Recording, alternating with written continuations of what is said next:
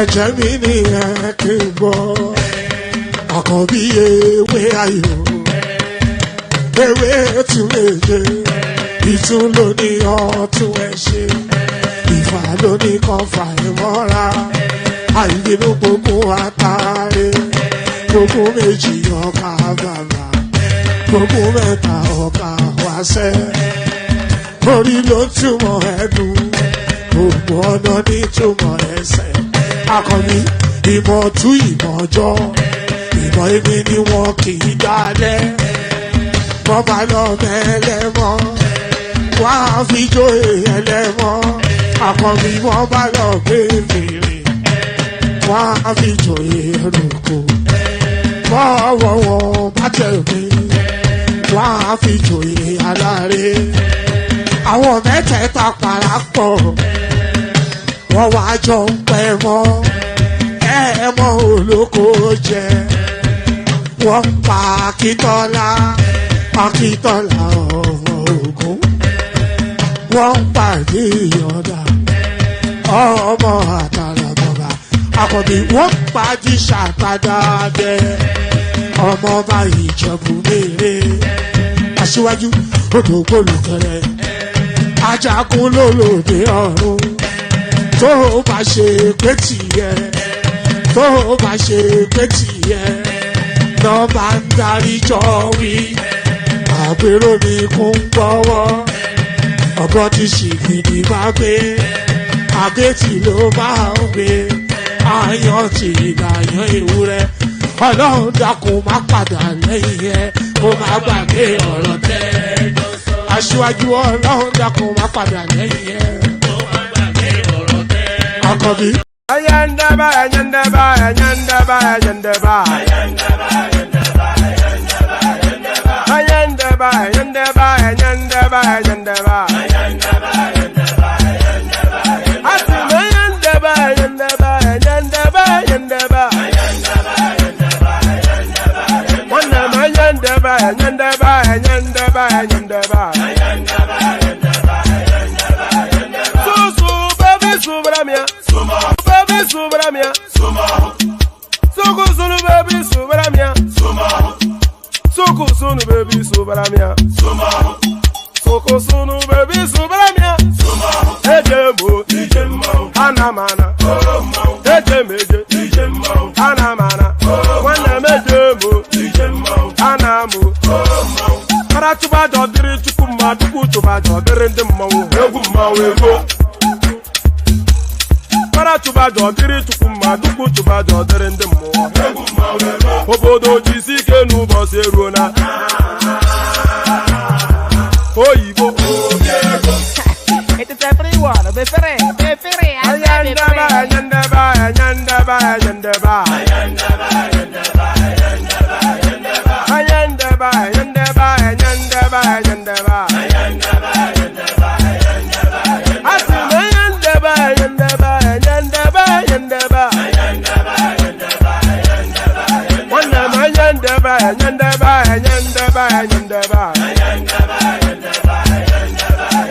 Sunu baby subramia.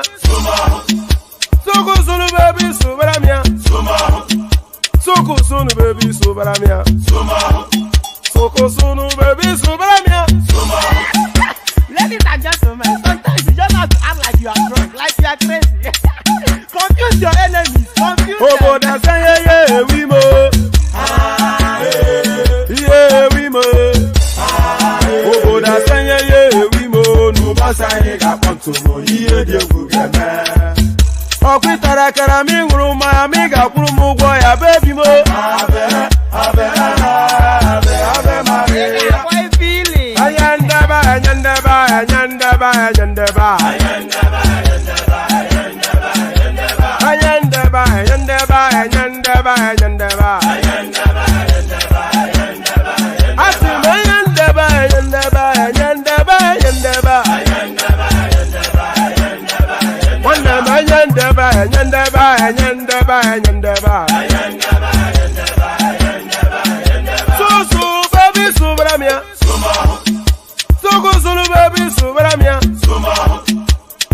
Sunu baby subaramia Soko sunu baby subaramia Asekwa nefo jabanye si akuna nyego bamukambasi ozo. Since I was born, but now I am getting youth. Akuna motangu akuna togabu. Well, here it is, South Africa, the new national anthem. What?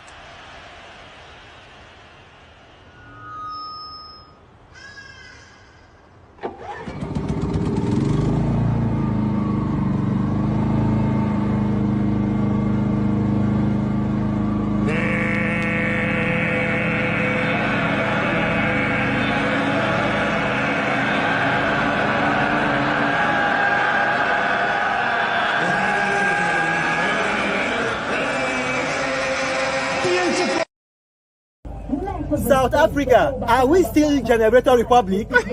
Are we still Generator Republic? Are we still Generator Republic?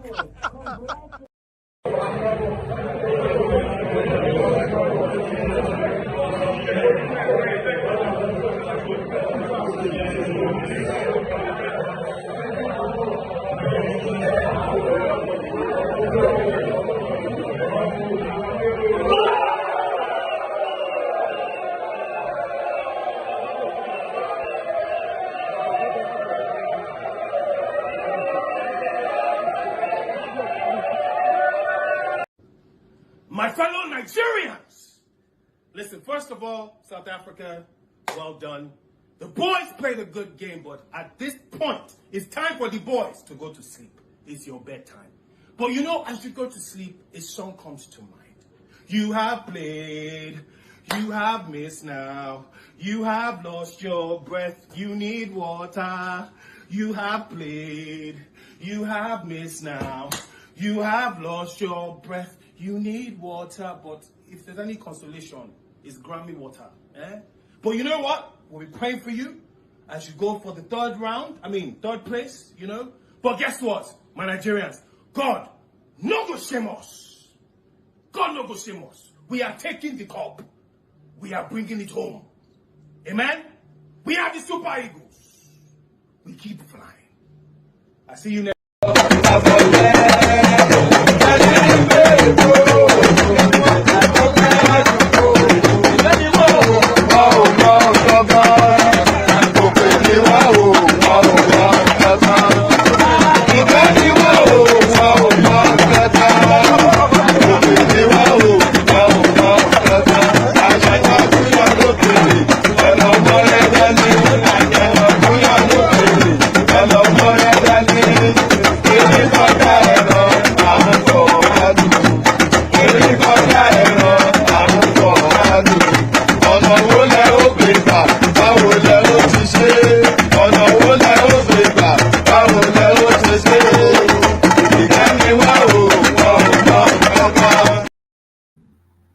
And there it is right there. So there it is right there. We started, pardon me, we start today's session on a sporting note. We cannot start it anywhere else, but we start today's session on a sporting note. I watched the second half of it.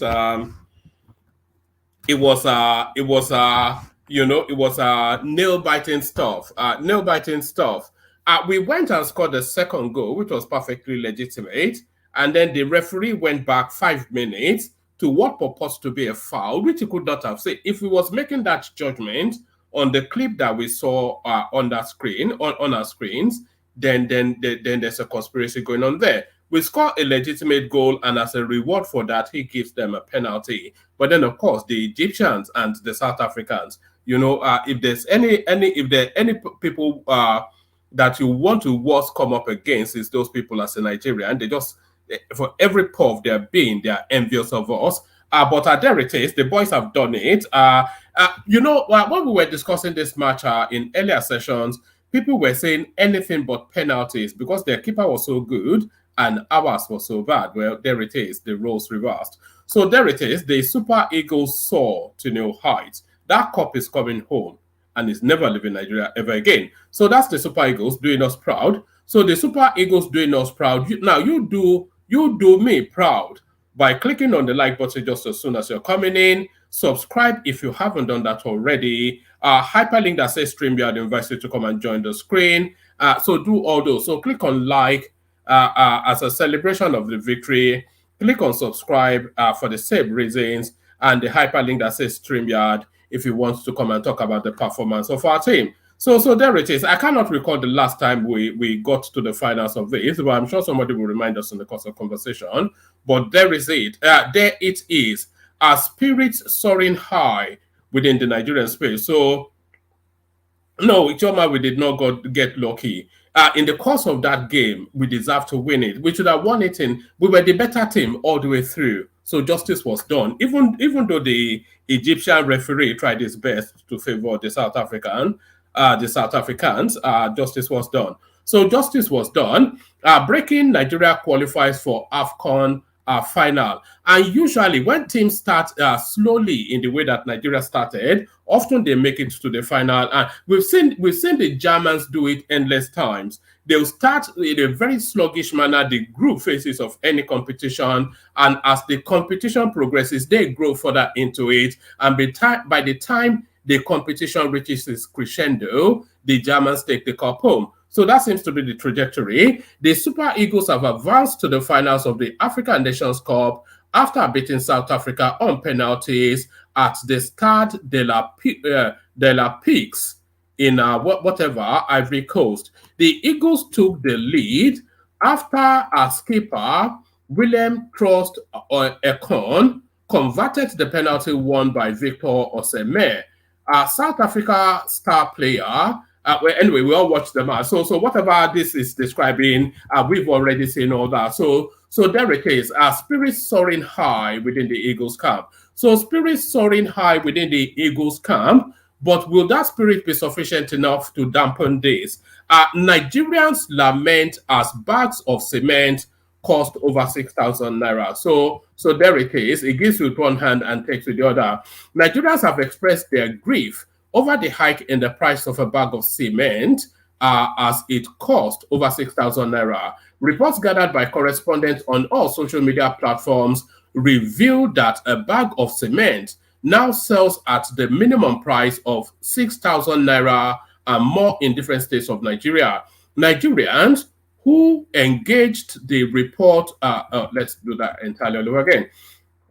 Nigerians have expressed their grief over the hike in the price of a bag of cement as it cost over 6,000 naira. Reports gathered by correspondents on all social media platforms revealed that a bag of cement now sells at the minimum price of 6,000 naira and more in different states in Nigeria. Nigerians who engaged the report on all social media platforms revealed how much a bag of cement cost in their locales. Lamenting on the sudden hike, a Facebook user mentioned that he bought a bag at the rate of 7,600. I bought it for 7,600 today. The lamentations of Nigerians over the hike in the price of cement came barely 3 months after the management of BAU Cement PLC announced a reduction in the price of its cement from 5,000. Yes, I do recall when they made that announcement, and so what's now happened to that? Because that was barely 2 months ago. So a lot of these things they do it for the cameras, and they should hold him to this obligation. By the way, this Rabiu guy, the lamentations of Nigerians over the hike in the price of cement came barely 3 months after the management of BAU Cement PLC announced a reduction in the price of its cement from 5,500 to 3,500 per 5 kg bag. The company's chairman, Abdul Samad Rabiu, had disclosed plans to lower cement prices after a meeting with President Bola Tinubu at the State House in Abuja. About the same time, BAU announced its price slash. The Cement Producers Association of Nigeria also assured the federal government and Nigerians of its members' eagerness to support the federal government's infrastructure drive to reduce the price of cement and ensure its price stability. If the federal government will only revisit the backward integration policy of the late President Umar Yar'Adua on cement. The association also gave its assurance.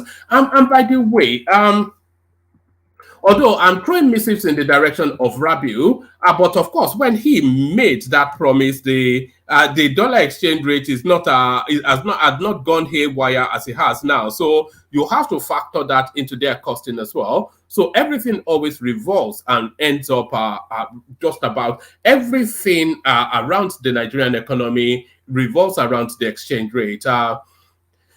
Right. About the same time, BAU announced its price slash. The Cement Producers Association of Nigeria also assured the federal government and Nigerians of its members' eagerness to support the federal government's infrastructure drive to reduce the price of cement and ensure its price stability if the federal government will only revisit the backward integration policy of the late President Umar Yar'Adua. The association also gave this assurance in a letter written to the Honorable Minister of Industry, Doris, whatever her name is.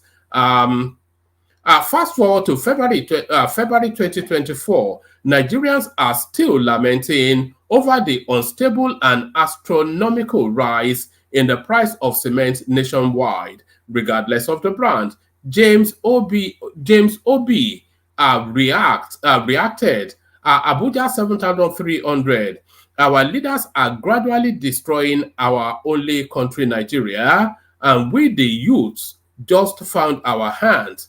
Just fold. They wrote found, but just fold our hands and do nothing as if all is well. So what exactly can you do? You know, there's always an undercurrent of a dog whistle to this sort of a statement. Is it an invitation to take? You know, that invitation to take to the streets, it almost carries through with every criticism of the government. And the citizens are just so docile, and they are continuously inviting people to take to the streets. Well, every day is for the thief, but surely one day certainly will be for the owner. Another user, anyway, it goes on and on. In Kano State, 8,500. Also reacting to the huge difference in price of cement. It's terrible. Last week, 5,400, but it doesn't tell us where. 6,700. So on average, the price of I just bought for 8,500. I cannot believe this. Actually, somebody said they just bought cement for 8,500 in Yobe. I cannot and I do not believe this because they will price according to the locale. Nobody in Yobe State has the affordability to afford cement at 8,500. So that is to tell you then that they can price it at that somewhere in Lagos, Ibadan, wherever, Onitsha, but not in Yobe. Where is the economy in Yobe State that supports that price point? So that I bet my last dollar that's a lie. I just bought it for 8,500 in Yobe. In my place and some parts of Kwara is 6,500. So on and on it goes. So average is 6 to 7,000. Here in Maiduguri, Dangote was sold around 9,000 and BAU at around 10,000. But still can't get due dealers hoarding. Due to dealers hoarding is what that means. So there it is. The price of cement now seems to be the metric by which the Nigerian economy is being measured.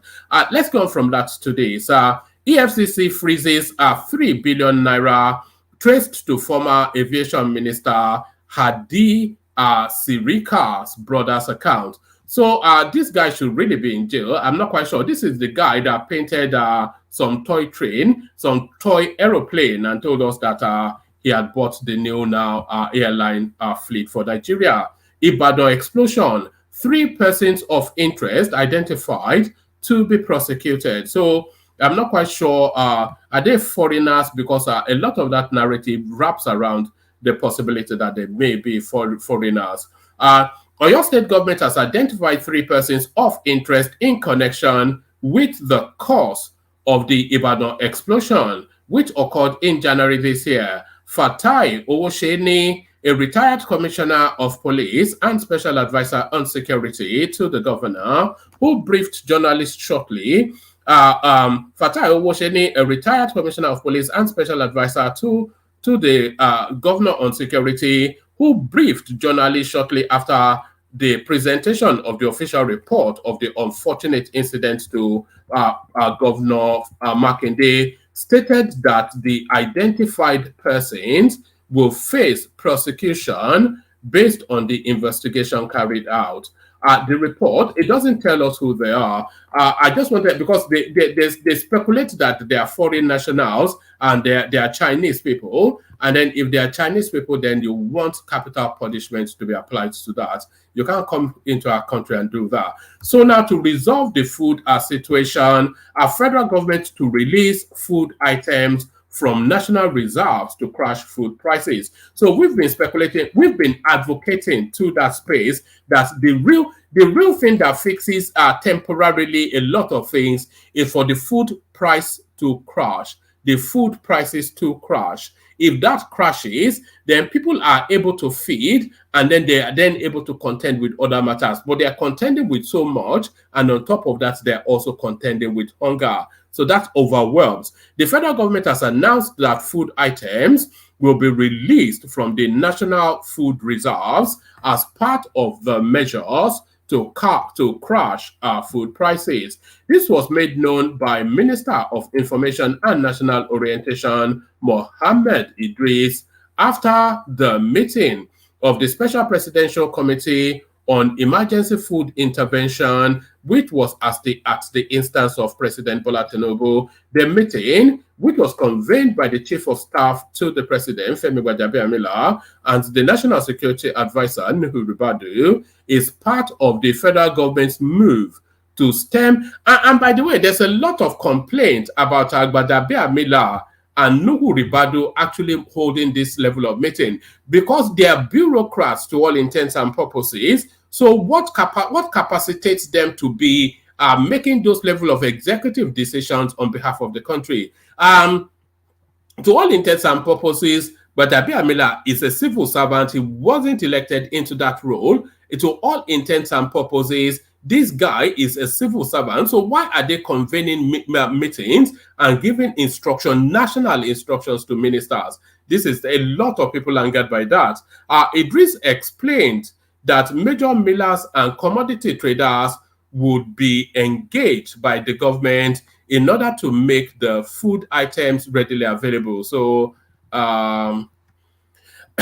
we just rounded, yes, the minister said, we just rounded off a meeting. It is a special presidential committee to address the issue of food shortage and lack of enough food on the table of most Nigerians. What I will tell Nigerians is that the president has directed that government needs to step in to stem this tide.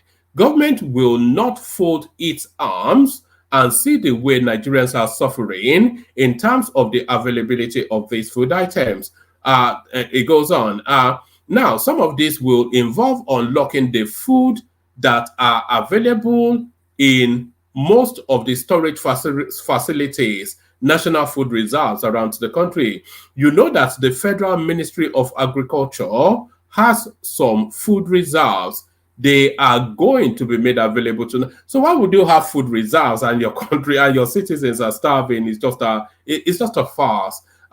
The government is also talking to major millers and major commodity traders to also see what is available in their stores, to open it up so the government will provide, so the government will provide some intervention, discuss with them, and provide some intervention to make food available to Nigerians. So yes, they are unlocking food silos, essentially, what that means. So this one now is an international story, but it struck me as curious.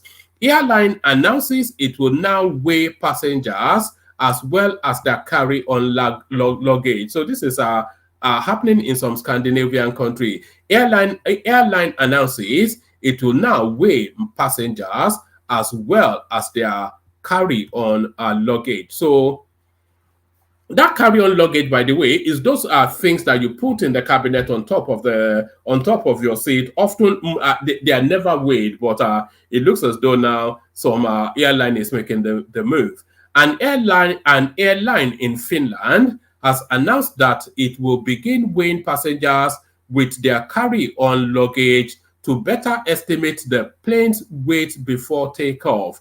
The controversial move comes from Finnish carrier Finnair, who told journalists they began measuring passengers departing from Helsinki on Monday, February the 5th. So far, more than 500 volunteer customers have participated in the weigh-in. Finnair, which services the United Kingdom with budget flights, noted in well, that's what they're doing anyway. Still, it's reading too funny. So let me just give you headlines and then we'll come into the room.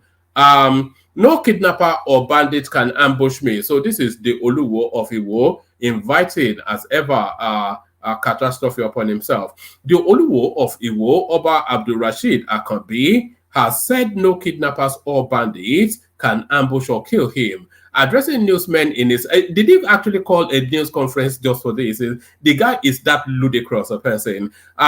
Addressing newsmen in his palace on Wednesday, February the 7th, the Osun monarch said those who want to try such will be testing the efficacy of the authority that he is representing.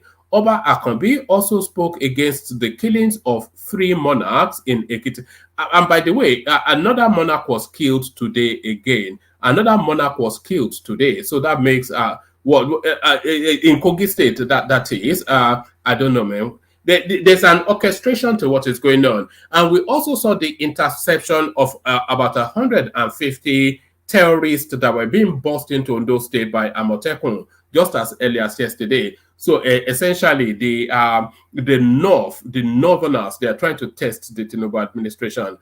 Oba Akanbi also spoke against the killings of 3 monarchs in Ekiti and Kwara State. He lamented over the degeneration of traditional stools by some monarchs. He said, no bandit or kidnapper can attack or ambush me, not on this earth. They can try it, then they want to test the efficacy of the authority that I am representing. Kingship institution is owned by God, and I am his representative. You can't kill me nor kidnap me, but once kings fail to acknowledge God, there will be a problem. So 3 kings have been killed. So why not you? It's just, this guy is just a ridiculous. It makes a farce out of the most serene and difficult, serious situations. Pardon me. There is no kidnapper or bandit who is born that can attack me in such a manner. Nor war can conquer me. What is happening in Yoruba land to kings is not good at all. They are removing kings at will. So essentially, he's telling us that is inviting the bandits to come and test the efficacy of its ogun. So we'll leave that there.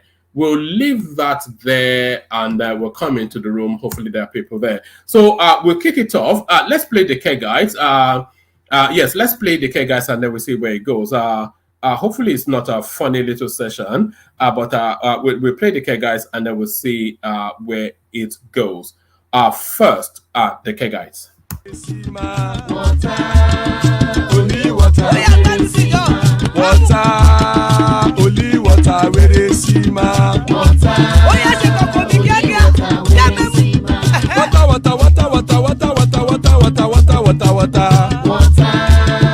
Only water, where they see my.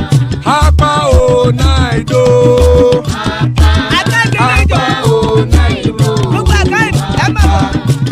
Papa, you don't come. Oh.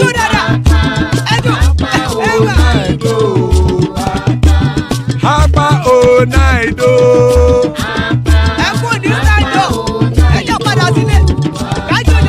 Oro kẹ̀kẹ́ ẹlẹ́mùrè o. Ilé sọ́díyà kẹ̀kẹ́ ẹlẹ́mùrè o. Bobby Master kẹ̀kẹ́ ẹlẹ́mùrè o. Chief Wẹ́lá tí kẹ̀kẹ́ ẹlẹ́mùrè o. Eruku lẹ̀lẹ̀ ẹlẹ́mùdé. Eruku lẹ̀lẹ̀ ẹgbẹ́ ẹlẹ́mùdóde ojàre o. Eruku lẹ̀lẹ̀ Ghana ti dé ẹgbẹ́ bọ́dì o. Ọmọ ẹlẹ́yẹ ẹyẹ o ó dìlé o. Odúyẹ̀lá ẹyẹ o ó dìlé o. Petrosonama ẹyẹ o ó dìlé o. Petrosodúnkẹ́ ẹyẹ rẹ̀ ó dìlé o. Ẹlẹ́kọ̀ ọ̀run mú ìní o.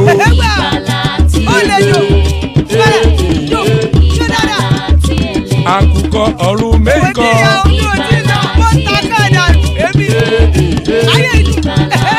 Ikú kò ní ríwà gbéṣe o.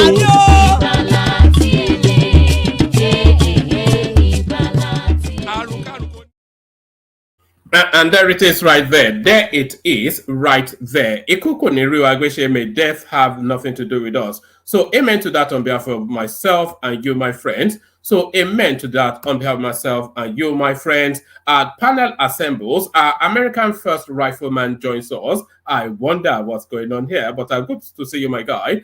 Warpace in the house, konnichiwa to him in Japan. Father of the bride, Adanle Koko, in the house, and Kenny joins us as well. So please, still plenty of room in the studio. Anybody that wants to hop on, make like a rabbit, hop. So if you want to hop on, like a rabbit, hop. Good to see you, American First Rifle. I didn't know you had interest Nigeria related. Have you come to celebrate the football? Yes, I wanted to send a congratulations and a shout out to the Nigerian national team. They did a hell of a job, and it was great to see their victory over South Africa. So I did want to say that. And plus, also, I do watch your channel from, because I like to learn, and you give me insight into Nigeria and kind of the political intrigue that goes on in the country. So a lot of the times I just sit back and watch and don't say anything and let Tunaja yell and scream and stuff like that. All right. How much of that space have you been following? Because the country seems somewhat delicately balanced at the moment. The government is introducing a whole raft of policies and measures to try and realign the country, but the weight and the pain of those realignments is proving too heavy for the people. So there's hunger in the land, which is something that Nigerians have never experienced. We always throw food away in Nigeria, and Nigerians are now scraping to eat. So what are you then making then of that delicate balance between trying to do the right thing, but not whilst the people starve? Well, it's a really difficult thing, because anytime there's change, any type of change, the hardest parts of it are always kind of on the backs of the most vulnerable. And I really don't know what I can say to kind of, add anything really worth saying to the conversation. I would just say that just do what you can to be more united. I know it sounds easy to say, because I can tell you right now, just in America, we're the most divided we've been since, I would say, 1860s or 1850s and stuff like that. So I would just say, do what you guys can to find the issue, to coalesce around. I don't know, because the issue is very, like I said, I don't like talking about anything positive or negative about Nigerian politicians, because I find because in the past I thought I knew stuff, so I started taking sides. So now I need to just sit back and just listen. That's why I just listen. That's why I told you I really came on just to congratulate the national team more than anything about politics. All right, brilliant. Before we let you go, Donna, Rifleman, not getting political, but just as an outside observer, when you look at the Nigerian space, what are your expectations? What would you like to see? How do you see Nigeria in the broader global space? And what sort of future would you like to see for that country in terms of its position within the Black race? Well, the thing about it is, where Nigeria go, Africa goes. They're always going to be the strong man or the sick man of Africa, and so it's just I see division in Nigeria, but I also see I would say there are certain, I would say like the South and the West, things seem to, correct me if I'm wrong, things seem to be going relatively well. And there seems to be a lot of innovation happening in several places around there. And I know the North is still having its problems, its security problems, but I just believe that if we just keep that innovation going, it's going to spread, because Nigeria, I don't see it collapsing anytime soon compared to other countries. So I expect more or less Nigeria to be around. I think Nigeria is in a better spot than most. Like, there's going to be problems, but I don't really foresee Nigeria disintegrating or anything. And Nigeria is still strong. I guess the best thing. And just the last one, the Nigerian position within the American space. What is it? How do you see it? How do you see the Nigerian position within the American space? Like position as in what? Like. Okay, they are new entrants into your space, but they fall within your demography. So how is that playing out? Yeah. Out of all the African, I guess, countries, when average American, when they think of a Nigerian, they think of Britain, they think of doctors, they think of Burner Boy, they think of, just doers. They don't really, like the Nigerian Prince scammer thing is kind of like almost 20 years ago. Like nobody, people are aware of that, but it's kind of like dated, and really more what people think of is just like kind of high class Africans, if that makes any sense, because and obviously in Britain they're already like doing great things over there, and obviously there's not as many Nigerians in America, but the Nigerians that are here and the first generation of Nigerians that are here, like they, there's nothing but like I said, no white person, Hispanic person, Asian person has ever said anything negative about Nigerians. I've heard them say negative things about other demographics of Africans, but like I said, Nigerians in America, from what I've seen, they're just too productive to have a bad reputation. All right, brilliant, excellent. So that's the magnificent American Rifleman who joins us with his dulcet tones. So that's the American Rifleman. Join us as often as you can. We need that just that breakthrough, different voice to add to the conversation. So thank you for that. Let me go on from you and go to Bishop and kick it off from there. So Bishop, are you ready to go, Bishop? Sorry, maybe you can push me down the line. All right.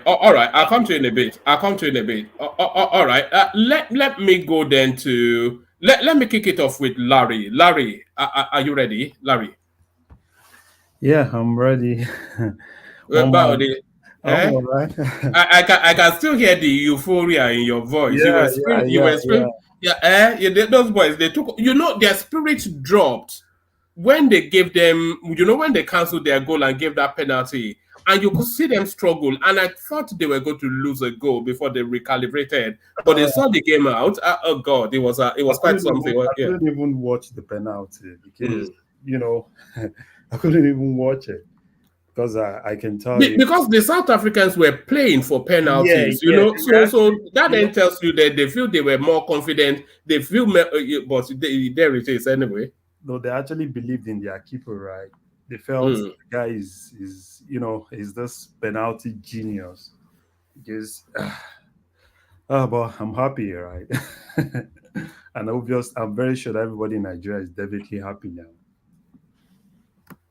Can you recall the last time we were in the final? Yeah, was it not 2010? I think it's like 2010, right? Was it Wow. 2010 or That 2013? cannot be correct. We won in 2013. So cannot be 2013, 10 years ago. Kind of like 10 years ago, right? Wow. So there it is. I hope they go on now. I think the country needs the good news. So they need to feel good of a good win. We're up against the host country though, but that's the thing. That's gonna be tough. Mm. It's gonna be tough with you're playing against the host country, the fans and everything. So it's gonna be a little bit tough. And the pressure will also be on the officials because they usually go in favor of the in 50-50 decisions. They usually go with the home country. Yeah. And even if you look at the journey of Cote d'Ivoire to this point, I think to me, right, I've seen several instances where I just felt, the officiating has always been favoring them, particularly when they played with Senegal. Yeah, I thought, to me, I felt, Senegal will have actually won that match. All right. If they go on and win that cup, how do you think the Tinubu government are going to spin it? Bros, don't even go there. they will spin it nothing to no end. All right, let's get to the politics of it. What are you looking at in the politics today? What caught your attention? It's a lot, but probably you can actually be my guide and just talk to one or two things. All right. Let me kick it off with let's kick it off actually with the price of cement, which has now gone to 6,000 naira a bag. We had conversations around this yesterday, and we were speculating as to yes, we were speculating as to who can afford to build a house in Nigeria now. So I'm watching the comment section as I'm talking to you. Yes, we were speculating as to who can afford a bag to build anything in Nigeria today. What are you making of this headline now, Larry? Oh, I think it's really tough. It's tough for people in Nigeria. We need to be very candid with ourselves. It's really tough now. The only people that you can actually see, building now, are basically probably politicians or probably those that have actually had enough money stacked up somewhere. But in most cases, when it comes to building, most cases I used to, look at a normal civil servant in Nigeria. Will a normal civil servant at the end of 35 years be able to build something good for himself? But with the way things are going, and at the end of 35 years, it's getting more difficult to at least have a home of their own. And I think at this point, it's a lot of things that needs to come into play. Even though some of the key players in that industry have been trying their best, particularly BUA. BUA has actually been trying to see how he can actually get this. Yeah, but did it crash the price of they are not saying it in the shops now. So in fact, somebody was saying that his cement is more expensive than Dangote's where they live. No, I don't think so. I think the major problem is transportation, right? I think he tried, right? He tried at a point, particularly when you want to get it from the factory. But if you factor transportation into it with the fuel price and everything, it's if you put everything together, that's why you're having this increase. So I think they've actually done much because most of the things they actually use are basically in Nigeria, and it's not like they are importing things like that. But I think it's the transportation. If you factor the price of transporting things into it, so definitely go up. All right, brilliant. And the government releasing food from the national reserves. I didn't even know we had a national reserve. Yeah, But we do. if we do have that, then why have they not released it earlier? As people have been priced out of their ability to the capacity to eat. No, I think they've actually been releasing it, right? They've been releasing things from that reserve. But I think what people need to know is just that federal government cannot do everything. People need to start, we need to start looking inward and start holding some of the state governors accountable. Look at what happened even in December, right? There are rights and everything that were released, through the National Assembly. And at the point before that time, there are things that were released through the state governments. And a lot of all these governors, I'm very sure, look at what they did during COVID-19.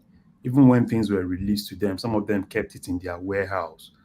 Not until people started looking for those warehouse and boggling it, that was why they started sharing some of those things. So federal government will always release, right? But how does it really get to people? That's the major thing, right? Are you still using the same process, going through some of the state governments to release some of those things? We all know they will definitely hoard it. And some of them can actually even turn it to party, party gifts and some of those things, giving it to their party members and not really getting it to people. So I think the federal government still needs to look for a way to really channel things where things from the federal government will get directly to people, not using some of these intermediaries, because some of those intermediaries are not really working. Federal government release things and it's not really getting to them. Look at the state government, for instance. If you look at their allocation recently, I was looking at some of their allocations. It has really increased. And are you really seeing the impact on their states? Take for instance now a state like Yeah, but that increment though, you have to put it within context though. It has increased. That's as a result of the removal of the all subsidy, as you know. But then the value of the naira has depreciated by about 50%. So that increment is actually even cut by half just by the you Yeah, know. one thing is for us to say the value of the naira has actually depreciated. Another thing is what exactly are they really using some of this money for? Right. If you look at some of the state governments, a lot of them are it at this point, right? I don't really expect some of this state governments to go for some of the elephant projects. Do more, a little bit of all some of those elephant projects and do things that would definitely benefit people. And that's the major thing. This issue of everybody waiting on the federal government, we need to be very candid with ourselves, right? Federal government cannot take care of everything. Take, for instance, now look at the local government. Some of these local states are still sitting on local government finances. And that is supposed to be the nearest unit to the people. And what exactly are we really saying now, right? Everybody in the states are looking up to the states because they've actually, they've collapsed this local government structure.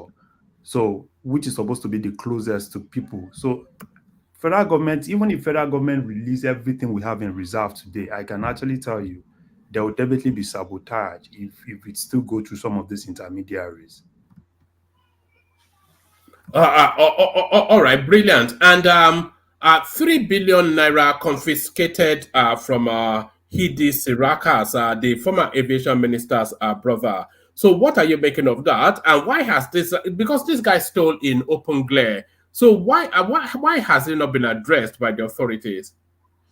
You see, one thing I have always been saying is if Tinubu really wants to leave politics and face governance, we all know that a lot of these guys actually stole a lot of money. And if you look at most of the problem that we have now, right, dollar and everything, is a lot of all those guys, they stole a lot of money, they had a lot of money, and the next thing they could actually do is to turn some of those money into dollars, which basically means that a lot of them are going to push some of those money. If you look at towards the head of Buhari's government, you could still remember that some of these guys were still spending money, and a lot of people were asking questions, right? Why are you spending money at this point when you guys were going? They said, they are going to keep spending till the end of their tenure. So, it's for me, 3 billion is still small. I think the EFCC needs to do a good job. Go after some of those guys. Go after some of their bank accounts, even outside Nigeria. Look for a way to trace some of this money. Most of this money. Do you think the longer they let it the longer they let it lie, the more difficult it will be for them to make a recovery? Yeah, exactly. We all know that, right? We all know that. A normal thing is for you to go all out after these guys. Because they are leaving them even more and more room to move that money around. Yeah. They are leaving them room, which I don't really, but I think it's more of politics, right? Because ordinarily, if Tinubu had wanted to do the normal thing, right, go after some of these guys, trace all the money, wherever it is, anywhere in the world, trace the money, get the money back, bring the money back into the economy. You remember what Obasanjo did at that point, right? Obasanjo was, if you need to bring all of them into a room, right, let's talk to them and bring this money. You understand? At some point, so plea bargaining might not even work. Because some of those guys, if they want to go into plea bargaining, somebody will steal like 100 billion. I want to go into plea bargaining and bring in like 20 billion. So who's going to... Maybe the approach of the Saudi prince. Do you remember what the Saudi prince did? When he corralled all of them and just flung them in some 7-star hotel and told them that, look, I need 500 billion from all of you, and I need it within a week. If you don't do it, I will shoot you. Maybe that's what we need. Something like that. Yeah. Well, that's that can't happen in Nigeria. No, maybe not. I will shoot them, but pick them all up on so many reasons that you can pick them up, lock them up, and tell them to cough up the money. Yeah, I think the major thing is it's based on the kind of like getting EFCC to that point that EFCC is independent and EFCC is ready to run after the money. If EFCC wants to run after the money, they can easily do it, right?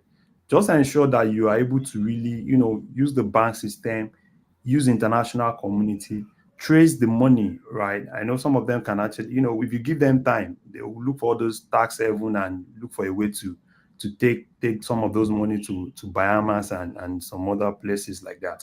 But at this point, I think it's more for EFCC to do their job, trace our money, get our money. Even if you ask people, right, a lot of people know what's actually happening. Take, for instance, look at how much they've actually collected from this former Minister for Humanitarian Affairs. It's Sadiya Farouk. Is she in custody? No, I think they've collected over 30 billion from her. I think they've collected over 30 billion from her. I think for Edu, they've frozen some of these accounts. There are some accounts that, they were using and they've frozen some of those accounts.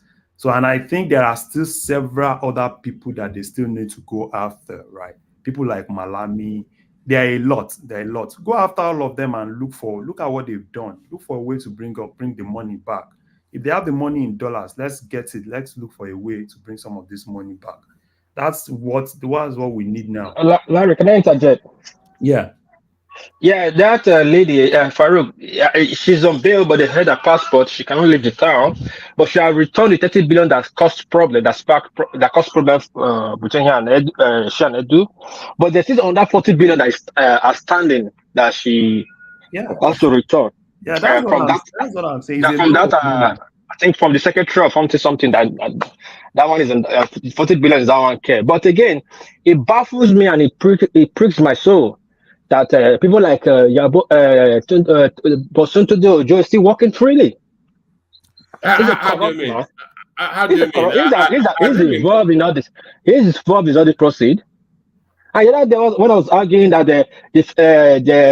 I was talking to my learned lawyer, Ogbeni, and I was trying to argue with him that day to put a point to him that there's this thing have been established, conflict of interest have been established. And people were arguing with me, no, there's no conflict of interest, he didn't commit any offense. And how come you don't commit any offense? You are facing ICPC, you are going to the ASO Rock to defend yourself, the ministry, and the company, you said you have relinquishing your, I said relinquish or release your, how would I use? No, it didn't commit it didn't commit an allegation. An allegation was It's not made allegation. now. It's not allegation. You can't be calling an allegation of billions. It's not allegation. It's proven. Just that they're suppressing it. If they go, go through.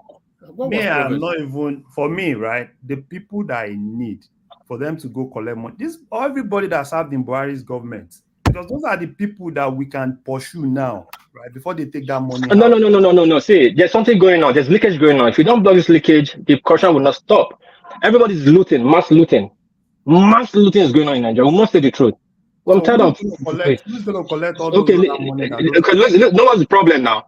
Is the Nigeria now is in between budget. Sure, you know that they're in between budget from the old budget to the new budget. So everybody's trying to loot and everybody's trying to hide from the old budget. Not even the new one now. The new one is not in circulation yet. Everything they are spending is from the old budget. So anything they take now, you can't account for it. It will be carried over for recurrence and expenditure and recurrency. How they call it, recurrence, and how they call it. That which makes budget too fast.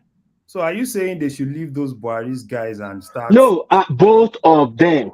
They should pursue because those ones cannot easily run. I didn't call all the ministers. I didn't call the ministers. I said both. That means Ministry of Immaterial Affairs. That's Raja Farouk. Have a co-partner they're looking for.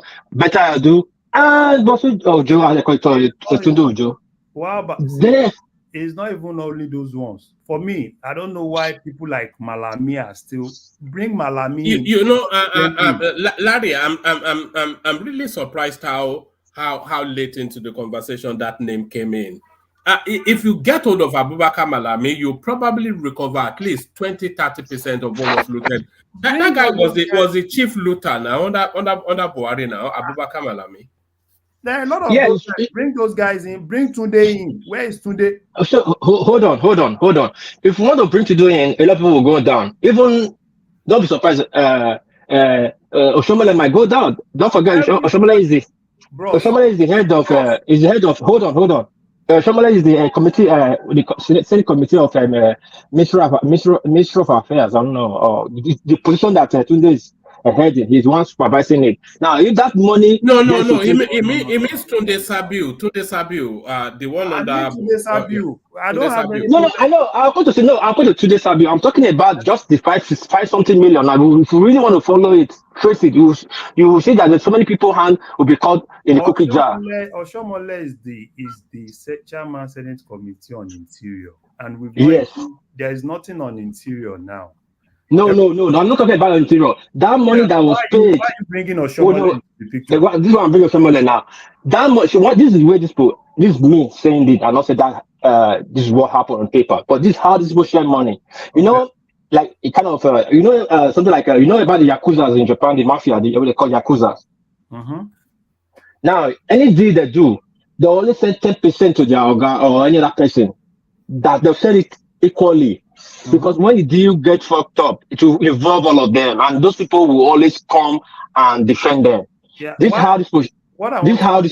Where does this concern Oshomole? Then I'm coming now. This is how this push Sherman. I'm saying there's no way that 500 million that you're accusing Ojo for. How?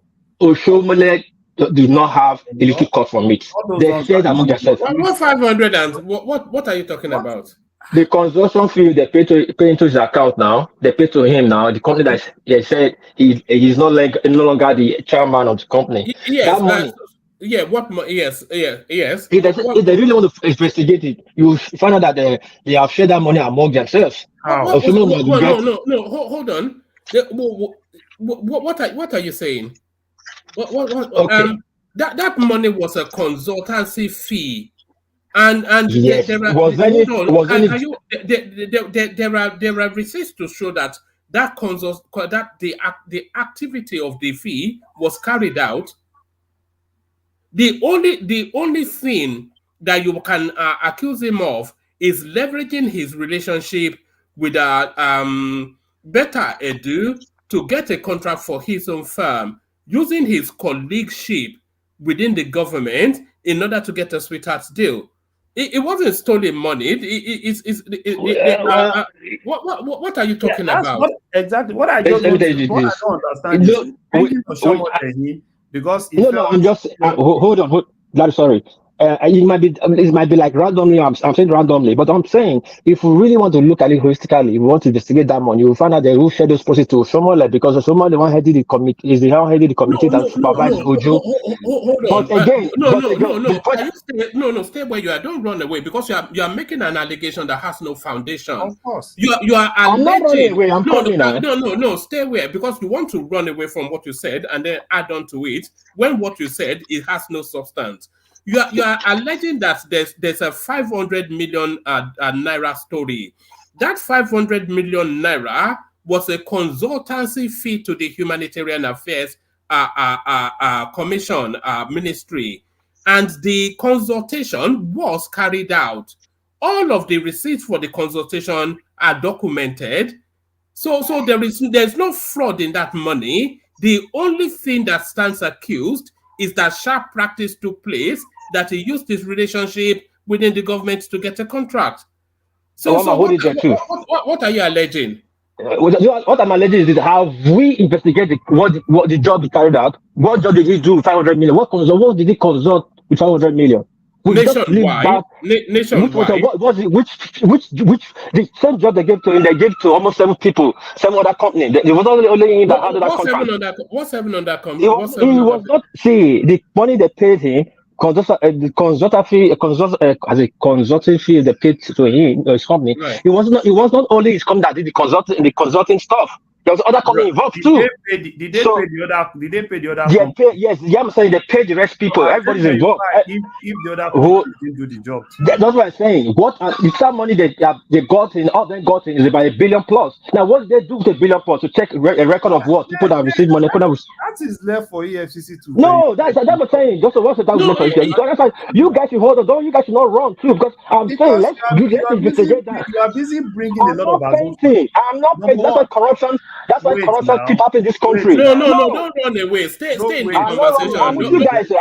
I'm with you. I'm not running. I'm with you in the conversation. But hold on, let me carry my talk. I'm listening. I'll carry my daughter. She's crying. Yeah. The ministry that the thing happened is the Ministry of Humanitarian Affairs. Yes. Oshiomhole is the chairman Senate Committee on Interior. Right. And that was why I asked you.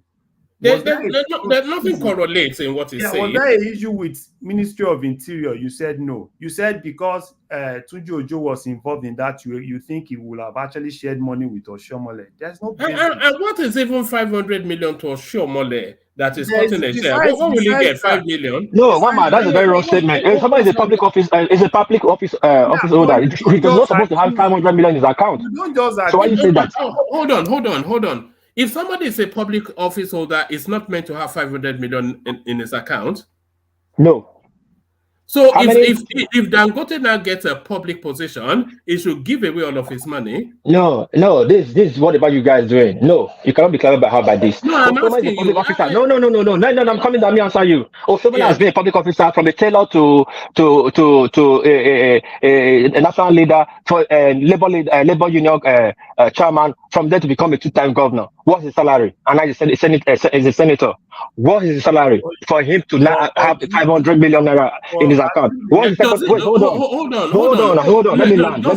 No, don't land. Does he have a second address? Does he have a second address? No, just wait now. No, guy, don't do that now. Do you know that he has 500 million in his account? He doesn't have. He's not supposed to have. No. Do you know if he has 500 million in his account? I don't know, but I say if he has, he's supposed to hold him for corruption because he's not supposed to have 500 million. You don't have that. No, don't run. Just stay. I will just. I'm not running. I'm standing with you. Yeah. So what's the basis of this righteous indignation? You don't know if the guy has 500 naira or 5 kobo in his account. You don't know what the source of his money is. You don't know, and you don't know anything about his finances, but you are saying if he does have 500 million, I don't. Am I missing something? No, you are missing something a lot. Yes, you are missing because what you're saying now, you are hold on, please, Larry. Sorry, I'm digressing. I'm sorry, I'm stopping you. All right. Now, this is what we do, and that's why our public officers now, our public office or position is a shortcut to become a millionaire in Nigeria. I will not decide like, oh, if you have 500, what's the Shomole? 500 million is not supposed to be anything to Shomole. Actually, what's the No. salary from? Do you know how much he has? Do you know how much he has? Nobody knows. That's why I said if he has 500 million account, he's supposed to be arrested. So why are you saying if he has 500 million? Hold on now. What's led you to that statement? You don't know if or whatever it is that he has. So why would you just randomly, why not 5 billion or 500 billion? Why would you just randomly say if he has 500? What are you talking about? You said it, and I'm telling you what you said. You said, what is 500 million to Shomole? And I said, if Shomole has 500 million account, according to his record as a public officer, he should be supposed to be arrested and be said by EFCC. Because all the times no, listen now, I was pushing back on what you said. You were saying, what is 500 million? Because I was saying they shared 500 million, they pay 500 million to Ojo's account. You now said, what is 500 million to Shomole? And I said, no. I said what is a cut of 500 million? Will he get 5 billion naira out of that 500 million? Is that what does he get to compromise his name? I don't know. Understand is the correlation. You see, because one thing is for us to come and start putting up accusation and one or two things, right? But it's always good that we look at what we're actually putting out. Because take for instance now, you just said because Oshomole is the chairman Senate Committee on Interior, and you felt because Ojo is the Minister of Interior, obviously Ojo will have actually given Oshomole money, which to me, right, we should have actually gone past this throwing accusation here and there without any valid evidence, because you can't even pinpoint. Had it been Oshomole apt to be probably chairman Senate Committee on Humanitarian, Ministry of Humanitarian Affairs or something, probably, we can connect that. But you saying because, you just felt probably Ojo will have given Oshomole money, for me, it doesn't really make a lot of sense. And it's not two things. It's two different things. So. All right. I didn't quite know. Okay. I just want to push back. But anyway, I'll still hold you and one man accountable to this argument next time. You know me, I will not let go. But now I'll let Commissioner go on. So we'll not deviate. No, it's good to hold. But what I won't do is to start putting out accusations when I don't. I'm not accusing. If you say I wasn't accused, I said if we have to look at it holistically, we found out that Oshomole is involved. I didn't say directly is involved. It was everything we saying just assumption, but which we see happen every day in Nigeria. Involved in what though? The Ministry of Humanitarian Affairs, they found the need.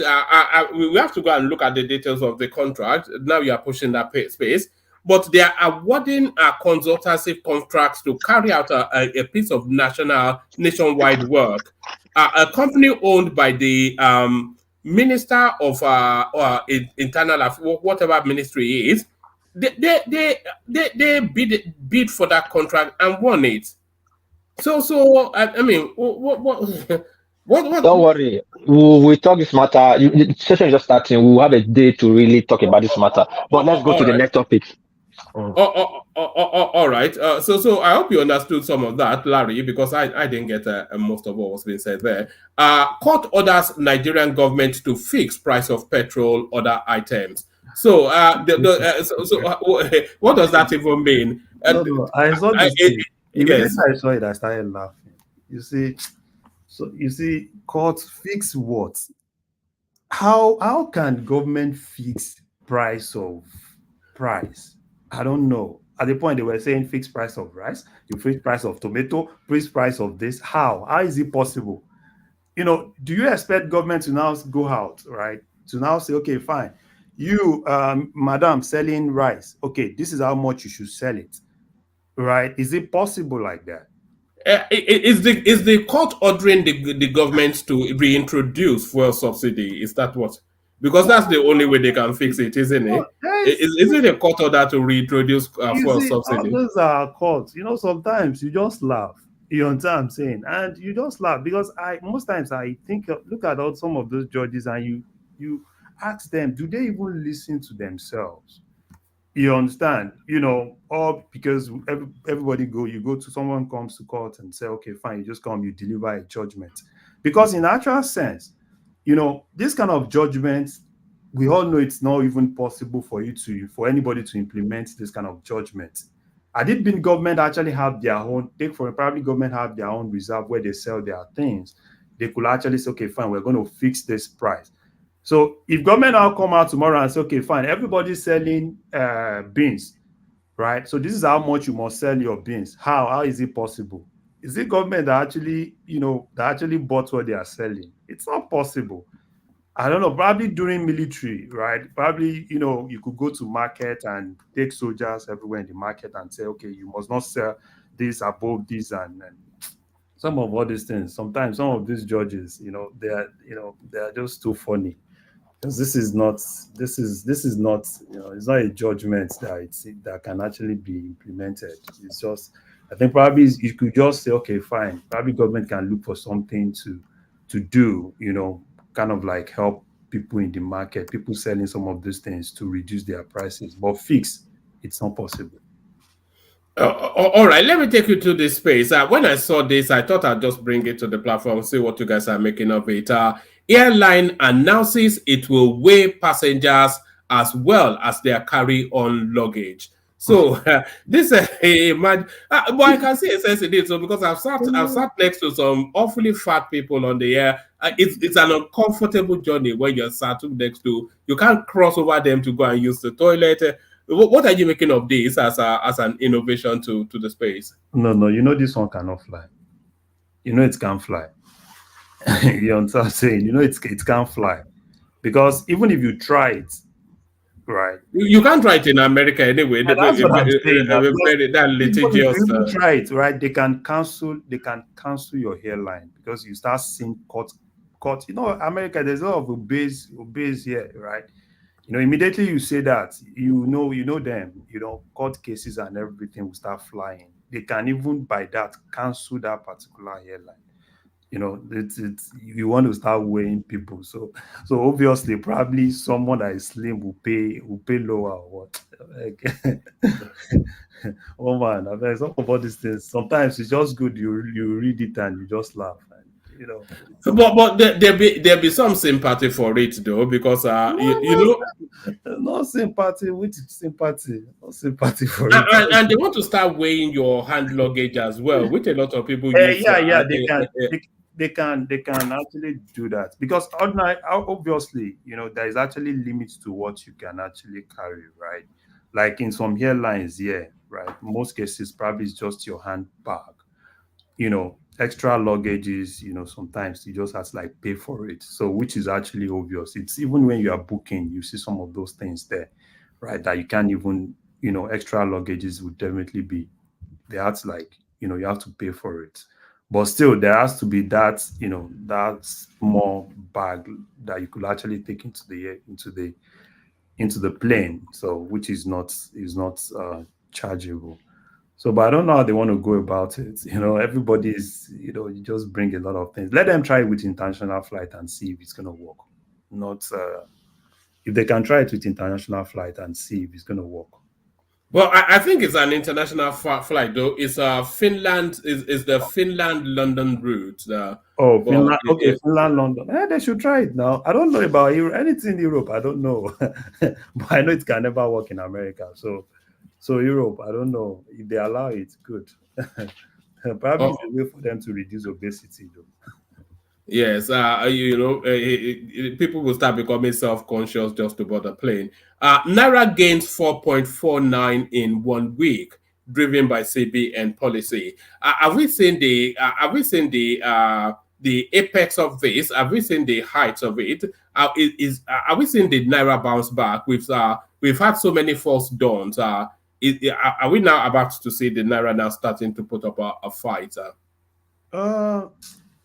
I think all the CBN measures are good, but it's just temporary. I think the major thing that they need to do is what they've started doing. I was reading something this afternoon against dollarization of the Nigerian economy. EFCC going all out, right, to go against this dollarization of that economy.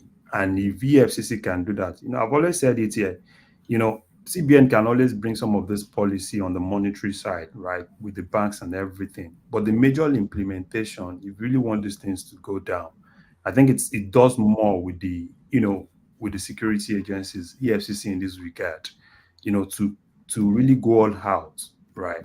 Like, because we've always said it here, we don't see any reason why people, organizations would definitely be charging dollars. Now it's now beginning to be something new that all of them are now keying into. Private schools, private secondary schools are now beginning to ask for dollars, which doesn't really make sense. Even some universities, I was looking at this new university that this Access Bank guy is building in Port Harcourt. I think it's in Rivers State, and they were quoting dollars, and a lot of people were really saying, why are they really quoting dollars? Why are they expecting people to pay in dollars? Though it's good if you quote dollars for foreign international students, but for domestic students you don't quote dollars, right? So I think major thing, if they really want this to go down, EFCC need to go all out, go against dollarization, negate this issue of people collecting dollars and everything. You will definitely see that thing coming out. And look, EFCC should go all out and look for those guys that have actually stocked that dollar. And if possible too, right? So probably they need to kind of like, put some limits to how much you can actually, push through the banks, right? Put some limit to it, probably $10,000. If you're pushing over $10,000, then there has to be a way to report to EFCC like they used to do here. Because if you're doing, over like $10,000, the banks report to FBI and they kind of like look at what exactly you're doing. So there's a lot of things, and it's not just a CBN thing, which a lot of people felt, CBN can actually do this. And I like what the CBN governor actually said, right? For you to stabilize the currency, it's not just CBN thing, you are looking at the CBN from the monetary side. The fiscal side too is really, really key. So, and I think they all need to work all hand in hand, which I'm not really seeing, because I saw some lapses in that particular conversation where the CBN governor was more like, yeah, some things are trade policies, some things are fiscal, and it's not really monetary. He's not expecting people shouldn't expect him to do their job for them. And that's not, that's not how we really want it to work. We expect them to really work hand in hand, as he's doing his own from the monetary side. The fiscal side are also doing their own too. And the Minister of Trade and Investment too is kind of like doing one or two things, from that side. And, if they had to go all out to kind of like, discourage import of one or two things, they need to go all out, right, on some of those things. So if they do all those things, obviously, the Naira will definitely find its true value, and, exchange rate will kind of like be normal. So that's what do you think the true value of the Naira is? You see, the true value of Naira now, I've seen a lot of people talk about one or two things, but I've not really seen anybody that is really being realistic. I've seen some people said, oh yeah, the true value of the dollar, look at CBN. At the point they were like, okay, it's 800, it's 850, is this, is that. So I think the major thing is for them to do all what they need to do. And obviously, for me, probably 1,200 or a little bit over one. That's where you think it will settle. Yeah, that's what I think personally, right? But I don't have. I disagree. I think the dollar will settle round about. All the way through, I've been insistent that the value of the Naira is 700 to the dollar. But between 700 and 800, I think is where the value should be. Probably will end up. Yeah. So that is when everything has been taken care of.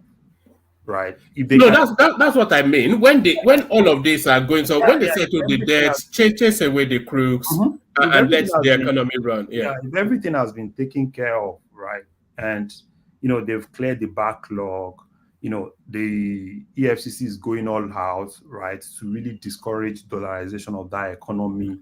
The trade guys are bringing their trade policies, looking for ways to, some things are not even supposed to be imported in the first instance. So, which I think the trade minister should definitely look into. So it's a whole lot of things. So that's why I said until they all work hand in hand, and a little bit of patriotism too from Nigerians, right? And see how they can actually, because one thing is for you to have a country. The next thing you need to is for you to have the power of your currency, which is actually something that is key, because people don't really respect you when you don't even have a currency, that is strong.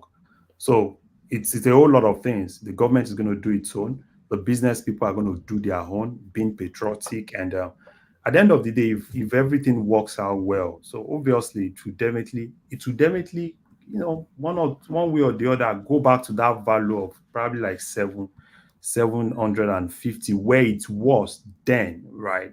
When before the whole thing, particularly what they were selling at the black market, because that was what they were selling at the black market then, which is basically you're not getting from CBN. It's just a normal thing on the black market. So. All right, brilliant. Was there anything else that caught your attention in the news today? Oh yeah. I think I'm good, and congratulations to Nigeria. And yes, obviously, I just pray we're able to really, finish it and finish the whole thing. There is a sense that we are going to win that cup, There is a sense, but I think people should just go there with her. May there no grief for anybody. Yes, no grief, no grief for anybody. Yeah, so that's brilliant. Let's go on from you, Larry, to Bishop. See if he's ready for us now. Bishop. Mama, no. The network is still. I will indicate when in a good place. Just go ahead. All right, brilliant. Let's go to Ajale Koko then. Let's see if he's ready. Ajale Koko. All right. Ajale Koko is not ready yet. So we go on with you then, Larry. Or we could just wrap it up. Let me come in there. I mean, I just don't want that fluctuation when the network is bad. So if you are hearing it's only you and Larry really effectively here. So we'll see how we go. Good evening. I mean, everyone, good evening. If you are listening to us, please come join us. Let's have a robust conversation as usual once again. So thank you very much. So let's roll. Well, let me start from the football. I mean, I managed to catch a glimpse of it, even though I was emotional. I want Nigeria to win it. I don't know what happened. The goal that was disallowed, I was really kind of surprised. And just like you, I listened to some conversations before about if this match gets into the net, how that we are out automatically. So even though I don't know the basis for that argument, but I was a little bit apprehensive. Why did we consider go? 1 minute it was to go, and before you know it, one goal disappeared to one the game, and before you could say Jack, there was an equalizer. I said, what? How? But then I think all is well that ends well. Cote d'Ivoire, I think we'll beat them again. We've been at this stage before. I can't remember which match. I think it was Tunisia or which Nations Cup edition was that we were in the same group. I think that team beat us in the opening match, but we now met again in the finals, and we were able to carry the day. So in this case, we beat them in the group stage. You remember Cote d'Ivoire was in our group. Am I right? Yes, I think we beat them 1-0 or something. Yeah, we beat them 1-0. So if we beat them once, I'm sure we'll beat them again.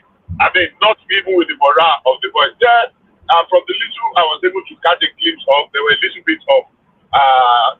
disorganized at some point. But I think, by and large, I think we played the better game. I really want to see the playback to see how would you have to go back, how many minutes after they have scored to go and cancel the goal. Not immediately, not as a result of and then I want the penalty. I've never seen. I don't think I've ever seen it in football before. It's a little bit ridiculous. It's not actually ridiculous. But it is what it is. If it is the same conspiracy we always had before, unless the battles continue, ultimately, another one will remain. But this one, already know. So final on Saturday, right? Yeah, I think so. Yes. Yeah, final on Saturday. So let's roll as we used to do. Maybe we have a little bit of break from the usual lamentation of Sodom as we have always been having. So let's see how it plays out. Congratulations, Nigeria. Well, all right. This really is a follow-on from the conversation we were having yesterday, Bishop. So the Tribune has done an audit of the price of a bag of cement in Nigeria, and it averages about 6,000 naira. But then they reminded us that BAU, they actually promised that they were going to be price pointing it at 3,500. So what are you then making then of Nigerians being priced out of the capacity to be able to build? Unfortunately, these are the dark reality. Now, cement is one commodity among several other commodities in Nigeria. And every commodity in Nigeria has been affected one way or the other. Cement is not an exception. I am not saying it has to be so. But it is a commodity, it has factor and cost of production, and the cost of production somewhere along the line has been affected and it's gone up. Is it going likely to come down? I don't know how far it will come down. But immediately, hopefully, when monster of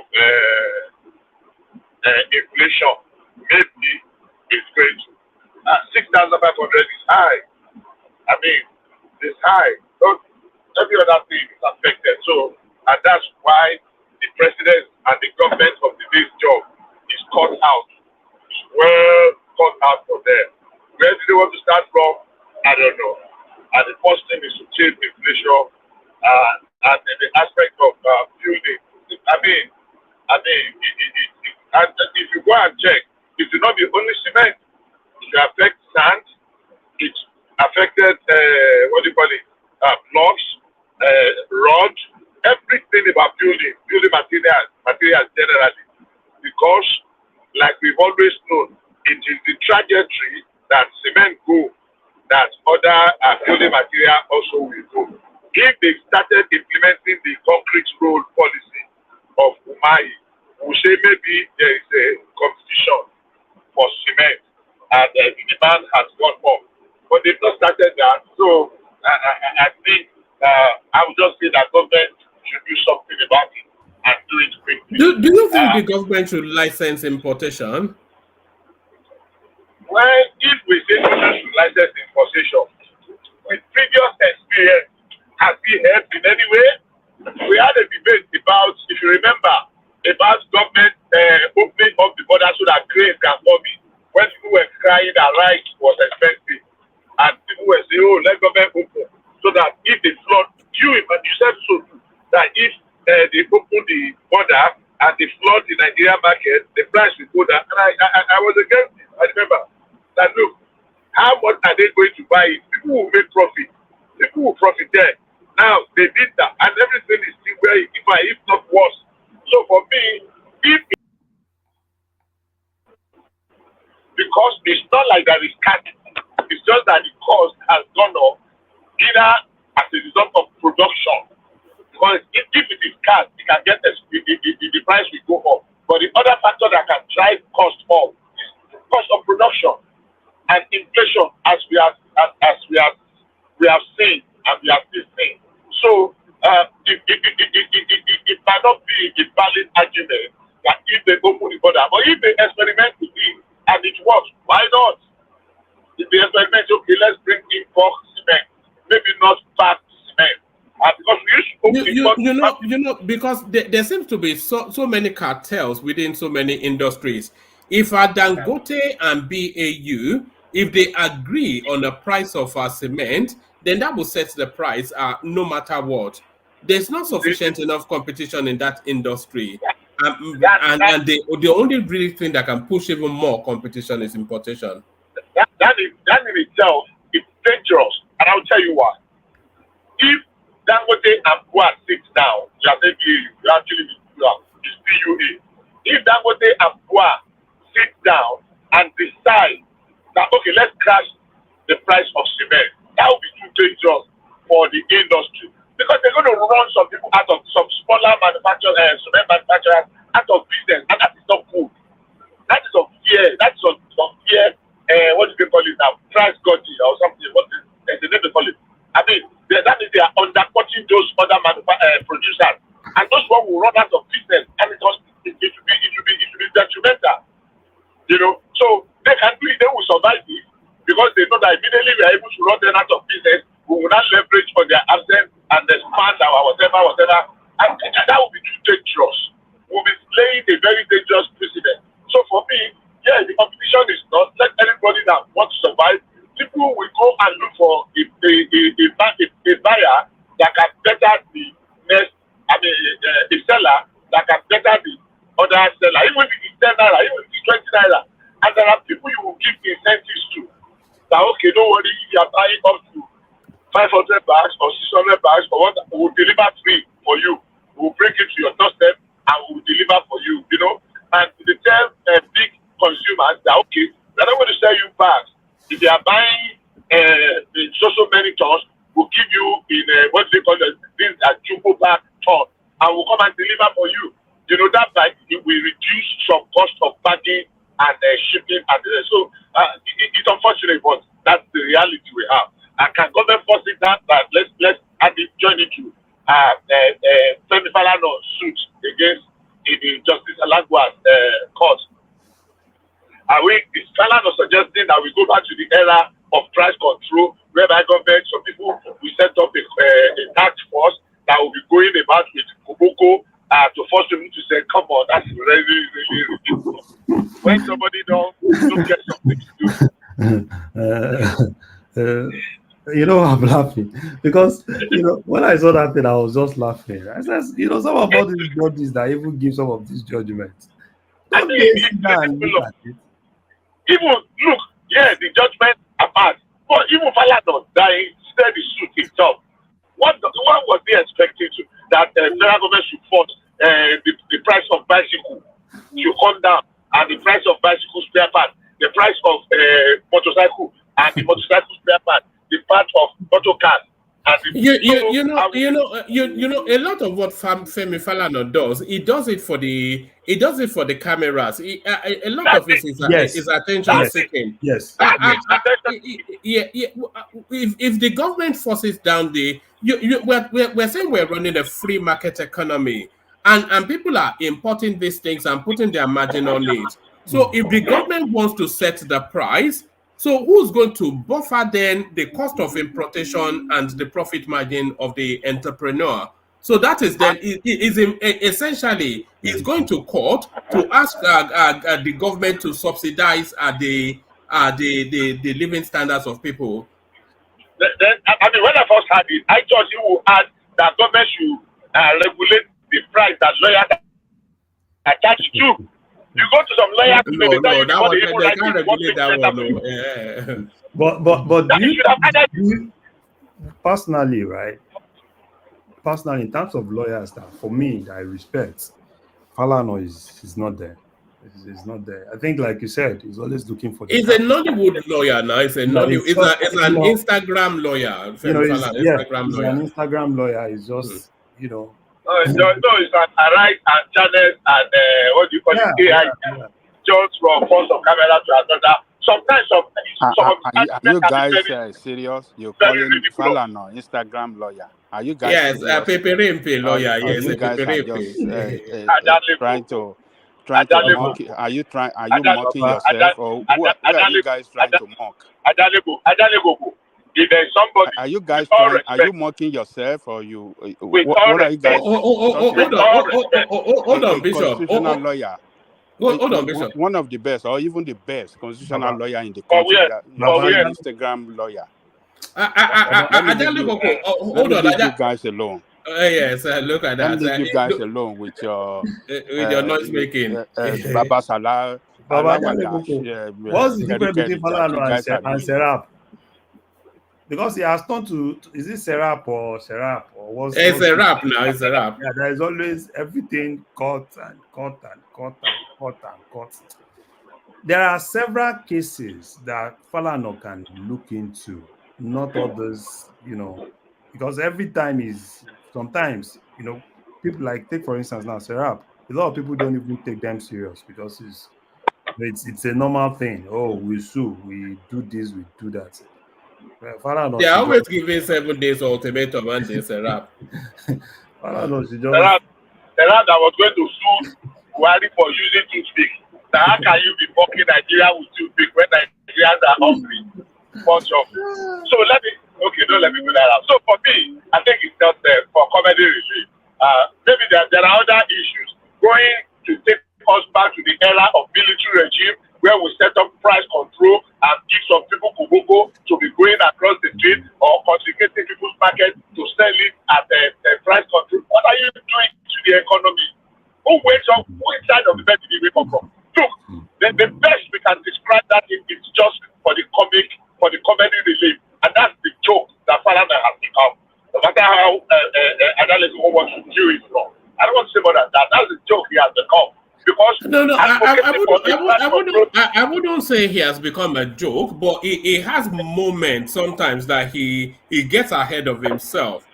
Sometimes I think he's just lost in the attention of the publicity that he gets, But he does do some good work sometimes. Okay, so let's just do that. For me, I think it's a non-starter. We cannot go back to the era of price control now. You can't tell Omoyibo that know how much he has spent to import his specially used paper from Japan or from America and tell him what are the parameters? What yardstick are you going to say? Okay, your brake pad must not be more than 400 naira, or your headlamp for Mercedes 2022 must not be more than 30,000 naira. What parameter are you going to say? The Falana is just what parameter? So that's why I make the joke. There are some cases you don't even expect to see coming from senior lawyers like Falana. So there are some cases that you just look at it and you're like, yeah, if it's one of these, I want to be lawyers that is trying to pursue cases like this. Yeah, you just look, okay, fine, this one is looking for publicity. But a person like Falana, right, because even him himself, he should definitely know that how is the implementation going to be? Do you expect them to carry soldiers to Kodumota and start flogging people? Okay, how much are you selling your tomato? How much are you selling your this? Oh, you must sell it.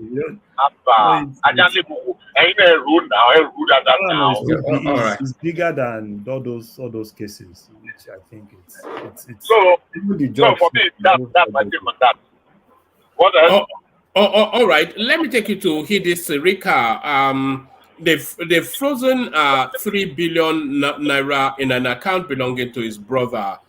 So it brings back that question then that a lot of the marquee names that have corruptions written all over them in the last 8 years, they are still walking the streets free. I'm talking about Abubakar Malami especially, Sadi Sirika, even more so. A lot of them. There's one guy, Umar Gandu, who was the sub of Abubakar Malami within that Ministry of Justice. Just so many of them. Why has his name not even cropped up yet in all of this corruption space? So what are you then making then of freezing monies almost certainly belonging to Hadi Sirika, and why has he not been arrested?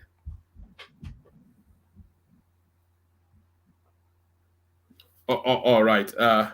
Did you lose him? No, I think he's having a systems issue. Oh, okay. Are you there? Yeah, we can hear you now. Oh, okay. Maybe I did for his moment. And the network is okay. It's not as good as it has been. Anyhow, let me just continue before I completely run out. I will put this at the doorstep of Tinubu squarely. Before I say that, let me tell you, back. There is no system in the world that puts every criminal behind bar. It is the ones that you catch, you make the scapegoats out of them, especially the ones that are so clear. Now, this is my work. If Tinubu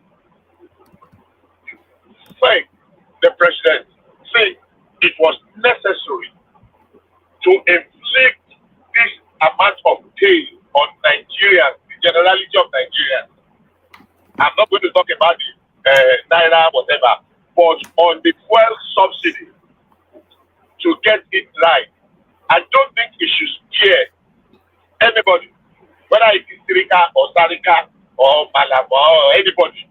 All you need is verifiable evidence to bring just 10 out of this, not one of them. Yeah, but you see, Bishop, the problem with that Abubakar Malami narrative is that he has gone and packed his immunity under the Buhari name, because shortly, just before the administration went out, he went to immediately marry one of Buhari's daughters, and of course, then he becomes Buhari's in-law, which is a form of immunity in itself.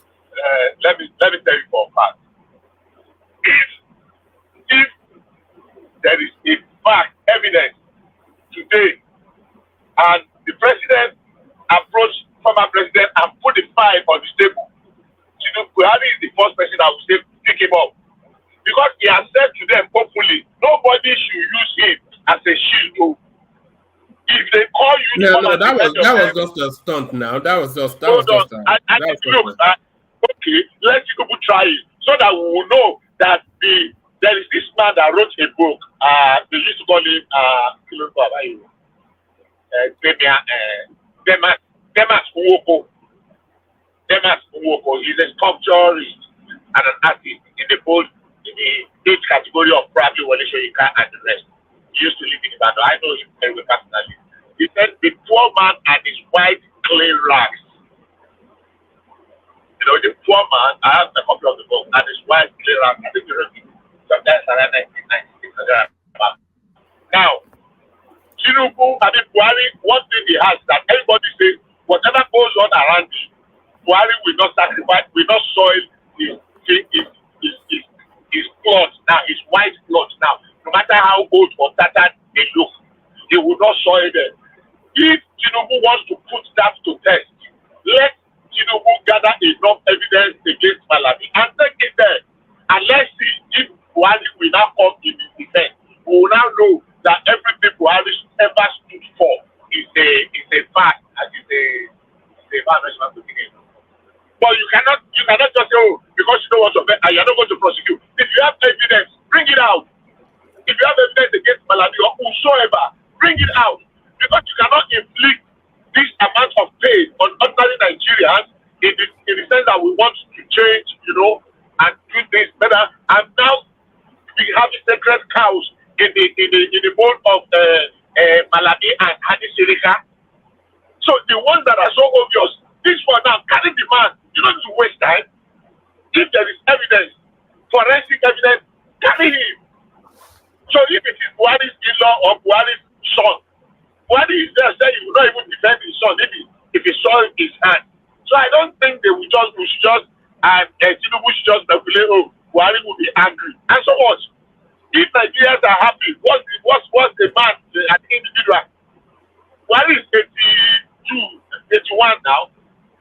This is 82nd year. So for me, Tinubu should do the needful. They should just bite the bullets once and for all and take the fight to these people. Because they brought us where we are now. This sorry state. Yeah, of course, I said the last thing that maybe there were some mistakes, but it's so clearly. And the man that we counted that he was and all these mafians, these are not showing up. Then we should be able to press up and say, oh, we moved. Then let's open the books. So, irrespective of the man that is the same party, we should be able to ask questions so that we will set a good example of precedence for people that are going to come, that the day of reckoning and the day of accountability will come at some point. So for me, Tinubu will be doing himself and even his maker, his God, a disservice if he gloss over all these big allegations. He will be doing, and he will be offending some of us. So for me, I think Tinubu should do the needful. But he's coming up to 1 year in government now, Tinubu, and apart from Emefiele, He has not yet picked up any high-profile person to give account of the Buhari administration. So why do you think that is? One man. One of my problems before with Buhari is this. I would rather that you arrest the complete investigation on 2 persons, arrest them and prosecute them diligently. Look at Amosu. What's that name? Yeah, Vice Marshal Amosu. Look at the court dismissed the case yesterday against him. Do you know the reason of 2.something billion naira? Do you know the reason? Nonsensical technical grant. So instead of arresting everybody and just now looking for how you will get investigated, let them complete their investigation proper so that they will have a diligent prosecution. So it is not just about coming in and arresting. Eventually was a flight risk. He was almost going to go out. So maybe, and there were 2 glaring. I think he became a little bit careless in everything he did. I think he became, reckless and the rest. So he was leaving trails everywhere, footprints and fingerprints everywhere. So for me, if they are still investigating, let them complete their investigation. If it is only 2 they are going to arrest, let them arrest them. We have cases that have lasted 10 years and they cannot get anything out of it. 10 years. How do you prosecute the case for 10 years? And at the end of the day, the case was done for very flimsy, nonsensical excuse. So for me, I'm not really too much about the time, but the diligence is how proper that investigation is. But I bet you should do something about these people. Even if it is one at a time, pick that one. If investigation has been concluded by Seneca, pick Seneca to come and answer. If it is about Malami, pick him. If it's about everybody, take them one after the other. You don't need to make a party out of it. But he owes us that, and he owes his God, his Allah or whatever, whatever he owes him that. You can interject that. Oh, somebody was trying to call me. Hello. No, I think that was Larry, but I think it's doing something else. I said, do you think one man was saying Tinubu is almost 1 year, and aside these guys and probably this minister of humanitarian affairs. So, but my question is, do you think Tinubu will even probe these guys? I don't think it can, because it's too enmeshed in the that's why, sometimes an opposition party was what we really needed to take over from Buhari, because the moment his party takes over, then they get away with all the crimes they committed. Exactly. Do you want me to answer you? Yes. Tinubu will quit. He will do what? You said, can they prosecute Adisirika, right? No, it's like, can he probe the Buhari administration? He's not really probing. He's going after Emefiele for obvious reasons, but he's not really going to probe Buhari's administration. No, you cannot probe. Probing the administration will be a little bit too free. So, how do you call it now? If there are allegations and they are able to trace money, just do it on it. If you say you are going to probe Buhari and the same administration are going to probe, you are just going to throw spanner in the wheel of your own progress. They are going to destroy your own government. No white man will say, oh, what I want to do now is to probe my predecessor in the same man. I don't think that would be helpful in any way.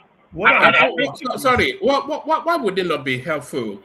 The Buhari administration is one of the most corrupt in the history of the country. But snake swallowing, whatever it is, all the atrocities of. Hold on, let me make the point, and then you can disagree.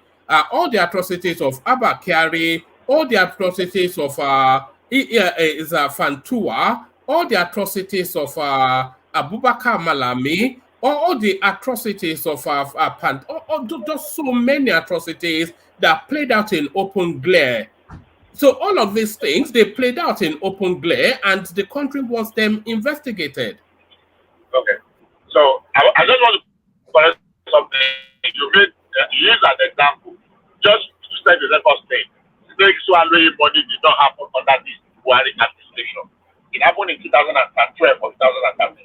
Just to set the record straight. So there are too many examples that you can use there, because that will just be a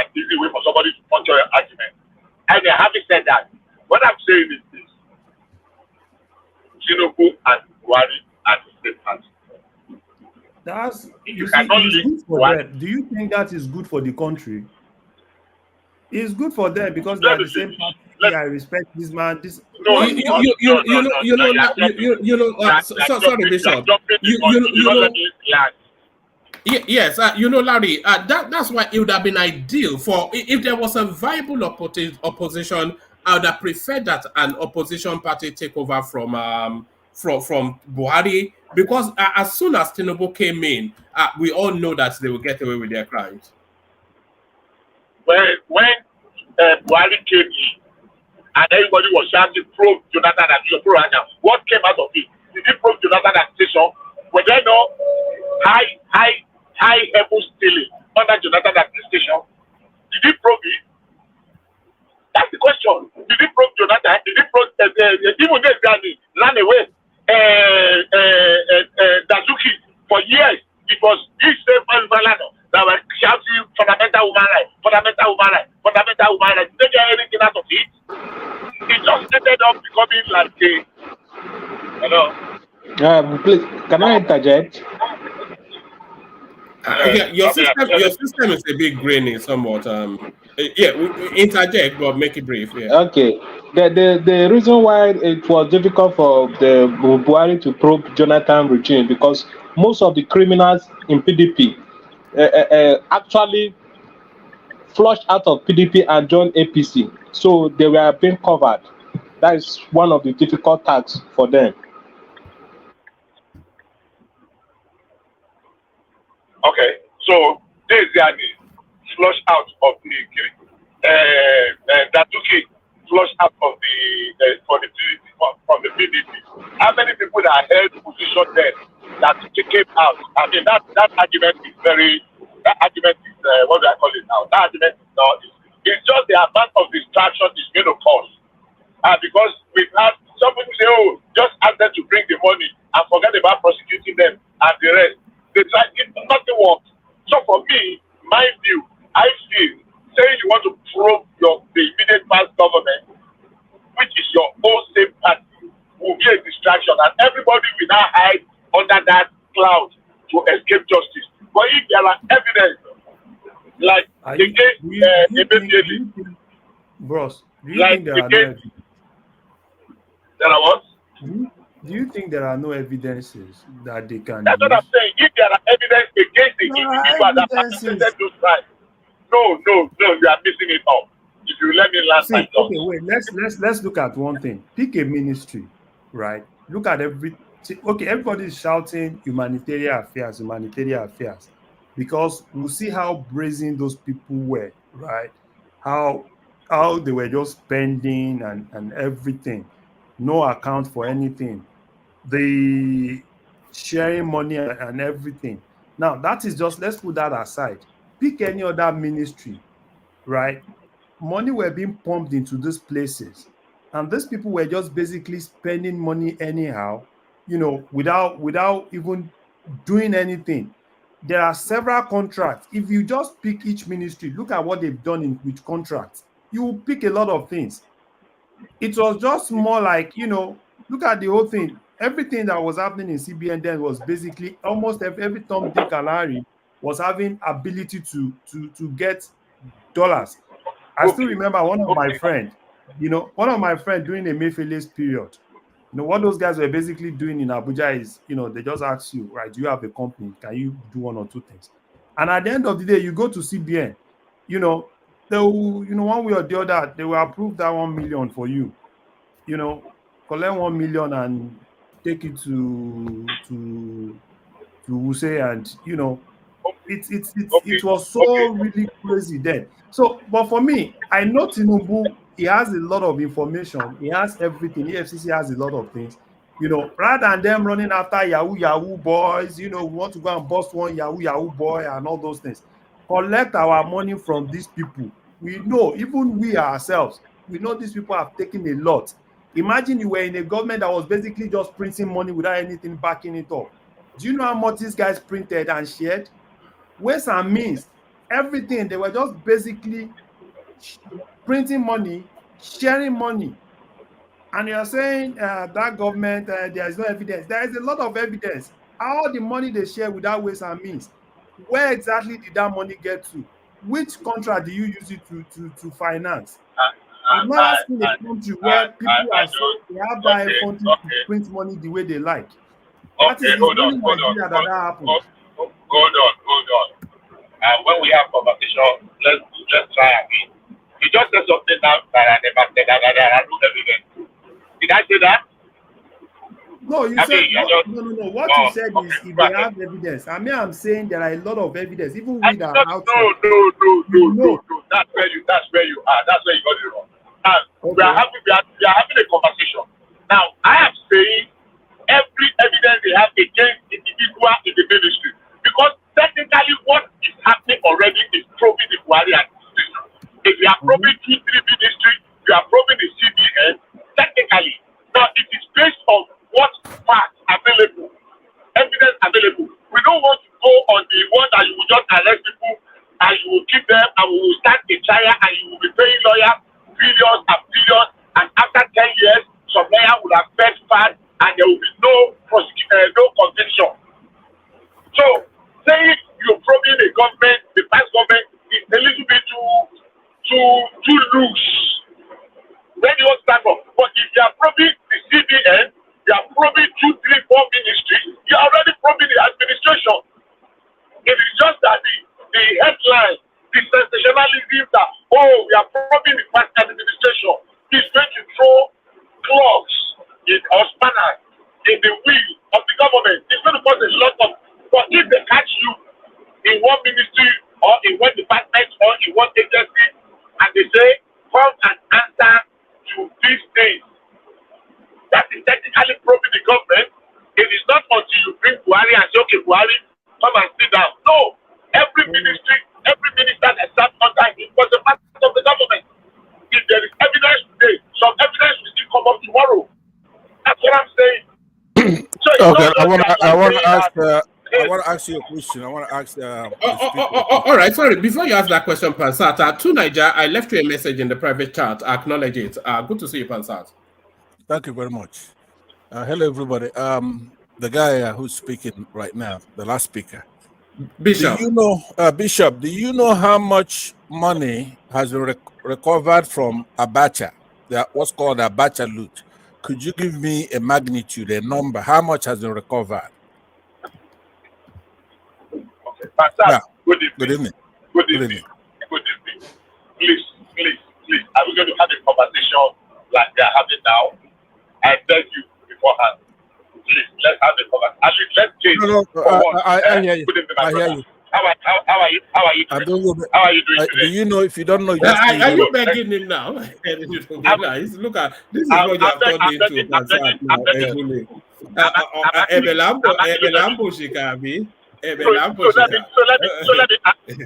So let me answer you. Abacha died, and a lot of the money that were traced to him. That is being recovered. A lot of money traced to him. You're breaking up, Bishop. Sorry. Okay. Do you know how much has been recovered? How much has been recovered back? Forget about how much is out there or whatever. Do you know how much has been repatriated back to Nigeria? Do you have a figure, Pansat? I do. I have a figure. But if he doesn't know, if you tell me. I can work on it. Huh? No, you don't have to work on it. If you don't know, just tell him you don't know. I have a follow-up. That's why. I will tell you then I'm going to ask you a follow-up question. Now, it's $4 billion in cash. Okay. $4 billion in cash. I said dollars, $4 billion. Yes. And then $2 billion in assets have been recovered from our backlog loot from 1999 to 2023. Now, the question I have, do you know who Bagudu, Abubakar Atiku Bagudu is? Is that not the minister of something or the other? The minister of defense? No, that's the minister of planning. Budget and planning. Yeah. For who? For Tinubu. Tinubu. Right. And That was his bag man. That was Yes. Abacha's bag man. Yes. And the U.S. government made a deal with him where he gets to recover over $140 million, right? Yes. He actually sued the U.S. government to hold on to monies that he stole with Abacha, this Tinubu's minister. Exactly. And France has a lot of that Abacha's loot. That's why Tinubu is going to, well, I'm assuming that's one of the reasons. France has a lot of Abacha's loot that's already been identified, right? So what you have to understand is that it is silly for us to, I'll conclude with this and give him back his time. So I wait for my turn. The point I'm making is that I don't even think it makes any sense to start accusing anybody. You see how Bishop is saying, where's the evidence? There's a lot of people from my section of the country, including the South, and a lot of women, they go to court to prove their innocence. Nigeria doesn't have the habit of saying, let's go and find the evidence, and then we can then accuse you, and then we'll go to court to prove, so you could tell it to the judge. All these Northerners and all these Muslims, they litigate their own case in the newspapers. You basically have to convict them before you charge them, which is okay if it's the standard. If you have to have evidence before you accuse, it has to be nationwide. You can't be going after Emefiele, for example, and then go and let him tell it to the judge. While Buhari is running around, Bagudu is running around, Tinubu is running around, all right? Appointing somebody that corrupt. I'm telling you, Bishop, if I'm you, I will never open my mouth in the public. I will not do it. I'm telling you. The point is that if somebody's rotten to the core, it's Tinubu. You cannot come here to defend a guy like that and then have some kind of what do you call it? You can't have face if you do that. You don't have to do that. Don't defend him because, number one, he's not a Yoruba guy. He's not a Nigerian. He's very corrupt. He's illegitimate. Because there's no respect in what he's doing. You cannot go appointing somebody like Bagudu to be in your cabinet. And then I agree with that. There's no departure from what signal does it send? Somebody that was openly prosecuted for links to Abacha loot are clearly corrupt, and the Americans established that, widely known. They recovered money from him, and you put him in charge of budget and planning. What does that tell us? I mean, it just tells us. Carry on now. I'll come in at my. It just tells us that Tinubu is more of a politician than a president. Because if it's not politics, if you look at it very well, right? If it's not politics, I don't see what those guys are actually doing there. So it's more sinister than that. It's not about a politician, right? Everybody's a politician. Yeah, but you can't say it's a politician because what it is, what we're looking at, right? I'm telling you, this is forget about partisanship. Forget about everything else. This is the most disrespectful thing. And there's no country in the world that will do this. What's going on right now? Okay, because now sometimes somebody could get himself elected somehow from whatever means. Then when you get there, then you sober up and say, you know what, let me give him something. He has absolutely no respect. Release Showore, he will not do it. Right? Releasing Nnamdi Kanu, he will not do it. Try to unify the country, he will not do it. Right? He went over there for two weeks and a day. His people were being slaughtered. Right? So he comes back with hubris. As if how we measure the new standard of measuring our president now is if it's rumored that he's dead, then he shows up alive. Then shame on all those people who said he was dead. That's what we're going to be doing for the rest of. But the kind of money, the kind of corruption we're talking about, and then the kind of suffering that our people are having to go through, there is no way I'm going to be putting up with this much longer myself. I'm telling you that we're going to have to do something about it. We're going to have to do something about it. It's not going to stand. All right, brilliant. So back to you, Bishop. Back to you, Bishop. Bishop, are you back? Yes, I am. Let me just try and I know I did not hear the better part of the, but somebody I can just take it from there. You see, Bakudu, yes. Do I want him prosecuted? Yes. Do I want him convicted if there are evidences against him? Yes. But in Nigeria, there is no law. The law says every individual accused person is considered innocent until proven guilty. I mean, even if you go to court, but the one that has not been charged, the one that has not been tried, the one that has not been convicted, I think will be indulging in this catch up, street mentality if we keep wasting our time on that. He said he was an Apache man. No court has called him one. No court has convicted him with for complicity. I'm not saying he did not do that, but the law says you cannot punish him until the court says yes, he has done so. So instead of wasting energy on that, the ones we have recovered and that we can recover, let's recover it. The amount of money we have spent on some cases. Look at this Amosun case I'm talking of. That case is more than 8 years. Look at Otikalu's case. Look at some of the cases 10 years after. They are still on it. And if you know how much those senior advocates of Nigeria are charging to prosecute and the rest, and some of them will still go back and counter sue. So, I mean, it's not productive. It's not helpful. Yeah, I don't know how much we have recovered from Abacha. But if we have recovered 4 billion, it's better. At least we did not spend so much money on litigation on that one. And if there is still more, let us recover it. It's a shame that it happened. I mean, but the money could have as well gone forever, and nobody will even be able to trace them. So for me, yes, Bakudu is not guilty until the court says so. So if they give him position today, even but the court has said so now. The Americans found him guilty. The point is that how much do you know how much $4 billion is? First of all, $4 billion. Not everybody knows how much it is, right? Not everybody. I don't even know how much it is. Let's put it that way.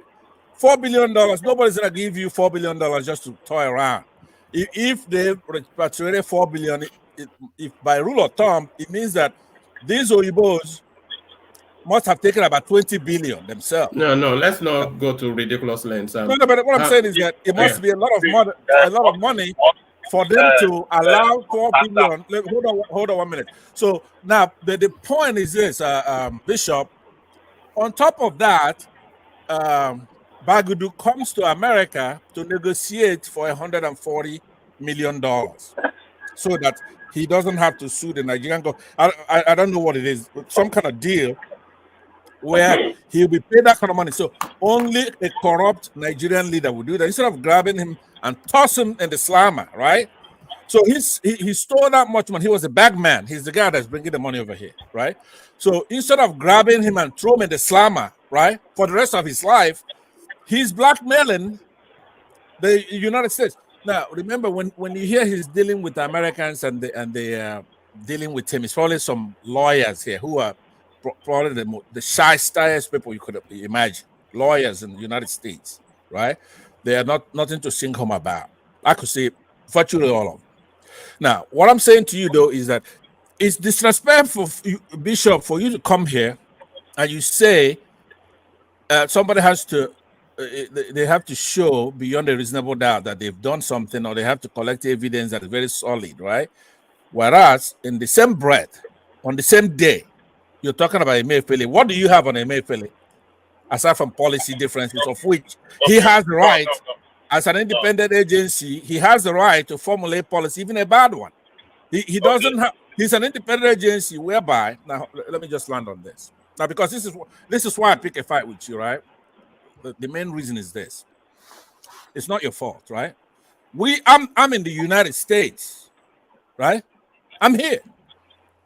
There's a lot of things that I know, a lot of liberties, a lot of freedoms, what an agency does, that you have no clue what the hell it means. You are basically there, probably smarter than your neighbors. You know, you sound to know. Let me land. Please. No, hold on. It's not a route. Hold on now. Hold on. Let me land. I'm not going that route. I'm trying to tell you something. That's a fact. You cannot argue it. I'm here in the United States, a first world country, a hegemony, $30 trillion economy. You in Nigeria, 26 billion here and there, budgeting 400 billion, if that's even true. So there are a lot of things that I'm privy to here that you don't have, that you don't know, you have no clue. One of them, for example, is the standard that somebody has to reach for you to take him to court. And the role of the court, the role of the prosecutor, the role of the investigators. You have no clue what that means. Because I'm also from Nigeria and I know what we got there. All right. It's not picking on him, but what I'm saying is through no fault of his own, he's ignorant of these things. So let me learn now. Ignorance sometimes is used in a nefarious sense. That's not the way I'm using it. I'm just trying to bail out. Yes, gentlemen. I have something early to do, so I'm going to bail out at this point to prepare myself for what I do have to do. But the magnificent Tunaija has kindly volunteered to step into the bridge. So Tunaija will take it on from here. Tunaija, Ajale Koko has not spoken yet. In fact, only Larry has spoken really, but I'm not sure Ajale Koko is fully ready, but you are experiencing this space, so you know how to navigate and coordinate it. So you've got Pansat, and then you walk in Game Maker, so I can only really wish you good luck. But good luck. Tunaija, thanks for doing this. Thank you, everybody. I'll see you tomorrow. Thank you. Thank you for having me, and greetings everyone on the panel, the chat, and to the viewers.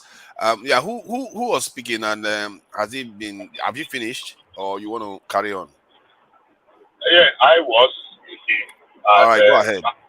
But that was putting questions, but he has already left the trajectory that we are. So I will just continue to share my thoughts.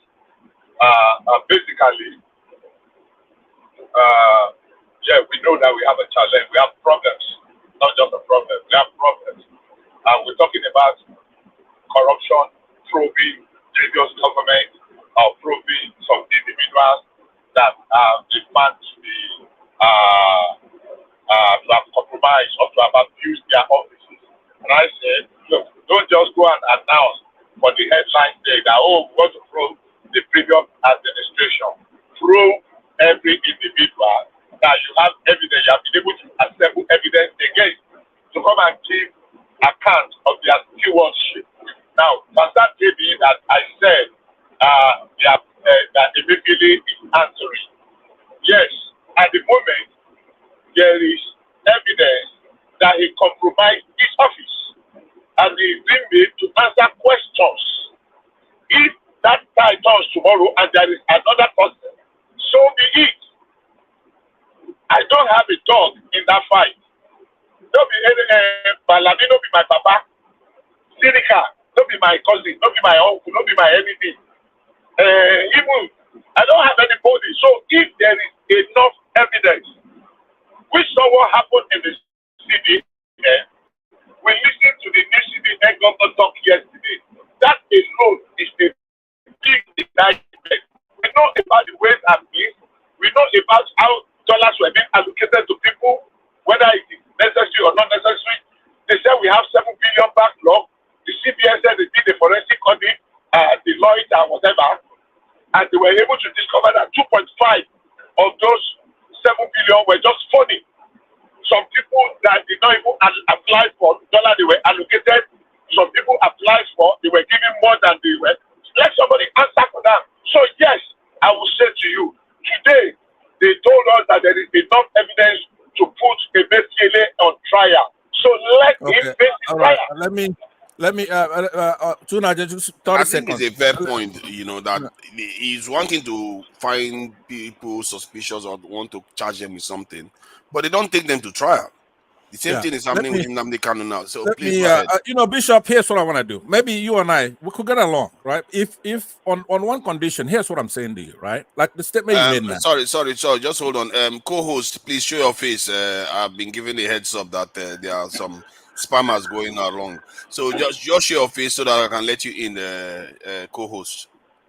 All right. So Bishop, this is technical, but it's the fact. You just have to check it. Now, when I give you these corrections, all you have to do is go check it. If it's true, then let it reflect in your attitude. The central bank is an independent agency. It's not with the executive. It's not with the legislature. Of course, it's not with the courts, right? So that CBN governor has independence. He could formulate any policy he wants. The president doesn't have to like it.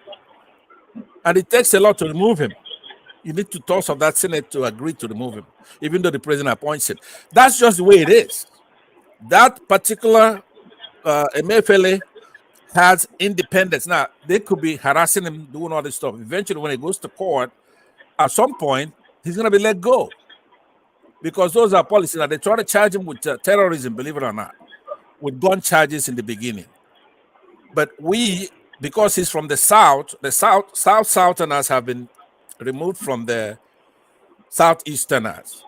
Therefore, anything happens to their people, like when they elect somebody, even Jonathan or a Chief Justice on again, the Yorubas go and remove him from office. Let me just land on this. Therefore, what I'm saying to you is that there are a lot of people who did a lot of bad things, a lot of things that are under suspicion, a lot of including Buhari himself. Do you really think Emefiele could do anything without Buhari's approval during that stuff? He wouldn't be able to do that. So that's what I'm saying. The last person that should have been even arrested is Emefiele, because constitutionally, he's an independent agency, completely independent. He doesn't have to do anything Congress lacks as far as fiscal policy. He's in charge of monetary policy, and he's independent. And Buhari or Tinubu, none of them should lay a hand on him, period. I have a problem with your line of reasoning. Now, as far as I'm concerned, Bishop, your audio seems to be like you're coming from some kind of microphone or something. I don't know. It doesn't sound right. Are you far from the mic or something? I'm not far. I'm using my. But we are hearing him now. We can hear him. Yeah. Okay. Go ahead, Bishop. Go ahead. So what I'm saying is, I'm just going to address what Pastor. I'm not putting sentiment or emotion. The fact that CBN governor is independent does not mean that there are no rules that guide its operation. And if he has been found to have worked outside of those rules, all they are saying is that come and have your day in the courts. Look, they're putting this sentiment of witch hunting because he's from the south or from the moon or from the head. It's immaterial. And if we are going to move ahead as a nation, we just need to transition this biases. I don't care who the person is. If he has been found to have compromised his position, he has used it wrongly, so that he is an independent organization that can formulate policy. Does not mean there are no rules guiding that establishment. And it's before the courts of the land. Nobody is saying, well, no, let me tell you how that works, okay? Let me tell you how it works. I was gonna tell you how it works, so that you're saying there has to be. Just hold on, Bishop, hold on. You make a good point, so let me just correct you on that. You take 30 seconds. When somebody is an independent agency or somebody's president, right? It doesn't mean they could do whatever they want, just like Tinubu, for example, right? But you cannot go and charge him with a crime. What you would do is to get him impeached first, right? Like that independent agency, what's his name, Emefiele or Tinubu, you could go and have him impeached, right? You have to have him impeached and then tried in the Senate and convicted. See, Tinubu is not, or the governors, they keep saying, oh, he has immunity. Yeah, they have immunity from your regular prosecutor to prosecute them, but they don't have immunity from impeachment, right? They could be impeached and then convicted by the senior body, the Senate, in the case of the federal government, right? Emefiele does not need impeachment now because he has been removed from the office. Illegally, he was not removed legally from office. Well, listen, go and read the Constitution. To remove him from office, you have to go through the Senate. Same thing with Chief Justice Onegin, but the Northern Muslims do not obey the Constitution. They just remove the Southerners illegally. Can you hold on? Can you hold on for a second? Sure. How was Lamido Sanusi removed? He was not removed. He was not fired, right? What they did, Jonathan suspended him, right? The president can suspend somebody. The president cannot remove him, right? So he was suspended. The same way Emefiele was suspended, yes, and somebody was put as acting. Yes. Right, and both of those were illegal, by the way. Let me just quickly add, it was illegal to even do that, but because the Constitution tells you what to do. You have to go to the Senate and get that two-thirds to have him removed from office, right? That's the law. Okay, but if there's some kind of emergency, I think we are discussing the minutia of these things now. The idea is that, from what I've observed anyway, Nigerian corruption, whenever they are fighting corruption, it seems to be politically motivated, for one, and religious motivation. Also, they also tend to not even prosecute it. So they hold, basically it's a kind of hostage taking situation here, where you kidnap people, say you charge them with something, and you just hold them for political reasons. This is the situation Nnamdi Kanu is in right now. And the way that's what Emefiele is. No, hold on. They are not trying anybody. They are not taking anybody to court to actually try them and convict them.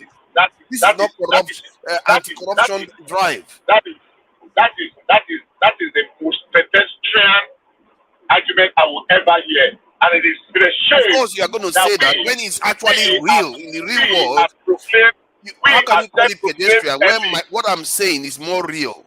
These people are not being charged to court. It is very pedestrian, and it's a shame that we call ourselves elites. Come on. Don't do that. You are just being facetious now. Have they taken Nnamdi Kanu to trial? Listen, if Nnamdi Kanu was taken to trial, the only reason that I've led to continuous delay in trial is the multi-suit. It's the Nnamdi Kanu's lawyer that has not allowed going to trial for how many years now? They've not managed. The government has not managed to take him to trial. Hold on now. I don't want to go down there, but I will tell you. It is Nnamdi Kanu's lawyer that have made that trial not to start. They are the one that lawyers cannot be able to prevent trial from going ahead. Let's not go to Nnamdi Kanu, please. Bishop, hold on, Bishop. Do you know what kind of gall it takes for you to come here? I just told you something you didn't know before. That Bagudu was a bag man. Hold on. Bagudu was a bag man for Abacha, and they have returned $4 billion US dollars, and then $2 billion in other assets, right? But he was just appointed to be a minister, and you have the gall, you have the temerity. I mean, you have the unmitigated. You cannot come here and do that with me. I don't like that. Please don't do it. Right? They are capturing our people, and you are talking nonsense. You cannot do that. Can you just keep quiet? $4 billion, and he's in the cabinet. Please let him. No, that's not fair, though. It's not. He can't be lecturing us with something that he doesn't know.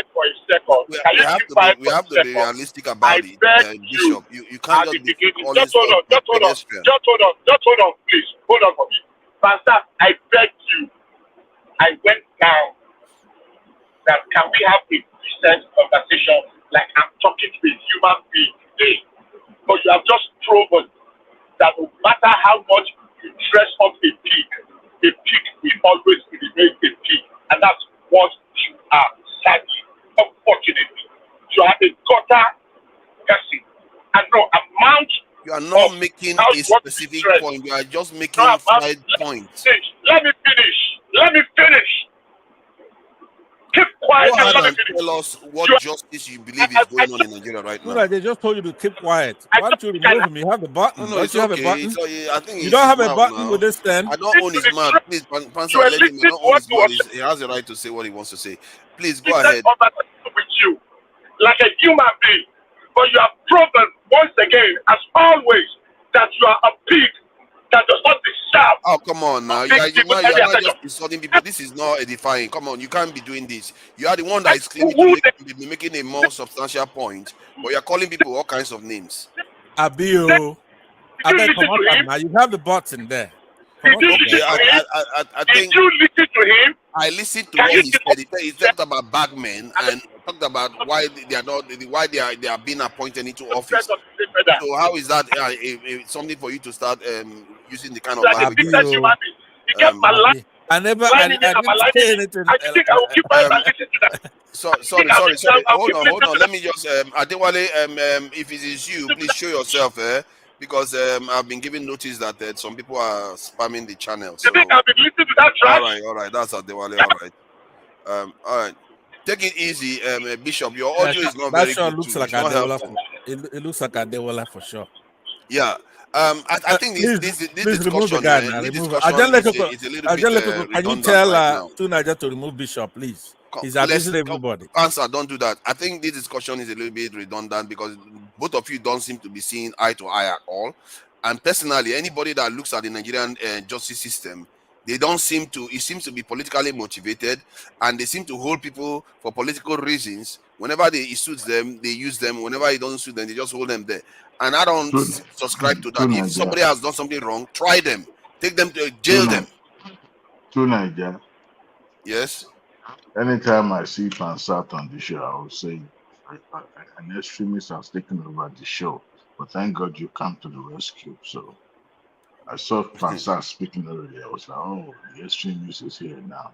Even in the face of victory, this man was still in the dwelling in that mindset of his. Even when the Super Eagles was winning, it was being negative. But I'm glad you're here. Mm-hmm.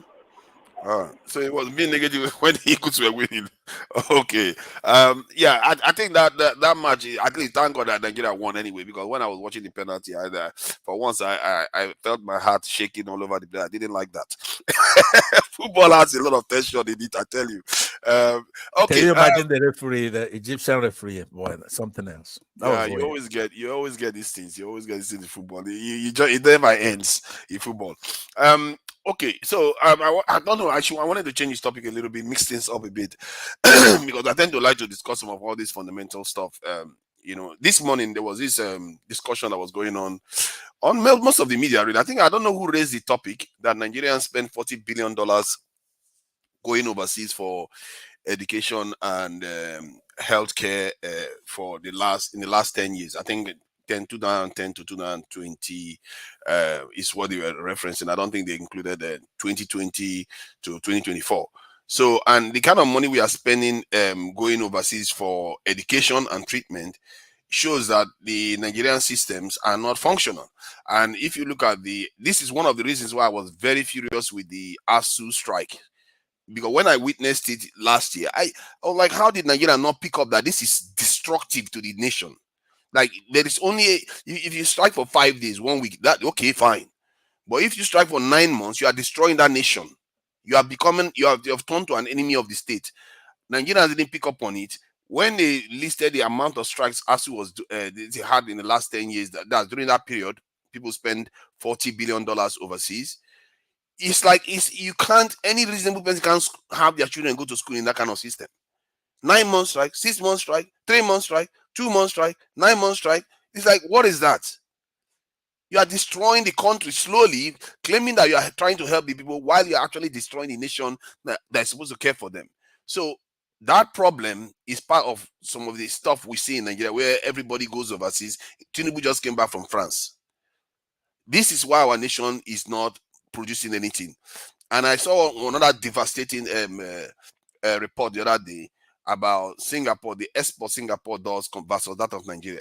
I think if I read the numbers right now, for me, it just tells you what is the damage that is going on in our country.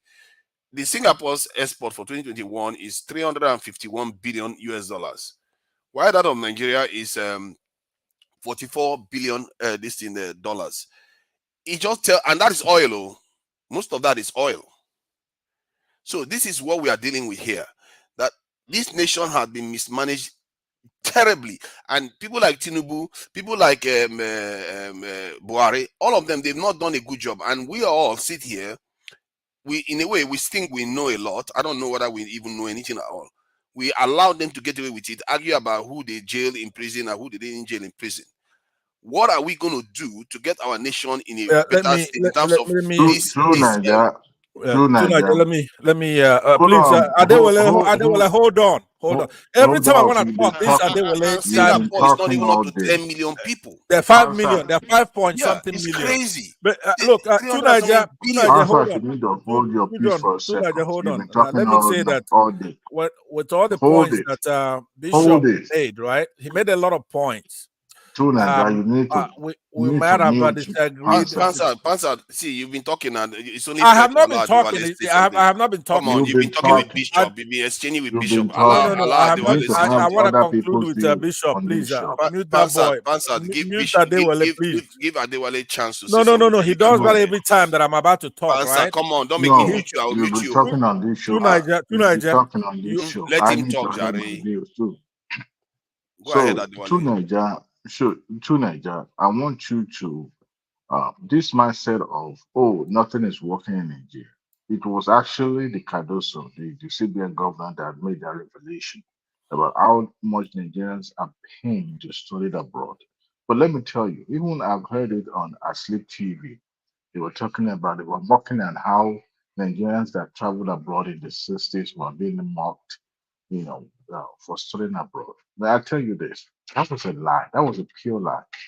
Remember, most of the leaders that we had in Nigeria, talking about the days of the likes of the Awolowos and Sikhs and all that, they were product of education from abroad. Okay, so the standard has always been benchmarked on people that have studied abroad. And I tell you this, the products that came out from abroad have always been better than those who graduated from Nigeria.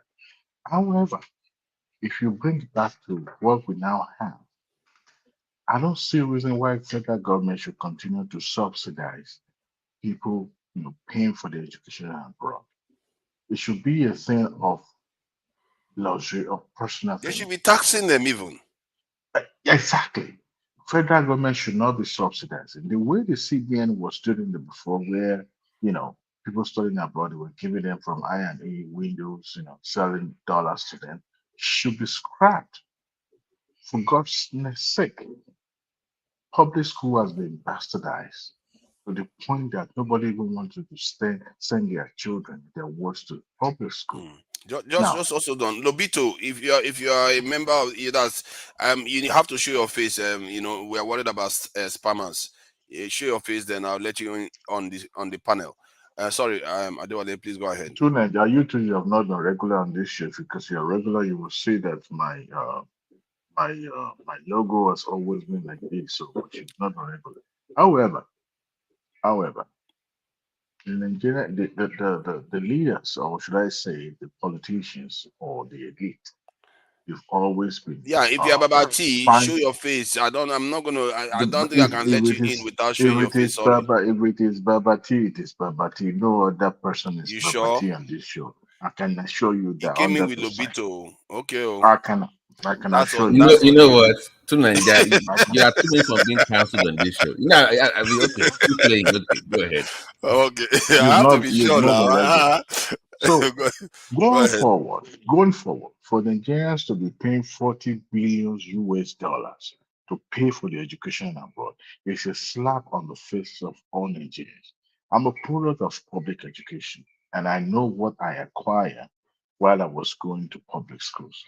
Now it is no longer a fad. Everybody wants to send their children to private schools or send them abroad.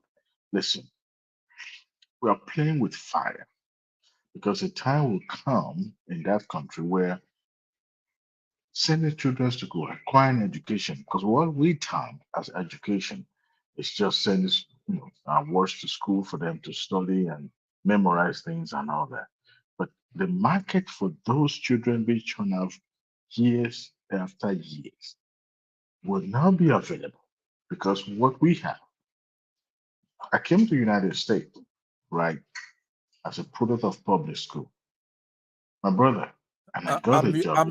I'm yawning here so much. I wish you could see. Please continue to yawn. You will yawn till Jesus comes. Why are you wasting our time? Hold on now. You're just trying to waste time and talk about Hold nonsense. on. What we're talking about. You will continue I to yawn wanted to till question some him regarding some freezes of out. his earlier It statements. is my very time. tricky It guy. is my time. On my Please time. hold on. You will not interject until you are called upon to do so. Okay, one answer? Learn how to interject. Now, what do I mean by this? You know how American kids are they learn how to type on a computer? I did not even get introduced to computer until while I was in college. I have no idea what computer looks like. And I must say, all right. But you see, when you get a job in a public place, even a private enterprise, you have to learn how to type, and they have the way of learning how to type. I didn't learn how to type church pad. I didn't learn how to type, on a computer. But that became my a problematic for me. I have to go and learn how to type faster. Not that I don't know how to type on the computer, but in some of these schools, they've been introducing the students to how to type. So when you have people going out to public school in Nigeria that have no idea how the computer look like, it becomes a problem for them when they get out of university or colleges and they can't find a Yeah, job because but they can't but but compete. Adewale, does that Hold on. is that not a question of improving the Nigerian education system? I think your very No, you earliest see, premise. even No, I wanted to ask you a question. even You the made government. hold on. You made an earlier premise that our leaders, our early leaders that schooled overseas had higher basically they are of higher quality based on because they schooled overseas. That what that should be crying out for was improvement in the Nigerian system, not to ship our people further overseas. It's like saying that Nigerians don't do enough export, so let's No, no, import no, more. no. Don't get me wrong. You see, education is beyond, calculus or any of these things that we learn in school. Those theoretical stuff. Education is even more of the exposure that you gain when you are with people from a diverse background. That you'll be able to understand, the dynamic of what education is all about. Because look, we're all different. Our learning process are different. Okay. Now, when you get exposed from the younger age to what is being obtainable outside your domain, you get to have an open mind to embrace things that are new. But when you are Yeah, close-minded but because you are limited, hold on. You see, I get what you are saying. Exposure to something outside that is probably more advanced is a good thing. However, how many of those people that are exposed actually go on to offer value to Nigeria? Very tiny. And in reality, we are losing a lot of resources and a lot of brain power sending these people overseas. So you have to appraise that aspect of the equation because it's not only just exposure. If you look at most of them go on to work for the West. That's what they I do. mean, They work for the West most of their lives. you are right. You are right. To Nigeria, you are right. Even within the country, people don't want to teach where they are on NYSC program. They want to go to the bank. They want to work in a oil company. They want to be in a place where they could be placed for employment or position themselves for employment, right? But the impact of NYSC is to give back to the structure that built you, and people don't want to do that anymore. Now, what am I saying is this: is that if or going forward, because government cannot stop people from sending their children abroad to go to school, but like you propose earlier, there must be a price to pay if you are going to jettison a local content and sending your kids abroad. You are going to pay the premium. Number one, you can either tax them or not allow them to have access to FX, through the bank system or the government system, but let them go and access their Exactly. They're own also FX. draining the Nigerian FX as it is already. The little FX we have, they Exactly, are draining it too. exactly. So if you are going to be able, if you are able to pay the premium, that's fine. It's your choice, your prerogative. But if you are not willing to put that tag, that premium tag on that, that sherry on top, then you have no choice than to send your children to the local school. But not just the local school. government. I think the public school was open to the the federal government allow private enterprises to have their own school. I think it started from the era of was it Obasanjo? Tunaja, how much time does they will have? And I'm not so sure. Yeah, What is Adewale sure? try to round up so that the He's not talking about anything. He's just blabbing and talking and talking. Walking on molasses. It's it's a just shame. annoying. I don't. Why you guys? You're not annoyed about that. I It's see Adewale has a way annoying. of frustrating anybody that has a point to say. Listen, But Adewale, I don't please have mercy on us time and for just try those. to round up. I know. Look. I'm not a very how do I put this? Look, I'm always positive in my mindset. But Pansat today, look, I'm not gonna come at you because I don't have time for you. You always come to the platform with a negative mindset. Look, I don't have time for that. I want to hit that bull's high. Look, it's not just about discouraging people What is the sending their topic? What are children. you talking about? Please, Indulge can me. you What pipe is down the for a minute? subject? What are you Can talking you about? pipe low for a I minute, have no idea what please? you're talking about. What are you talking about? Can you Tell be me. mute for a Pansat? Can you be Okay. quiet for a second? Okay. The Go ahead. audience that I'm talking to, they understand what I'm talking about. It's only Okay. you that need to You're unhappy about have a Nigerians going listening to. abroad to go to school. Is Now, that the topic? What to is it? What's the Nigeria, topic? others on the platform that are listening to me, it's not just about encouraging the people sending their children to abroad.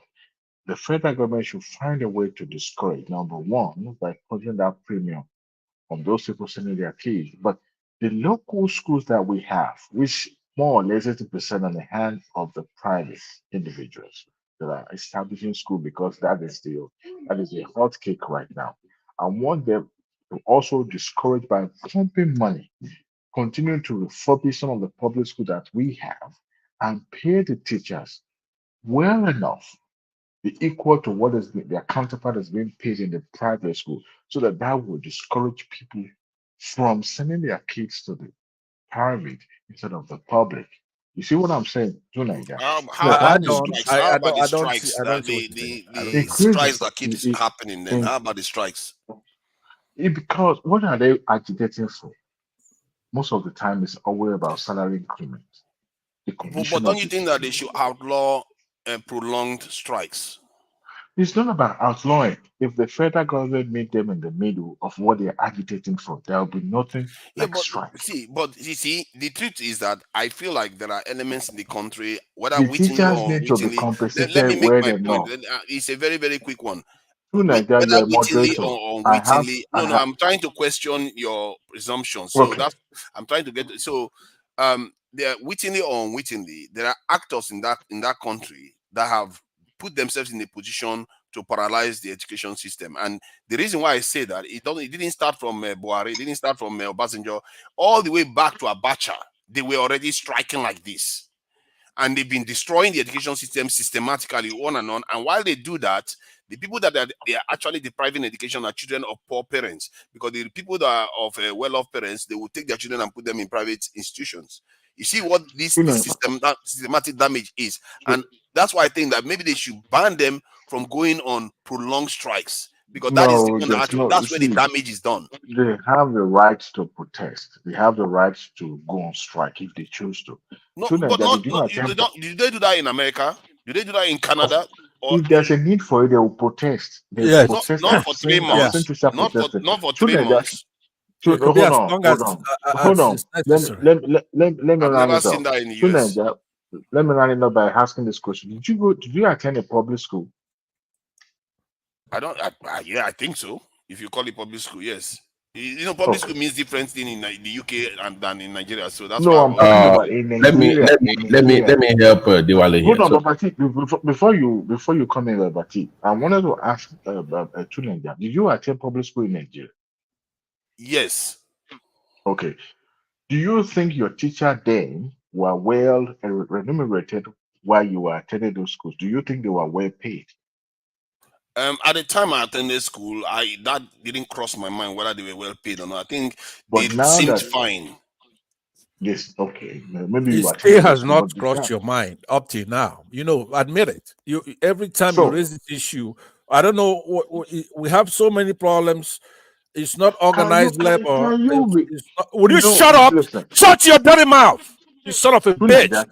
Can't Shut up! Cancer, come on, you can't No, no, be but don't. you can't be cursing people Can you like do that. me a No, I'm favor by upset taking Are this? you drunk or because Can you something? take look, this guy out? Can you take the this guy problem is out? actually Can you Let's be take civil this now. guy Let's be called civil. Pansar out? Because I'm not going to be, You have condescending enough to, to Nigeria, note you it. must do your job. Step him down for a You second. must take this guy You can't out. have him on the Take platform. this Pansar of a guy You out. can't have him on the Because platform. I'm not going to be Cancer, I'm not going to stooping so listen, low warn to you the again. level that he I'm has not going to brought the warn you show again. to tonight. No, I'm not go going ahead to do and that. step me down. But like I said, when I come back in, To Nigeria, I please want to take be this guy hard. I out. don't want this guy making this noise he's making here.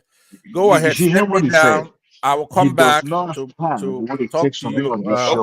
Okay. With the Yes, trust as a step me Let's be down. civil now. We're not trying to get somewhere. Let's be No, civil. No, it's you not know, about you know they are civility. no good. He has Those two, chosen they that came here path to of make not being trouble. civil. This guy You has do not made that. a single point. He's been making noise, See, please go ahead. Tunaja, can murmuring you to do me a favor? Take this guy out. No, I've Thank stepped you. him down for the time Because being. on this show, nobody is going to be condescending to be calling people names and such as bitch and all that. No, we're all civil. We're all adult. This guy, I believe, is more than 50, but doesn't behave that age. And I'm unfortunately, that's unfortunate because this show does not tolerate that. You can't tell me that you go to other show and acting this way. This is not acceptable. This show also, kids are listening to this show. When you hear an adult sounding this way, it's unfortunate. To Nigeria, let me go back because I'm not going to waste my time addressing him. To Nigeria, the point you are raising, okay, is that for a very long time, the federal government or the government generally, whether at the federal or state level, neglected the condition of teaching in Nigeria to the point that they even see them as, it's your job, do it, nobody cares. Teachers have never been, since I've understand what life is all about. I've never seen a teacher being well paid. Some of us Yes. are going back through the alumni, trying to find our old teachers and trying to take care of them. Some of them are living in penury. So what I'm saying is that when you have teachers being taken care of, they are well paid, and the condition of teachers is already well, good environment where they have what they needed, the book, all the tools that they needed, the books, You the see, pencils, the I pen. take that point. I take your point. Hold on. I take your point on that. But if you look at, you see, this is why we have to sometimes compare people's realities. You see what I mean? So if you look at in the West now, like in the UK now, if you come to the UK and you ask whether the teachers are well paid, they'll say no. And one of the analysis I did once was that I calculated the average salary of a nation versus the average salary that they pay, say, the lecturers. And what I found was that compared to the average salary of the nation in terms of Nigeria versus what they pay the lecturers, the Nigerian lecturer ones were higher.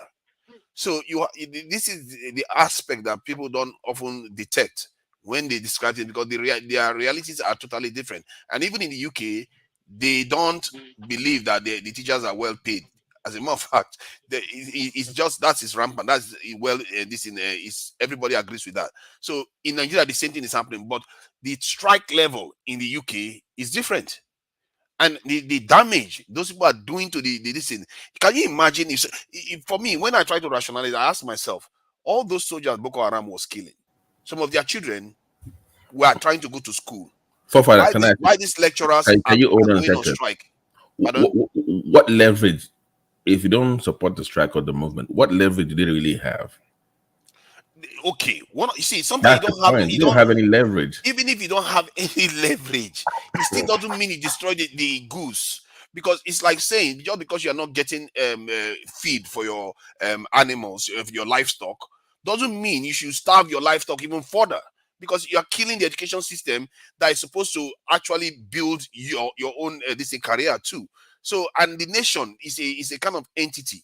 If you start destroying one aspect of the nation, like the educational system, what good are you doing? Because you are destroying the nation. You are saying to pay you more. It's a vicious cycle, and the result is very clear. It has shown it. In the UK, we had similar problem in the 70s, where the unions were going on strike constantly. That's what brought the Margaret Thatcher's fame, came from breaking what the unions were doing. And the strikes in the UK wasn't even as severe as some of the strikes you see in Nigeria. So here in the West, they understand that, okay, you can strike, you have the right to do these things, but you can't do it to the point whereby it damages the body of the nation itself. And what is happening in Nigeria is a perversion of strike. 9 months? Seriously? When soldiers are basically dying for the country for less wage, and you go home for 9 months, why the children of those soldiers cannot go to school? Why the children of rich people can go to private school? Oh, why? Do you How know, is that fair? okay. Do you know why they were on strike for 9 months? Do you know why?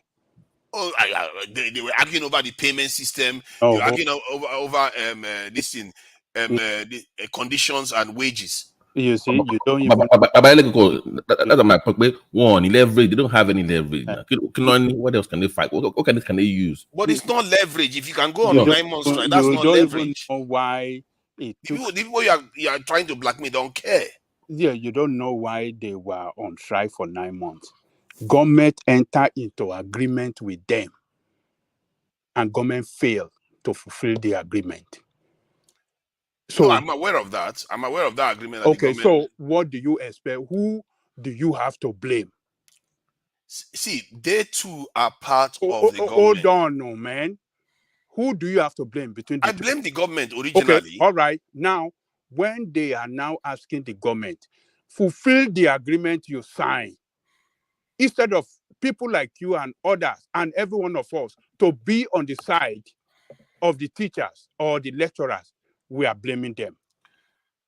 Your government, you have irresponsible government that enter into the agreement but fail to fulfill the agreement, but yet people that they enter into agreement with are asking them to fulfill it, and you are blaming them. I mean, it shouldn't be like that. You are making reference to Western world. Does that happen in Western world for government to enter into agreement with workers or with this and not fulfill it? Does it happen? Does it happen? They do. Does it happen? Yeah, of course. Give me instances. Okay, give me an instance of where government.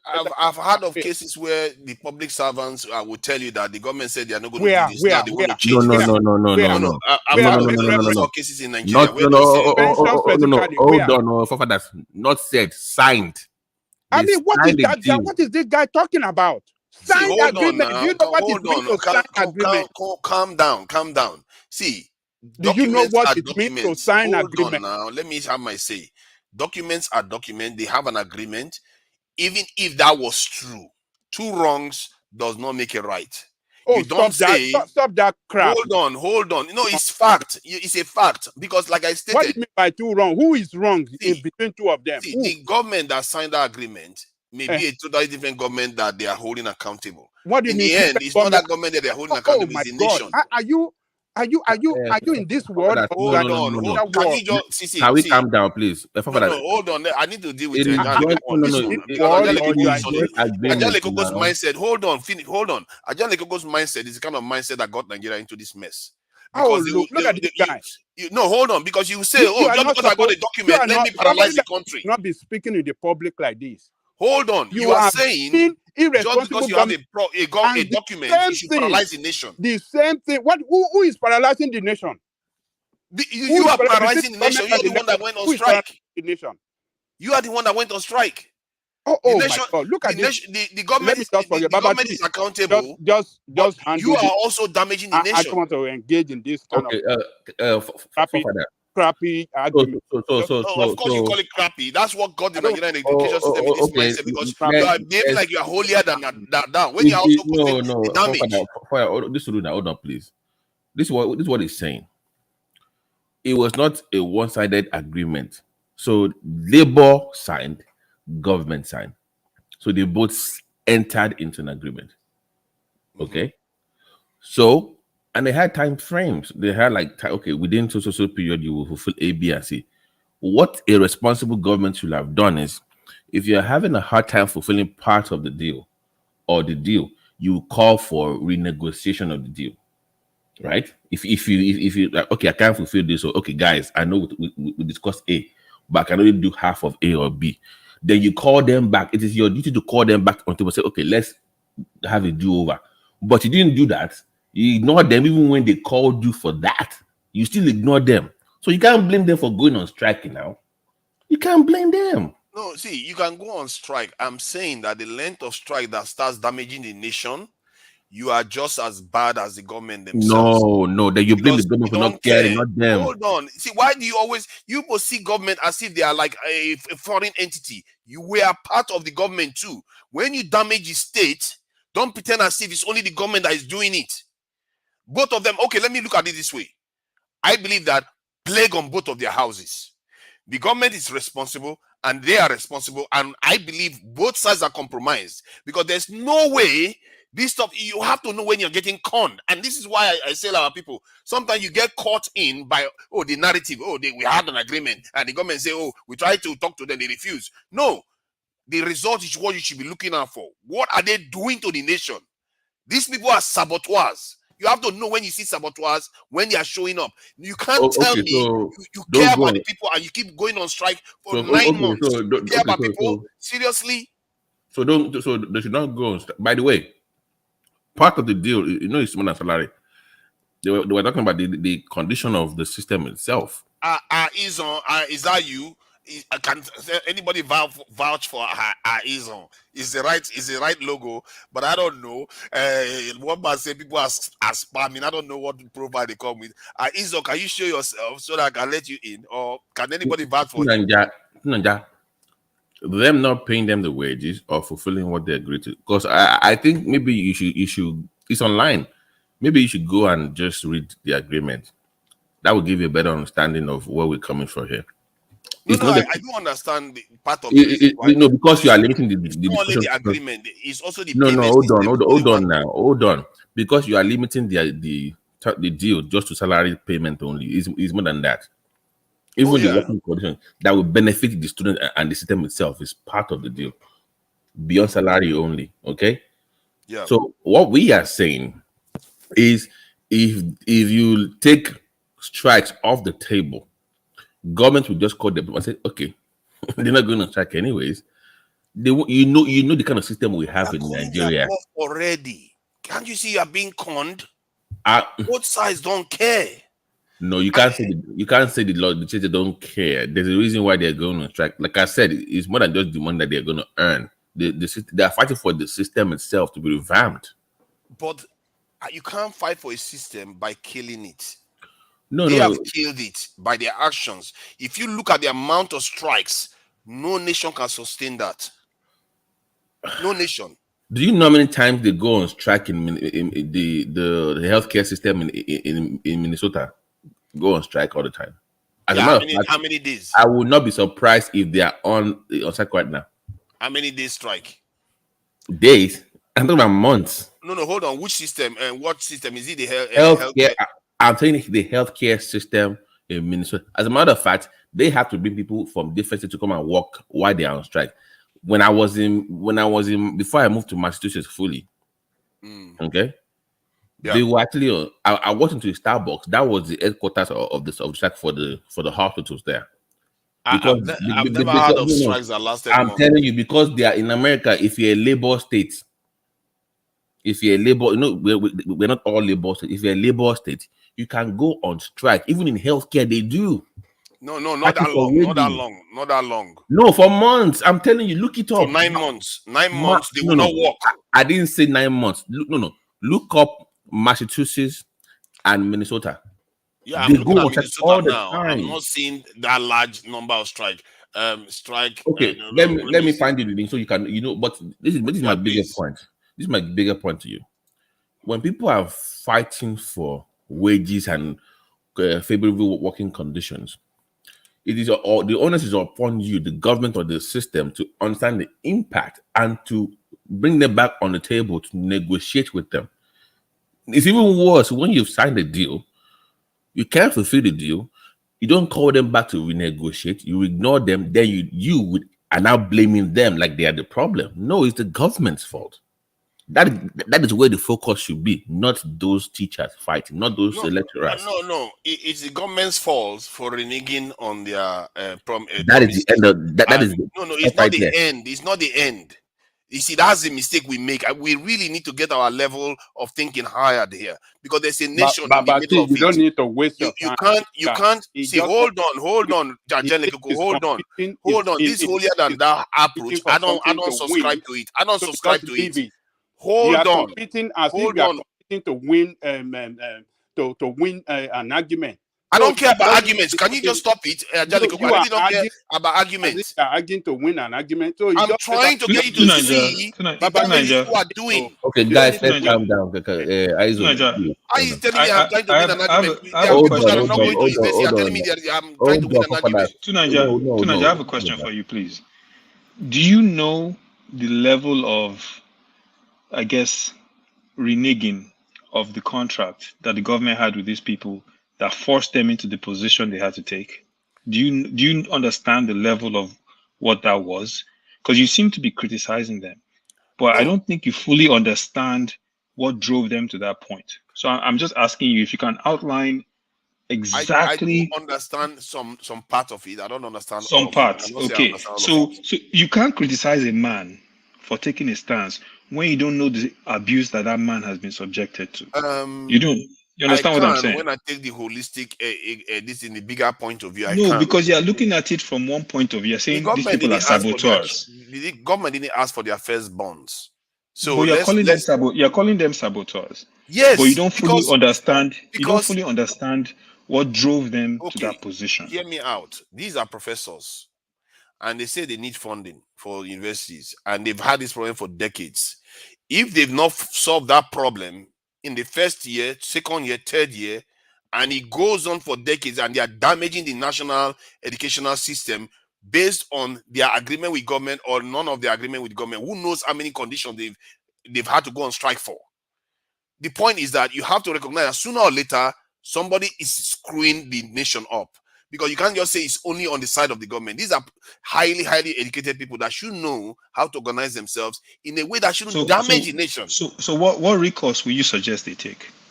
The recourse I would say they should go with is that, one, you return back to the class, teach the students, because remember, those students that are going to grow up someday to reward you for the sacrifice you've made. Because if you think we are going to get out of the mess we are in without the sacrifice, they should wait for the kids. Hold on. They should wait for the kids to reward them someday. Come on, you listen to yourself. Hold on. Now, can you hear me out? Can you just hear me out? Hear me out. I used to think like you. So make no mistake, I used to think like you. What you don't understand is that every mother, every parent sometimes makes sacrifices for their children to grow and go and do better. If you have a nation, as a professor, highly educated people, and you watch that nation education system get destroyed, and you carry on doing the same thing, then something is wrong with the way you think. You have to understand that if that nation is to progress, if your people are supposed to do better, and you really want to do better, don't use the government or rascals or admirals as an excuse to sabotage the nation. You can't do better than that. You can make some sacrifice, because either way, the sacrifices are being made. But the problem is that they are making the sacrifices while damaging the nation at the same time. Tunaja, have you heard of the bus boycott during the civil rights struggle in the United States? I've heard of it. I'm not entirely conversant about the precise details. Okay, African Americans boycotted the buses in the United States because of the treatment they were receiving from the system, to try to force the system to change. They eventually won out, but they paid the sacrifice so that change can happen. In situations like this, where the power is residing with the government has the power and the ability to allocate more resources, change working conditions, to put them in an environment where they can focus more. They're not thinking about jackpotting. Their students can be better trained, and they're not doing it for years. I'm not talking about 1 year. I'm not talking about 5 years. I'm talking about over a decade of rot, right? And these people are fighting. They're paying the sacrifice to try to get the government to change its behavior. And here you are, criticizing fellow citizens for taking a stand, when we all come here and every time we say, oh, these people, they won't demonstrate, they won't go out on this, they won't do this. People are taking a stand, and you are siding with the government. You can take a stand for 1 week. You can't take a stand for 9 months. That you is take my a point. sacrifice. There is pain. Arizon, I have advised you. You guys. I looked. Okay, I just looked at. This in the longest strike. The education. Hold on now. I think somebody used Minnesota as an example. I looked at the longest education strike. This in Minnesota. From what I can see, it's a 20-day strike. The idea that you can go on strike for 9 months and kill the education system What of a happened? country. Why did they cut off the strike? What happened after 20 days? Why did they call off They the will strike? negotiate now. You think Exactly, but the government is the one who negotiates the Why point did they call now. off the strike after 20 days? See, our own. Hold our on, own is that they want what they you are want. If they reading don't to get what? it, Hold on. Don't be talking as if you are talking to people that cannot understand the one. Let me see what happened. I didn't even know They what happened after that strike. for 20 days. After 20 days, why did they call off the strike? Why did they go back to work? Tell us in that article. There is an agreement. You see, your problem is that you will say, what about, what if? I'm asking You are you a not seeing the question. bigger picture. That's your Answer problem. that question. I don't know. I'm just looking at the longest strike. I don't know how they call this strike. Answer the question. Answer the question. I'm going to look for it. I have to find it. I just saw the days. I don't know what ended the strike, but for me, it's immaterial. Hold on. No, guys, hold on, please. This is Sikiwan. You got him in Sikiwan with that one. Because I think this is what our people do. People like Ajale Koko, they are the kind of people that believe that what they are doing is right. Why they kill the education system? Why would you say that? I'm missing the point. No, that's what they do. It's their way of thinking. I used to think like him. They called up the strike because I've been backstage. Let me get a word in here, please. Hold on. You guys been arguing. Okay. For the question, when I ask you that question, the answer obviously is that Muhammad Buhari invoked the no work, no pay to compel them to return to their classrooms, right? But I have a question for you, to Nigeria, because every time this will maybe the 12th time you and I have been on a panel and you bring this topic up. Now, if I understand what your beef is, are you saying that it's punishing the kids, for example? If you have two parties fighting, the ASU, for example, and then the government, and it's a long, prolonged strike, that is the children that are suffering the brunt. Is that what you're saying? Is that what your concern is? The children of the poorer people in the country. Right, Those are the target of the strikes. I know it. Please just answer my question. A lot of people want to talk. So when I'm asking you questions, that's me talking, right? So remember that's my time. So now, what I'm asking you, every argument has to be taken to this logical conclusion. Let's say, for example, in Ukraine right now, unfortunately, they have a war going on with Russia that's affecting maybe the children in the school. What would you go and tell Ukraine not to fight the war because the kids are affected, they cannot go back to school? Would that be a good argument to make? No, it's not a good argument because that's war. That's war, right? You are trying to defend the ability to even go to school in the first place. Right. So that's the point. You see, you don't look at the extreme example. You have to look at things based on the that is from an issue. external aggressor. This I is know, but internal. listen now, destroying your own system. It's equivalent to the Ukrainians attacking their own education system. Yeah, but you get my drift, right? It's not similar. It's not exact, but it's similar. I'm sorry. So the point I'm making is that when the universities strike, in the case of us, you and I debated it infinitum, right? Ad nauseum. But I believe that you should stop this thing that you're doing all the time. We're here. We want to talk about important things. There are many benefits to organized labor. There are reasons why we have organized labor. We didn't used to have them hundreds of years ago. So you have to credit them for higher wages, fewer hours work, because people used to work maybe 24 hours. Hold on.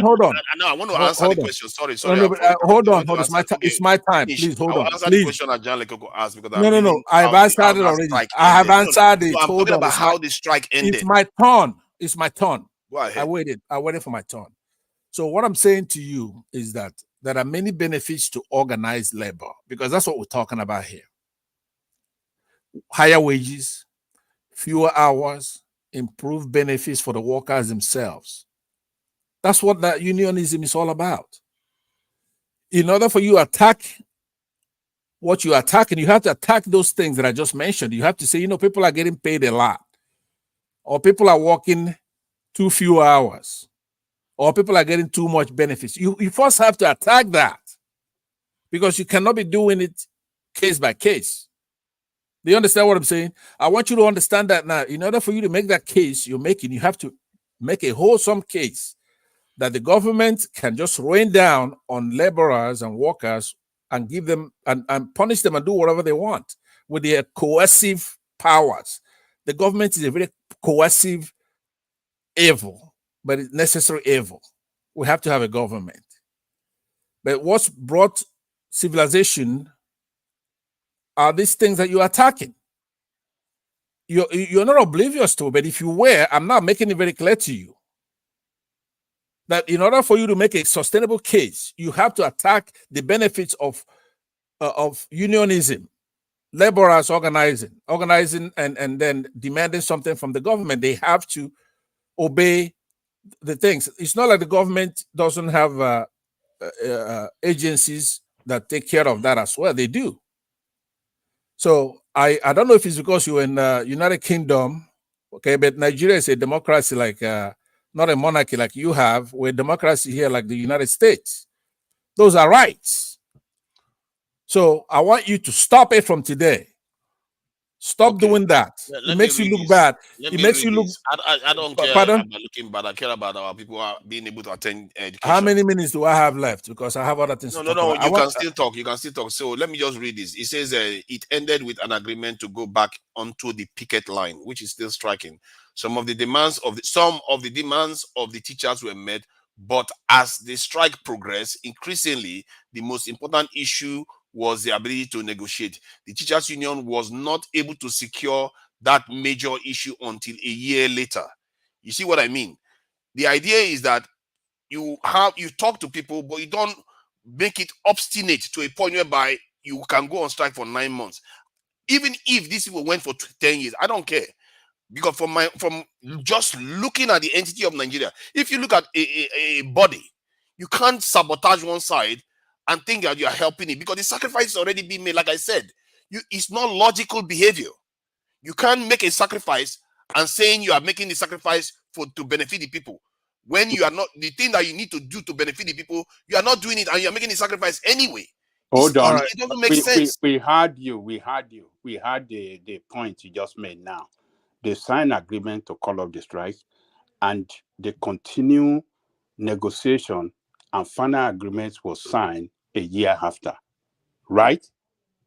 Something like that. They didn't get what they want. Yeah, that is what the article said. According to they didn't get what they want. Yeah.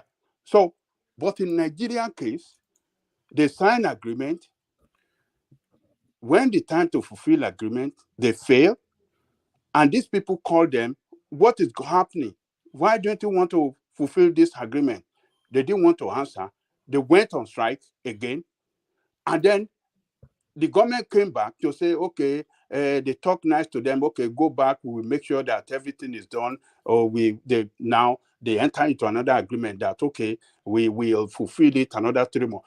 Do you know that the union gave the government that, how do I describe it? The benefit of the doubt several times before the longest one that you had 9 months. The 9-month one was the final one that break the comments, but they said, you know what? You have deceived us for so long. We are giving you the benefit of the doubt 2-3 times, thinking you're going to do something, waiting for you to do something, but you are not ready. No, we are not backing down this time. So who do you want to? You still want to blame the teachers, like I said, the lecturers. Like I you said, don't look. It's because you are not close to teacher. You don't close to teacher.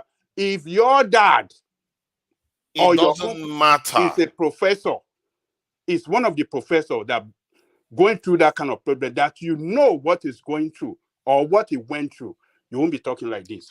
And Okay, that is so the problem. in order, man, hold on. And that is the problem with black men. You keep talking about, see, you are talking about illogical behavior. Hold on, now let me talk. That is the problem with black men. You don't see the injustice against others as the same to you. You don't see it like that. But your problem is that you want to you see see people your fighting for personal their right. injustice. You want to consider people fighting for their right as a troublemaker instead of you looking at the irresponsible government, people in government that, function and carry out government activity with illegality. Not fulfilling agreement is an illegal act in the first place. It's an illegal act. You don't want to hold them responsible, but you want to blame the workers that are fighting for their right. I mean, it's just nobody is blaming workers for fighting for your right. You can fight for your right, but everybody it's here, limited. Your action should be limited. Everybody has to be logical. Everybody that have spoken, including Pansak, told you what you are saying is totally wrong. You don't know. Even in the comment section, everybody. You see, but it tells you that everybody. I don't know from my own point of view to let you know that really know what you are saying. To let you know so that just leave you there, man. I don't used really to know what you are hold talking. on. Let me finish. Let me finish what I'm saying. I used to be in your position. The fact that I'm able to evolve and see from a more macro level. If you are not able to see that, I can't help you. But maybe someday you're going to realize what I'm saying. Because if somebody is doing one thing and he's saying you are doing it for the people or doing it for the right reason, for illegal reasons, and you don't get it anyway. But in the middle of all this, the people that are suffering are the poorest people in the country. While you do that, all right, let me use the rest of my behavior. time. Because hold on. I'm really trying to nail this point because I'm not stated it properly. If you want to accomplish something and you go and take an action to accomplish that stuff and you don't succeed, and you repeat it over and over again and you still don't succeed, that it's illogical to keep repeating it, thinking that you're going to succeed. That's one. And secondly, the sacrifice that you said that they should reject. Why should they have to sacrifice? Why should they not have to earn more money? They are not earning more money anyway now. And yet, when they return back to school, they didn't get anything special when they came back to university. The truth is that what I found through history is that they don't make that much gain. The game that they claim that they are making, they don't make that much gain. And they still do the same thing repeatedly. The people that are suffering are the poor people's children, and that is the one Ajale Koko is missing. Millions let's of get away from this topic. Let's not go no, before we get away from the topic, I wanna let me hash it out. I wanna hash it out. Ajale Koko, do you even know people that sit at home not going to school? No, let's get away from this topic. No, hold on. Ajale Koko, hold on. To Niger, what I want to do is to give you a chance, right? It's my time. I'll use the remaining. I hate this topic. I've talked about this with you, like I said. But let me use this time to actually hash out your position because you seem to be interested in this. And then, of course, security one. Is it your position that organized labor itself, not a university, for example, ASU alone, organized labor, period, it's detrimental to the society? Are you against organized labor? Just yes or no? Yes or no? No. No, you're not against organized labor. Why would I be against organized labor? Okay, so you're against organization in education. Is that what it is? Or you just like when people destroy the national body without caring about it. Okay, but hold on now. Just by the time we're done with my little question and answer, give me yes or no, and then I'll be done. I'll be done soon. So I want to understand your position. Are you against this particular episode of ASU strike, or are you against organized labor in education striking or just being organized? Are you is just one? I'm organized. I'm against long strikes that are systematically dismantling our system. I will make this point on this.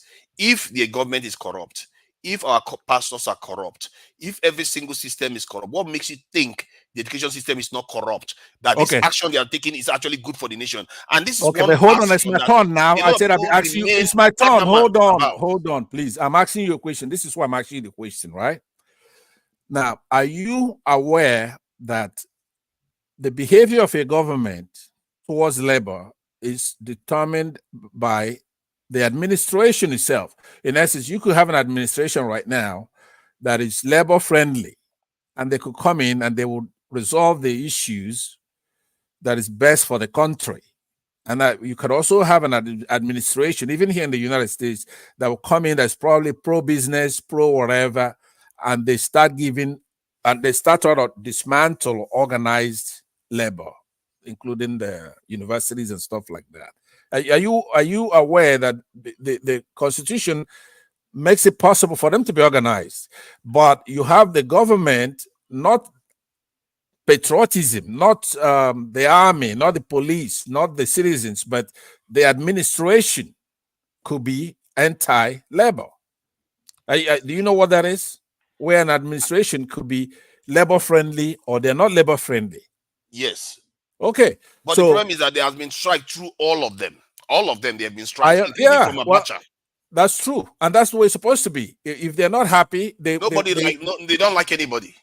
It's always a problem. Listen, no, but the country has not, I mean, even though the political parties do not really have ideology, but, you know, it's been the same sort of criminals that have been in power this whole time. There's nothing. Okay, what is that fair on the larger public that are not earning as much as they do? I just gave you the numbers that if you compare the average wage in the UK versus the average wage that they pay their lecturers versus the ones in Nigeria, there's a bigger gap in Nigeria. And the Nigerian lecturers actually earn more than the average Nigerian. How much oil? But yet, hold on. But yet, they are more discontented to the point where they decapitated our education system. They should how does it justify it? Look, you're making an argument that is contrary to every other position I've heard. Hold on now. Let me. Can I talk? Can I get a word in here? Let me get a word in. Okay. Be quiet. You're wrong. Go ahead. Number one.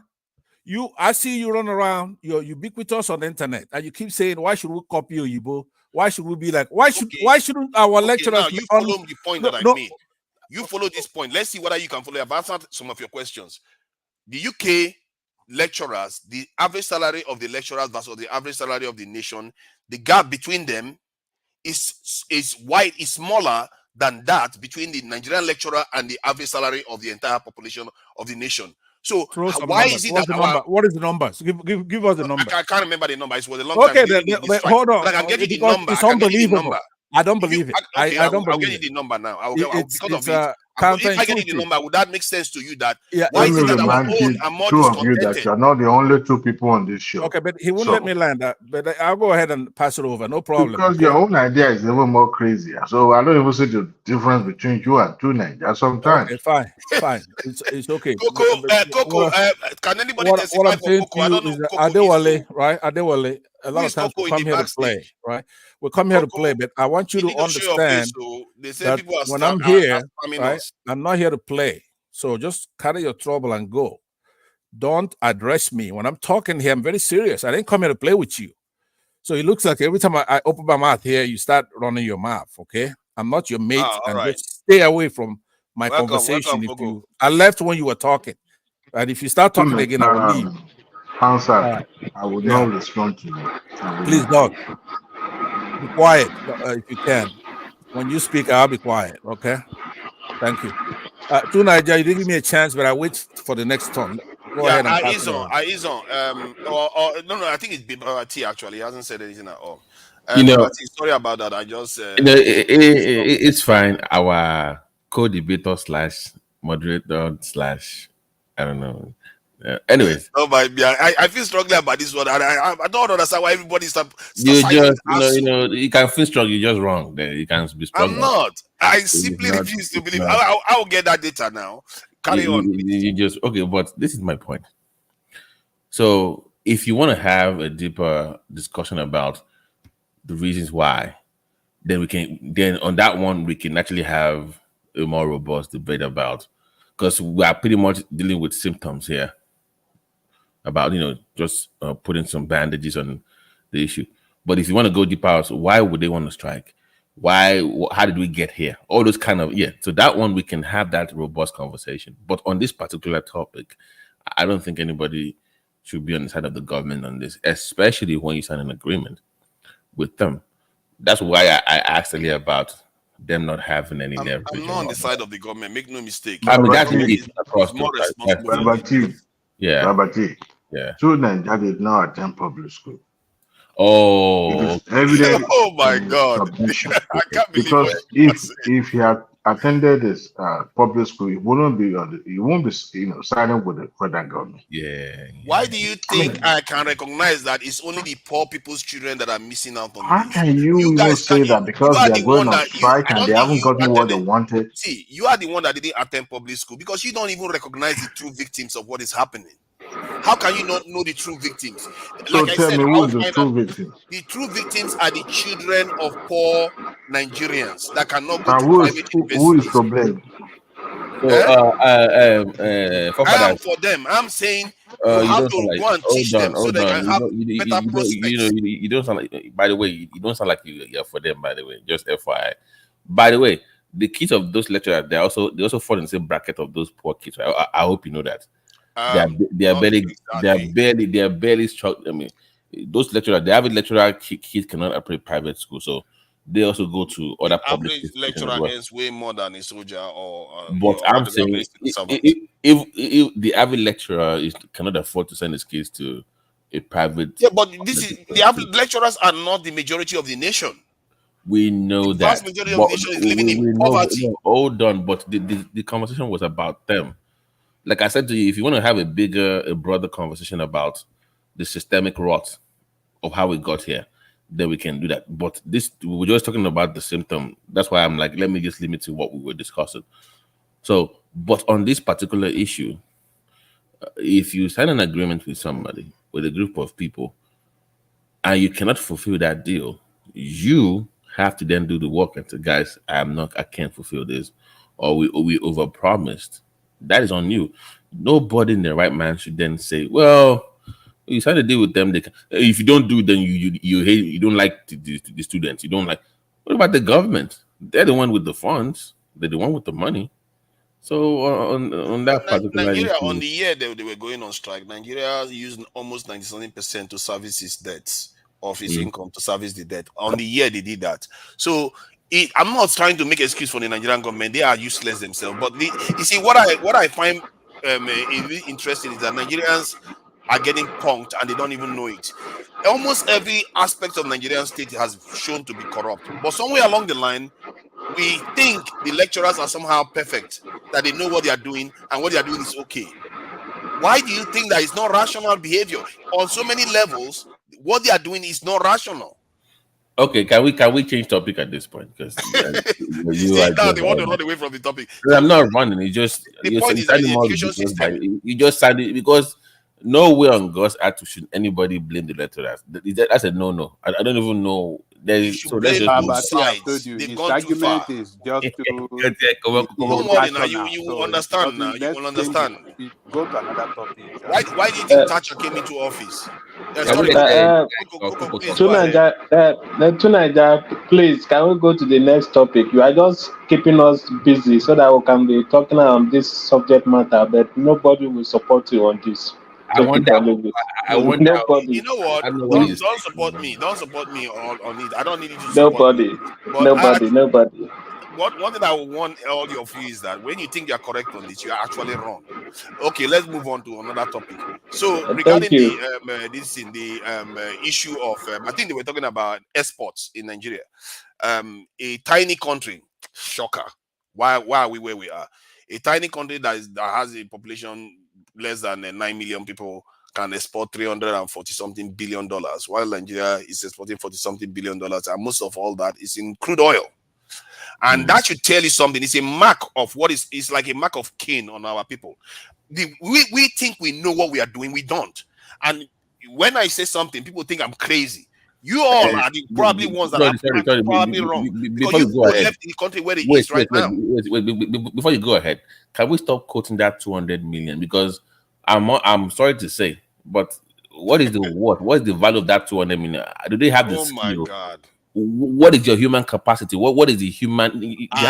What is it? Back to the education system that they crippled again. Who crippled it? We Nigerians crippled the education system that reduced their capacity, their net worth, or whatever you want to call it. But when you say we have 200 million people, half of them are, sorry to say, use the word, but the value is low. What is the output of the average Nigerian compared to that of the Japanese? So when you say, so let's not stop putting that 200 million number. It doesn't mean anything to me. It can be 5 million and actually more matters because productive. they are human lives. No, to your topic, I'm saying that you can be 5 million and be more productive. But quoting that 200 million, what is the output of that 200 million people? Where is of the 200 million people is generating $500 billion, and we haven't even figured out how to secure them because our people are somewhat. You are good. See, I don't want to insult all our Nigerians. No. Stay with me, because like I said, you bring up a topic, but you want to have a broader discussion. So you go. So if you want to stay on topics or something, do that. But if you want to have a broader, the one I brought the topic up, and you start. Did you not bring up a different topic? No, I did. No. I was speaking because you said Japan. Did you address the exports? No. You said because you are quoting Japan now, it was a smaller country, but they had bigger output. You changed the goalpost. No, I did not change. When I tried to do the same, it's like, don't do that. No, stay with me. People. No, stay with me. You said you brought up Japan and you said they are smaller, but Singapore. they have a bigger output. Okay, Singapore. And I'm saying that when you say 200 million people, the value of what you can produce at that 200 million people, is it that it's not reflective of what we can do, or we just incapable? We are incapable of doing anything at all. Like we don't. Okay, can we do it, or we don't have the ability to do it at all? We are incapable. That's what I'm trying to understand. We are not ready. We are not ready to see things on a higher level. Let's put it that way. Please. We are not incapable of doing it. Please don't say that. Wow. I'm asking, sir. I'm just asking the question. Okay. The answer. We are not incapable. Just the systemic error, maybe systemic degradation in Nigeria has brought us to where we are today. If we want to solve the problem of Nigeria, we have to be bluntly sincere and honest to ourselves. The Nigerian foundation is very, very bad. Let not sugarcoat anything. Let me tell you, is it not Obasanjo was in a conference? He said it to the face of those people there, about 3 or 4 there. He said he made them billionaires, including Otedola and co. Then now, if you want to investigate further, is it that those people are the most qualified people to be given that opportunity to make those money? Probably yes or no, we don't know. But let me tell you, the Singapore that you're talking about today, there are a time when Singapore and Malaysia are all the same country. They start having problems that we're having in Nigeria today. The Malaysians have to vote for Singapore to leave their country for them. Because when you come to their country before the Singaporean left, the Singaporeans have less population, but they somehow have been prosperous in what they do. So it brings envy and rift. Then the Malaysian that feels they are more populated feels that these people are dominating them. Okay, let them go. Let them then have the larger population and larger landscape. Let them manage themselves. Now, when they left, the two nations start competing. Everybody was trying to kind of grow at their own, and now they face themselves. And if you check those two nations now, they're actually doing well. Nigeria, we have been deceiving ourselves for so long. Some people will tell Nigeria is indivisible, is this and that. No. See, if an Hausa man is there and he wants to bring a change, the Igbo man will say this Aboki will not do it right. If it's an Igbo man, listen. Within states, just stop with this. Calm down. Listen. No, do you know? I'm coming. Do you know when you talk about states now? I'll come to that state issue. Listen. The reason why we have not been able to compete in between states is because of the Nigerian Constitution, the unitary system. Listen, if they can give states, local government autonomy, resource control, I'm telling you, you start seeing that competition. You will see it. To be fair, states do compete. To be fair, Nigerian states do compete. The Nigerian states do compete, but there's no resource control. You understand? There's no resource control.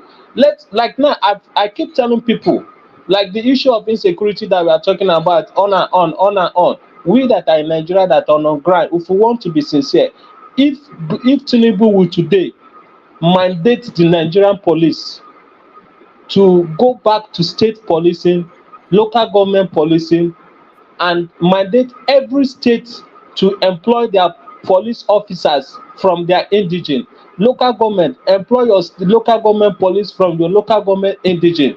I'm telling you, within 6 months, this issue of insecurity, banditry, I'm telling you, will become a forgone issue. But because the people at the center want to have power to control the whole nation, they'll feel threatened that when you do that, their power has been reduced. You understand? Because I sat down, I talked with one person one day. I told him, hey, Mr. Man, if you are in the Nigerian military now and you are from the southwest and I send you to the north, will you sacrifice yourself for the 50,000 or 100,000 to save the people there? He said, no, I can't do that. But I said, if they post you to your own village and they are paying you that same amount, will you allow terrorists to overrun your village? Say he's going to defend his village with the last drop of his blood. That is exactly what we are missing. We should stop deceiving ourselves. If we want Nigeria to work very well to the way it will go, let's not be sentimental, being tribalistic or whatever. State to have resource control, state police, state all this military that's fighting Nigeria insurgency, they cannot solve the problem because this insecurity that we're having in Nigeria is not. Most of them are not. Let me ask you this. You see, some of the things I like us to, you know, when people have 2 cups and they show you that the ball they're going to put a ball under one of the cups, and they ask you to choose one ball, and when you choose the ball and when you choose the cup and there is no ball underneath, by deduction, you assume that the ball is in the next one, isn't it? Yes. That is what I call deductive reasoning. Yes. When you look at Africa with their various systems that they have, various different myriads of systems, yes, and they still look like they are still poor, like us. Things are not working fine for them.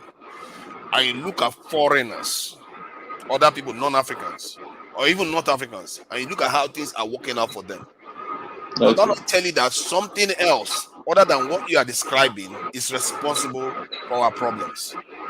And to Nigeria, I know the angle you are coming. You are coming from the angle of external force, probably Western influence. Definitely, not necessarily our own individual behavior. There's something within us that we've not fixed, and that other fellow African nations have not done. Wait, to Nigeria, what you are thinking that we've not fixed is not actually true. What we have not fixed is that we don't have a strong institutions, and that strong institution will not come by a fraudulent constitution or a fraudulent way of imposing people to be together. Listen, we have to respect ourselves before we can work together. You have to respect me. Then I will respect you. Then we have to have a constitution. We have to have a constitution that hold on now, to let you know, this is what I call about deductive reasoning, so that we can try to start ruling some things out. Somalia is homogeneous. They are the same language, the same religion, the same tribe, everything the same. And they are far more divided than us right now. The idea that even families can be extremely divided. Sure. So we have to understand that there is something else. We are not, instead of us to focus on other things that are going to solve the problem, we are missing the solution. When you say because we are separated, we are different tribes, different language, that is not at the core of our problem. I'm just using deductive reasoning to say, if you look at other nations that have more reasons to be united, but they are not, that tells you that something else is going on. Listen, what I know the angle you are coming. You are giving examples where Somalia issue cannot be the same as Nigeria. I'm just telling you one of the problem we are having in Nigeria. If you look into it, it's not about we coming on air and just make some conclusion from when you go to Google to take this. Let's go to the grassroots and look at the behavior of the people. When you go to the listen to Nigeria, I've spent more than 30 years in the north. I know when in the north, when you come to the northern part of Nigeria, they are very, very accommodating people. They will give you farmland for free to farm. That is the northern part of Nigeria. You understand? I'm from Southeast. And then let me tell you. But I'm telling you, I've spent more than 30 years in the north. Like when some people will come, will paint the whole northern with they give you farmland to farm, and then they'll cut off your father, your mother. No, Pansat, calm down. Pansat, listen, let me land. I don't know what he's trying to say, Pansat. Come on, man. Listen, Pansat, listen, I'm coming. You're talking a lot to Nigeria. Plus, let's spread it around. Pansat, let me finish. I will come. Listen, I have to be honest to you. I have to be honest. I hope to tell you the truth. But today, when some people, those days, they look at an Igbo man, they say they always fight over land. When you have a limited resources, there have to be a quarrel. So there have to be a law, a very strong law that will make that quarrel not to happen. And that is what Nigeria is not getting up to date. I know in the early 20 years back in the northern part of Nigeria. I'm going to land now. Going to land now, Pansat. When you now I'm saying something that you don't like, you are feeling angry. No, I'm not. I don't want to be ethnic bigot now. Let's say the truth. I'm telling you my own personal experience. I'm not telling you about other people. As I'm talking to you now, I don't like to stay in the north any longer because I feel my life is being threatened. And I know these things change over time. Even that same northern part that I told you that they give people land free, now they are even killing themselves over land. What brings about that? Development. And as development comes, you can no longer give people land for free anymore. It's just like the issue of farmer headers clashes. When people complain, some people start giving you excuses that it's not header man, it's not this and that. Listen, the reason why I'm bringing this issue is that as development comes, changes come, you have to accept that changes and sit down on a round table and discuss what is the better way to solve this problem. But Nigeria would think no, the old way is the way. Can you show your face and show your teeth? Let's see if you have gold on your mouth. Come show on. your face. No. Thank you, Coco. Let's bring other people in. Izon hasn't said anything for ages. What kind of human being Izon has been there for you are fond of Bennett looking all these it's okay. Let them go. Let them go, please. It's okay. All right. Okay. Thank you. It's my turn. It's my turn. Pansat, let them talk now, please. You see, there's Ekene has come in, hasn't said anything. Angelico barely said much. He was basically interjecting. And okay, I'll leave the floor. Are you the floor for the next person? We're in a different topic now. You can't say I've I've been here a long time. Say what you want to say, but don't go on. People would interject anyway. So okay, please don't say. Give me how many minutes I have to speak, and I want you to shut up when I'm talking, please. How many minutes? You have 1 minute. Okay, 3 minutes. 1 minute. 1 minute. 3 minutes. Okay, let's time it. How can you? No. How can you disrespect the host of the show No, it's my buddy. Then you Don't still worry. want to speak. We're kidding around. Just No, it's not funny. That's please, the point. please, Nobody's please laughing. mute all these people now. If I have 3 minutes, you guys have no respect. Is that because when diaspora, I could be your dad. All of you here could be your father. You have You no can't be my respect. father. I pray to God I anchor this show one day. You would not even, in fact, if once I see your logo, you would not even be allowed to this platform. Let's leave that. Let's get to the You know, crux of the matter. when he was speaking, I left. Could you remove him while I'm speaking? Remove him. We are Remove. currently, let's not go to Northern talk. We are talking about that's what we're going Singapore. right now. No, we're talking You about can't have, Singapore. woman, can you remove platform from the platform? You can't have this kind of the He needed to be removed. That guy needs to be removed immediately. Why is he removing him? I don't know why he came into remove him. Because his mindset is very corrosive. His mindset is completely corrupted. His mindset is just out of this world.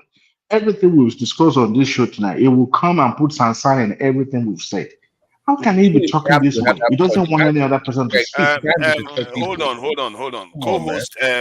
Co-host General Thomas, please don't do that again. It's not edifying for me to be on a platform and you just come and remove somebody that I'm moderating. So it's just not proper. The two wrongs do not make it right. All right, go ahead, please. Who was talking? Pansas is gone now. It was your friend Pansa, so he's gone. Okay. Yeah, so regarding, we're talking about the exports that Singapore, a nation that is barely 9 million, can do. I think it's almost 8 times that of Nigeria. Nigeria can export, did an export of about 40-something billion, while Singapore is doing 341 billion. And this goes to the issue that we're highlighting with the ASU strike and everything else that we do, even education that we educate our people overseas. There is something seriously wrong with our psyche. There is something seriously wrong the way we behave as a people. That we think we are very, very correct with the way we behave, but something is clearly missing. And the fact that we are one of the most obstinate people when we think we are correct is a good thing, because people cannot influence you and change your mind so easily. But if the results are this bad, maybe we should be searching ourselves within ourselves, not people having to influence you. Search yourself and ask, what are we doing so badly wrong in this nation that Singapore, a tiny nation like that, can export 8 times more than Nigeria? And if you remove the oil exports, which Singapore doesn't have, if you remove the oil exports, I think that number will just be astronomically more than that of Nigeria. Can we respond to the question? So the first thing is human capital development. I think I mentioned that earlier. Human capital development. Number 2, you pour money into research, which ties into, of course, what you were saying about the education, the value of raising credible research universities and funding them properly. So you must invest in research. You must invest in your people. You must invest in your infrastructure. You must invest in security. You must also invest in education to the point where there are no sacred cows. There's no this idea that I'm going to leave 30 million poor kids, I'm going to abandon them up north because I'm scared because they are Muslim and I don't want to invest in them because their imams will be upset. You have, as a leader, you have to overcome that. You have to break through that barrier. So a serious government will say, I don't give a damn what your sheikh thinks about you, because the sheikh's kids are in London, they're in America. You cannot have this hijabs, whatever school they call it. You can't have 30 million kids up north if you care about the future of the country. So you must break through that barrier and train those kids. Not just bare secondary school or high school, proper but the southern ones still don't get good education. You know that full well. Even the southern ones don't get very good education. But I'm saying that it's more like a no child left behind for everybody. But you know they are farther behind from everybody, is what I'm saying. So you have to take everybody. That's gonna be a tall challenge. I know it's tough. It's tough, but it has to be done if you really want a serious government, if you care about the future of the country, because those kids are going to be tomorrow's terrorists. When you are progressing down south, they're going to come after you after your wealth, because the country will have failed them. So a leader has to bridge to that human capacity development, education, research, of course, security. Security. but human capacity development from at that level has to start from that level. Yeah, but if you look at Singapore's approach, from what you highlighted, this is security. They are very, very extreme when it comes to security. Actually, they are one of the most extreme nations I've ever seen. In town, they use about 10% of them. They are involved in their securing their nation. What is their literacy rate? What is their Oh my goodness, their literacy rate will be through the roof. But they achieved that. They achieved the high ready security posture first before they became advanced, and that part of it is maybe that's like when I 97 go back to this topic again. 97%, 97.13. Yes, I'm surprised it's not even 100%. Let me see Nigeria. Let me see Nigeria. Literacy of Nigeria. 77%. I think we're up to. That is, you can can't read, but where the gap is the highly educated ones, the ones that actually go on to do things that actually earn money for the country. We're just selling crude oil. That's all we're doing. Our nation. But I'm saying nothing other than selling crude oil. The dynamics of for tomorrow's world, what is the AI world, we need to have. We can't have any child left behind, because before we can afford to do that. But tomorrow's, the way the world is going right now, you have no choice as a country. You have no choice. I think you find out that our people will find a way to have a choice to make sure they don't develop. See, the truth is our people always find a way not to do things right. That is, it's magic. If you look at what happened in the last 7-8 months alone, if Tinubu came to office, went to sleep, and woke up now, Nigeria would be in a better state. That is how sabotaging we are as a people. That's my point. The idea that we cannot find a way to do things right, I think we can do things right, but our people need to start thinking, asking themselves questions. Because when we think we know, but how can you? Because so pretty much what you're saying is that 20 million doesn't mean anything, doesn't mean any jack shit then. If they're not properly trained, so what is the point of having 20 million people? It's not the training. It's not the training. It's the mindset. You have to be nationalistic or your own people interested. Our people seem to be serving other people, and not only from the underclasses. They are just poor, but the middle classes and the elites, they are not for their people. If they are being there for their people, do you think you have to convince our officials that they need to use Nigerian-made these vehicles or buy Nigerian-made goods? You don't need to convince them. That is instinctive. You don't need to convince Nigerians not to be sending their children, or not to, to discourage Nigerians from using the dollars. You don't need to tell the government. The government should be discouraging Nigerians from using the dollars. The entire thing is designed to benefit other people. And when most people don't know that, actually, they just think that that's our culture. This is where we are right now. People don't know how bad it is. If you move crude oil, you know that we are not doing anything. So Nigeria is divided. A house that is divided against itself will not stand. Nigeria is divided. Look at, it's serious. It's very pathetic. Like people like me, who never wanted a separate country, wanted a bigger Nigeria. But honestly, anybody that wants Nigeria to work will start from the issue of unity. Okay. Did you know when you people are united before? When we are united, that is when we start thinking about nation building. But well, then we start think about patriotism. Coco, are you there? Yes. Yeah. Did you know this YouTuber called Ichibu on YouTube? Yes. Did you see that drive through Nigeria? Yes. I'm like, my God, we have problems. Do you know all those areas that she drive through and knows those routes very well? I travel a lot within Nigeria. That is why when I talk some people, how can you grow?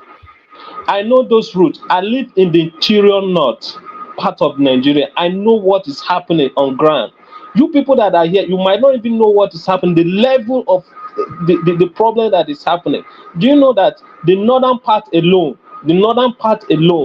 if their elite will remove their eye from the Nigerian oil and face agriculture, I'm telling you, the oil is nothing compared to what they will produce in the north. I'm telling you the fact. Let's say the middle belt alone. If the elites can remove their eyes from the oil, from this Niger Delta I oil, think if they remove the eye from the oil, it's not going to make a difference. Look at what Macky Sall in Senegal is doing. Our leaders, I've said it before. These leaders why do you that we say have it's not going to make any meaning? because these leaders are not technically our leaders. They are groomed by foreigners and they handed power over to them. I'm talking about not just the leader, the elite class.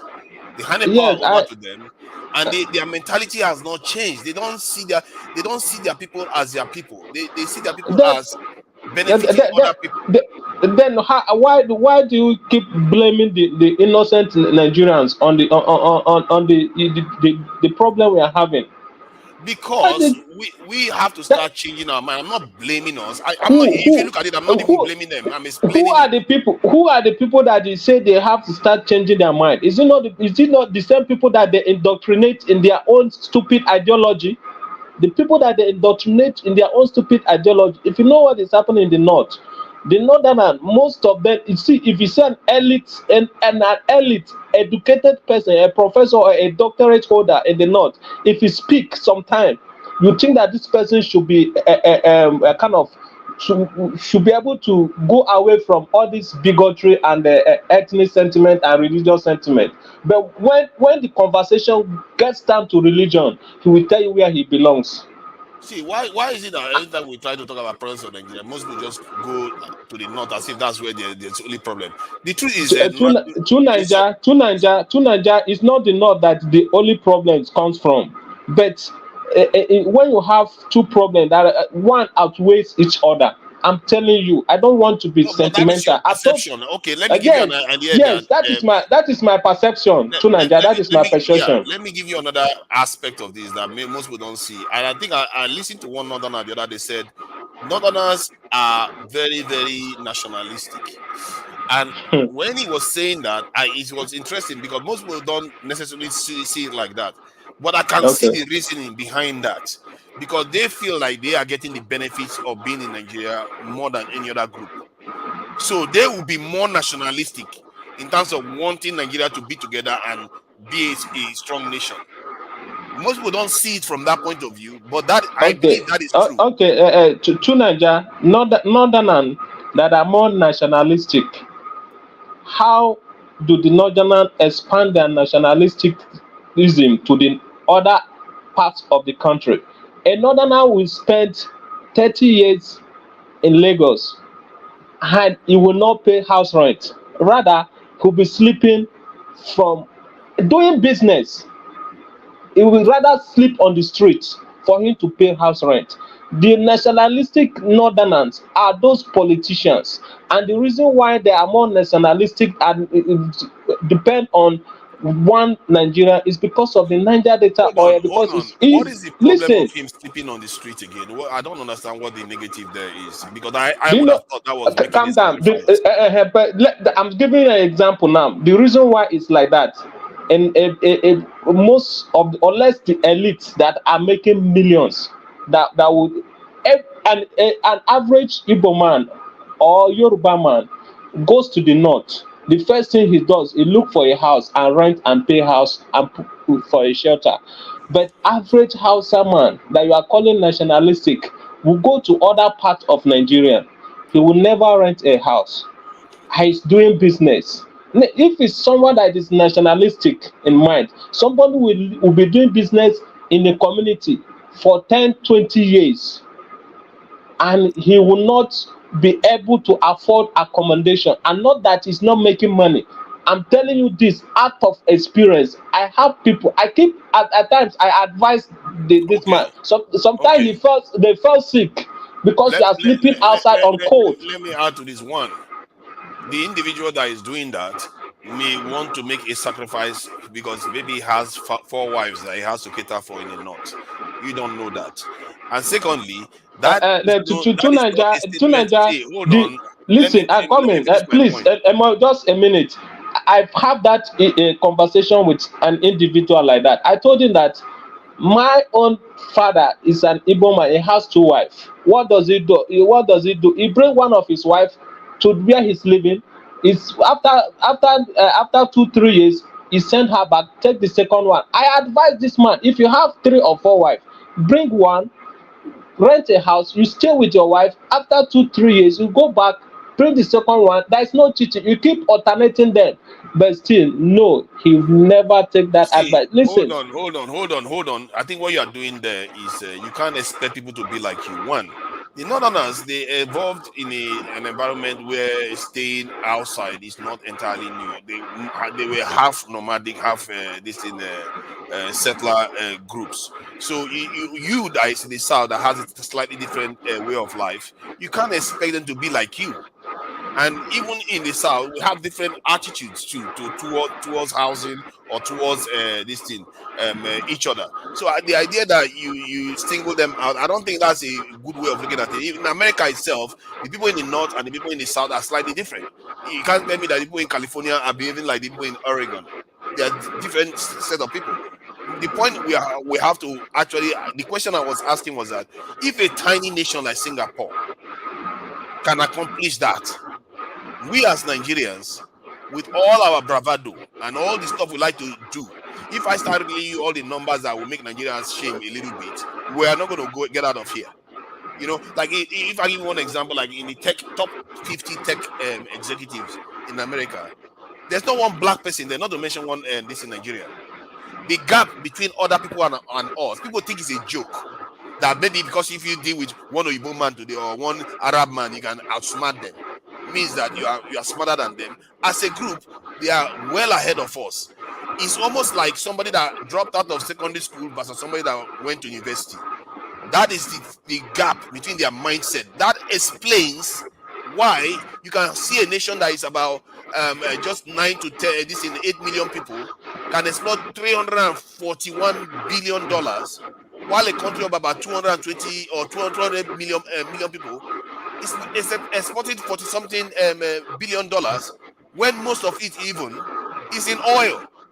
They are not making anything. We are not generating anything at all.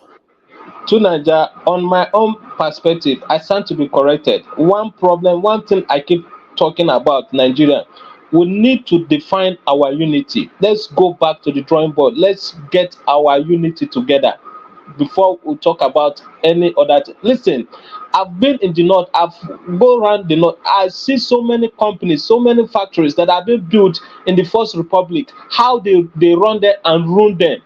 I'll give you listen, if you can come down to Nigeria, somebody take you on tour to go and visit so many places and give you the picture of what is in place in those areas in the First Republic. I'm telling you, if those things have been maintained and built upon, Singapore is nothing to be compared to Nigeria. I'm telling you the fact. But those things we are run down by the same people that I'm telling you. If someone that is coordinating that place is a Yoruba man and is doing well, because they feel that this thing is in their land, and why should somebody from the southwest to come and be the head of the operation? They will make sure they remove that person and put incompetent person. And when that incompetent person comes on board, the next thing they do is to run the government apparatus down. I know that anything that belongs to government makes deploy who works there and who doesn't work there. Please, there's so many things that.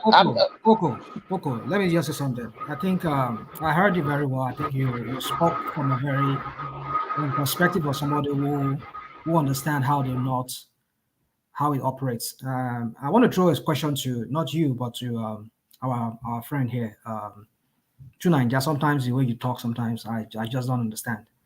I know you've had some heated debate with some people here. I know about that, but one thing we need to understand is, I'll throw the question, but let me just say something first. There's a difference between being patriotic and being a nationalist. And we keep asking the question that, is Nigeria a nation or just some kind of contraption, as some people will say, or some kind of a criminal enterprise? What are we? Well, Nigeria is not a nation. Nigeria is not a nation. if we look at it strictly from the definition of a nation, Nigeria is a country of nations. Mark my word, nations, not just nation, as in one singular group of people. There are different set of nations within that space called Nigeria.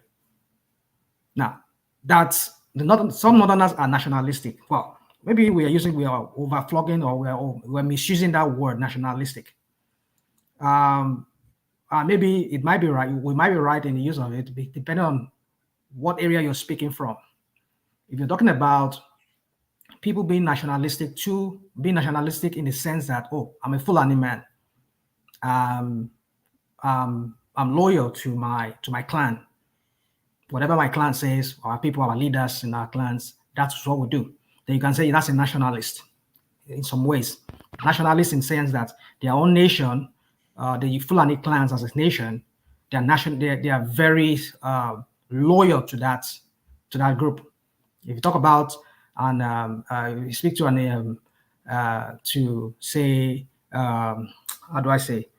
Kanuri man will be very loyal to the Kanuri ethnic group, which is a nation of its own. Speak to a Yoruba man will be very, very loyal to his own Yoruba nation. So that is people being loyal to their own groups, not patriotism. Now, if we're talking about Nigeria as a country, then we can ask the question, are they patriots? Because Nigeria is not a nation. Nigeria is a country of nations. So we can use the word nationalism to people who are loyal to their own to their own nation or to their own group or tribe. I can understand that. I think you are Hold on. So my point is this: is that what we should be using in the sense of Nigeria as a whole will be patriotism. The Northerners are not patriots. Because in the strict, they're not patriots. Yeah, they're not patriots. They are nationalists. They are religious fanatics. Most of them. I won't say all of them. And especially those elites among them. They use religion to stir up that ethnic or that nationalistic fervor among them. Let me explain what I'm trying to say here. Is that as a patriot, you think Nigeria first. Somebody just said to you here, as Coco just said to you now, that another now will first of all think about religion first. Whatever they want to do, they will have to think about religion first. And maybe think about their clans or whatever the case may be. But when we say nation, let's get this straight very well. When we say Northerners, we need to understand that we usually talk about Northerners it's a word we use in the broad sense of it. But I want to understand that the very people among those Northerners who seem to be the very nationalistic people among them, I'll say in modern times, let me not say in the old times, in modern times, are the Fulanis. And the way they spread themselves across North, that's why you find them, a Fulani man is claiming to be from Adamawa State. Adamawa State is not Fulani. The Fulani man can say he's also from Plateau State. But Fulani man is not from Plateau State. So they spread themselves. It's the tactics that they've done over time. And they seem to be very good at it. That is why you see a Fulani man contesting in states, in area where they're not native to. So my point is this, that if you're a patriot, you think about the country first before you think about your own ethnic group, which in the sense that would be national. You're being nationalistic in that sense. But what we've seen over time is that these people, they are very loyal to their religion, to their own ethnic group first. Forget all this thing we talk about that, it's because they are benefiting. Somebody just said to us here now that, because they are benefiting from that country, that contraption called Nigeria. Because the civil service, virtually they dominate the whole thing. Because if you look at North, what do they have in North? There's no industry. So the only thing that they could lash on would be to find themselves in government, in civil service. You go to so many civil service, they head most departments. That's not to say that there are not Southerners there too. There are Southerners who are also heading departments, but if you look at it by the numbers, they have the largest share. How many Southerners will you find in banks in Lagos? How many Southerners will you find in some other private institutions? You will find them. I'm not saying you won't find them, but you won't find them as you will find, because they see that civil service as government as a way of by which they can enrich themselves and maybe grab power. So my point is this: is that the first reflex of a Northerner is that my religion first, my ethnic group first. That's not how to build a country. And that is where the problem is in that country. See what somebody is saying. Emi Lokon, Yoruba Lokon. We can say, well, that's just it's a political statement. No, you don't speak like that in a country whereby we all. Don't get me wrong. I'm not saying it's wrong if he said it, but I'm saying that it's because the underlying issue with that country that is really, really bedeviling that country has not been addressed. And how can we address it? Is if we want to form a confederation, we want to go by regional system, let everybody have their own space, have an autonomy over their space. That way we know that if we are coming together as a country, we are only building an army against external aggression, and we rotate headship among ourselves. But if you want to like feign this ignorance, we want to fake it up that, oh, we are all one person. We're not one person. We are not one. Shocker. See, I think you've had your stab at this now. Let me say something. See, when are you going to land? You've been going on for how many minutes now? You need to allow people to interject now and again now. Just let me land. Let me land this point. So in conclusion, my point is that if we do not address that very issue at the core of it, because Nigerians are not patriotic, they're just only loyal to their own ethnic groups. And so if we don't address that matter, we'll continue having this problem. That is at the core of the very problem of Nigeria. I put it there. I just rested there. You want to ask your question, go on. But my question to you is that, can you distinguish between nationalism, being nationalistic, and being patriotic? That's the question I have for you. Nationalism is a form of, I think the way it's been described is the highest manifestation of a nation's power. And generally, people, yes, you are right that sometimes people are associated with their own ethnic identity, which ethnicity too is a very fluid definition. If you look at ethnicity, Nigeria actually qualifies as an ethnic group too. The loose definition of ethnicity. So the idea is that nationalism, their focus is on believing that their nation is superior and they can make it good. And even if you don't succeed in making your nation number one in the world, your approach is, this nation has to rise, and I believe this nation is the best in the world. And most nations that go on to do what they are doing, they believe their nation is the best. You have most of the founders of most nations are nationalists. They went on to found the nations, and then they handed it over to the bureaucrats and the politicians who rule. And if you look at from Lee Kuan Yew, Mao Zedong, Stalin, all of them, they are all nationalists that build nations.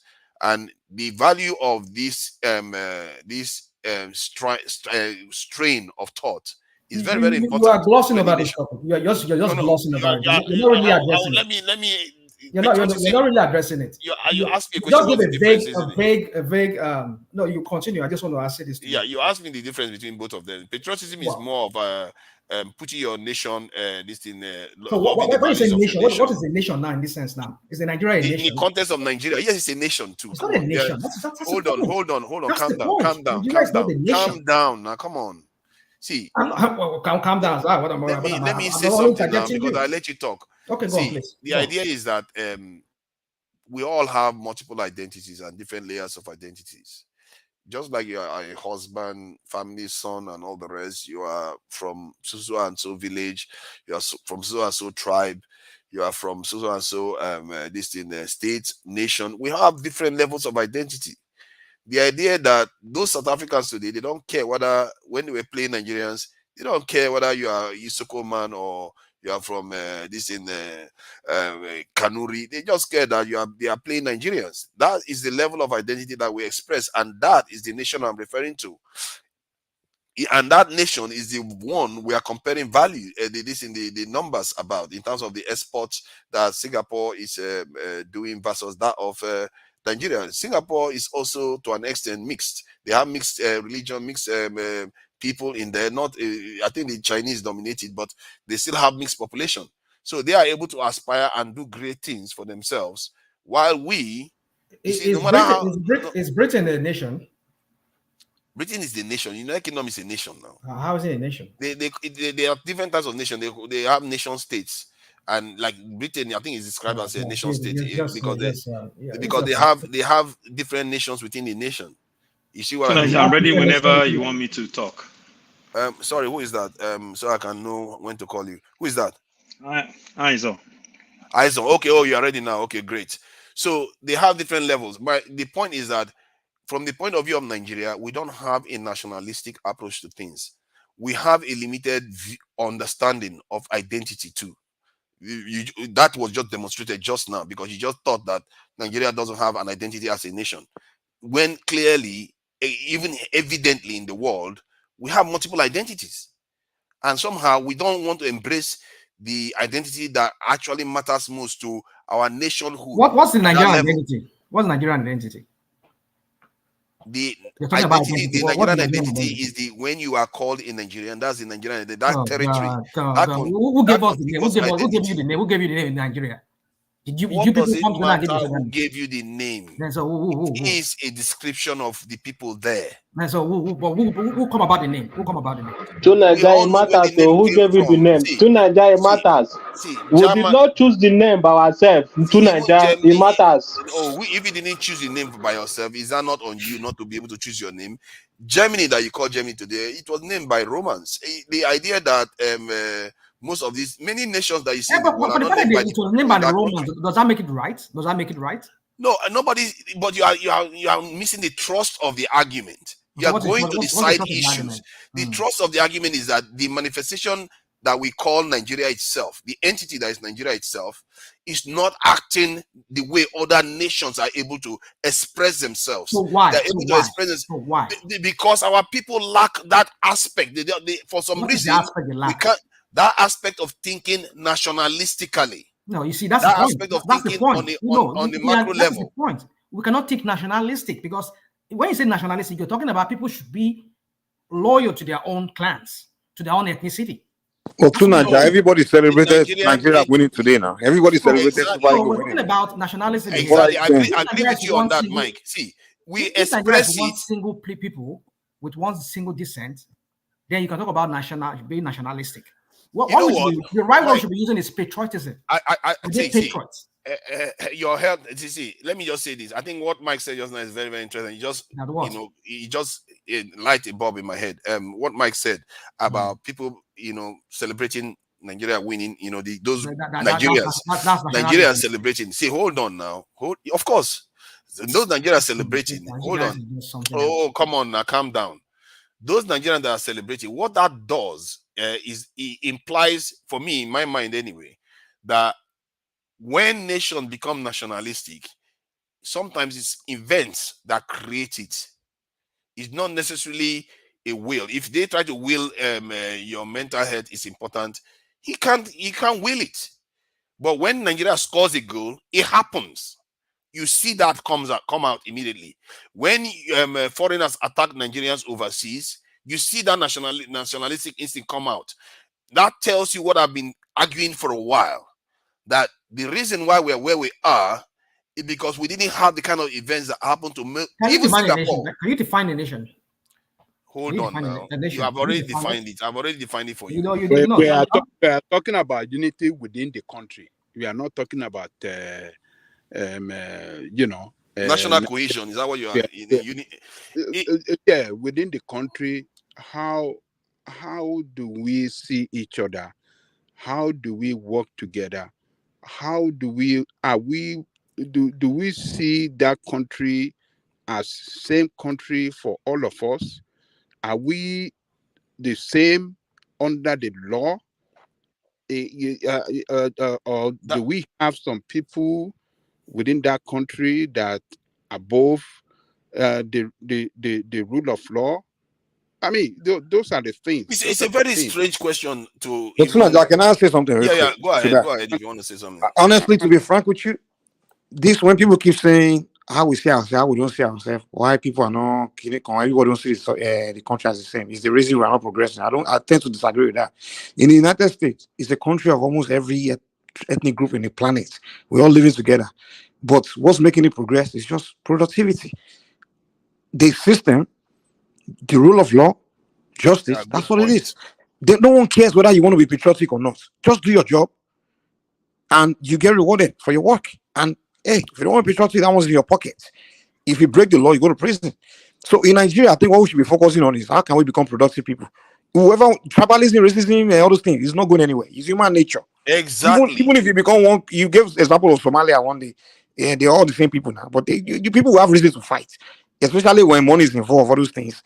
When people are fighting, it's really not because of their differences. It's just because of money or something at stake, some interest. But they will use ethnicity and religion to further it. Whether they want to win an election or they want to gain some kind of power, they will just use. When you start, if you want to achieve something, you want followers. So you have to give people one reason to follow you. And what's the best reason?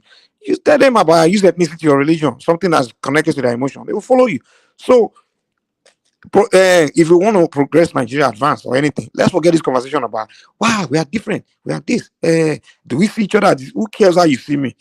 If I'm in Nigeria deaf, what I want to do, I don't care who's across the street look at me. I don't care as long as you don't step on my toes. So if we want to discuss how to progress, let's forget this. Why we see our the Northerners are like this, Kenyan like that. That's not the problem. Okay, let me say something in response to that. Look, I mean, it's like sometimes we like to deceive ourselves.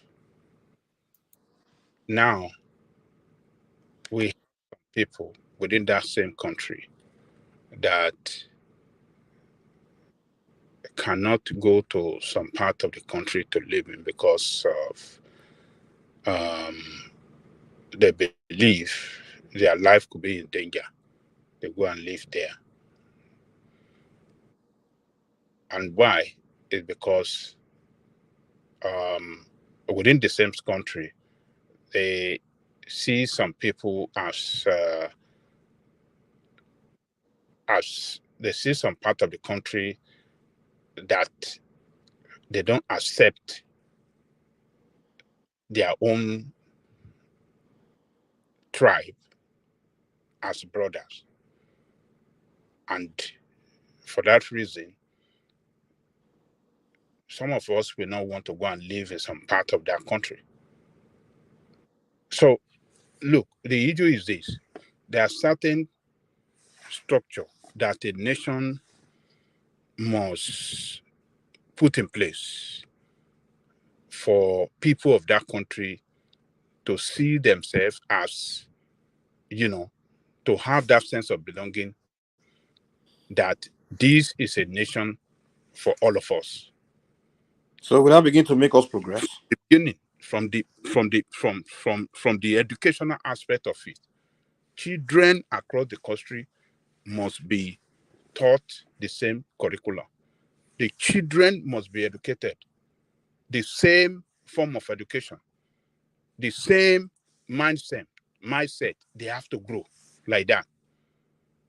They have to give them that sense of patriotism for patriotism to the nation from the little kid.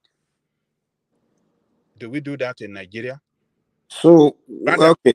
So if they become patriotic and then what? But rather, the way we raise our children is, look, see yourself as Yoruba first. Okay. So how is that hurting the country? Hold on. See yourself as Igbo first before Nigeria. But that's who you are now. Yeah. So what's wrong with that? That's your identity. Hold on.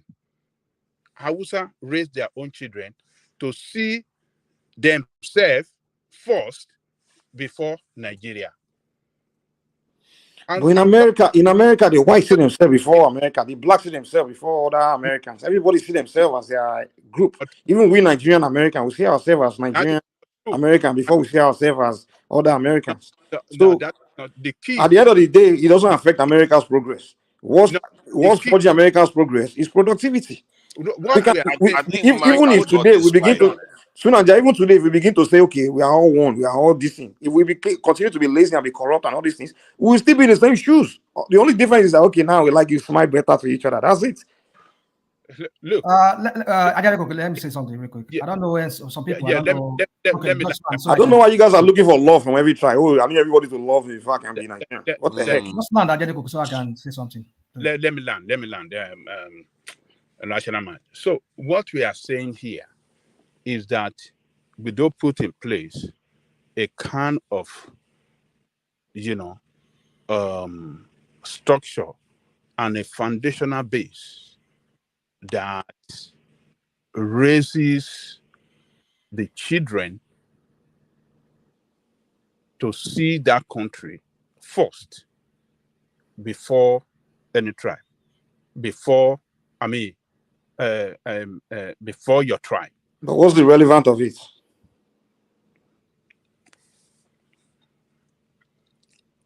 Okay, let me tell you this. Can I help you? If you want me to say something, let me learn. Okay. If you raise children to see Nigerian first, okay, and not your tribe, your tribal interest, but the interest of the nation first. And they pass through education like that to the university level. That mindset is what they will take to govern the country. That will make them productive, Abby. Hold on. They will govern the country with that sense of patriotism, and doing that, the nation will work well for everybody. Without being productive? The nation will work well for everybody. Everybody. I think the reason why things is not working is lack of productivity. It's not because of somebody. Forget about product. Even if you bring the most, listen. Ajale Koko, you have to see the point. Mike, we are talking of psychology. Even if you bring the most detribalized president, we've had the detribalized presidents over and over. It didn't change anything. It didn't change anything. If you bring the most, even if you bring the most tribalist president, if the guy is very productive, he could change everything, and we all enjoy it. Okay, let me say something. People call American president racist now. Those things, they didn't change anything. Can I say something? So somebody come here and tell us productivity, like we don't know what productivity means. I mean, like, what are we talking about? Just because you know what it means doesn't mean your point is correct. Let me land. Hold on, let me land. You have a country where farmers cannot go to farm because some Marundian clans people are walking about with their cows, and you're telling me about productivity. People in their own space, they have their farms. They go to their farms before now. They were making food. They were producing food for the nation. But now they could not go to the farm, all because of some idiots from some who knows where they come from. They just troop in through the borders and start claiming because they have their own brothers who live in that country and start claiming to be like them. And they say they are from, and then they start killing people, slaughtering people in their farms.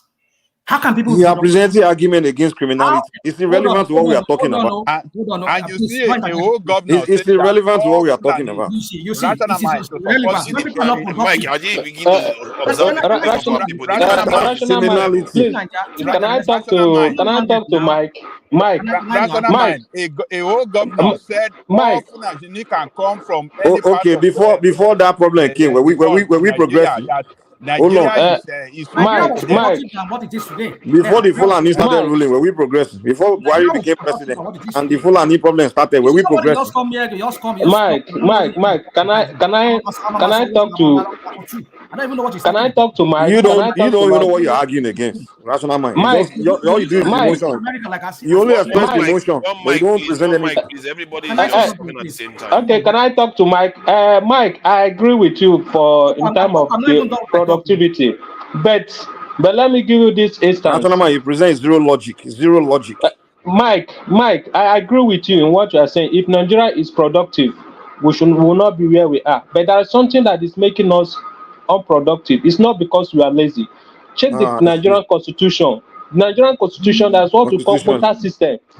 The quota system, do you know now in Nigeria, in unitary school, if you are from the north, for you to get admission into the same school that is being paid by the whole taxpayers' money, there is a lower amount of a grade you have to make as a northerner to gain admission into that school. While if you are from the south, your own grade is higher. That is from the beginning of Nigerian constitution. Children from the south have already been disenfranchised, or they are From the beginning of already what? From the beginning of when? From the beginning. If you are from the southern part of Nigeria, if you are From the born beginning as of from Nigeria. the That's not true. listen, I say from the Nigerian constitution now, if you are born from the southern part of Nigeria, that means Can you quote the you are part of the already constitution you're talking about? the part of the constitution. It's not a fact. I said I'm giving you an I'm just example. asking. Go If and I can check. go and look it up now. I'm not Go fighting and, you. listen. Go and look up the Nigerian unity school.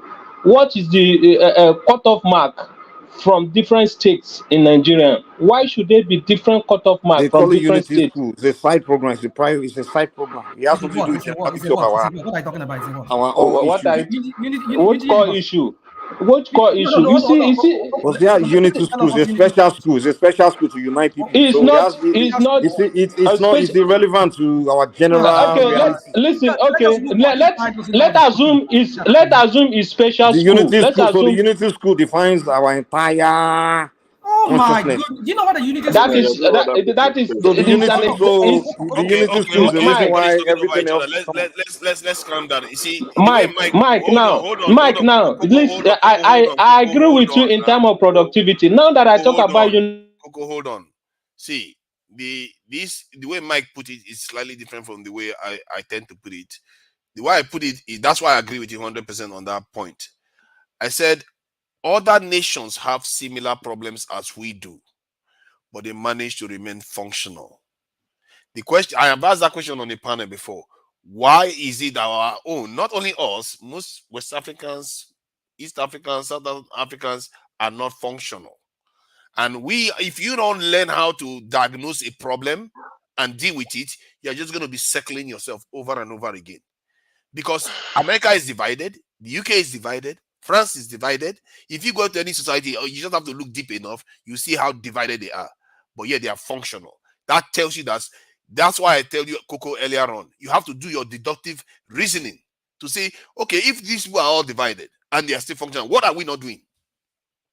That is what you need to figure out. You tell us, what are we not So doing? Nigeria, their neighbors here in America, if you are black, if you go there, you are likely to get shot. What are we not doing right? Tell But it us. doesn't stop you from being productive and progressing. One, you need to have a mindset that you have a right to exist in this world like everyone else. You need to secure your people like anyone else, so that anybody come and ask you for stuff, you are able to tell them what you think, not them telling you what they think. If they tell you what they think, you might as well be in slavery. It's over. And that is how every other nation starts off. They are all built by nationalistic leaders. But go ahead. Naija,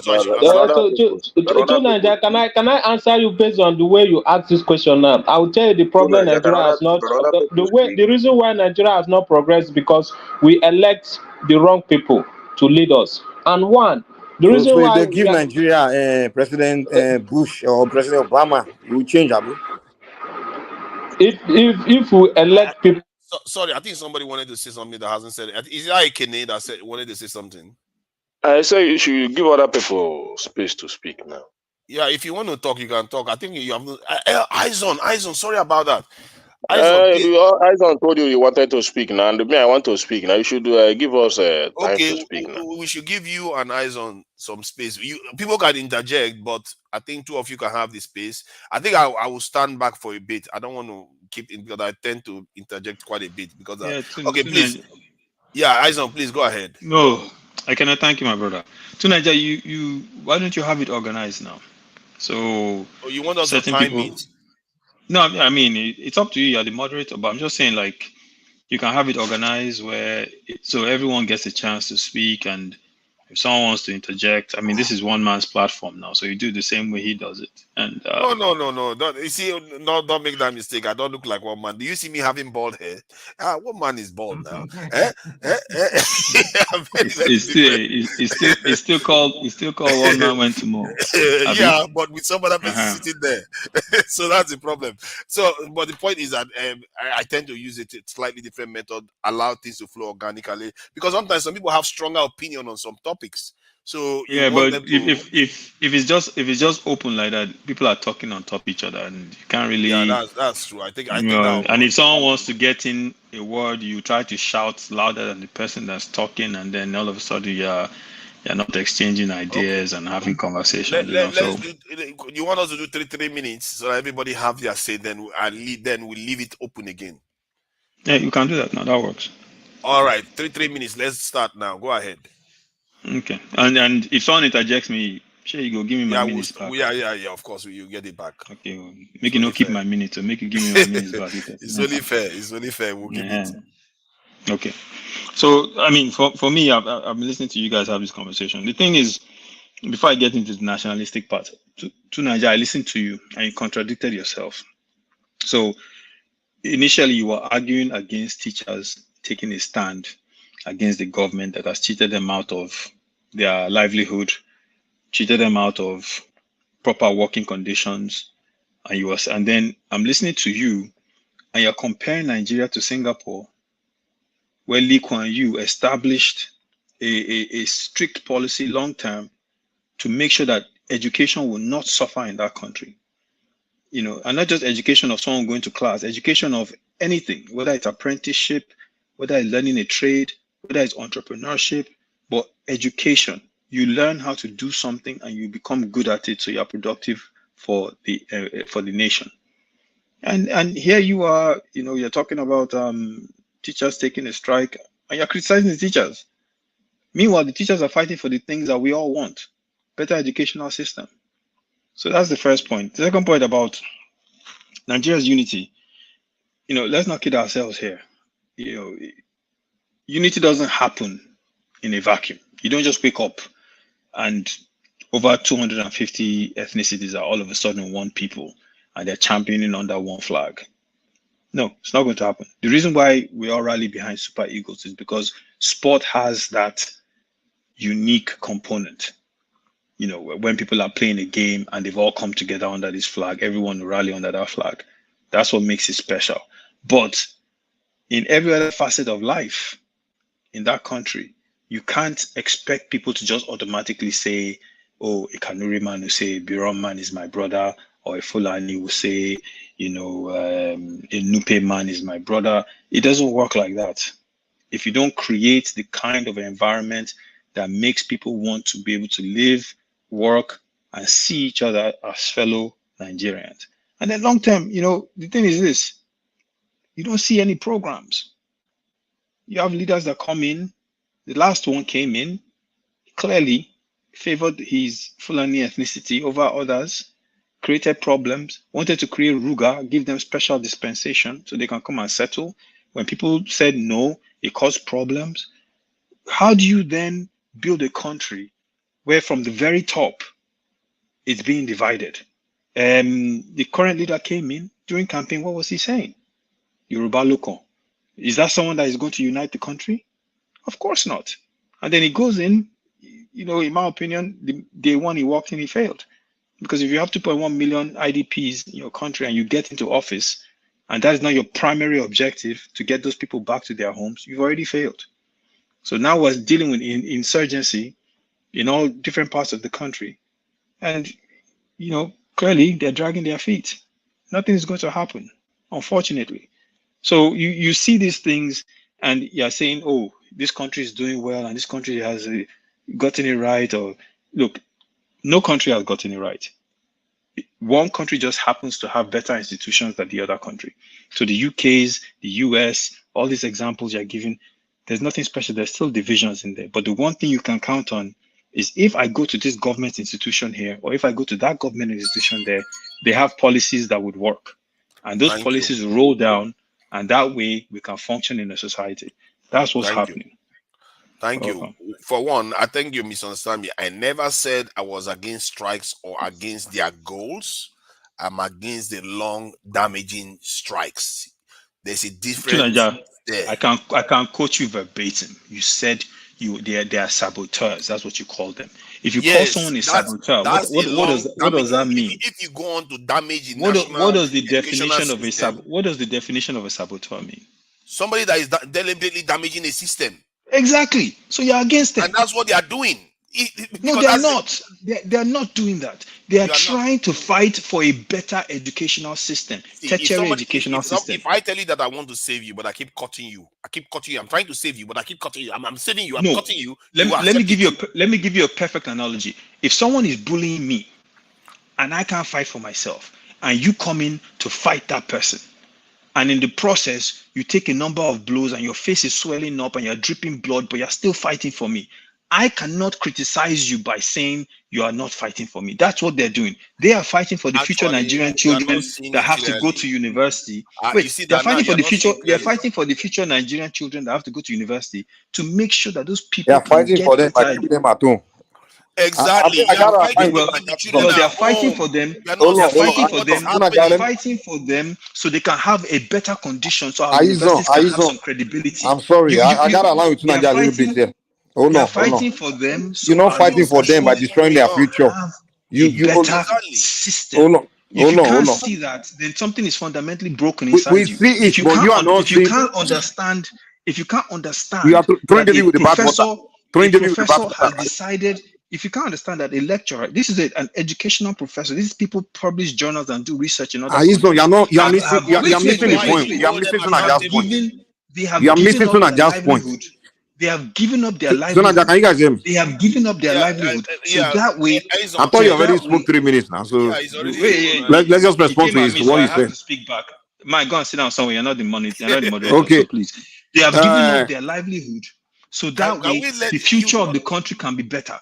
And you are here talking about they are keeping children at home. If your vision is that short-sighted, if that's all you can see, then bros. Let me kill his low IQ argument real quick. Let me kill his low IQ argument real quick.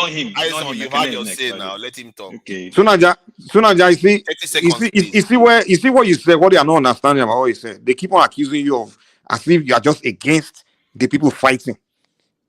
And that's not what Sunaja is saying.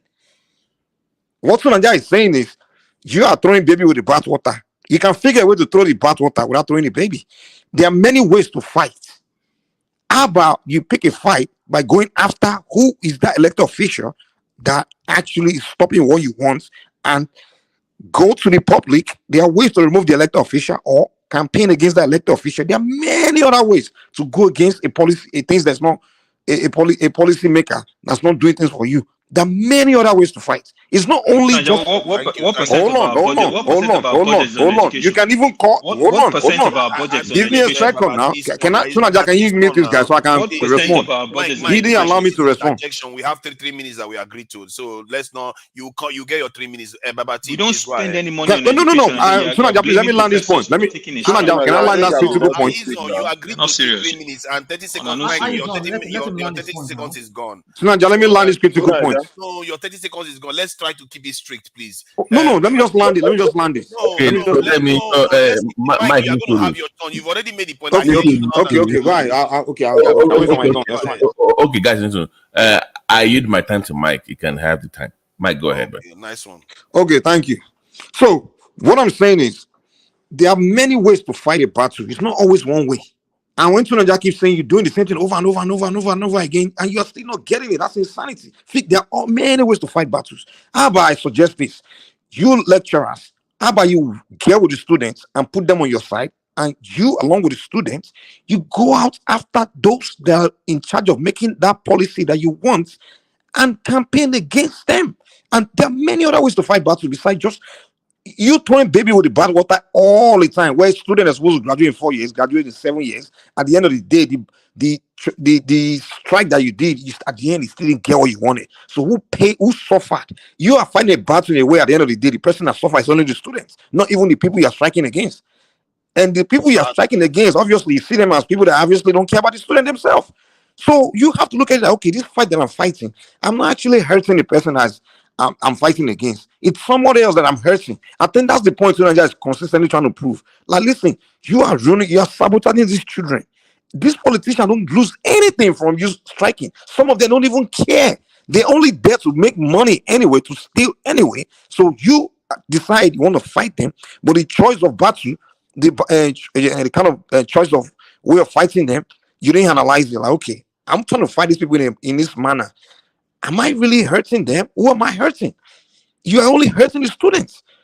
So I think that's where Tunanya is coming from. But you guys are accusing him of saying, oh, he doesn't want them to fight. He's siding with the politicians. He's not siding with them.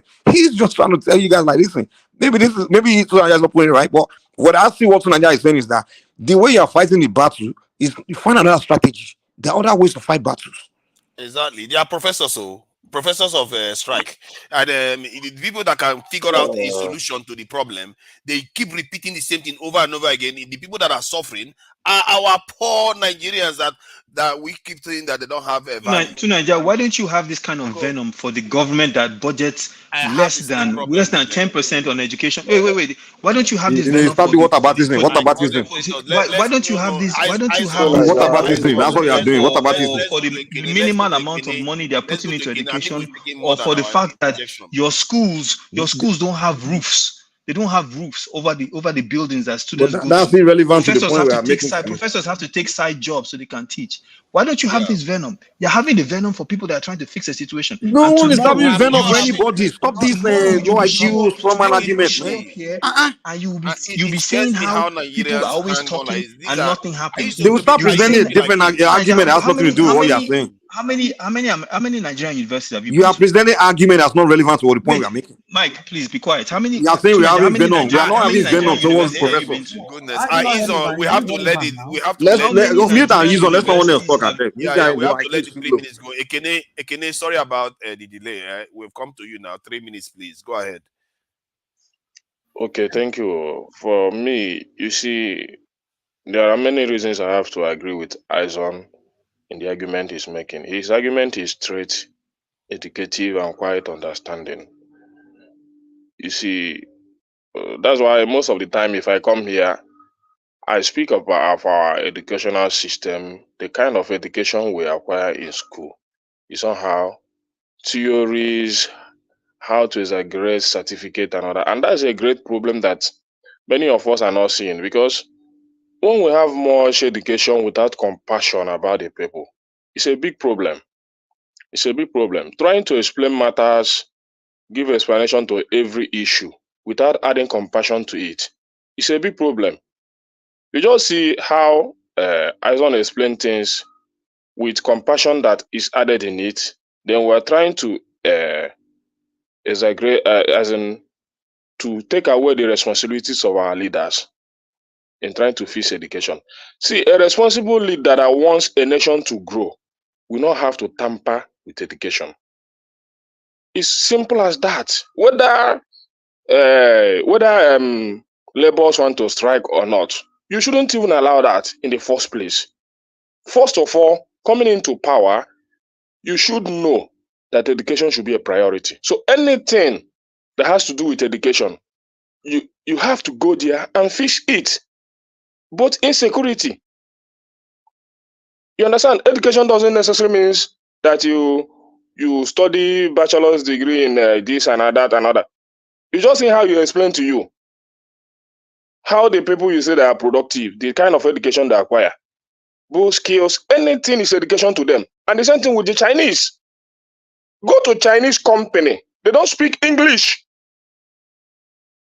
If you want to buy goods direct from a Chinese company, you go there, you speak their local language. They manage to get interpreters up until today. But when we come here, we try to show how educative we are, how we acquire PhD, how we do this and that. But people that don't do that are more productive than us. If you want to try it, try to acquire anything. Just go to Chinese company direct and say, I want to acquire something from your company. They'll ask you for an interpreter. They don't speak English. They concentrate on their productivity. But we use their products all over the world. We praise them for the work they're doing for the world. We don't see that. We only see our PhD holders, master degree, and all that and all that. These guys build with their local language. Thank you. Thank you. So Nobody even all this argument, we are giving our leaders excuses for their failure, and that's what we continue to do. And if we don't stop it, this nation will not build. Thank you. Nobody's making an excuse for our leaders. Okay, interject for 30 seconds, please. No, not 30 seconds. You have to give me my own 3 minutes. Yeah, Okay. Then Adewale's turn then. Adewale, please go ahead. 3 minutes. It's not my phone, though. It's not my phone. No. I mean, it's your turn to speak. Oh, go. You guys go ahead. I'm listening. That is Can I speak? Yeah, please. It's your turn now. Wow, that's a good one there. That's a good one. Yeah. Anyway, yeah. So you see, it is good. I mean, it's true that one of the things that is plaguing the country is productivity. And the same person that comes here and tells us about productivity, like we don't even know what productivity is mean. This is the same person when somebody was campaigning some few months ago, almost a year ago, rather, over a year ago. I was talking about from production, from production to what was that? What was that to be? Nigeria, remind me, what was that in Obi said? Consumption to production. From consumption to production. So people will hear with like, hey, what is he talking about? He's just throwing word out around. Now you realize that Nigeria is not productive. Just 1 + 1 is 2. We know that there is empty. It's not. But no person that is telling you about. I won't review my strategy right here. I mean, I'm here to come and dance. What is he doing right now? Come on, this dude. Get to the point. That's not even my point. Let me go to my point. So I don't want you people to just. If you really have a point. You have no point. I don't have a point. I know that's your go-to. That's your go-to. Your go-to sentence. You don't have a point. You don't have a point. You don't IQ. We never have a point now. The only thing is go after people. That's It's okay. I heard you. Let me just say. Don't go after people. Go after me and go after people you don't like. No, I'm not going after them. I'm only commenting on what you said. That's what I said. There's nothing you can say tonight that we learn. We learn anything from. Okay, it's okay. I hope you're taking my time. Just go ahead and rant. These guys are interjecting Mike, me. please allow him. Please go ahead. So now my point is that how can we talk of productivity in the first instance when that thing that will bring about productivity is not even being addressed? Correct. I agree with that point of productivity because somebody has already said it before, from consumption to production. So, and then now we're hearing that word now being brandished around by somebody now telling us productivity. Like we don't know what productivity means. But my point is that you cannot talk about productivity in the first instance if the fundamental issue is not addressed. You see, this is what these people do a lot. They go come here, they throw around America, Canada, like as if, and when we try to throw it back to them, the same Canada, America that they're trying to use as an example, as a prototype, as a model, they'll take offense. No, you're just out of context. It's not that this. Come on, my kids here, they attended U.S. American schools here, all from elementary. Right from elementary, they've infused in these kids that they should be very, very grateful that they belong or they were born or they are citizens of a country, the most greatest country on earth. My kids were all taught that right from elementary. That is a patriotic fervor being instilled in them right from primary. Your children are black. That's why they were taught that. No, come on. Oh yeah. Let's forget. They're telling you the Caucasian We are eating his time. We are eating into his time. No, who said they are black kids? I said that. But hold on. I live in it. Listen, I live in a white. Take 1 minute. No. You do that to me. I'm using that. I'm going to use. You already used your 3 minutes. I'm giving you an extra minute. God. Dude. Can we ban Fofana from this platform? He's already used his 3 minutes. I'll give you extra 1 minute. Come on, go ahead now. So real quick. So right from elementary, they taught them. I live in a white neighborhood here. My kids, they attend most of their schoolmates, they are all white. So you're telling me now that they all, because they are black, so let me just go to my And you live in the white community, so that speaks volumes. So go ahead. So my point is this, my friends, is that if you do not, America is, of course, there's this unity in some ways, but right from elementary, they've taught these kids that when you turn 18, you have to report for selective service. There's nothing patriotic as that. It's just like our own version of NYC, but it's not NYC. This is, you have to be ready to be deployed to go serve in the U.S. Army. There's nothing. They instill this. They instill this in there. So why would that not lead to productivity? Because already they've been made to believe that they should be grateful that they're born in the most greatest country on earth. That leads to productivity. That is why you see them. Thank you. Oh, thank you. Have I landed? Have I landed? Don't worry, you're gonna get your chance to have it. This thing. We all agree. You have to stick to the rules, eh? We agree 3 minutes. We have to stick to the rules. So, Adewale, you want to use your 3 minutes, or you want to give it to? You want to give it to? Nigeria, you are terrible. Yeah, you know, I will use. No, this is even as far as I antagonize Russian Ahmad doesn't mean that sometimes probably be on the side. I will yield my 3 minutes to him, but you are a terrible moderator too, Nigeria. You are a terrible moderator. Go ahead, Russian Ahmad, go ahead. I yield my 3 minutes to you. Can you fix your audio? There's an echo when you. Is it mine, or I think it's Adewale? No, I'm using Bluetooth because my daughter is watching a regular show, so that's why. But go ahead. So let us not just suppose this thing with the Nigerian context. You know, I grew up when those era whereby in school we were taught to be patriotic in school. We will salute the flag, we'll do this, we'll go and join Boy Scouts, we'll join Man O' War. We're made to believe that that country is worth dying for. Those are those eras when it's gone. But my point is this: is that we're dealing with a different beast right now. The cracks in the unity of Nigeria, it's getting wide and wide with passing years. And these idiots in the persons of so-called leaders, they don't even look at that. Or they just want to be president, they want to be senators, they just want to make money for themselves. That's all they care. And how do you govern a state, a country like that? When your people are not, you don't infuse in them that national, that patriotic feeling of, oh, you are from a country, you should be proud of this. No, it's no longer there. And they keep widening that gap with their divisive kind of politics. Now, my point is this: the point I'm trying to bring up is this: is that we cannot talk of productivity when people who are just going to their farm to go and farm, produce something to sell, to keep people going, to keep people fed. When they can't go to their farm because some people are marauding all around, they're not patriotic because they're not from that country. And if they are from that country, maybe they have some kind of agenda with their clans of what they're trying to do. Who knows what it is? That is unpatriotic. And anybody supporting that is also unpatriotic. When people cannot go to their farm to feed the rest of us in that country.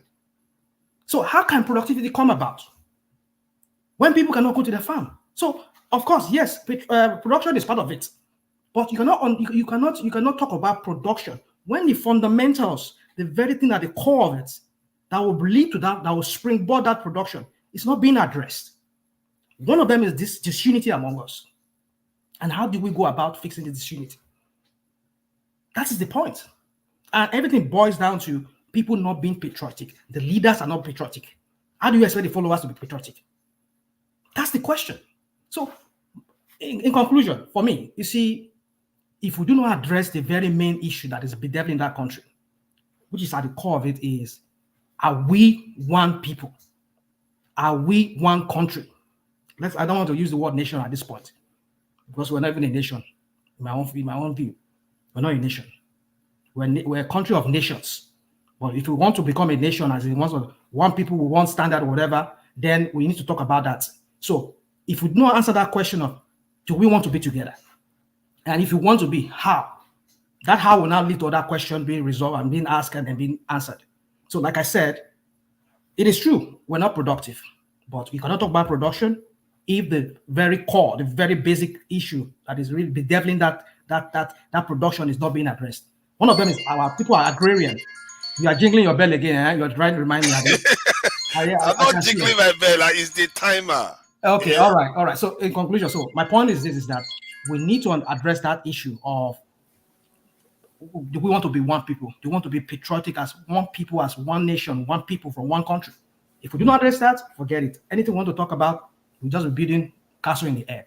I rest it at that. Thank you. Well, have I done my 3 minutes yet? No, I don't think it's come to you yet.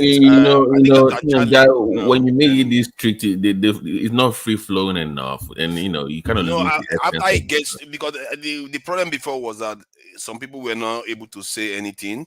Yeah, So we don't have him here. He's gone. So, but Josephat hasn't said anything. So after everybody have their say, then I can leave it again, and everybody can have a free flow. Then.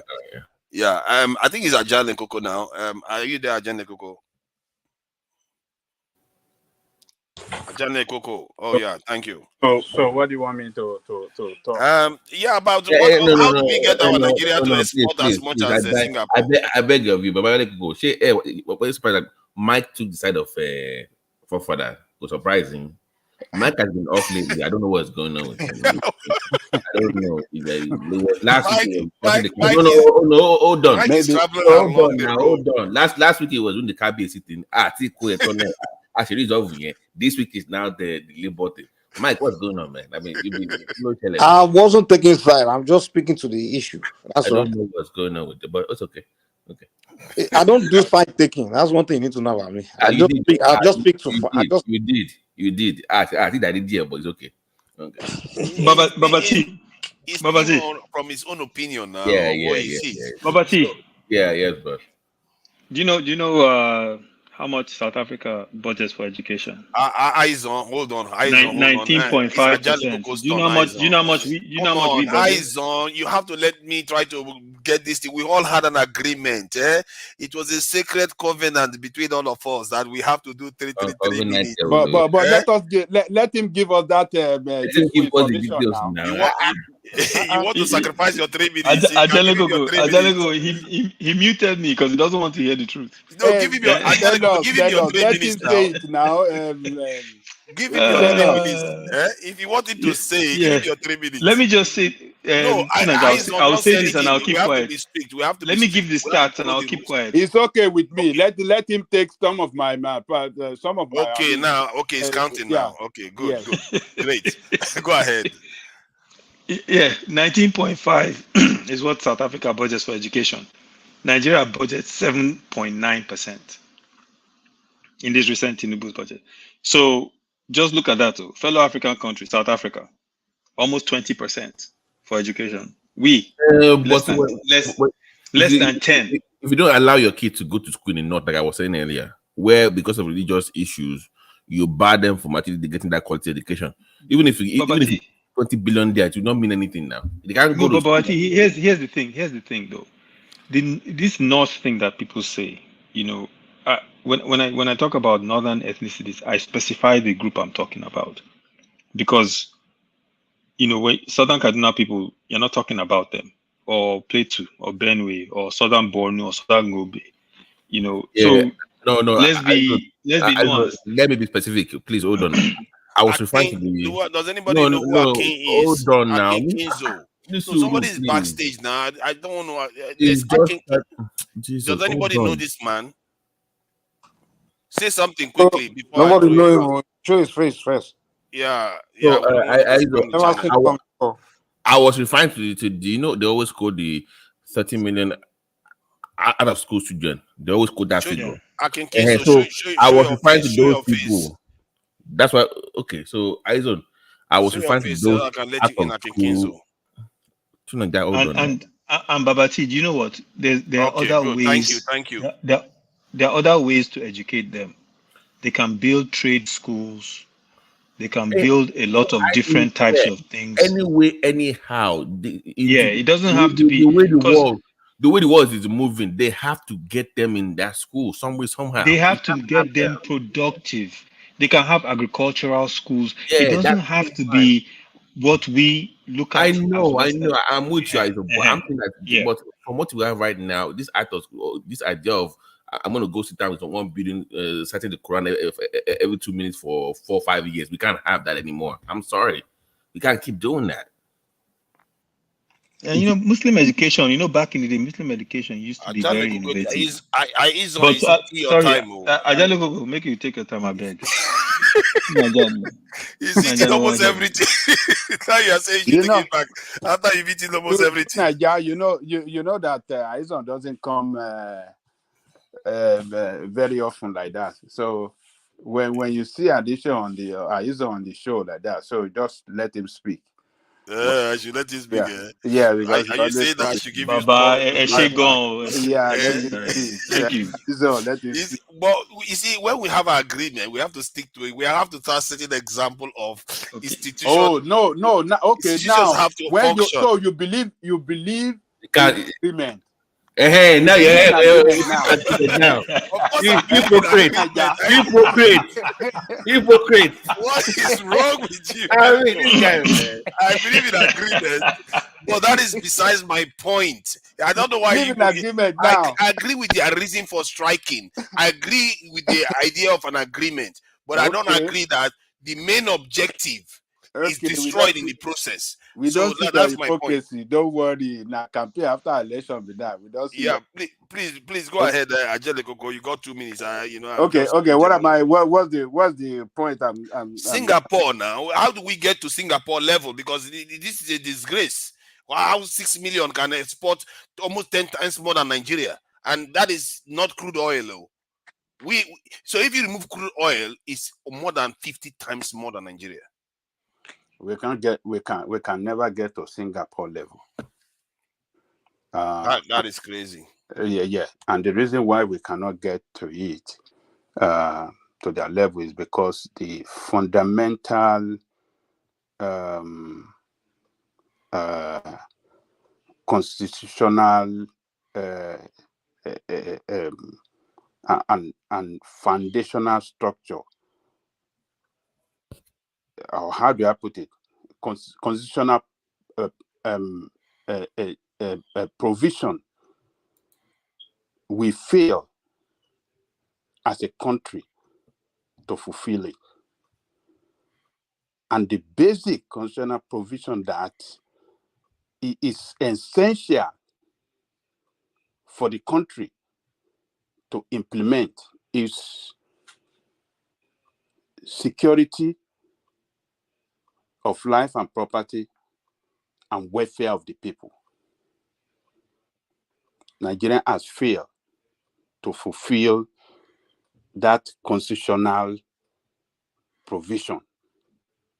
So when you don't fulfill those two things, security and welfare of the people, you'll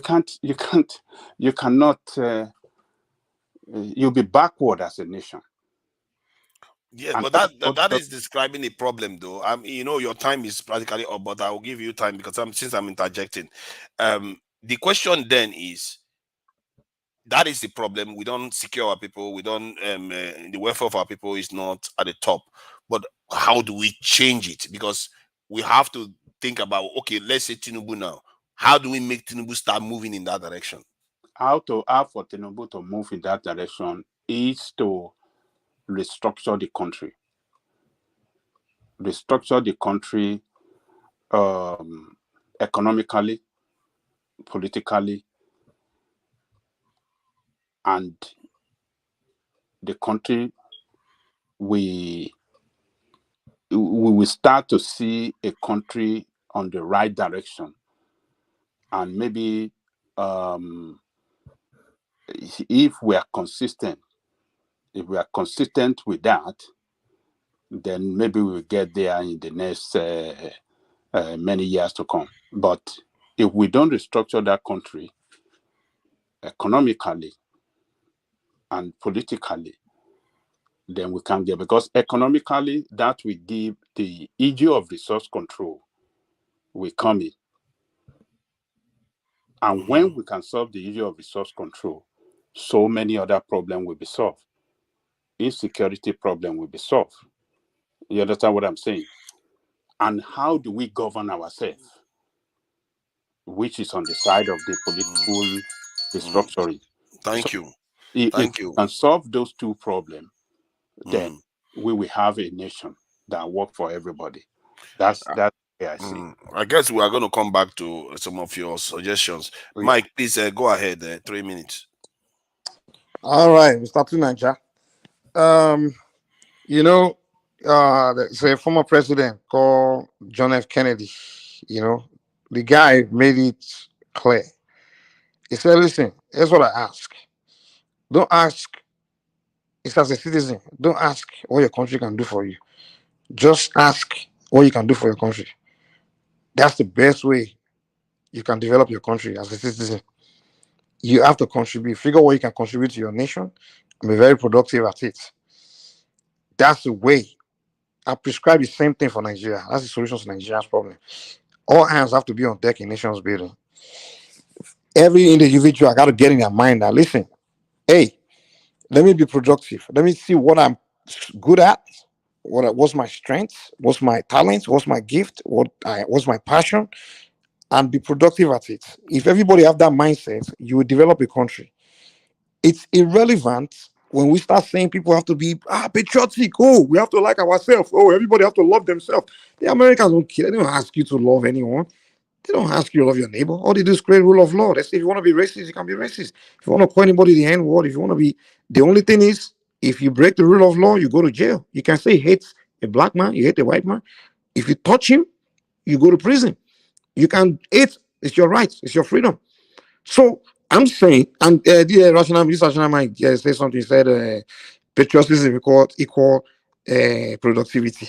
If that's the case, with all the patriotism that they are preaching to the children in America, why are the immigrants not productive? Why are the Mexicans that don't speak English that just cross the border? Why are they more productive? Why are they the most productive people? Patriotism has nothing to do with productivity. It's good to be patriotic, yeah, but it has nothing to do with productivity. The nation doesn't need everyone to be patriotic for the nation to advance. All we need is few good patriotic people, and you put them in the positions where we need someone to be patriotic. Jobs that require patriotism. You find patriotic people and put them in those jobs. But everybody, the entire 200 million don't have to be patriotic. You just have to make sure everybody follow the rule of law. That's it. What we need to start emphasizing on is let's promote this culture of productivity and let's celebrate productivity. If we find somebody that's contributing to his community, that's contributing to society, let's celebrate those people. Let's call them and let's award them. Let's hail them.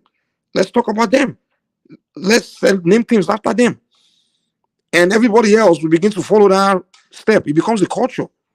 Because whatever society promotes is what everybody wants to participate in. Whatever society praise, whatever society admire, whatever society, because every human being want to be admonished. Every human being in life just want that recognition. So you ask yourself, what is it I can do where people will lift me up and celebrate me? That's why we do a lot of dumb things. Why is that thing making sense? Is it 3 minutes already? Yeah, you'll be surprised. Sorry, okay, let me round it up.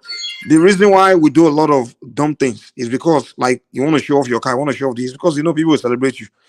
But if the reason why people don't feel it needs to be patriotic or be contributing to society or invest in the next person, because you know if you do it, nobody will celebrate you.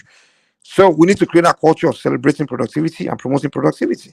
This overemphasis on we have to unite. We have to. What the heck? What the heck? Americans are not united. No one cares. In America, Thank you, Mike. I think that you know I agree 95% with. I don't need anyone to love me. At critical point in the nation, we are all united.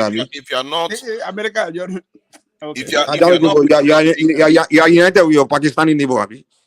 No, if you're not, see, Mike, I think there's a gap in there. If you are relying on just productivity in the critical areas of a nation's life, like in terms of defense, if you look at productivity, then you are just going to abandon your post when it comes down to laying your life down for your country. So that is. I would not miss one point, by the way. So patriotism is very, very important.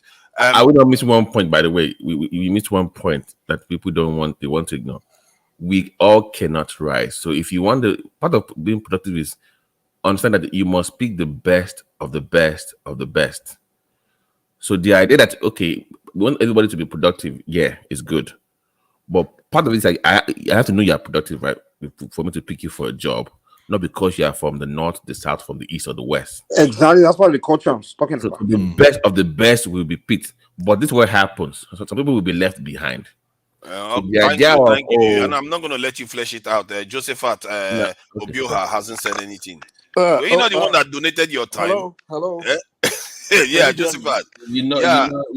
for that sometimes. This is what, You donated your time, eh? No, I'm just chiming in for a minute. I'm not even gonna. Yeah, that's fine. That's fine. Don't worry. I'm going to leave it so that everybody can, go ahead. Josephat Obioha. I don't think I have personally encountered I'm you here. Are you hearing me, guys? Loud and clear. Okay. I'm really happy to be here, and I want to greet everyone on this platform.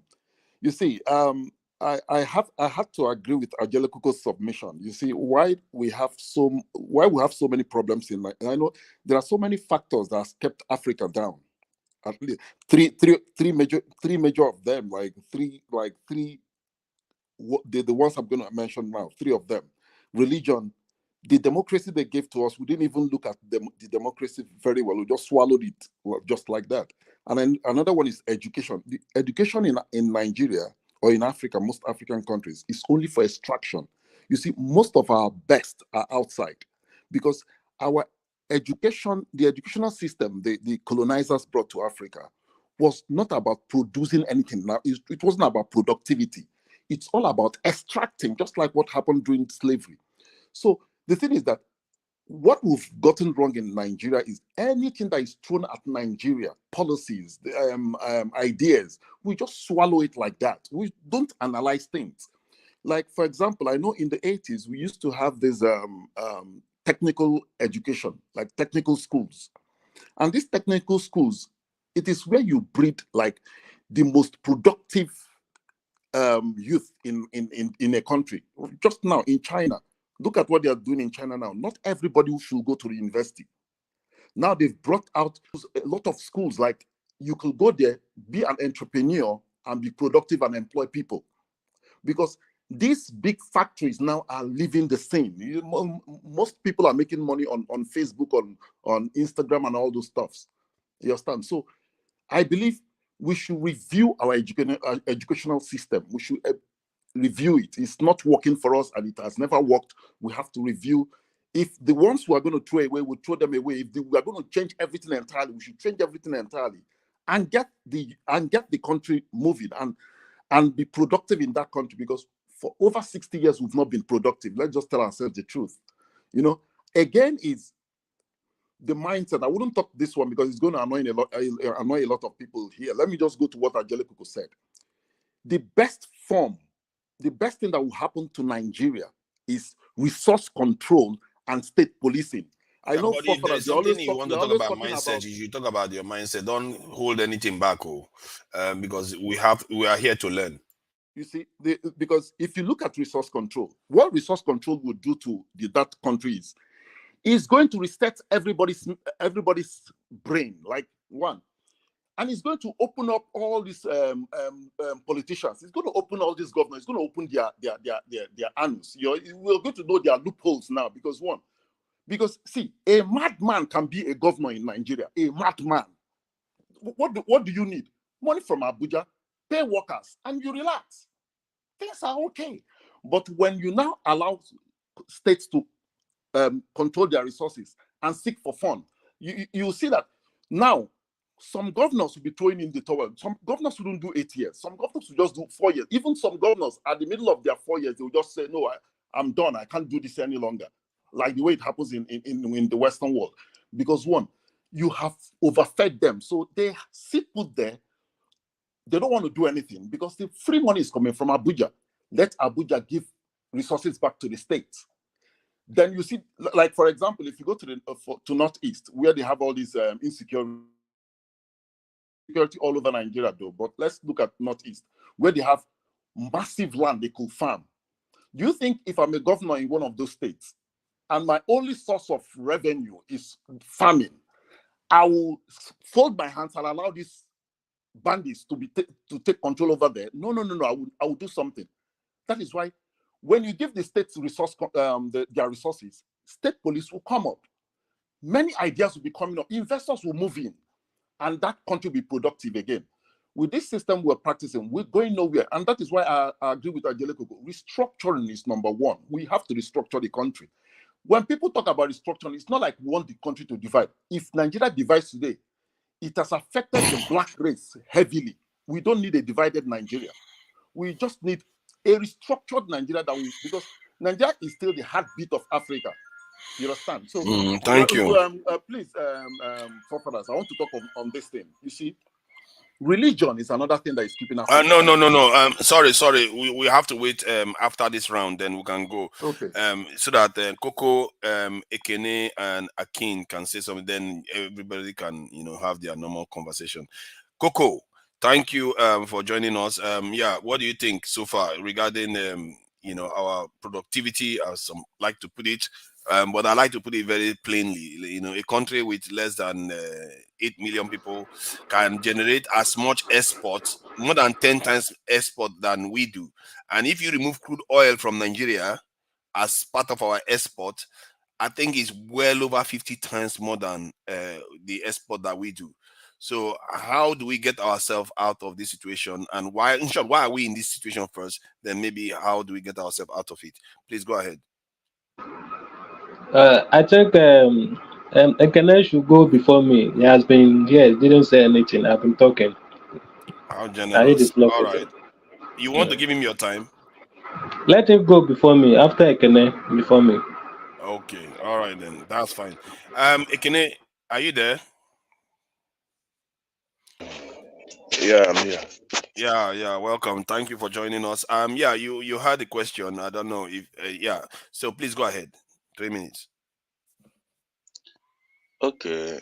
The issue we are talking about is very simple. It's just that we have lazy leadership. We elect lazy people into the position of governance, and we don't have critical thinkers as leaders.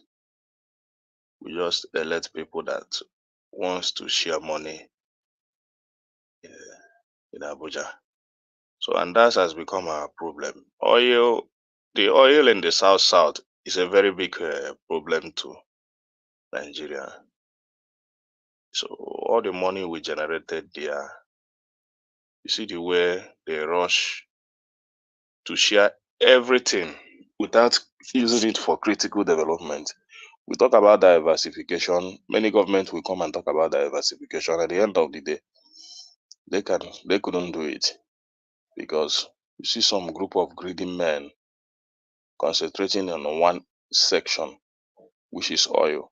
So when they concentrate on that, it shows their incapacity. They cannot think. They don't know how to govern. They are not business minded. So it's a very big problem.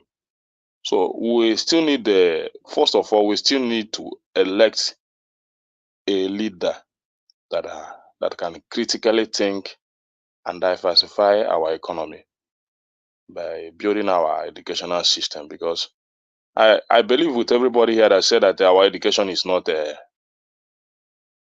step in the right direction. Yes, we need to restructure our education. What we study here is theory, no practical. So until we resurrect our technical schools, everything should be education in Nigeria, both bricklaying and carpentry. All these things should be an education. Government should put in their interest in that. Not necessarily all these theories we carry about. So when we begin to think in that direction, then we see a productive nation. We can do that. I don't believe we cannot do that. We can export as much, even more than the Singapore you are talking about. We have the resources. We have it everywhere in Nigeria, but we are lacking in human capital development. So, and that human capital development is most of our governors are overlooking it. Is that area that is a critical area. Human capital development is a critical area if a government is serious. because the reason why they rush in to build roads, even in that road and capital project, they are not even doing well in it. It's just they want to use it for the next campaign, not necessarily for the purpose it will serve. Because if you want to build road, you need to look into the internal roads, the roads that lead farmers to their productive land. Thank you. So all those things, even our railways, these things, they don't think about how to channel our railways to help the farmers and all that. So it's a we still have a long way to go. We really have a long way to go. But we must first of all think about electing a thinker as a leader. Then we now know the direction to go. Thank you.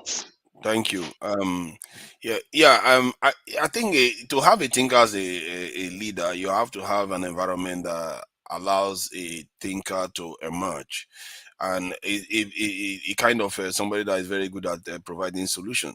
Right now, the environment is so hostile that you will only have cutthroat. I guess you could have a cutthroat thinker too.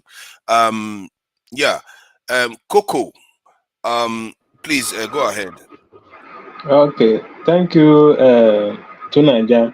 I like this your final submission on when you say for which you have a thinker as a leader, you need a good environment, which Nigeria did not provide for us, honestly.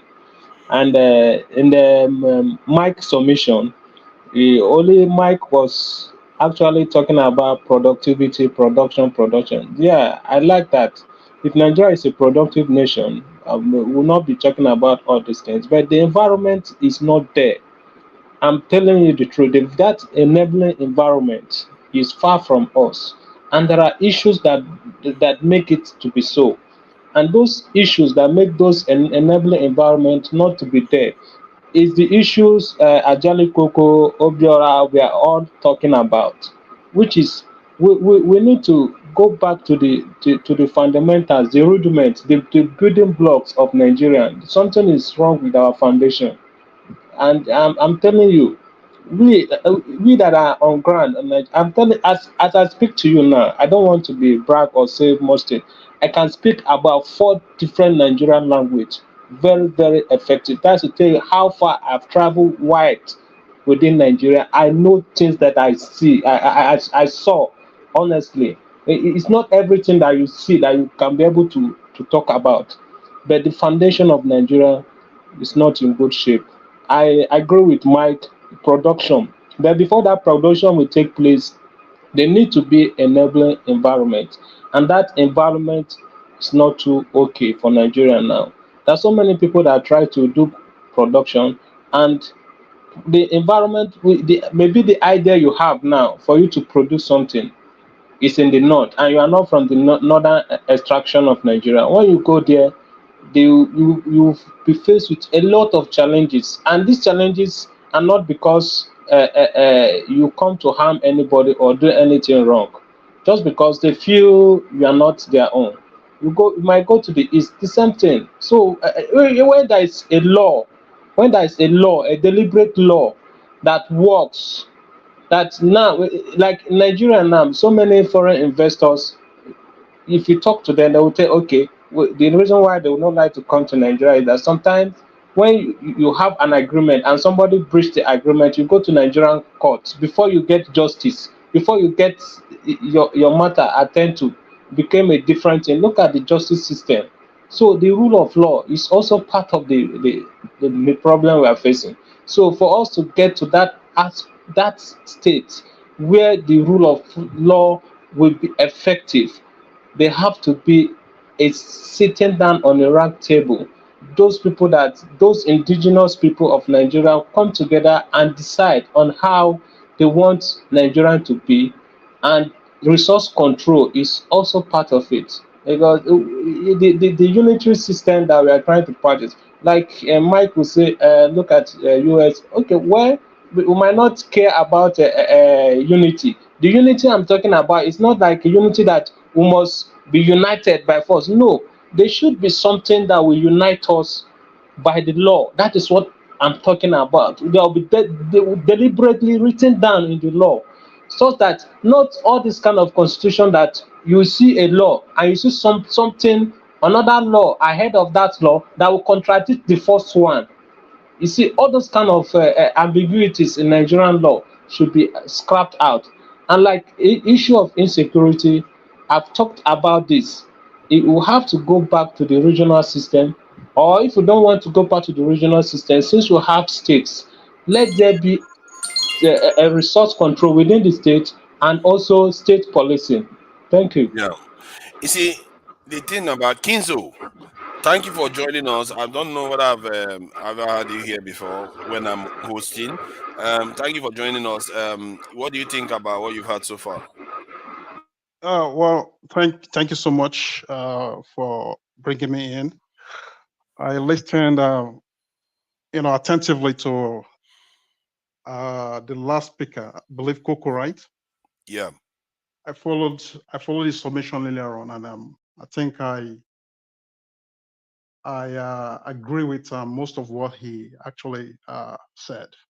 But to advance it further, or just before that, I just want to say that when he was making his submission earlier on with regards to the Northerners, I hear you, pushing back at him, right?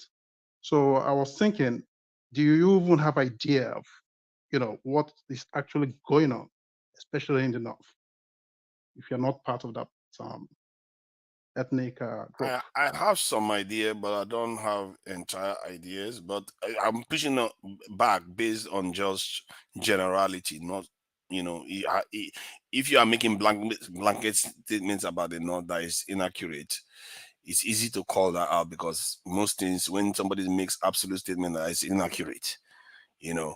so that's why. Yeah. So if you don't have enough information about the North, I think you rather just listen to someone like Coco who actually lived there. Because as I speak with you right now, I can actually boast that I had the opportunity or the privilege, right, to have lived there. Okay, and I interacted a lot with Northerners, and I know what they can do and what they cannot do. Okay, but to advance on Coco's point, which actually I believe he missed, is this whole entire problem is not just the North. I will say it's just a southern problem because we gave them that opportunity and they are running away with it. Okay, if we get our act right, I don't think the North will take us for granted. So, but let me say this: when he was saying that I think somebody submitted somebody made a submission about nationalism, right? See, nationalism, right? You first before anybody can call themselves a nationalist. First, you must have that patriotic mind, right? You must be a patron. You must love a country. Okay, you must have that progressive mind to want to see the progress of that country. Otherwise, you do not have that nationalistic agenda. You have zero nationalistic agenda. So what I'm trying to say here is that if we want to talk of nationalists, true patrons of Nigeria, we are looking at the Southerners. Okay, the Northerners, they're just there just because of the national cake, which everybody knows is oil. Okay, cut the oil off. I'm telling you, it's going to be a lot of chaos going on. So that is why I said the problem is us from the South. If that opportunity is not created for the North to take advantage of, we will not be talking about the North sidelining us in the areas of, appointments, business, whatever. Okay. So, Yeah. I'll make my point in a minute. So the point is that not in a minute. You have 15 seconds to round up. Okay, yeah, but okay. Anyway, thank you so much. Thank you. I see. Let me make my own submission on this. I said before, nations have problems. A lot of nations have similar problems as we do, and but yet they still manage to remain functional. And I've done a lot of deductive reasoning and trying to remove other things that other nations have that we do, but yet they still manage to go on and all the rest.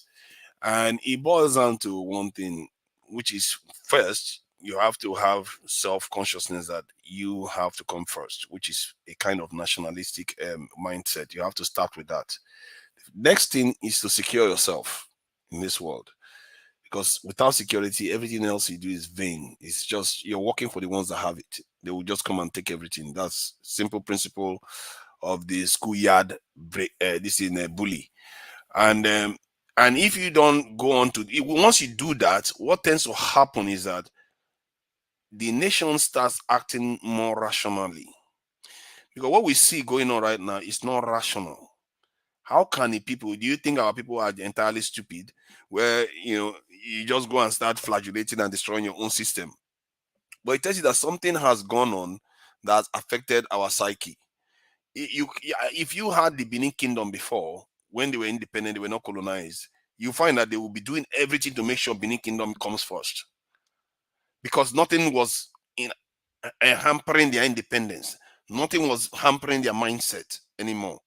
And what we fail to realize is that when we got our independence, we didn't know that because we didn't have anything that forced us together as one nation, and they just handed it over to us, that these people are not going to rule on our own behalf. I'm not even sure they knew what they were doing. So that mindset has forced us to become a nation that serves other people. This is why Tinubu can come out openly and say, the people that are jackbarring is fine, that I will train more. And if they need more, we will supply them more people.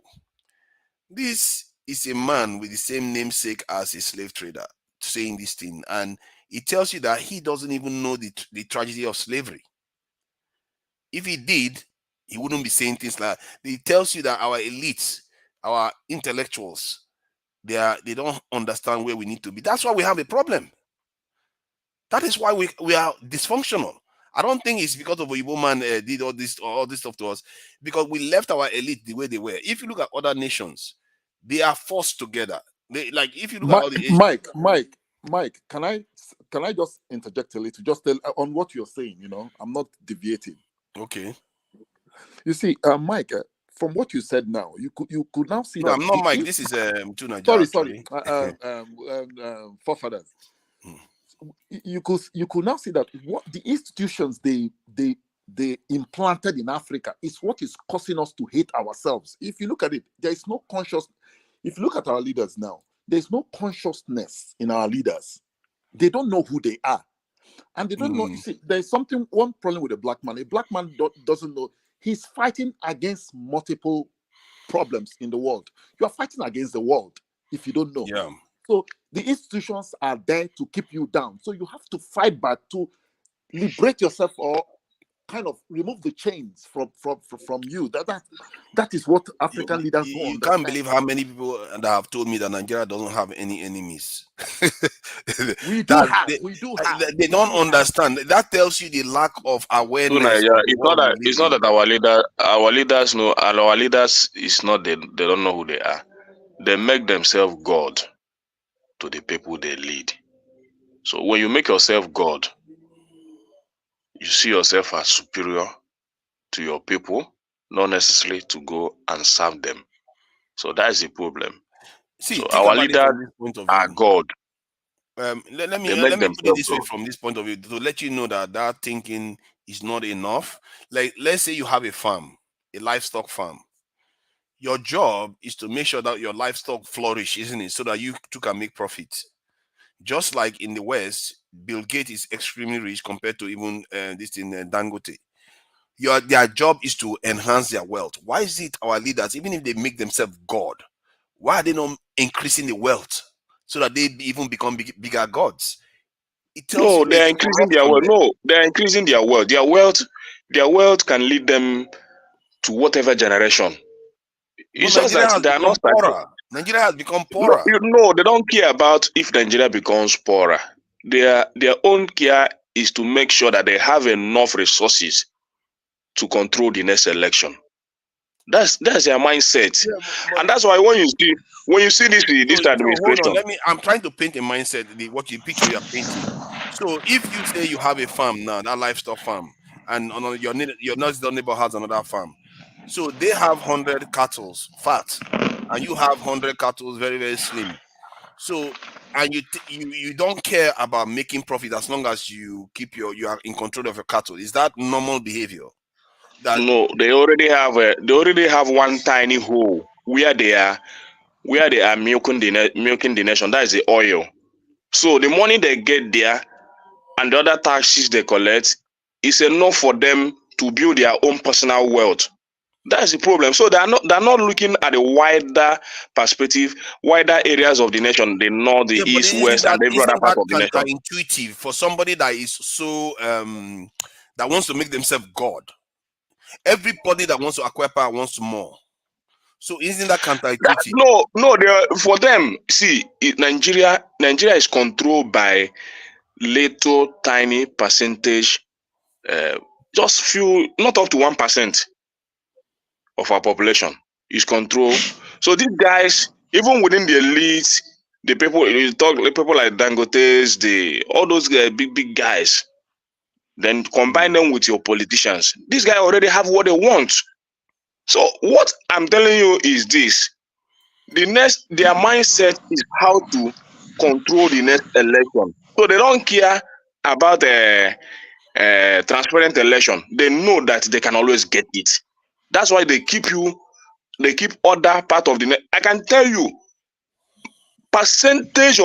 many percent of Nigeria have not seen 200,000 naira cash in the account. I think you are still thinking about this from the point of view of individual politicians running election. I'm talking about people, rich people, powerful people, that even the ones that own the country, count them like that. Even if you own the country, you own anything in this world, you want to be bigger. But these guys don't seem to want to be bigger. They just seem to want. No. When you want to control, when you want to control, there's that kind of greediness in you that you do things that only satisfy you. Then other part of your body is dying. If you see a greedy rich man, what he does is every day he talks about money, acquire money without looking at his own health. So at the point of making that money, you see him dying slowly in terms of health and other spiritual aspects. So that's what you have as a leader. You see their mindset. Hold on. I just want to dissect it. So, sorry, I'm just trying to slow you down because you're saying things that a lot of people say that I truly want to understand. Because if that is the case, that these people, they are rich people, that the moment they have money, they do things that degrade their health. But that is not normal rich people behavior. If you look at rich people in the West, the richer they are, the more they take care of their health. And that is it.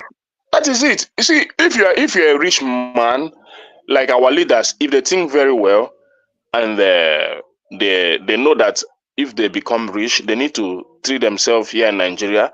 They don't need to. If they love the country so well, what stops them from developing the health sector to the point that a leader will have it very difficult to travel abroad to take care of themselves? So when you do it, let me finish. When you do it, it will not only benefit you as a leader, it will benefit the populace. And that's a plus to your leadership. They don't see it that way. They see it in a point that they already have the money to travel to Europe to take care of themselves. So no matter what is happening in your own health sector, they don't care. Because the opportunity, the money is there for them to go to any country to take care of themselves. So that's how our leaders behave. you see, So when they you say don't see this it. thing, Let me come to the point of education. They don't see it as a point and in our in the educational system that if they develop this educational system, they don't necessarily need to take their children abroad. It's not only that it will benefit their children, it will also benefit their populace, and also a plus to their leadership. Let me help you. In here in America, there are some families that controls virtually every sector. And this control I'm talking about, they create wealth by making people work for them. There are families who have, I don't know if you heard about the Kaiser family here in America. They control several medical centers, hospitals, name it, anything medical. That's their line. You have the Rockefellers. You have this stock guy that has Berkshire and Hathaway. What's his name? This stock guy that's talking. So all of those people. Warren Buffett. Warren Buffett, thank you. So many of them. They have special areas. There are some people, they are into car dealership. They buy big companies that sells cars. So when we say people are not patriotic, that's what it means. This is what it means to be an American. You think America first. Their investment is trapped here in America for the most part. Yeah. Say you're talking about research. Some of them sponsor research, not because they want to sponsor that research. Like, okay, look at this guy. What's his name? The Microsoft guy. What's his name? Bill Gates. He has hectares and acres of farmlands. He's investing into that. He's producing GMOs and maybe probably non-GMOs. So all these people, they are investing in the country here. But our silly, avarice leaders in that country, all they do is move the money out to either Dubai or come here in America and buy property or invest in other startups here or other already existing, and then neglect our people back home. What stops some of these big people in Nigeria from creating chains of hospitals and make government pay them for rendering services to them? You see, these people, they can make money. With their money they have, they can create wealth within that country and even make other people wealthy who works for them. But they will never think on that line. Rather, is they move all these millions, billions of dollars, move it to a bigger economic like here. Because why? Because they don't want to create an environment there that works for them. Rather, they just want to come and develop other people's economy.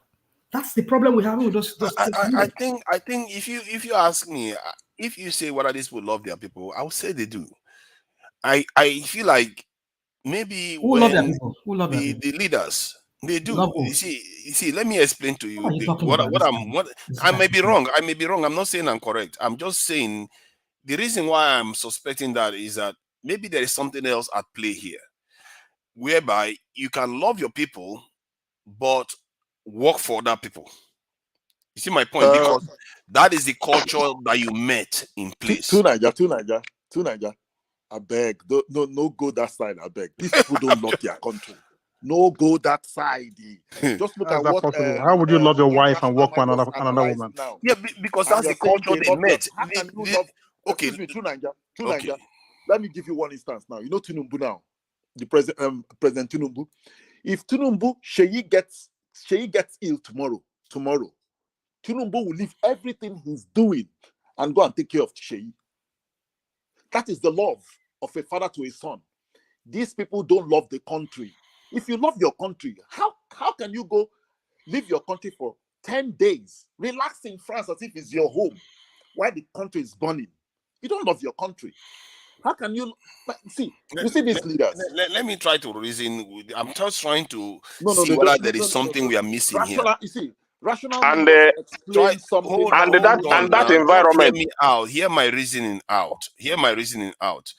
Because I grew up sometimes. I remember watching all these TV programs where you have all these men wearing short knicker and they will wear the shirt and wear this kind of Oyibo hat, like in the villages. And these are some of the few educated people, like headmaster or some kind of magistrate people. They work. They are like intermediaries between the natives and the colonizers. So those people, you see them, and I watch them, and now I'm beginning to think those same people are the ones they handed over power to. They've trained them, they've groomed them in their own ways. And when they hand power over to them, there's a culture at the top. And this could explain why you see somebody that will be fighting for the people when he's on the street. The moment he starts getting into the political hierarchy, he becomes like one of them. I agree with you to a certain extent, but not it. You see, since our can I please let me say something a little?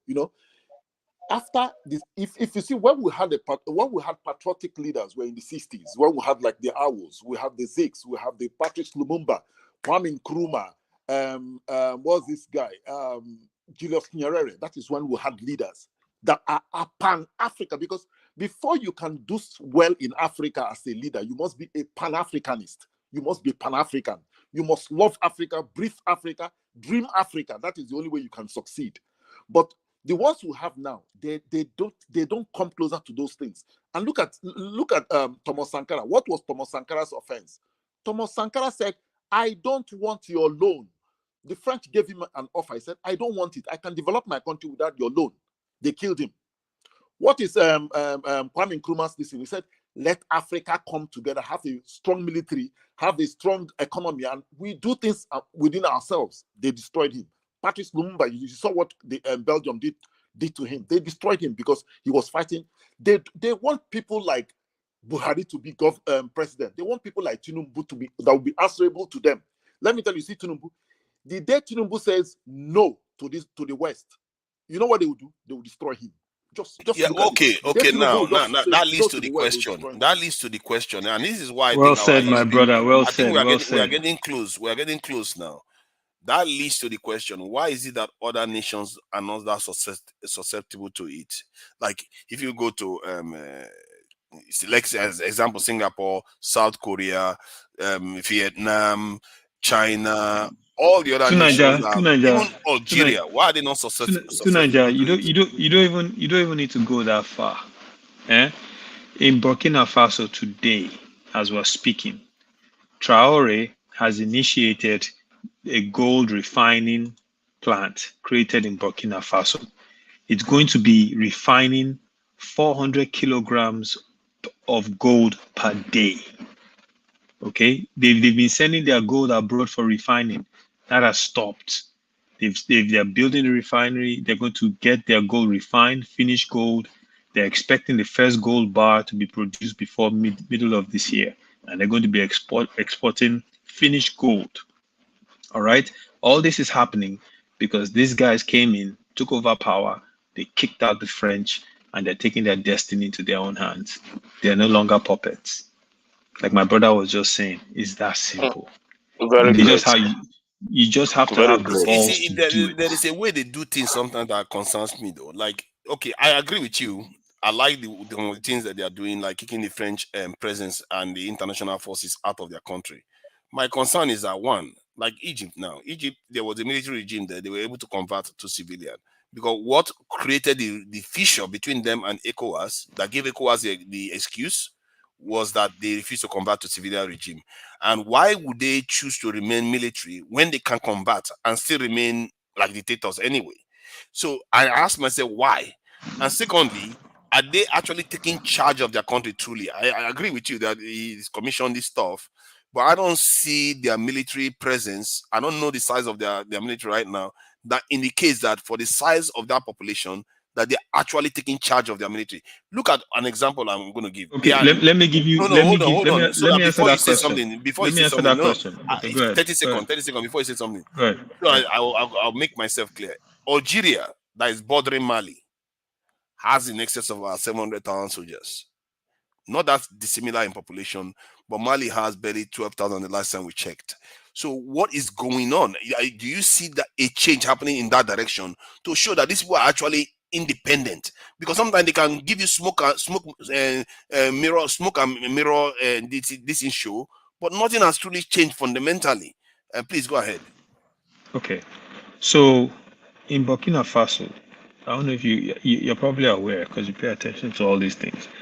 They, like us, okay, like Mali, have been battling insurgency since 2015, to the point that the gold in their country, same thing that is happening in Zamfara, no difference. The gold in their country, they haven't been able to even control it. It was leaving the country illegally because people were stealing the gold, and the insurgents were coming into their country, creating instability. They, according to the reports, they've killed 17,000 people, civilians, in Burkina Faso. These guys, and the French were there this whole time saying, oh, we're going to help you keep peace. These guys took over the government by force, kicked the French out, partnered with the Wagner Group. They have immediately stalled the insurgency, and now they're building their refinery. The, what do you call it? The reports that were coming out that the Fulani militia they had in their country, they started attacking them and wiping them out. Those ones started creating reports of human rights violation. But you understand, you see the same pattern. In Zamfara, what do we have? We have gold. According to reports, 40% of Nigeria's gold is in Zamfara. I don't know how accurate that report is, but that is, Dela Lake came out and said powerful Nigerians working with people to fraudulently take the gold out of Nigeria illegally. The same thing happening. Continue, Aizo. Right, wait, my brother. Let me just land. I just want to say this to you.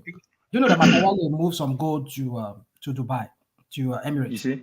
Yeah, So we have a central bank. We cannot put gold because here in America, the treasury, they keep all their gold here in America. If other countries bring their gold. So why can't we put our gold in Nigeria? Look at the idiot. He moved our gold to Dubai. Zamfara gold. But you see, rational mind, that's what I'm saying to Nigeria. You don't have to go far. Right? These guys are taking their destiny into their own hands. According to what they're saying, it's going to create 5,000 indirect jobs in small country of Burkina Faso. Just because they've decided that, no, we are going to decide our own future. You are not going to decide our future for us. And that is the thing that we need to realize. Unfortunately, Bola Ahmed Tinubu is compromised. He was compromised before he ran for election. If there's anything I know about Americans, and I know them well, I went to school there, the one thing they will do first, if they have something on you, they own you. And they will continue to own you. Make no mistake, Americans have a phrase. There's no such thing as a free lunch. That is a phrase they believe in 100%. And that phrase applies here today. And Bola Ahmed Tinubu, they have his dossiers, they have the court records, they can blackmail him at any time by releasing that full information. The French have his medical records, they can release it at any time. If the French decide to release his medical records to the press, everyone will understand just how sick he is, and people in Nigeria will be calling for him to step down. That is leverage. And I was here the other day, I can't remember who I was arguing with, who was saying there's nothing wrong with him going to France for treatment. These are the things that you have to understand. And at the end of the day, what's stopping any of those multinationals with their working with their government? Somebody was telling that there's nothing wrong with it. Yes, I was having an argument here with some people that were saying there's nothing wrong with him going to France and his medical records and the eyes on to the greedy part of it. He knows that he has all these baggages. Why won't him step? Why will he contest? Why won't him allow the ones that's the greediness of our politicians. That's his point now. Because there is no standard in Nigeria. Nigeria has no standard. Nigeria has no standard. Yes, sir. Yes, sir. You made a statement that Tinubu is compromised. Yes. Who among the candidates that contested for the position of president that is not compromised? To this level, Ajani Kogo. Yeah.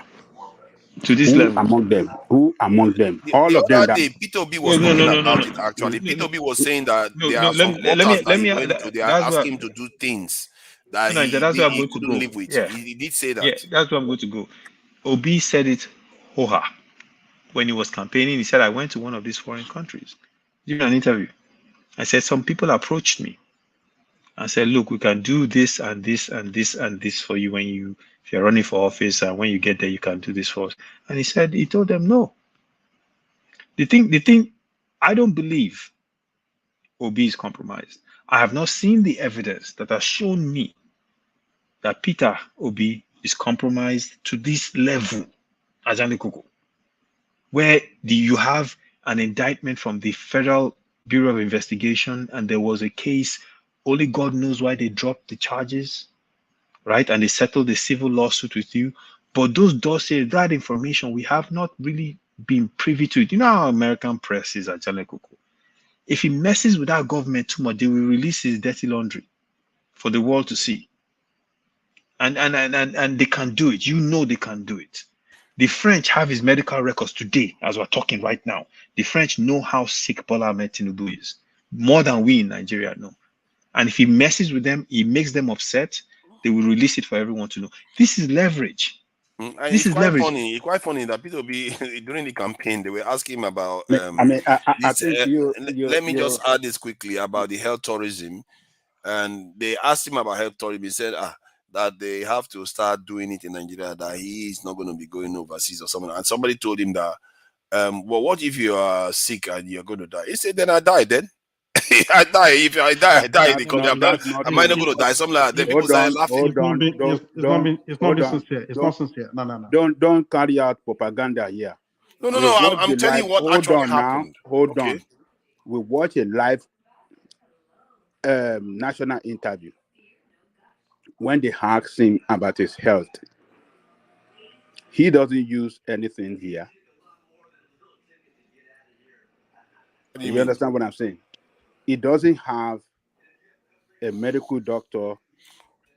He doesn't use the same hospital that he claimed that he built for the people. So, and he confirmed that he have this thing abroad as well. So what are we talking about? The only person. I don't remember him saying that he actually said that goes above on the national treatment. TV. But I know. To be fair to you, I know he didn't exactly. How do I put it? He didn't say he will never go. But in other cases, he actually said, "If we die here, we die here." He actually said that too. But the fact of the matter is, Peter Obi is not our president. Bola Ahmed Tinubu is. And if Peter Obi was our president, my question, I know that it's not candidacy that's doing me now. Now it's the president now. Yeah, but what I'm saying, who is that person among them that will not compromise among all of them? Adeleko, let me answer that question for you. Okay. No. Let me help you. Let me help you. I know. Wait a second. I know let me say this to Adeleko. Even Omoyele Sowore, and that's where you're going, right, Adeleko? I know that's where you're going. But even him has taken. I think he's compromised, though. He has taken lots of money from MacArthur Foundation. Oh my God. So wait. So if tomorrow, MacArthur Foundation is tied to big American multinationals. This is a fact. Exactly. Right? If tomorrow MacArthur Foundation approaches Omoyele Sowore and is president of Nigeria and tell him we want you to do X, Y, and Z, is he going to say no? You think so? The X, Y, and Z in what form? What do you mean by X, Y, and Z? It depends on. Okay, let's say there's what is X, Y, and Z? Okay. Let me explain. Let's say there's a multinational company, that funds MacArthur Foundation, right? Because the United States government actually funds MacArthur Foundation, and some other multinationals do fund them as well, right? So let's say one of those multinationals wants to get access to something in Nigeria. They can leverage that relationship, knowing very well that he was a recipient of their money, to try to get him to do it. Now, what I would say is that level of his compromise is not the same as him being indicted as a criminal under the U.S. judicial system. It's not the same level, you understand? But you can still point to that. But the one of Bola Ahmed Tinubu, that one itself, that's a big problem. And I know for a fact. One we said that one is okay. Adeleko, can I come in? Can I come in, please? Just a minute. Can I come in? Yeah. A second. See, you see, do you know why? Among the candidates, I will quite agree with Adeleko a little that you see, there's something about Omoyele that I like so much. Show whatever I like, Laura. Do you know why I like him? He's a rugged man, like a dogged, like he's this kind of person that is principled. There's because if you have to govern a country like Nigeria, if you tell them, if you want to straighten everybody, you must make everybody look up to you. You understand? That is what our leaders will tell you. Don't do like I do, but do the right thing. No, you don't do like that. Omoyele still remain. It's just because he doesn't have that popularity. Omoyele still remains the best candidate in that election. I'll put it that. I'm not taking away Obi's quality and all those stuff, but to me, personally, Omoyele looks better than all of them. Why? Omoyele is not like somebody that like you could push around. It doesn't look to me as somebody that you could push around, or you can tell. Maybe Nigerians can't push him around, though, but maybe others can.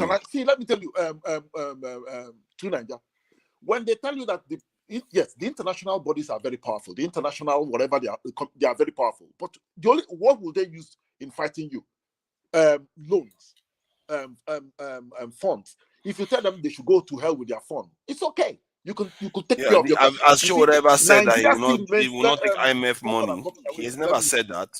Have you never heard Mother Liale criticizing IMF, World Bank policy? Criticizing is one thing to say than to say I'm not going to accept it. You see, Nigeria and besides, you shouldn't even trust them. The Ghanaian government was criticizing IMF while they were going to take the loan at the same meeting. They said, "Oh, we don't want to rely on IMF and all the rest." And the same week, they go and sign on for another loan. Hold on. For you to know, person that will not compromise is a person that will not, dance to this Western Western world policy. And I'm already stand strongly against their policy in the management of our country. I've never really heard him say much of that. Well, because because why? Because you don't even want to listen to him. So that's why I do listen to him. To be fair, I want to listen to him. You never care to listen to him. That's why you never know. You are mistaken. On the IMF loan, he stands totally against it. On the what do you call it? This petroleum, what do you call it? The subsidy. Removal of subsidy, which all the candidates said they're going to remove. Obi said it is going to remove subsidy. Tinubu said it. This girl said it. He said it's not going to remove subsidy. He said I will fight corruption around subsidy. I will not remove it. It is good for Nigerian people. It is good for productivity. It's good for the economy of the country. He said he said it.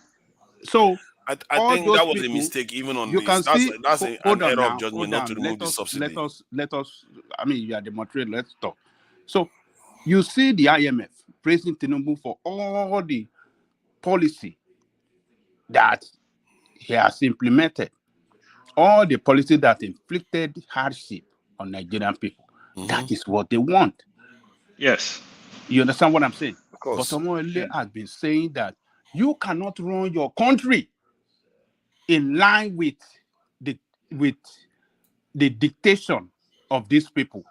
You can't. You know what? I would really like to hear him see a video of him saying that. No, you don't follow him. No, he did. You have he did. A bias. And that is the problem. See, Ajaleko, come on. Ajaleko, you're not being fair now. No, he said that. He said that. I watched him. I watched him say that. Yeah, but I would like to see. He did. He doesn't say he also talk about the another area I believe Omoro Sowore is in the area of education. His idea of free education from primary to secondary level to university level. No, to university. Yeah, but I don't know if he can do that because I don't know whether the fund is there. That's the only thing I wanted to ask you a question. Let me ask you a question. Yes. Let me ask you a question. So, all of us, we've talked about, I listened to Segun Showunmi when he came on this platform, and he was talking about Peter Obi and all these things, and he said a lot of good things. He's a sharp guy, but every time you talk, people will say, "Oh, if Obi had won the House of Reps, joint assembly, they would have impeached him because he doesn't have the representatives there." So if that would have happened to Peter Obi, what will now happen if someone like Yele wins the presidency?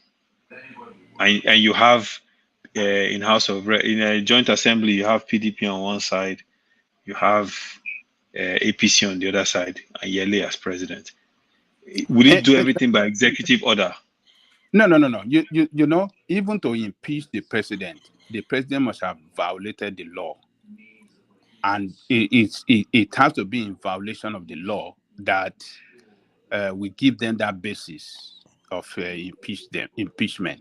They can't just stand up. Oh, we don't like him. No. It's not done like that. Can I say something? The impeachment can be challenged at the law court. Can I say something, Aja? Yeah, say. You see, what the question Aizon asks is very valid, because everything about Sowore is quite perfect to me. But you see, that question is valid. Why? I've never seen Omoyele Sowore tested that maybe in a lower level. If I've seen that, honestly, it will be easy for me to support him. But the reason many of us go, let me finish. Okay. The reason why it is easy for many of us to support Obi is when you talk about that impeachment. Obi has gone through that process, especially when he was a governor. He didn't have any representative in the house. So when he wanted to make a policy for the people in terms of building a budget they have made in building a house of governor's lodge and the governor's house and all that, the budget was too extravagant. Obi have to cut it down. Now it doesn't fit their purpose. They now have to go for an impeachment. So when the case got to court, the court said, "Is this the reason why you impeached a man?" And they have to return him back. So I've seen him practice that. So if that was why it was easy for me to root for Obi ahead of Sowore. It's not that Sowore is not good. I've had his policies. I've had everything he has spoken. I know he has a strong mind, but I think he still need to prove that, honestly speaking. And that's the only problem. Can I come in? I want to leave now. Can I just say something, please? You see, when people say Sowore has not been tested, Sowore has not been this, just look around the governors, the people that have ruled us from Obasanjo since 1999. All of them have been tested. Then they've made a mess of the country. See, we need somebody that is patriotic. Most of these leaders are not patriotic. They are just lip service. They are not patriotic. We need patriotic citizens like Sowore. We need the people that wants something good for the Black nation. See, let me say let me tell you what Sowore is going to do. Sowore is going to stop leakages in government. Sowore is if you look at the guy, if you look at you know that he's a no-nonsense guy. That is the person we need. We need somebody very, very mean in Nigeria to govern Nigeria. Kick out all these bad eggs, And when you talk about impeaching Sowore, it's going to be difficult to impeach Sowore because when you do what the people want, the people will fight for you. Therefore, everybody will block the streets of Nigeria if the guy does well. So, to me, when people say Sowore should start from council or start from this, no, we don't need it again. This is what they've been telling us. What the elders stand and see. Listen, even if we climb the top of the mountain, we cannot see. All those ones are old-fashioned now. We want new people to come and govern us, and that is why I like what we're doing here. We're trying to talk to people. We're trying to educate people. And see, to me, I feel it is time for us to go home. We cannot talk from afar. We have to go there, play the game they are playing. If they want it anyhow, rough, we do it. Get in there. Obiora, that guy, that Dele fellow to me, that guy. Yeah. he's a Showore supporter. I hope you know that. I Before know Obi. him. I listen to him all the time. Yeah, he's a very ardent Showore supporter. But there was one thing he told Showore that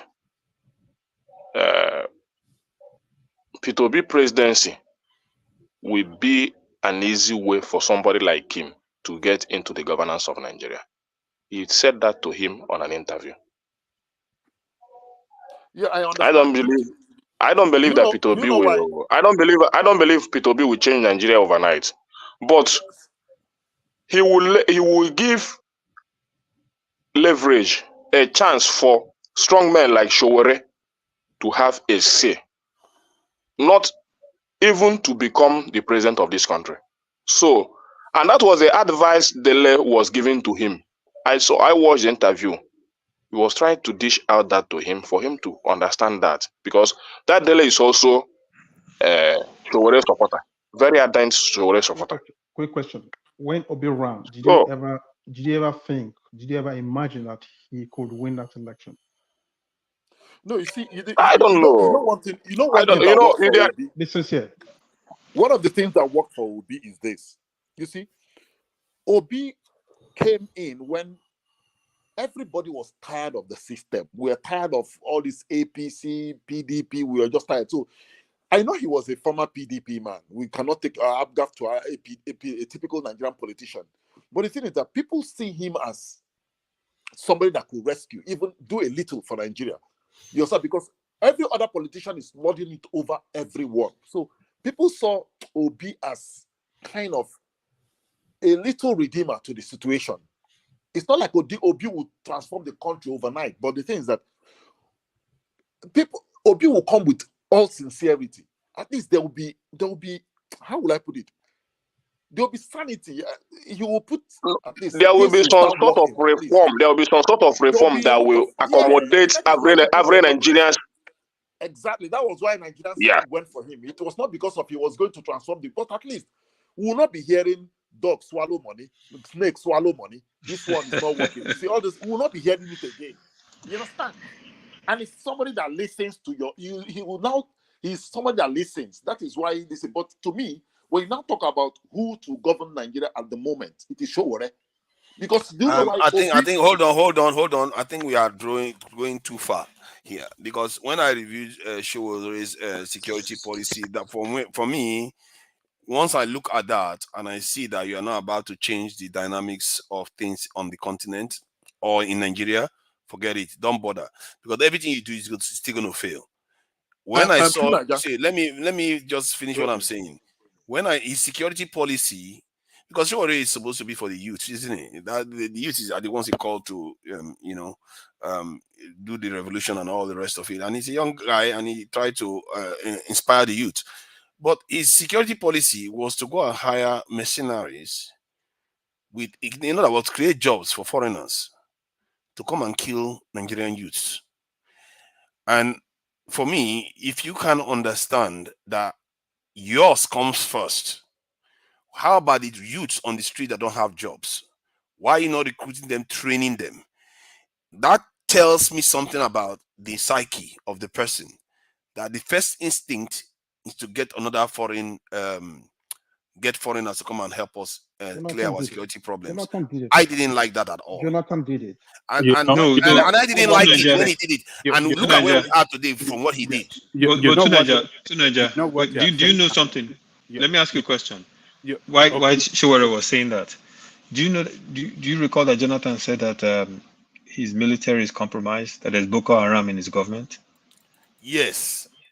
So based on, remember, Showore was covering Jonathan very carefully and has even published articles talking about how the Nigerian military is compromised. This is not a secret. So if Jonathan did that, that was the reason why he had to go get those South Africans. Because remember, wait. If you remember, I don't know if you can recall, they were having problems trying to flush Boko Haram out. And even the Americans, when they came, the reason why they left early was because they said every time they would identify where Boko Haram was, by the time they get there, someone had leaked the information to them and they were running out. They were And you getting believe them, information. and you believe them. Okay. Man, you're What? gullible. Hold on. Let me make Wait. You people have been talking. You people have been talking. Let me make my point. Wait So now. that Wait. Let I me can just say add this last texture piece. to what Let you're me say about to this say. I last will add piece. texture. I'm not Let going me to go say. long. Let me say this last See, piece, and I'll stop. in So Haiti, let me say this last no, piece. I Let me think you say need this to last hear what piece. I'm saying. So before you say No, what no, you're no. going to Because say, you otherwise don't you're want just to going to listen say to. something, and I'll say something, you say something again. In No, you don't want to listen Haiti, to the fact that these no, people you will hear that we it. have, Oh, you're not we've had a problem. Our former president said You are not Boko Haram is in listening. his government.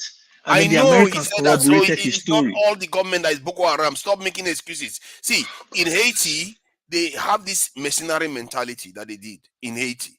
So we know an example of where this has happened in the black community before. And guess what happened with that Haiti? This thing, the people that the foreigners trained and the mercenaries they kept bringing into the country resulted in a case whereby some people came to claim that they're DEA in the presidential residence. They let them in. They killed the They president in his own assassinated the house. president. They assassinated Yes, the president, I'm aware. Jovenel Moise, in his own house, and he left.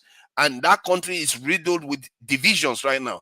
When you bring a foreign entity that is more powerful than you into your country, every single person they contact, there is an opportunity to compromise you. The idea that our people don't understand this is just mind-boggling. That he said he was going to hire mercenaries to come and kill people in Nigeria. You think they will just kill people and walk away? No. In what context? No. He said it in the context. Wait. Tunanja is exaggerating the situation. He said it when he was asked the question, Hold how will on a you sec. deal? Hold on a second.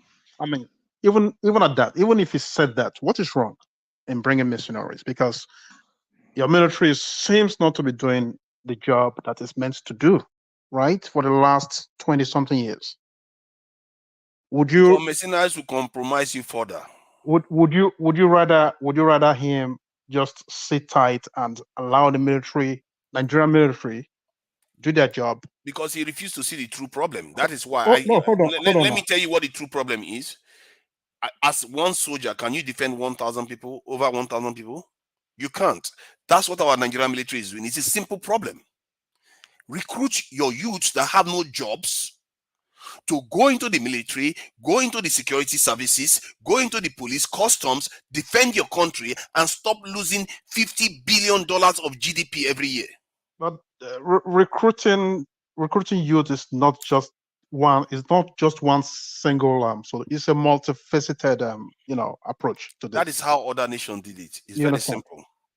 simple. Look, listen. Even if Tinubu today, right, employs all the youths on the streets of every state in Nigeria. I mean, the 36 states we have in Nigeria, right?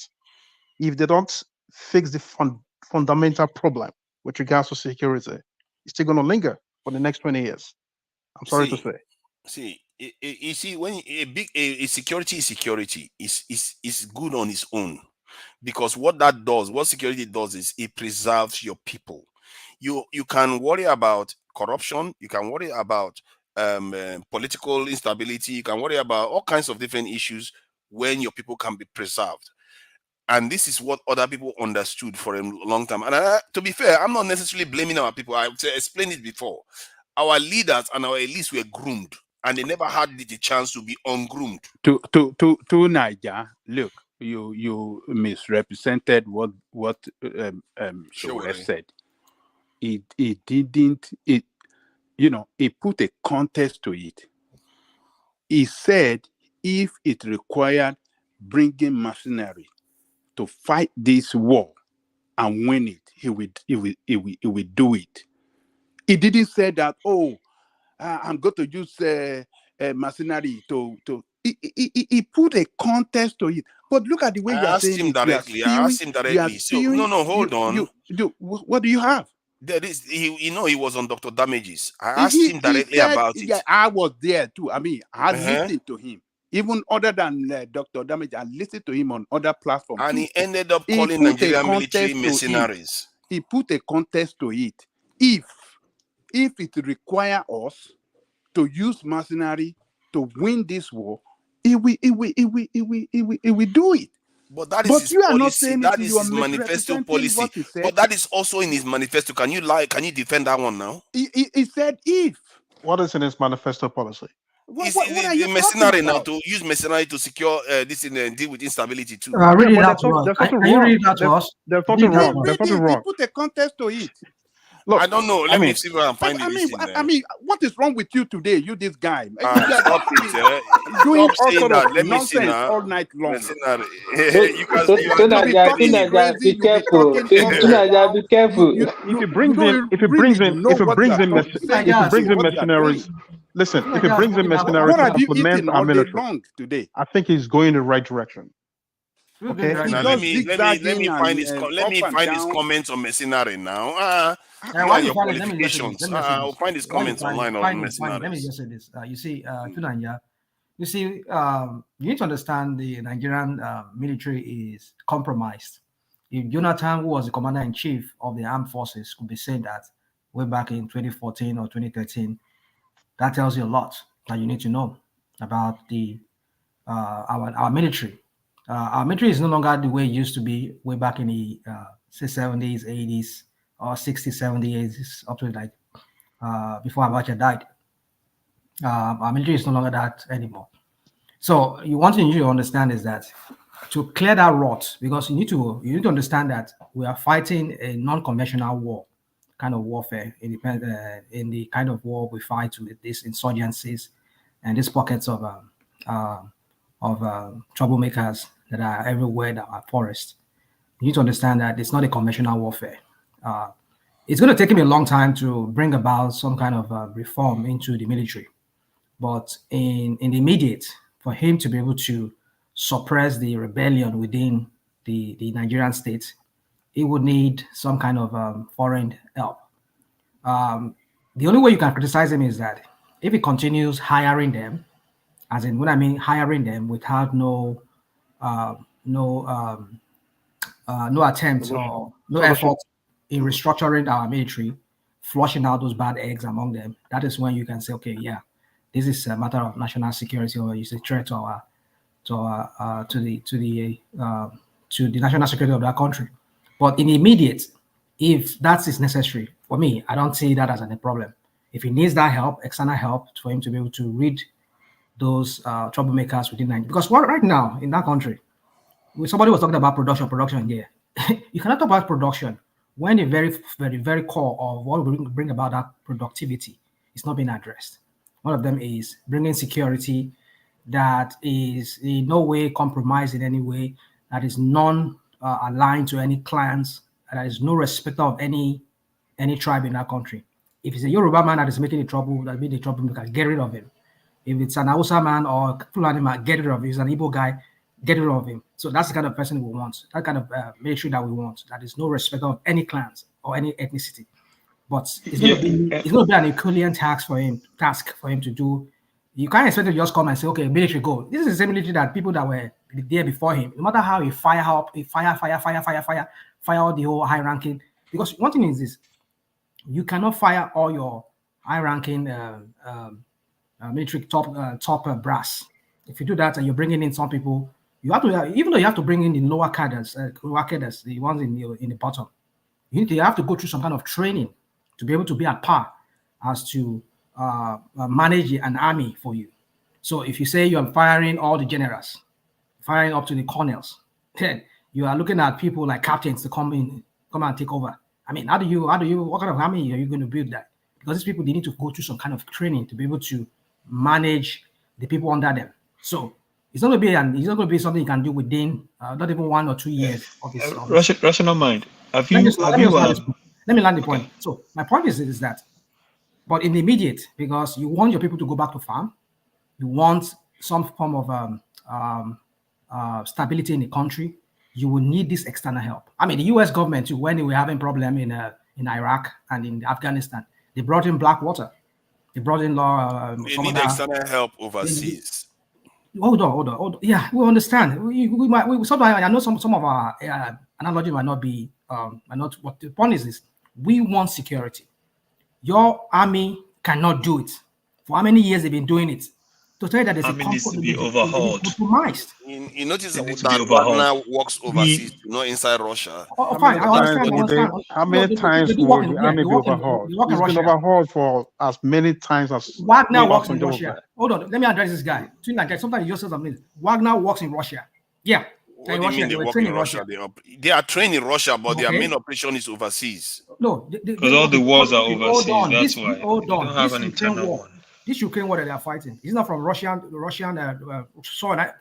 It's not the way they used to enter into Ukraine. They are not using it to fight the war inside Russia. We're not saying there's no war inside Russia. And to be fair, they are even Russian. There's no war inside They Russia. are even Russian. But if you use There's foreign no war mercenaries inside your Russia. country, What difference does it make? There's no war inside Russia. Okay, because you people don't understand statecraft. If there was a war inside Russia, if Ukraine green if there was a war ground inside now, Russia, they'll be Wagner doesn't fighting help them out.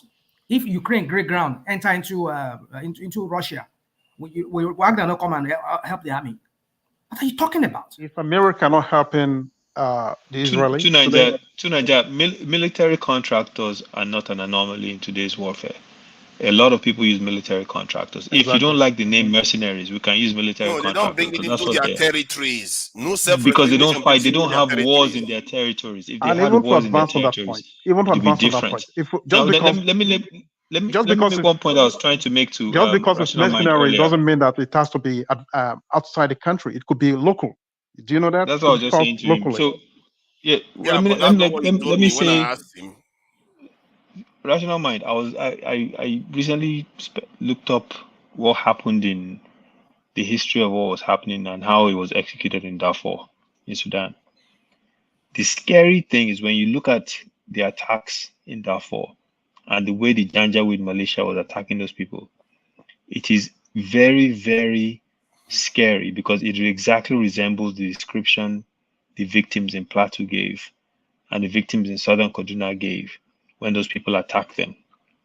Almost the same tactic, almost the same driving off the land, establishing themselves in the land, changing the name of the town, and then later on trying to establish themselves in that place, creating IDPs. Same thing in Sudan, no difference. Same thing. In Southern Kaduna, there are like 30 or 40,000 IDPs. In Plateau now, we have IDPs all over the place. And in Benue, goodness, over 1 million. Same thing, no difference. And the Sudanese government at the time was indifferent, did not address it, did not intervene. And that's why you saw the whole big thing about Darfur and international pressure and recognition. And that's how they eventually got it to stop. And the country eventually split. So now you see what's happening in Nigeria. We're talking about insecurity, and the places they are attacking are the places that are part of our food basket. And it's in the same exact way. Ethnic cleansing, land grab, Nigerian government turning a blind eye, not attacking the problem, not addressing the millions of IDPs, not trying to get them sent back home. It's the same thing. It's almost like it's the same playbook, if I was to use a sports analogy, that they're using right now in all these places.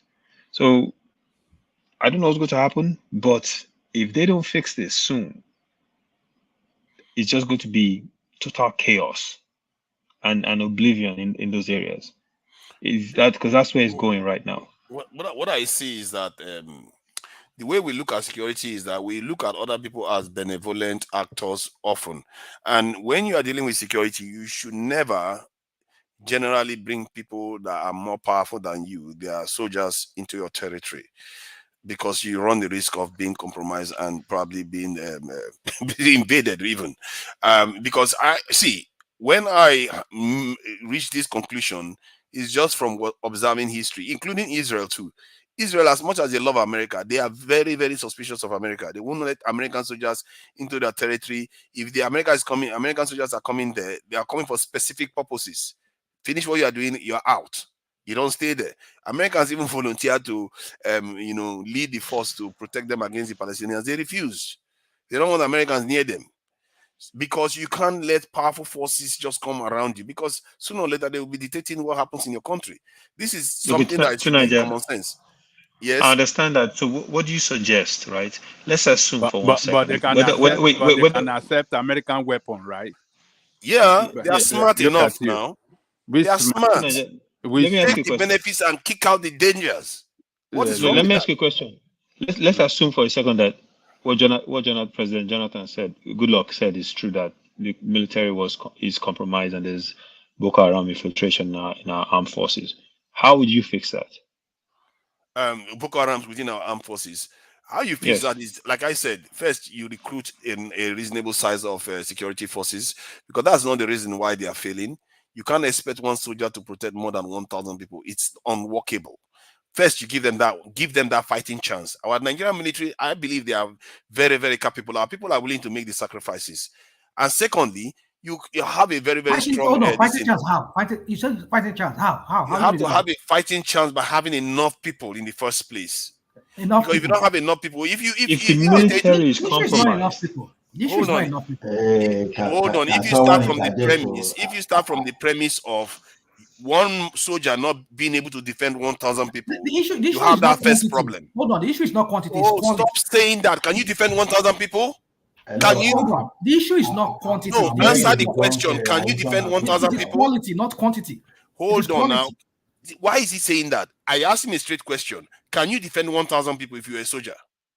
Can I answer that question? How many soldiers? It's not a number of. It's not a number of soldiers. It's not a number of boots on the ground. See, my point is that even America, with the most advanced technology in the world, the ratio is one soldier to around 150. Most countries are in that same bracket. One Nigerian soldier that is barely paid is expected to defend over 1,000 people. How is that even fair? Why I agree with you partly. Another problem that you are skipping, right, is the political will, okay, from the politicians. You get my point.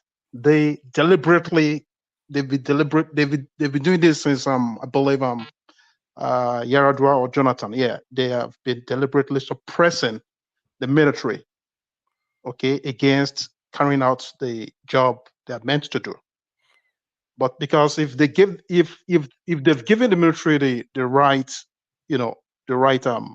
support, okay, if they are not playing politics, putting politics, if somebody is not benefiting from this, I'm sure with all this issue of we need one soldier to ratio this, we will not be talking about it.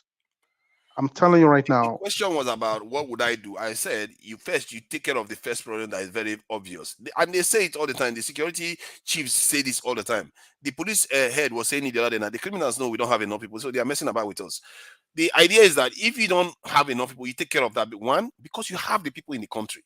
Secondly, they are jobless. They need jobs. Because military jobs are better than a lot of civil servant jobs out there. They don't give most civil servants property. They don't give them uniform. They don't give them a lot of things. People have to bribe to join our security forces. Secondly, if you want to deal with the compromised ones, you have a sizable. That's because there's no job. That's why people are dying. Exactly, but that's why you need to give them the jobs. Why should Nigeria be losing $50 billion in GDP every year when people are jobless? It's crazy. And secondly, if you want to take care of the compromised one, you go and recruit people into the security services, like the other security services, like DSS, NIA, all the other secret services that are capable of flushing out this in fifth columns. Every nation have them. Let's face it. Every nation that is functional has fifth columns in their. So your solution is recruitment. You're not disputing that. You're yes. Every nation we can agree. The solution is flood it more with more people. Yes, because you have to have enough to secure the country in the first place. That is, see, I don't know why you have broken wheels. No. Wait. You have broken wheels on the carriage. You have broken wheels on the carriage. You also agree that the political class is part of the problem.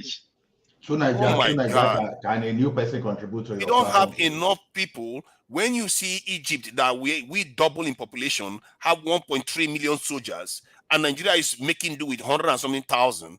That is ridiculous situation. Our people contribute. Egyptian military are not fighting on the side of terrorists. Let someone contribute now. Because I came. Sorry, you came with nobody even paying attention. Because of you and Ison, and it seemed like everybody. Don't mind Ison. I'll kick his backside there, and by the time this is done, let's see where we are. No, both you and Ison. I came purposely because of you, because There's this thing that you'll be saying, and to me, it sounds funny to me. And on this, the issue of Tinubu being compromised. See, whatever fear you want to spread, a president of any country needs not be compromised if the external forces want to show their interest in that country. There are several ways. So now the fear that France has a medical record of Tinubu, we've said this thing over and over. You just have to be very explicit in what you think they can do with the medical record. This big word of, they can hold them to ransom. What ransom? During our lifetime, Yar'Adua record, even if this medical record was not personal, it was still private, we even knew everything that was happening to Yar'Adua. How did the Western countries use that against us? When Abacha was alive, he dared the Western power, even though you can say he suffered the consequences. But how did that, what was the implication of that? To me, I think we exaggerate a lot and try to be like a Nobel professor in international medical sciences or international diplomacy or whatever, and we create some kind. Someone should tell me today the record of Tinubu in the hand of the French government. What will they do with it? Is it not the same France that those people they colonize under their nose, they've been able to take power away from them with the backing of other countries? Everybody fight for his own survival. Whether medical record or whatever things, it doesn't matter. You can be as clean as snow. Maybe you don't even have any dent in your life. There are several ways that the countries that are bigger than you will find a way to limit you. Tell me the medical record of China when the Western world brought them down to their knee. Oh no, I get your point. I don't think it's a record that they can use to compromise you even. There are so many other ways to compromise it. Like what are those ways? We are exaggerating. Oh my God. See, one, they can bribe you, they can threaten you. We are talking of the president. We are talking of the president. Okonjo Iweala's family was kidnapped. Forget that story. Of course you will say forget it. No, listen. We are talking that's not anywhere related to. No, it is similar in the sense that if somebody has more power than you they have a way of incentivizing you to do what they want. It's not a valid comparison. The record they have on Tinubu, what will they use for? I don't believe that a letter should be the reason why they will have anything over Tinubu. Can I answer Ola's question? Tinubu is the commander-in-chief of our forces of Nigeria. And hold on, Ola, you said, what would they do with it? You want me to answer that question for you? Please go ahead. Okay. I'm making credible. Now, you know what it is. If it's a sane, maybe Nigeria is a sane country where everything that works in other climate, it works there. If you have a dirt on your opponent during an electionary year, and you show that out, that he was involved in some kind of extramarital affair, he was married at the time, he was seeing another woman. If you bring that, we've seen many people stepping down in a similar climate like where you and I live in Europe. They will step down. If they're already in office, they will resign. And if maybe during if they continue remaining in office in the next election, most election they lose it. Such candidates they lose the election. So if they could bring it up, maybe there's a real debt on his earth that is really not showing up to Nigerians, and that health is a concern. Maybe it could be cognitive, that this guy maybe his doctors have already said, cognitively you're not doing well, sir, and it's on the medical report, and these people have it, and it could show it to maybe like Peter Obi or Atiku, any other person that run against him in the next coming election. That is enough to really bring him down. That is, if Nigeria is a sane country, which I don't believe Nigeria is a sane country, we'll see how people that will come here on this platform and other platform, and they'll come and spin it and justify it, make it look like trivialized as if it's not a concern. So, Do you know that Imran Khan, Can I That's respond what I to that? said. It doesn't work in Nigeria because Nigerians are not sane. let's allow other people to talk. Rational mind, calm down. If Imran Khan can say that, if Imran Khan can say that, come on, man. You just been talking. So when you know the environment, our environment of Nigeria, we see that. I don't know if it's going to work. You don't know. You can't even say if it's going to work or not. I've cited an example. Ola, what if Tinubu's medical records show that he's terminally ill? Do you think that's something he wants everybody to know? And the French have access to it. Let me tell you what they would do with it. Wait. Let me tell you exactly what they would do with it.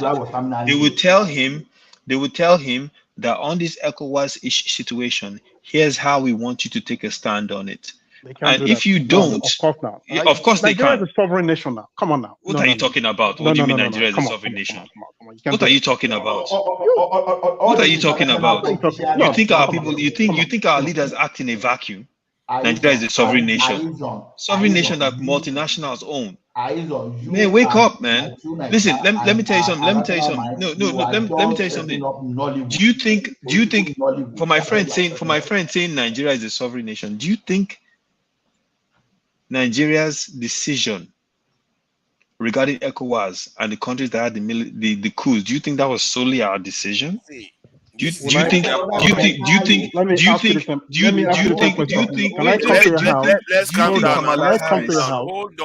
Kamala Harris calling this person? I refuse to be quiet. See, Kamala Harris I'm trying to share calling something Tinubu here. and telling him how This guy refuses. You are looking for my trouble.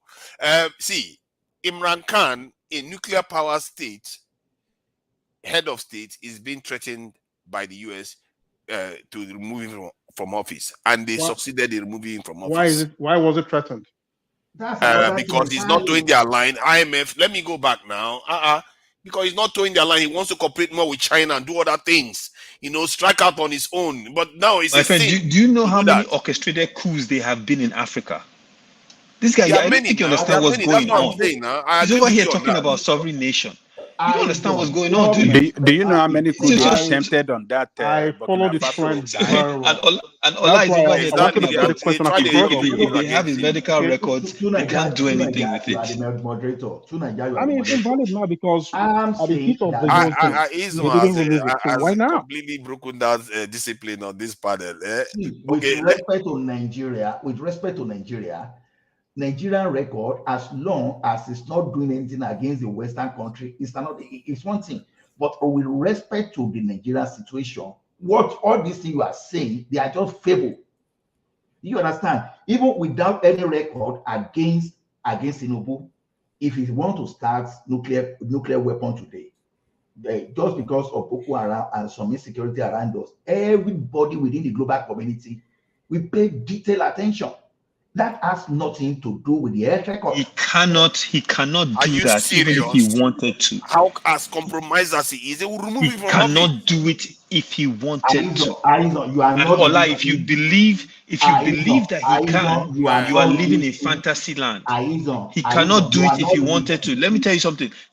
Right now. Tinubu is a foreign agent. You are not. You understand me? Do you know what that means? Let me explain to you what that means. That means let me explain to you what that means, because I don't think you fully understand. I don't know.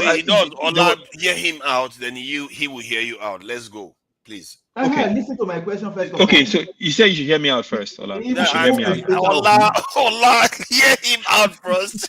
Then we'll come to you. One after let's Aizo go, then you will speak. Please go ahead, Aizo. Ola, that means my question is speaking. Ola,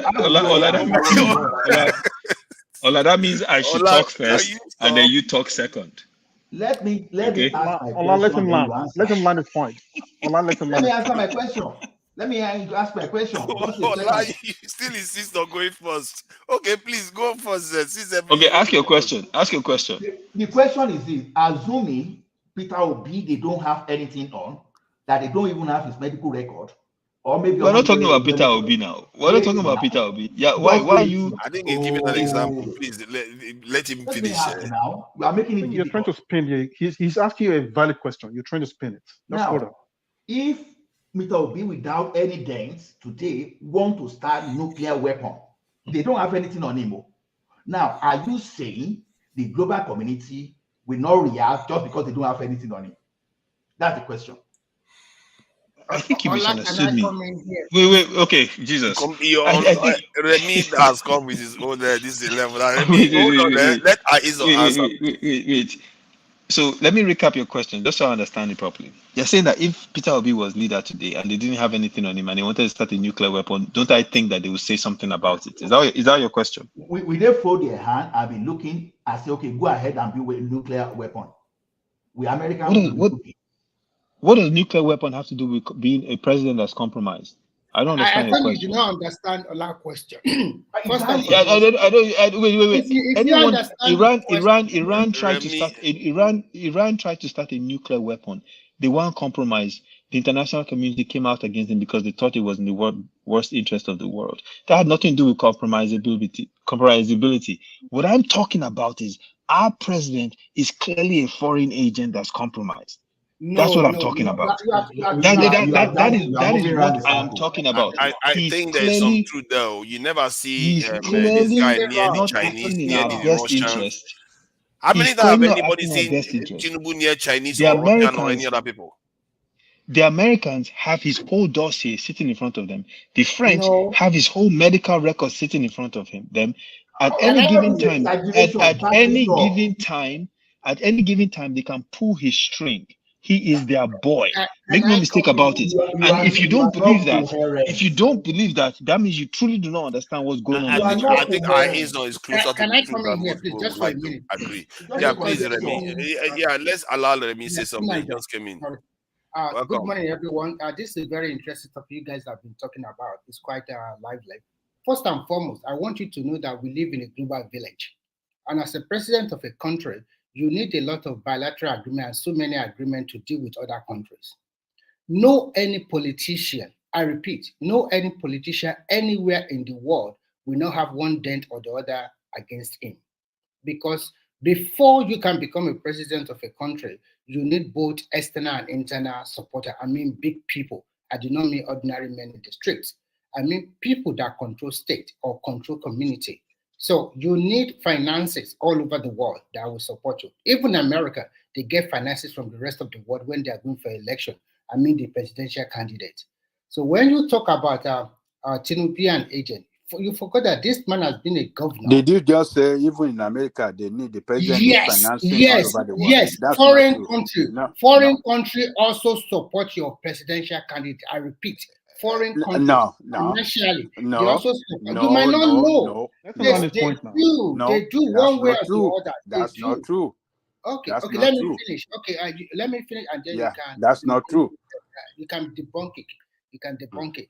So when you are saying that this guy is a foreign agent, blah, blah, blah, blah, blah, blah, you said you live in a civilized society, in the modern world, why, what do you call it? Information is very important. Even as an hospital, you cannot disclose the information of your patient to anybody because they all sign confidential agreement. So you cannot just say, okay, if we are looking at it in that direction, let's be factual with ourselves. I don't think if I live here and go to any hospital in America and they sign a confidential agreement with me, then they'll just go and give it to their government just like that. So why is the institution? America is known for great institution. And because of this great institution, that's why that country continues to thrive to today. And that's why the rest of the world still hold them, that even if you are nobody, when you get to America, you can ask for your right. But remember, right is also limited one way or the other.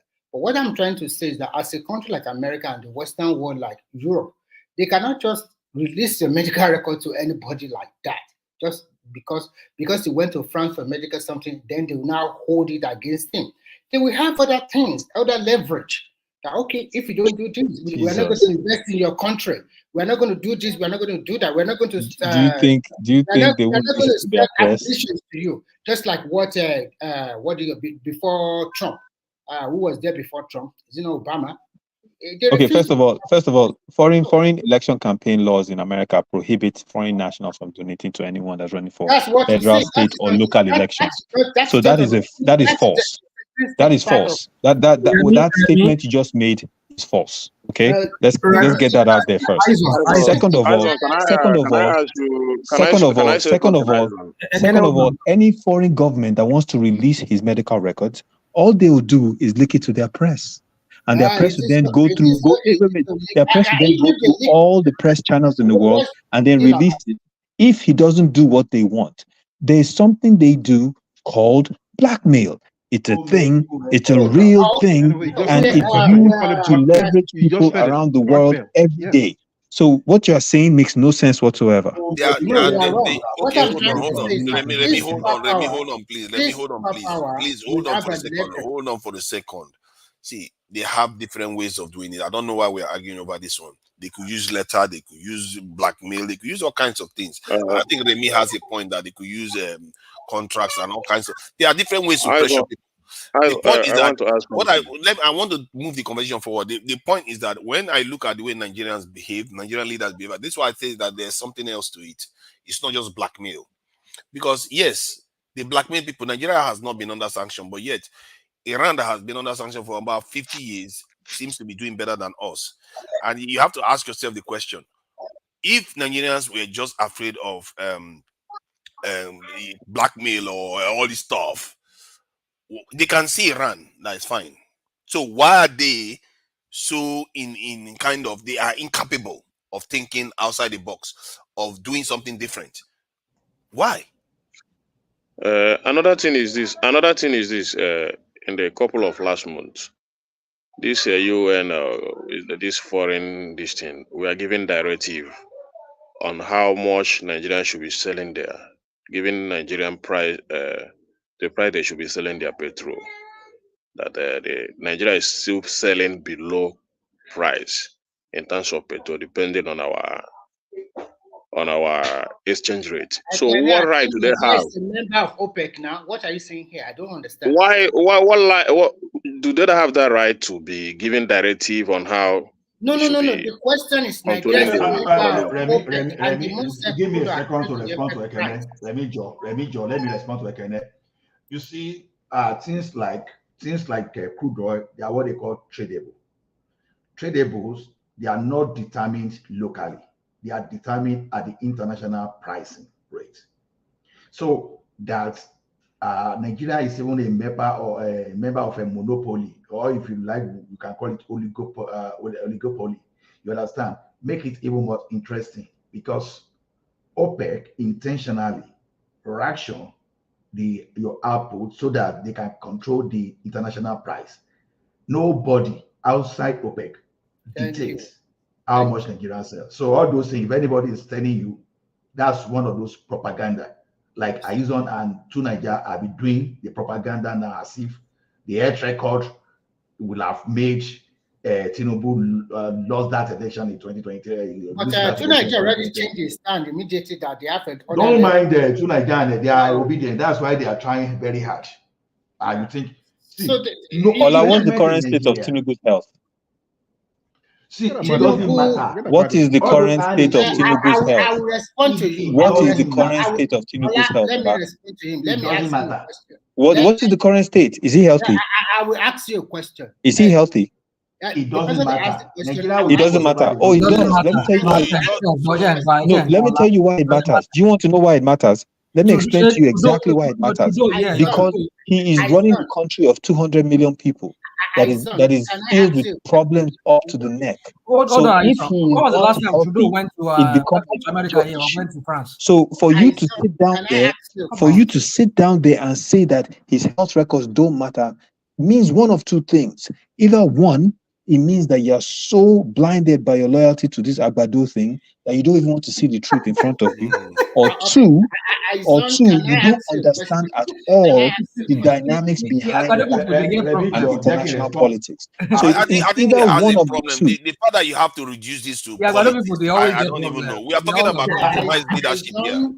You have been making a lot of allegations. Let me ask you The something. Agbado people, all of you have problem. I don't just know. Mr. Responder. Mr.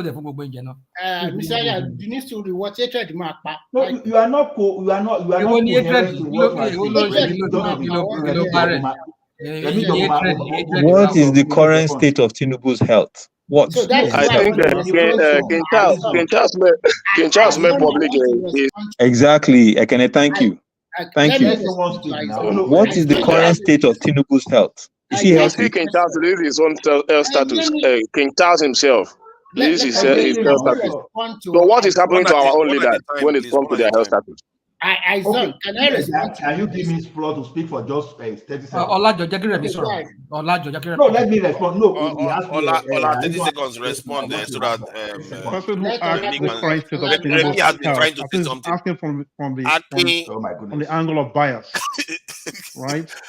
Can we just one at a time talk? Okay, Olago, Remy go, and Kinzo, if you want to say something, you can go ahead. Okay, definitely. Aizon, I said whatever decision you are taking, you have to consider your environment. Nigerians are not Americans. We are not Britons, and we are not. We are not. When it's convenient for you, we're not American. We're not Canadian. When it's convenient for you, hey, people, you like bad. Let him talk now. If you want to listen to yourself, I will allow you to listen to yourself for rational mind. The question is this. You have to look at your environment. We all those story that about this, we need the top people from Ekiti, people from Lagos, and those people that vote for Tinubu. It will never. That is what I'm telling you. Look at your own environment. Stop saying medical. Go and release a medical record now, and see what and come back here and let us debate. Although you are they shake. He shit for pants. Everything. Oh, can we leave that out of it? Let me please go ahead. Okay, what I want to say is this: he is the president of a country, and he has a right to go on private visit or medical issue anywhere in the world, where he can find the best. No, he doesn't have the right actually. No, you said I should talk now, okay. Unless if you want to go ahead and go ahead. I'm just so trying he has to a right. that point. He has a right, even as an individual, as just a citizen of the country. You have a right to seek medical something anywhere in the world you feel like. So when this guy is asking for medical report of Tinubu, he is being very, how to say, I think he's looking at it from the negative angle, probably because he supported another candidate and his candidate lost. This is the man, since he became the president. Let me ask you. Let me finish.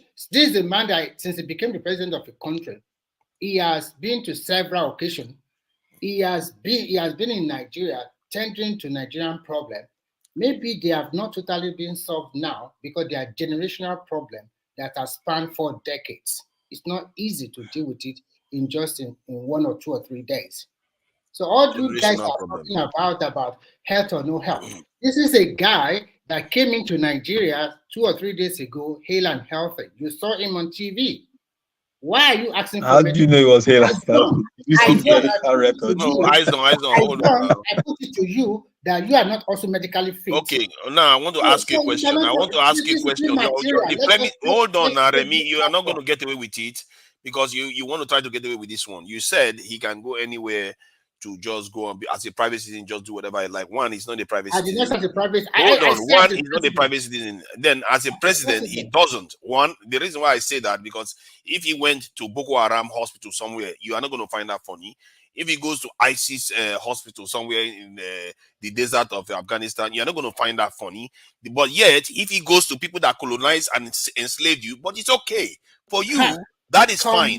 It shows you that your mentality is wrong. I think you guys are Hold on. This goes to the crux of our problem. We perceive things the wrong way because we are not seeing it. That's why we're having this conversation in the first place. That I think some of these leaders don't even have to be compromised. They sell us out. They are willingly selling us out. Because look at what he just said. It's okay for this your leader that is supposed to represent you to go to the countries of the people that colonized and enslaved us. It's okay for you for that, but you are not okay with him going to ISIS. I want to ask you an hypothetical question. Let's assume your father, your biological father, is the governor of Anambra State or Edo or Delta. I don't know where you come from. And he happens to be sick. And the only way they can take care of him is to fly him to UK, America, Canada, Saudi Arabia, or wherever to seek for medical something. What are you going to do? Because there's no facility in Nigeria. I'm not going to go there. If they So I run a risk of being you allow him to die. So you allow him to die. That is the death of one person than the death of a whole nation. Don't so you understand? you allow your father to die because you see, because hold on. There is a reason why. There's a reason why when you are personally hold on now. See, I will answer you directly. Let me answer you directly. There's a reason why when you are personally involved in anything, you are compromised, so you are excused. This is why doctors don't operate on family members.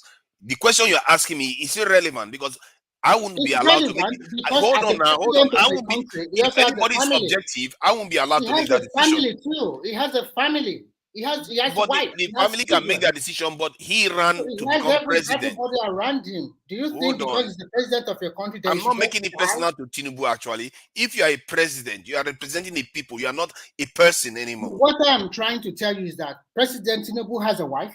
He has children, so they'll just put their hand. If he has a medical issue, then they treat him in their country. 500 years ago, there is no Igbo country. 300 years ago, there is no Igbo country where you go for treatment. You treat yourself in Nigeria, or you die in Nigeria. It's very simple. Why do you have to allow your father to die? In a nutshell, you allow your father to die if he's a governor. That is not my decision. Nobody should allow me to make such a decision because I will be biased. The son of a governor. Let's say you are the son of Tinubu and he is ill. Are you going to allow him to die? And why would I allow him to die? But if my father is a president, hold on. But if my father is a president, the nation has the power to stop him. They should stop him. Even if I want to save my father, but the nation should stop him because he ran to become a president. I think you guys are just being actors. I gave you a direct answer. The nation should be able to stop him because he's not an individual anymore. All the Nigerian citizens should say, stop, don't go, stay and die. There should be a law that prevents that from happening. What kind of law is that? See, that will suddenly make sure that your healthcare system in the country. Hold on, your healthcare in the country will improve automatically by doing that. It shows that you people are thinking for yourself. How many leaders have you seen go overseas for treatment? Even UK. To Nigeria, I will ask you. I'll put something across to you now, and I want you to tell in all honesty the truth, and everybody here. Cuba is known as a country that have a lot of medical doctors. Cuba is also known that a lot of people go to Cuba or India to seek for medical redress, whether as a private citizen or as a government official. Even Americans do go to Cuba to do medical surgery or operation. No country is an island on its own. For example, we have a lot of medical doctors in Nigeria. Not their leaders. I don't know why they're going around. I'm saying the same. I wish you luck, man. I wish you luck. Like a Maradona everywhere. This Agbado could get it sweet, I swear. Let me finish. You don't drink and finish. Let me finish. Please, I beg you, let me finish. That you have to look at it in several angles. Fine, it's your president. But would you wish your president to die? Most people will say no. I don't wish my president to die, but I wish my people to be alive. I wish my president can fix the hospital at Aso Rock so he can be treated in my country. Exactly. That's what I wish. I want my people to die. That's what I wish for him. So my president is not open to security threats by going to a foreign hospital where a French can open his chest in the foreign country. Seriously, that's okay with you. Medical that if they want to fight you, they will fight you. These are superpower. If they want to fight it's not about fighting. It's not about fighting us. In your neighborhood, it's not about fighting us. Are you afraid of a fight? What is? No. When did you fear a fight? You are going to get fight. I will ask you some simple question. The headquarters of all the financial institutions in the world, where are they? In the UK and in America. Who controls them? Americans. The Anglo-Saxons. So America. So what's your point? What's your point? Who are the major allies of America? Can you tell me the major allies? The major European. West European. What is your point? What is your point? And they control the financial institution of the world. What is your point? Get your point. My point is that they use this instrument to make sure that this is what we want and you must do it. Oh, you mean like Iran is doing? Iran is basically becoming a superpower, while Nigeria is not even being sanctioned at all. Look at how poor we are. A superpower. Look. Yeah. So Remy, your argument is wait. Your argument is that because they control the global financial system, we should put our leader vulnerable. Experience today. My God. One of my colleagues when I still work in Shanghai is an Iranian. If you see the way they talk about their own country, you even think that we Nigerians we are not even the way the people there are suffering. They suffer more than you Nigerians. They don't have freedom of speech in that country. Meanwhile, this thing Iran has put Nigeria on a list of countries that would allow visa and need visa to come. Listen. Let me left and right. You won't allow bouncing everywhere. I mean, I don't they have 24 hours electricity in Iran. He's going around. Remy, you know they have 24 hours electricity in Iran. Let me finish. What I'm just trying to You know they have 24 hours electricity in Iran. I don't know. Okay, they do. They do. Don't know that now. You know Nigerian soccer players go to Iran to go and play because they get better salary. Did you know that? I don't know about that. It doesn't matter. Okay, well that happens too. That happens too. Just so you know. So this thing. So the Tinubu that's best friends and doing boy for these Western countries, they don't even take care of it. The Iranians that they are sanctioning have a better economy. I want to talk to you objectively, not just. No, we're talking objectively now. Mere rhetoric of being Are you seeing countries that have not been sanctioned? Look at Iran that has not been sanctioned once. How many? Iran is 14. Where is Nigeria on this list? 14 what? Nigeria, that's in terms of military strength in the world. We 14. That's why when I said that they are about to become a superpower while they are sitting at home in sanctions, you refuse to believe. Hold on, let's while we're willingly giving up our president's medical records to the French. Exactly. Look at let's keep going down. Let's keep going down. Where's Nigeria? Nigeria is still not even there. Okay, this is where Nigeria is, number 39. That's where we are. See, my point, I'm making a very simple point, Remy. You have to start putting your people first. The idea that you compromise your national security because it's available out there. The question you have to ask yourself is very simple, really. Why are other people not doing it? Why are other nations not doing it? The matter of health of a president to me is immaterial. What really Don't matters you think is that policies. It's policies. Hold on. How we can solve the economic. Of course, it matters because if you have them go to a more powerful country, they will compromise them. Even America taps the phone of this in German chancellors. Okay, look at the UK now. Do you think American healthcare system may not be more advanced than the UK's to an extent? Do you see them traveling to America for treatment? No, you will not see them doing that. Because their medical facilities is good. Nigeria own is not as good. It's the leader's job to make it good, not to be traveling and compromising their national security. And when you say the healthcare system in the West here is good, but some are better than the others. Some could save lives, but yet they don't even go overseas to save their people's life. They are in terms of their leaders. Their leaders would rather be treated at home than go overseas.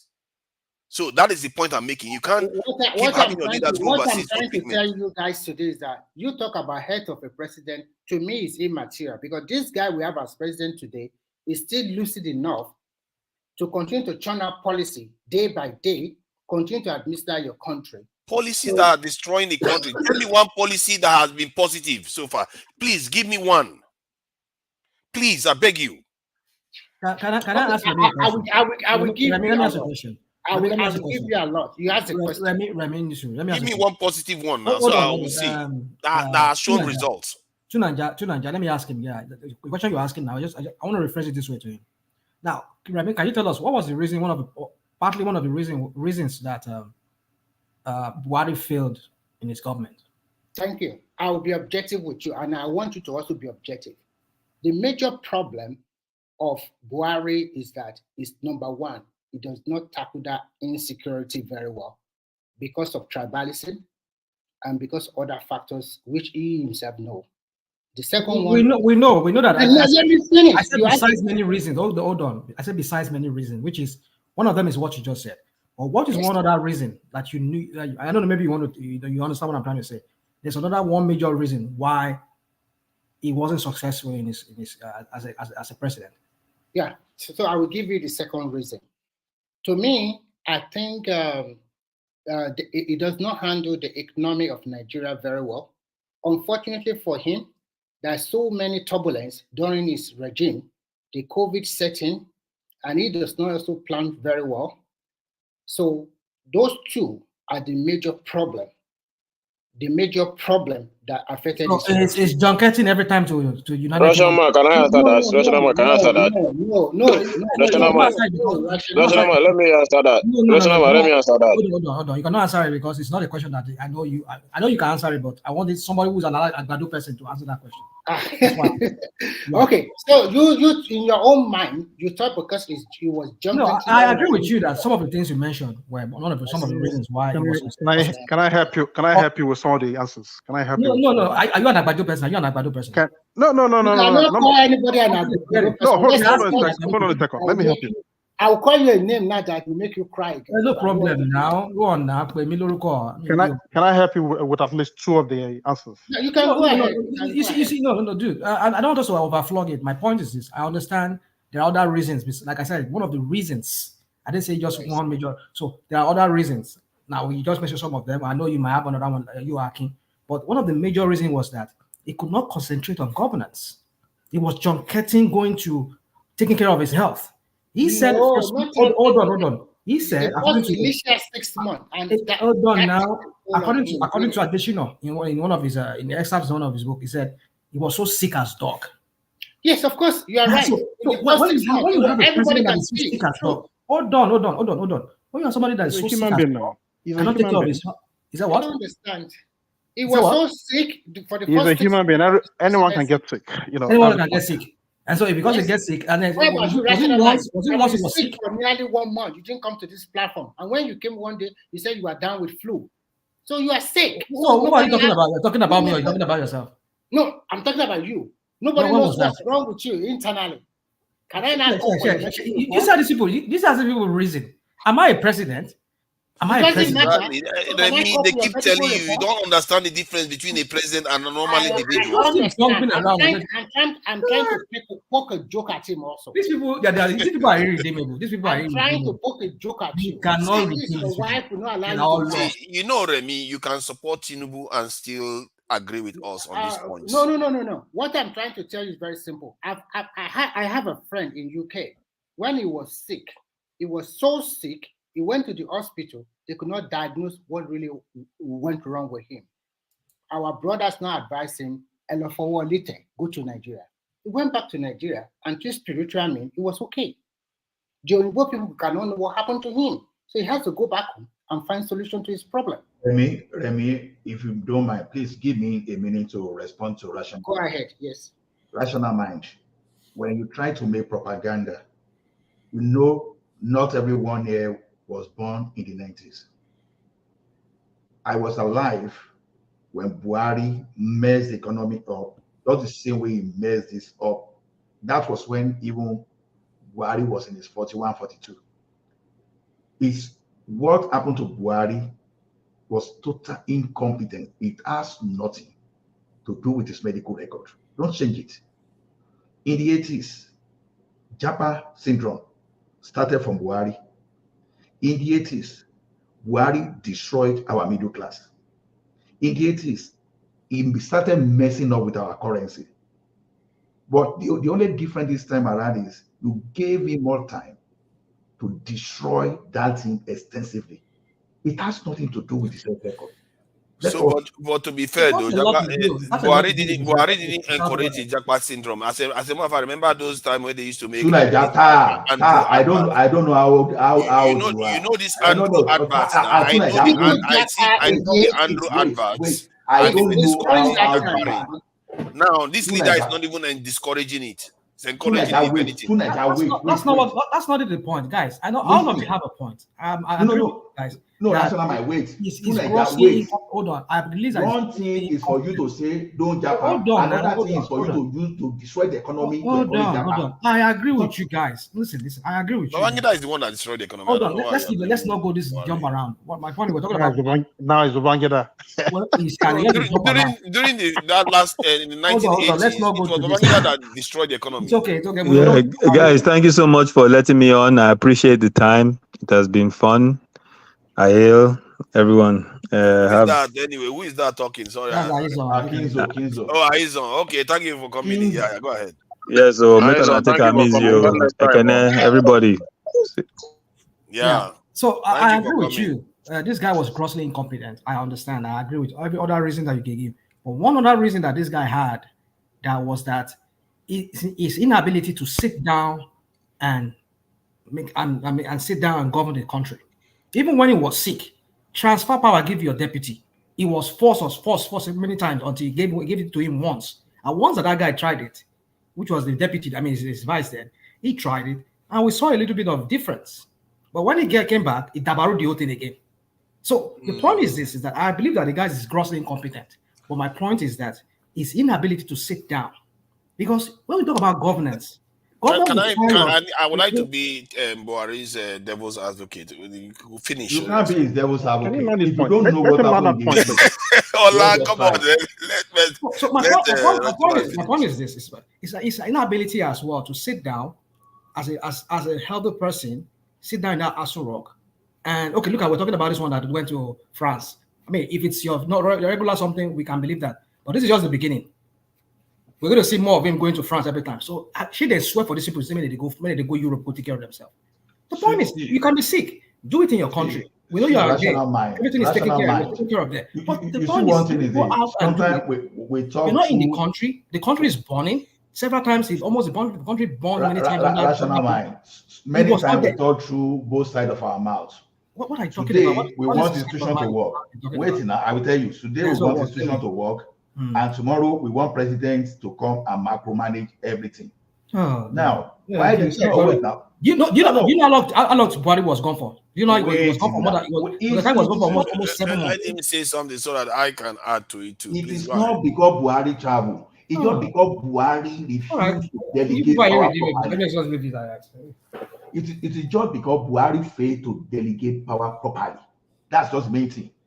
Now, when he was going, and he allowed Oshibajo to take over, he did very well, right? But he came back in Dabaru and handed back to his guy. What does that tell you? It's just his decision making. It's not because he traveled. So if you really want your country to be okay, the president should not be the one that will be managing your Ministry of Finance. It should not be the one. He has already delegated. His so is to make sure that the incompetent person is what we are supposed to substitute as at when due. So let's forget about as if the president will be here now and he'll be the one now going to the bush inside the kitty to be flushing the criminal's house. No, we are just trying to build case. You know what? That's why I love Nigerians, because there are so many people that are talented and educated. So anybody cannot come out and bamboozle with that kind of with the end of the cock and bull story. So let me just add something to this quickly. See. Regarding this in Buhari, I think he's not very good at some intricate stuff. Economy. When he got into office, when he got into office, he had a lot of headwinds, and sometimes the circles of economy means that's what you inherit. A lot of things didn't work in his favor, and but he did some fundamentals, given all the things that were handicapping him, from crude oil prices, insecurity, and then his health on top of that again, then COVID-19 on top of it. If you combine all those things together, you can see why. If Buhari was healthy, I think maybe the outcome would have been 10-20%. I said stop this. We experienced Buhari in the 80s. What do you want to say? No, the 80s is the reason why they elected him now. That 80s, people wish we had that now. Because people he was quite disciplined. Is that what Tinubu said in one of the campaign? Hold on. If a country is when France was one of his stomp in one of his campaign stomp that Tinubu was selling Nigeria, selling people to us. He said when France was going through war, what did they call shadow go? What did he say? Shadow go. I mean, like, it's not the same Bobo they said. We all know that. So you all know that. So you know that. So you know that. And then you're telling us that it was grossly incompetent. Ola, before I go, I want to ask you a direct question before I go. Are you giving us assurance with every argument you have made concerning Tinubu that in the next 4 years he's going to deliver in his mandate? Are you giving us that assurance? And I stand my ground that he has been the best among the 3 candidates. So I expect. No, I'm not saying because are you saying that he has achieved something now, or because for me, you know, market women are threatening to beat him if they see him on the road, though. You know, Shebi, you know that. So you never see that one for paper. What I want you to say, what I want you to tell me. The local market economy, or what do you call it? Tinubu's government is so bad. Let me ask you a very quick question. You start a building today. You start a building today, right? Do you see yourself finishing it the next month? Thank you. You lay a solid foundation. 8 months going. My problem is that I've not seen any building that he has started. I've not seen any foundation. I mean, something that has been destroyed 8 years, and you're expecting to fix it. Okay. Let me ask Akin. Akin is saying something now. He's making a point. What so point now, is he tell me, Akin. Hold on, Remy. Akin, tell me what policy that Tinubu has that you think is going to bear fruit. Please go ahead. No. Which one? But this, none of you are It's a straight question. Let him answer now, because he's trying to say if you build a house, it's going to be completed. We are on the same side. My question. Hold on. Yeah, I'm going to answer your question. Hold on. But I need you to answer this question for me. Ekene, you bought the land, you started a foundation today, okay? And you're projecting the house to be done within a month or 2. Is that possible? I can see my problem is this. Let me say something to Nigeria. My problem is this: Tinubu has not bought a land, and he has not even mowed a block, as I'm seeing his government. So that's the problem. So when you're talking about buying land, where is the land? Where is flooding the land? That's the issue. He's flooding it on top of it. Thank you.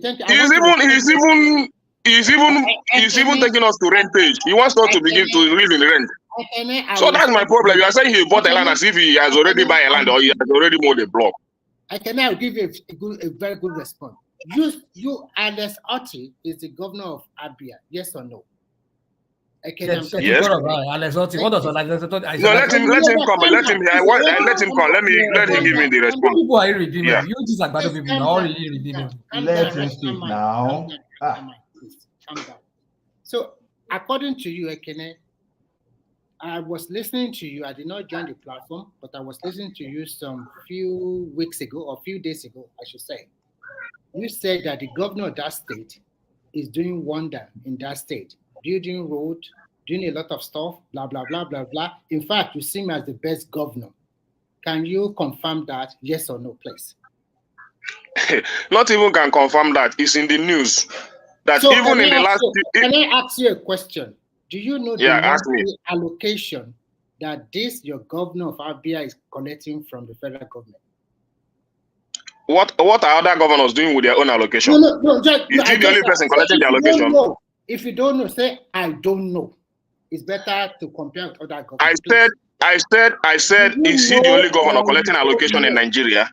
Do you know or you don't know? I don't know. You're not answering the question. Do you know or I don't know? If you say I don't know, I will understand. Do you know or I don't know? Tell me, I don't know. Tell me. Explain to me very well, yeah. Now, I will now tell you one of the things that most of these governors are enjoying, that the people in the state, they are not really holding their governor accountable very well. Before the removal of subsidy, most of these states, their allocation have dwindled from the federal government for a long time. But after the removal of the subsidy, most of these state governors have been getting more than double allocation that they are getting before. That is why some of them were able to do wage reward. That is why some of them were able to pay 13 salary, apart from the 12-month salary. Your so-called governor that you said is the best, that I'm trying to tell you, if not because of that policy, where do you expect him to get that kind of money from? Because he has gotten more than double. That is one thing. That is one policy that has really made. Can I come in? Can I come in here now? Let me quickly finish. This is one policy that allow all the states in Nigeria to still continue to pay salary to today without owing their workers any money. Okay. Can I come in? First of all, any governor receiving, let's say, 100 billion of allocation every month in the past administration, you don't expect that governor to be receiving such allocation now because of the inflation and devaluation of the naira. So you can't compare 100 billion with 300 billion now. It's almost as the same thing compared to our exchange rate. So that is not double of anything you are trying to explain to me. So it's even worse. Yes, let me finish. You have made your claim now. Let me make my own claim. It doesn't work. Let me make my own point now. You have made your point. It doesn't work like that. Let me hold on. Oh my goodness, Remy. Let me make my point now. It's very difficult to. You have already devalued the naira to 1,500, and you expect a governor receiving. You expect 100 billion to be the same thing as of today. It's not. Less than 1 year. In less than 1 year. So what are you telling me? Yeah, you are telling me that governor is receiving a triple of his allocation. So you expect to give a governor 100. You give a governor 100 billion in the last 4 years, and you come now. You expect to give a governor the same 100 billion. Okay. Is it done anywhere? Okay.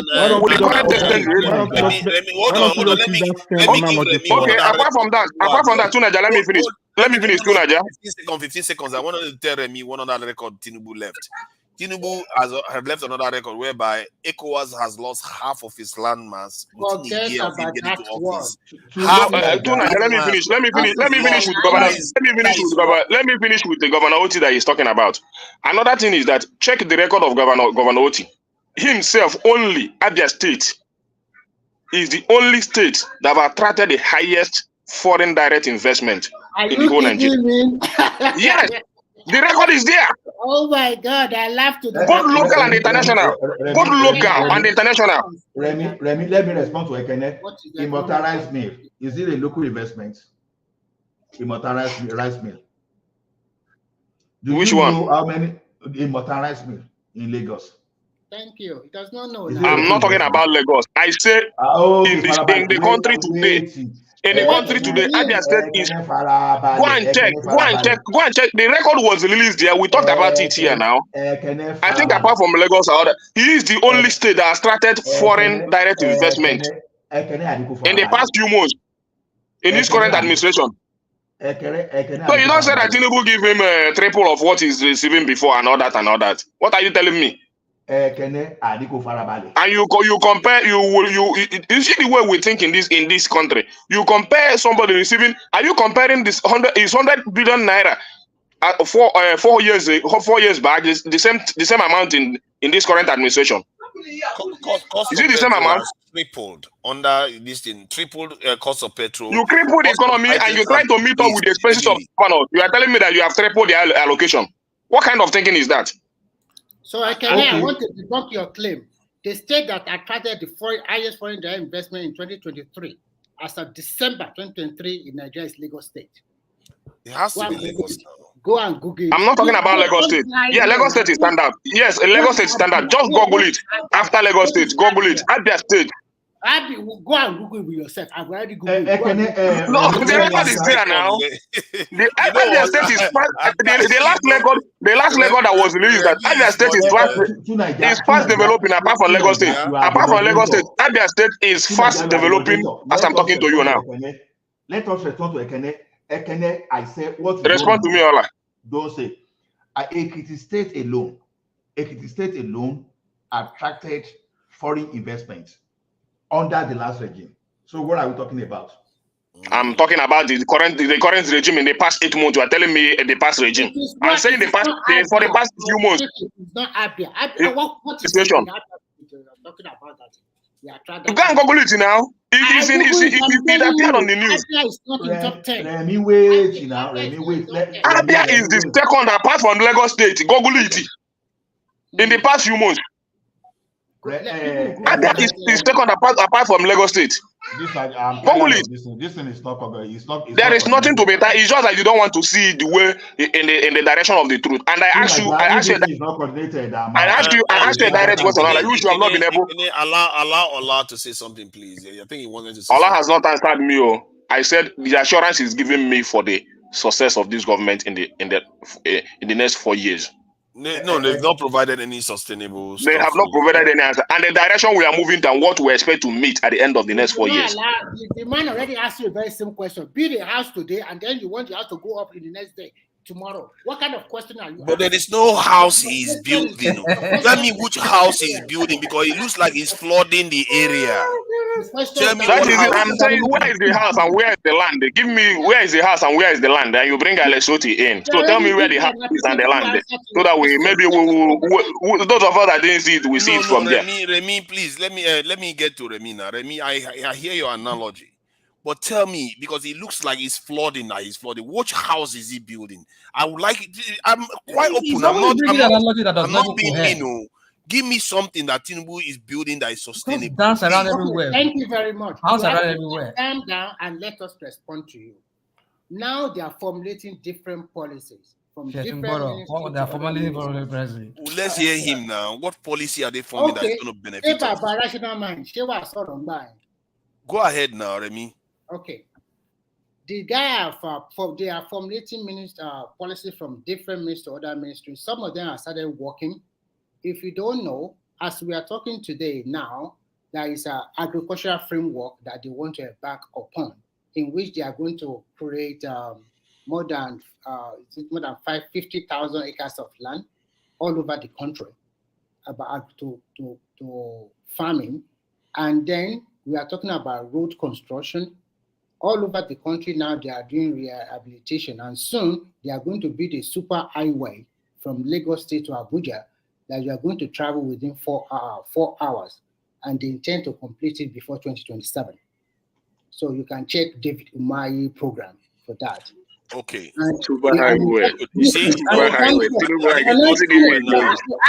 You ask it. Hold on, I'm asking. Yeah, that's what I want to ask. You ask, and I'm trying to give you point by point. Yeah, you have more to say, or you're finished? I have more to say, but if you want to go ahead. I can let you interject. Okay. So in terms of education, as you know from the budget, they just started releasing money to various ministries. The educational loan policy for the state for the student in higher institution will take effect as soon as possible in terms of education, and they are trying to find a way. It's in January now, as soon as possible. Hey, right? that one I know that very few people will get it, but let him carry on, please. So on that one, and then recently, the Tinubu administration released money owing to. I'm talking about sports now. They receive all the money owing the national team. I don't know whether it's only about football or any other national team. They released about 3 billion naira to that effect. And then they are looking at it again. How are they going to intervene in poverty alleviation? Because as you can see, they have a scandal in the humanitarian ministry. They have already created a kind of commission to start to look at it and have a very robust plan. How we are going to distribute money to the poor people without using an intermediary, maybe directly from the federal government to various accounts. But how are they going to know who are these people that really need this money? The poor people. That's what they are working on.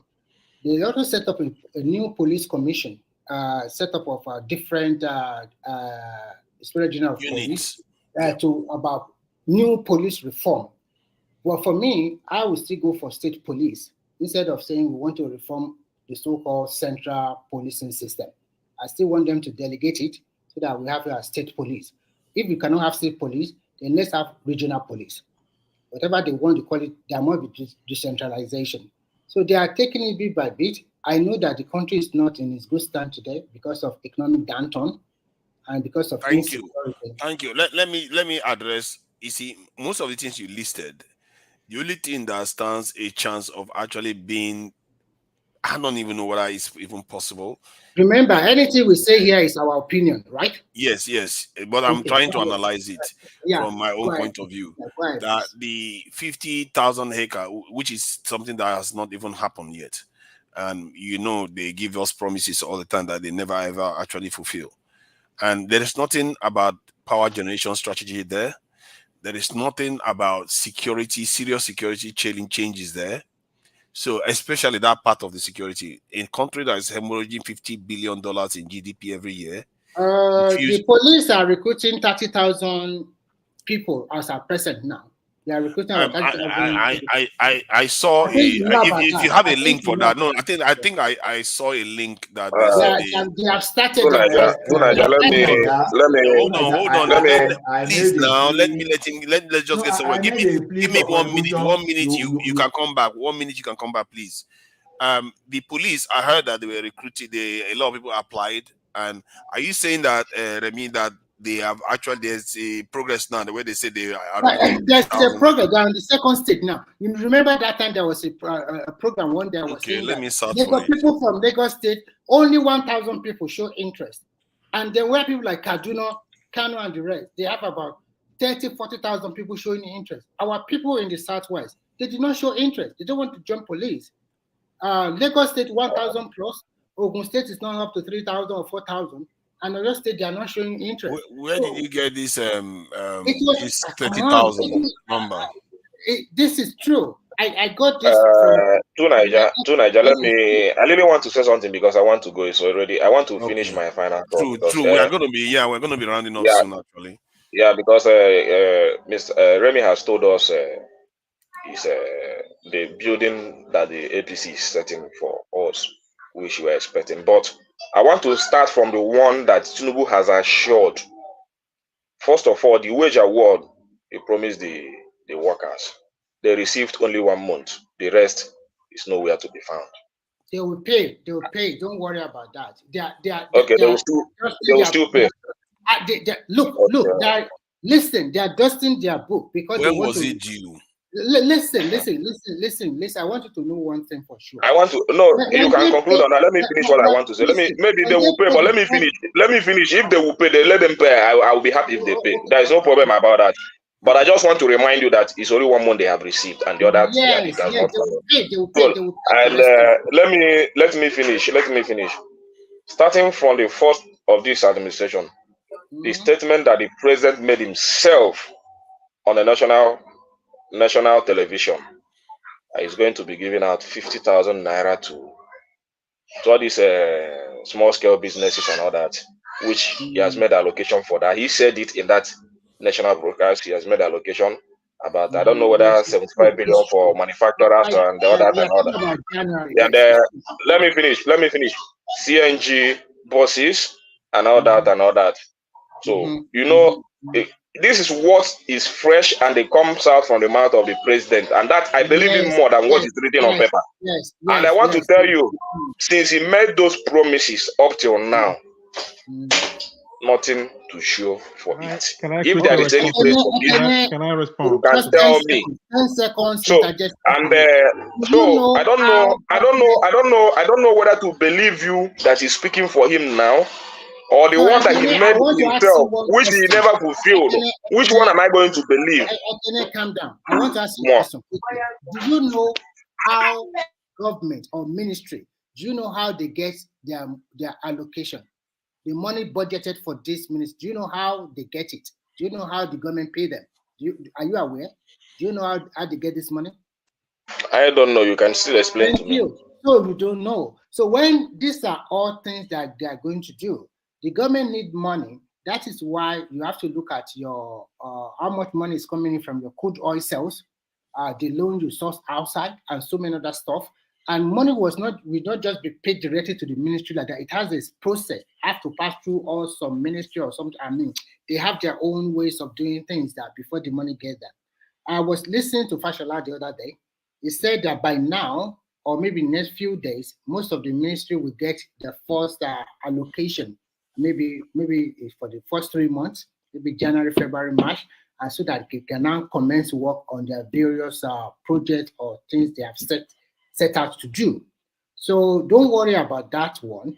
The CN buses we So, talk about. so let me Listen, come conversion again. of Let me the come again CN before you conclude. Let me come again before you conclude.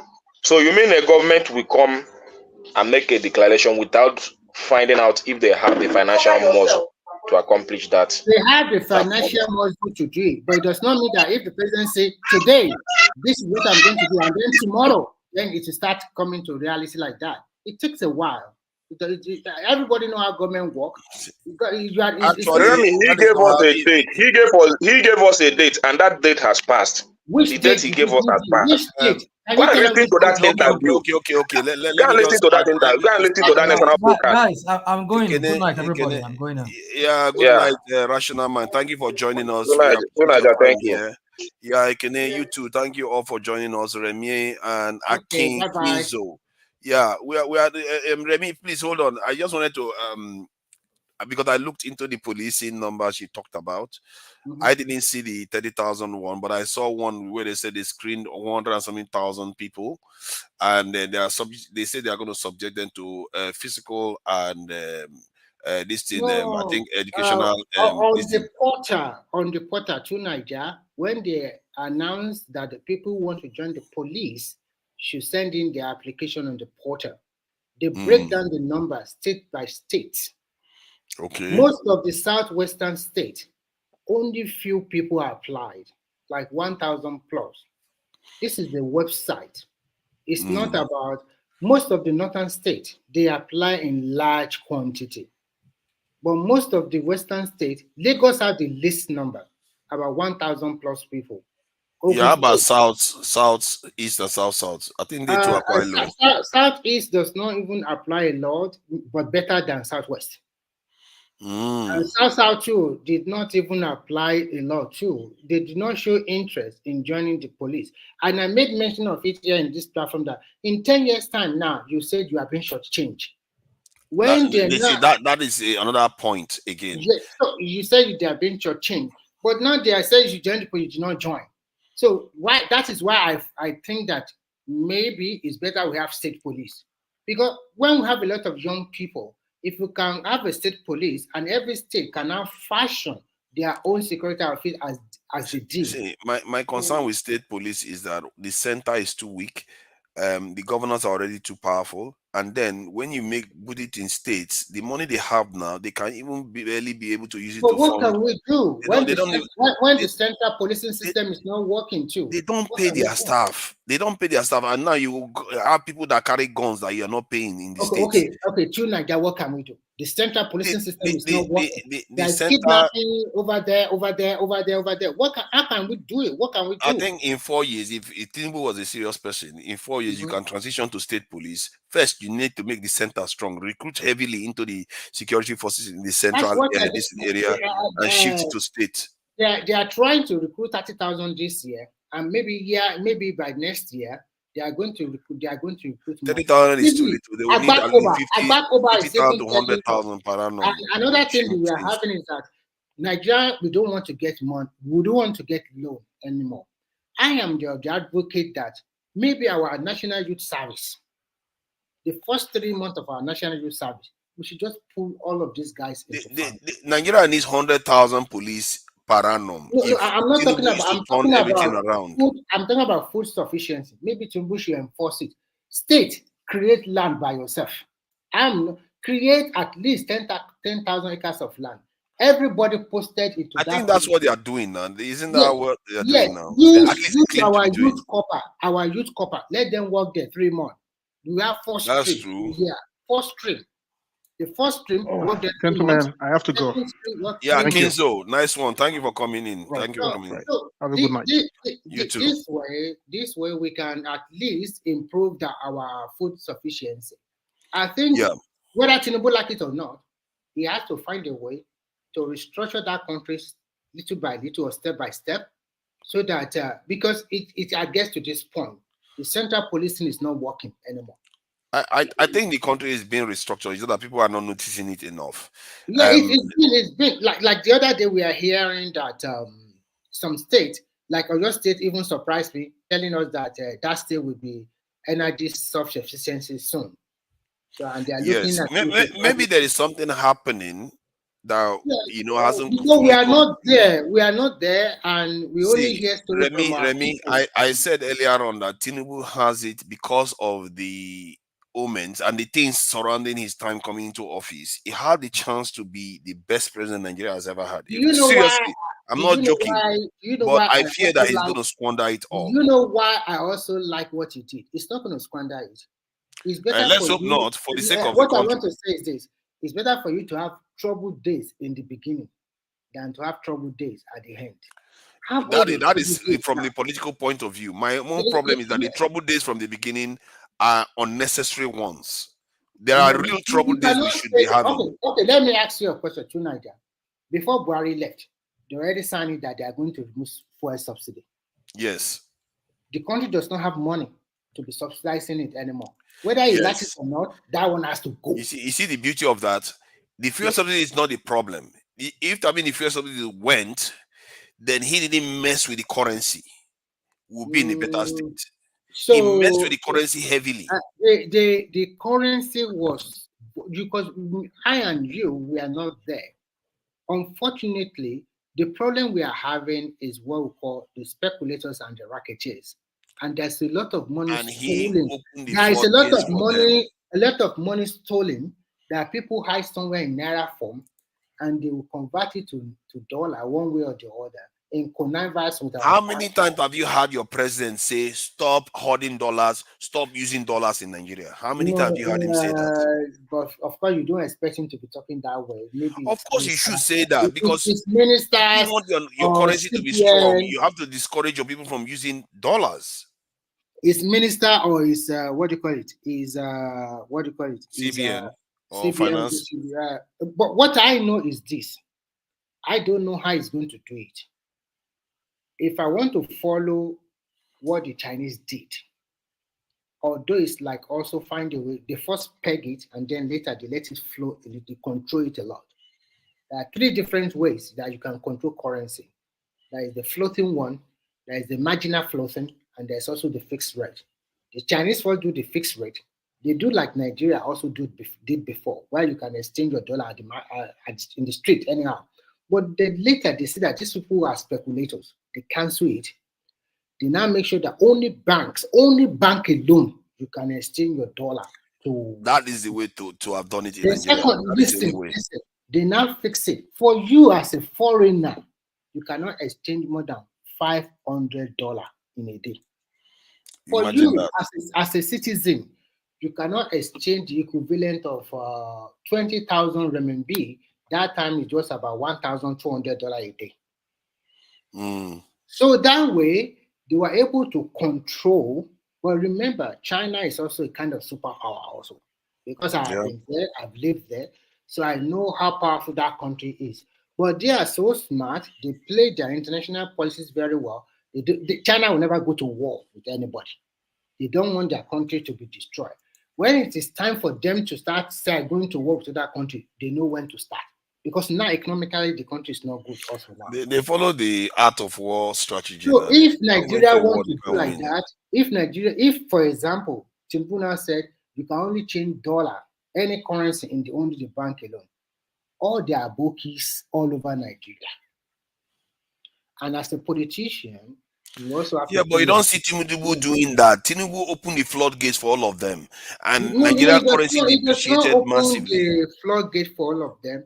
They have seen their handwriting now. Now they are controlling them. Now they are even afraid to speculate like before, because they put a lot of plainclothes security people around them, so this have already started arresting some of them. But the speculation is not going to stop if you don't outlaw it. Like you said, make it so you can get only the currency in the banks. If we can outlaw it, but at the same time, if he's going to outlaw it, first I want him to first make the currency to reduce, the exchange rate to reduce first. After reducing, then you can find the way to outlaw it. You see, there was something, let me add this. There was something somebody said. That man really said something. That's why I talked about Singapore today. He said, Singapore, when the guy wanted to shift the countries, he said there are only three things that they are allowed to import into the country: machinery for industrialization, medication, and I think one other thing. I've forgotten what that is. But so those things are strategic for the nation to be able to improve, but not I all think, the useless stuff I we totally import. agree with you. But let's look at our Nigerian mindset. Our Nigerian mindset, we do not really appreciate what we have. We always look for imported, induced something most times. When I was growing up, I know that if I want to wear a good shoe, I will go to a place in Ibadan to buy made in Italian shoe. That is what we often do. Was But Bata Italian? no, Bata is Nigerian. But I'm just when I was growing up as a teenager, at least I want to wear a good shoe. I would go to where they're selling imported shoe. But when I was in the secondary school, my father would buy Bata for me. We know we can wear it for 1 year. That shoe is very strong. Okay. So what I'm trying to say is that our people we cherish imported stuff more than the local one. So in other words, we are the ones doing it to ourselves. Part of the I'm saying the leaders have problem too, but our followership, we also have a lot of big trouble. That is exactly what I'm saying. This is why I said before that when we say they are blackmailing our leaders, I think it goes beyond that. Yes, of course, but people will not say that. Our people are happily compromising themselves. Yes, they allow this to happen to us because they don't understand the value of defending your own things and supporting your own products and stuff like that. This is why you've not had Tinubu say people should not use the dollars. This problem shouldn't exist. It really shouldn't exist. I have to go. Sorry. No, it's okay. It's okay. I know. Thank you for coming in, Remy. I really appreciate it. And yeah, thank you. And let me thank all the people that are on the chat. Oscar Blackstone, I see you there. Heavy. Wow, that's an interesting name. Heavy, I see you there too. The Progressive NG, I see you there. Thank you for coming in. Prince Daddy, I can see you there. You are there. Oga. Oh, Oga didn't make a lot of trouble today. Thank you, Oga, for coming in. Adewale Olusegun, I see you there. Mike Oluwale, Olawale. Thank you for coming in, Mike Olawale. Yeah, I've said Prince Daddy already. Eyo Adio, thank you for coming in. Boaz Biggie, thank you for coming in. I see you there, Boaz Biggie. AB, thank you for coming in too. Let's see who else is there. Yeah, I've seen AB. Adesina John, I see you there. Rea Boa, I see you there. Thank you for joining us. Oh, who is that? Kezo, what's Kezo doing here?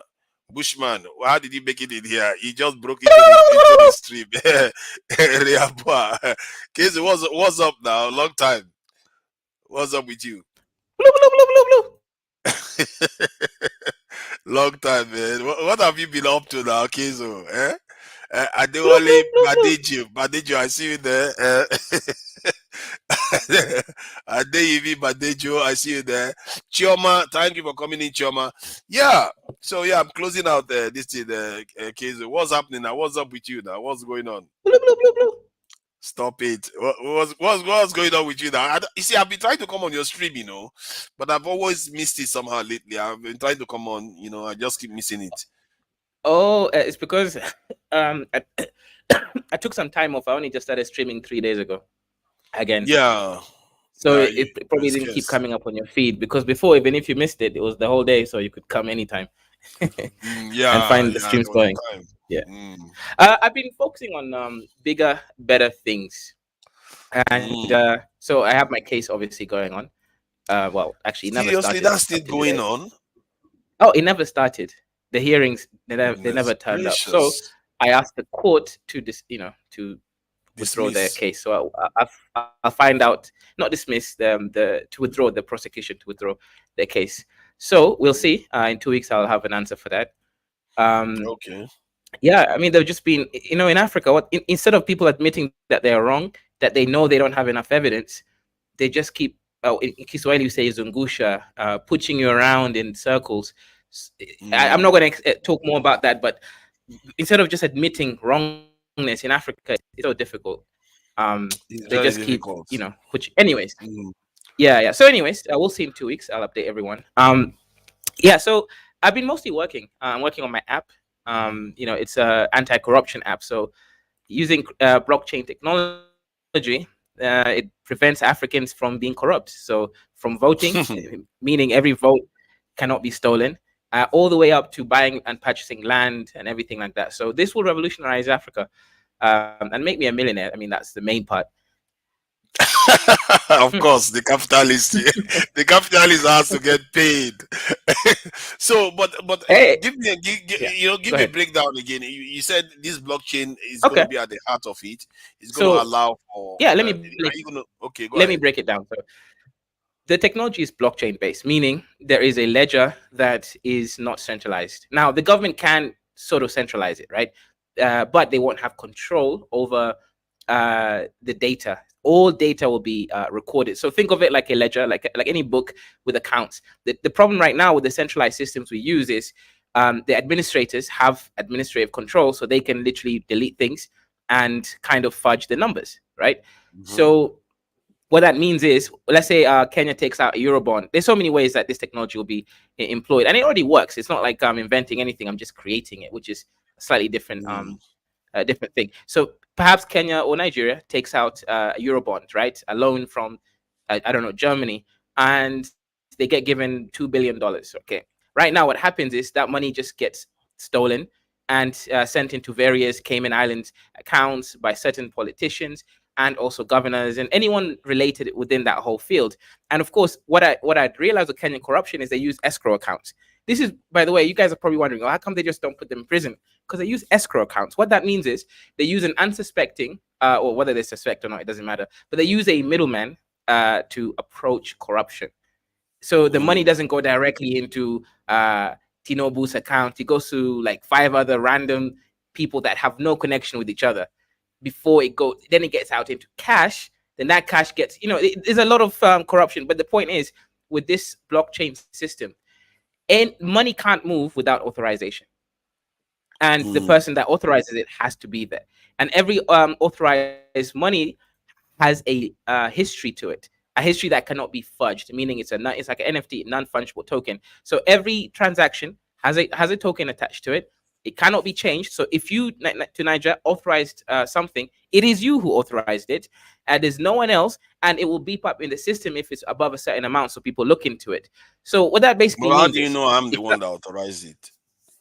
oh, because you have obviously a government ID that is attached to the system.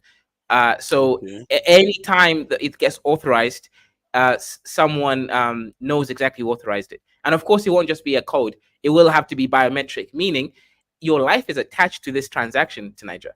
Meaning if someone wants to frame you, they have to kill you. And of course, what that means is framing people will reduce, because you're not going to kill every single person you want to frame. You get the point, right? Yeah, some people get sophisticated and copy your bio data that the system. Oh no, right. There are the technologies that exist where you can't just copy. You have to be physical. It's both physical and the digitized data that exists. Like that little orb thing. I'm not saying we're going to use that, but that's just an example that actually takes into account biophysical data. So anyway, so basically meaning if you want to steal money, your name is on it.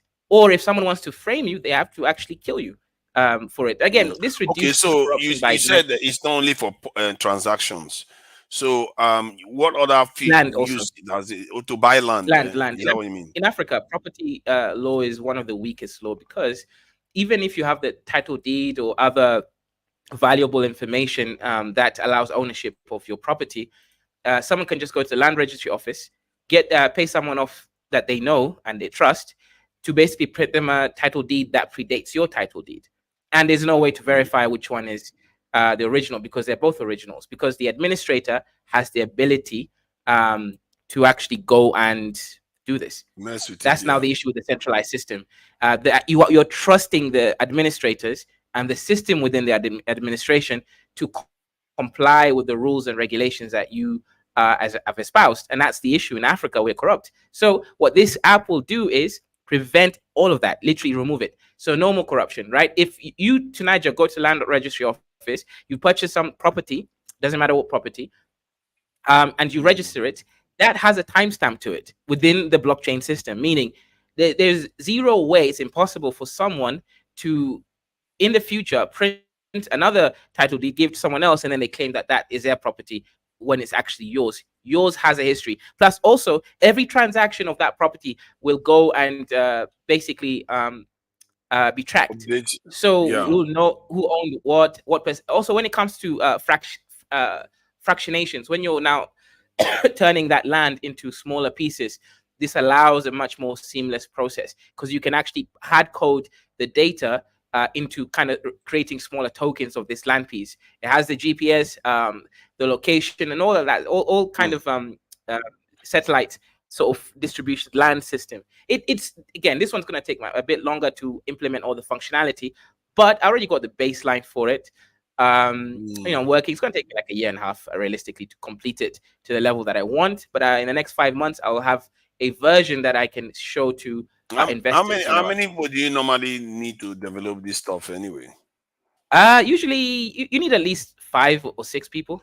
There's me and I'm thinking of getting like a couple other people, but we've actually we're working with some other African developers already, like Black and African. Are you doing the programming yourself, or you're just hiring people to do the programming? I do. I'm a genius, Tanaja. Don't disrespect me like that.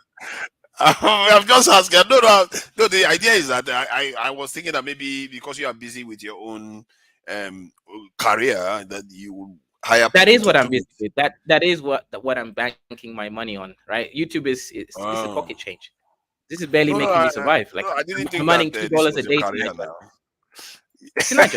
I'm earning $2 a day. What am I supposed to do with that? I'm sure you done the calculations. No, I don't think you are $80 a day. You do get some serious donations sometimes, and but $2 a day, like yes. No, I get where you're coming from. That this is not your career, but because for me, I have this idea of the app that I wanted to develop too. But I was looking to employ people to do that because I didn't want to do it myself, because I will be choked up with what I'm doing right now. So but that's you don't why do I'm anything. asking. You just talk on YouTube, Tanaja. That's Don't hardly mind me. anything. Don't mind me. It's a little bit embarrassing, really. You just stay on YouTube, but I'm trying to figure it out, because if I can get, like, I need at least like about 4 developers to put this system together. The idea is to have. Tanaja, what I recommend is, transparent way of doing if you're things. serious about this, you can reach out to me. I have a company. My company is it's literally my name. My company is a consultation company. So what we do is we engage Western business owners with African workforce. So instead of paying a Westerner thousands, like 50,000 or 30,000 a year, you can pay an African like maybe $10,000 a year. Right? I take my Kenyans are $3,000. too expensive now. I have Nigerians. No, not Kenyans. Not Kenyans. I keep telling you that I have African. Nigerians that are working for me right now. Tanaja, those fake Nigerians are not being. I've not gone through my company check. You see, you're not just paying for workers, Tanaja. You're paying for guaranteed workforce. I hope you understand what that means. There's no issues. My workers are always delivering. My workers are reasonable. They're intelligent. So you're paying my ability to select people that will work for you at a reasonable price, and they will complete their job. This is not a scam. I have some Nigerians working for me every month. They tell you, we have this problem. We need more money. No. None of that will happen to Nigeria. So if you're serious, reach out to me, and I'll find you, affordable workers when you're ready. Okay. If Kenya is one of those countries that definitely would like to be to visit anyway when I get to Africa, but Kenya is far from Nigeria, man. It's far. It's like traveling from Nigeria to UK, from Kenya to Nigeria. It's really far, and I don't know how much does it normally cost anyway. I don't know. From Nigeria to Kenya, I don't know how much it's going to cost. I really £400. It's not that much then. If it's £400. It's not that expensive from that point of view, because I really want to go like Kenya, go towards Southern Africa. I really want to see Africa a little bit, and I've not really had a chance. If I don't do it this year, I'm going to definitely do it next year. Because if you're ready, when you're ready, let me know, man. Prioritize whatever's happening in your life. I know your wife almost gave birth, and you guys. You don't know anything. What's wrong with you? There's nothing like that too. People just because Kesu said that doesn't mean it's true. It's nothing like that. Is that your nice babe? Is that my what? Is that your girlfriend? Or your My wife? fiance, yeah. Hey, are you serious? Oh, that's nice. That's cool. Yeah, She's good looking. mine must go on multiply. Clearly, you do like the European looking ones. Hey, it's what it is. Okay, Niger. European. This looks like a European. European features. European No, to be fair, features. she's mixed. I mean, She doesn't have she's purely not European mixed. features. She's African. She's a Kenyan to Niger. And she's a Kenyan, eh? You know, Yes, there's yes, this Kenyan that I met on this dating app. You know, she was like in Kenya that if you come to Kenya, then we can meet up. And I remember you guys were talking about people that do those things. You know, like white guy goes to Kenya, and you know, if you don't have money, things go wrong and stuff like that. So I was like, wow, why would I leave all the way in the UK to go to Kenya to go and start, you know, chasing women anyway? I just felt like that was a little bit too much of a hassle. Chasing tail. Yeah, what can I say? It is what it is. Yeah, that one I couldn't, you know, carry on with the conversation. But I still think that the idea that you have in terms of these things, I think you mentioned it last year, it's a good idea, but you didn't add the payment this thing. You talked about the land one first. So that land one, I really think you should, you know, get it going. So, you know. So all the apps are just different iterations of the same core technology. So I'm mostly a back-end engineer, right? Yeah, a backdoor, get it? Because I'm a homo. But I'm mostly a back-end engineer. So for the front-end stuff, I do need to obviously employ some people when I'm trying to make a product that looks marketable, right? Right now, I'm just focusing on functionality. Once I have the functionality, then I'll bring in more people. Now, and here's the other thing to Niger, right? The reason I'm doing this myself is right now I'm still a newbie when it comes to Web3 development, you know, using blockchain and stuff. In the next year and a half, I'll be one of the best in the world because I know myself, right? If I focus on it, and you know, I'll be pretty marketable. So I'm doing multiple things at the same time. One, I'm earning valuable skills in a market that is definitely the future. And also I'm building something that will make me millions. So I like being parallel with things rather than just sort of being sighted towards one perspective. So that's the main thing that I'm really doing is that's quite good, isn't it? That's quite good that you mentioned that, because it's good to, I don't know whether you call it parallel, but I think it kind of ahead the curve so that the future is coming towards you to an extent. So definitely. and remember, Niger, this kind of blockchain technology it is being used in everything. Patents, for example, you know, when you sell a patent, but you don't want to sell 100% of it, so you can fractionalize it and be like, okay, I'm selling 95%. Shares in companies, all these things, you can hard code it, because right now, think about it. Apple might actually, there was this black engineer on TikTok. He's a great engineer because he creates interesting products from movies, like, you know, the little, I don't know, thing that squirts water from Aquaman or something. In a highly pressurized stuff. Apple offered him $5 million, right? But with this kind of technology, you can even like teach hard code teaching people that, okay, you don't have to sell 100%. You can sell 95% of that technology. Then you leave 5%. And you don't have to be like, oh, 5% of anything. No, 5% of any profits that they make. Meaning, even the Apple doesn't lose anything because Apple can do whatever they want with that technology, but you just get your 5% if they make money. You get it? So you can hard code certain contractual agreements within any contract. So really, this is how any contract is going to be manifesting. Yeah, I think of it that way. So it is good when you have the software or something physical, so that, or visual, so that people can see, because explaining it just by words, it will lose a lot of people. I do have some parts of the app already created, but I can't show that to you guys because you know, NDA and shit. So.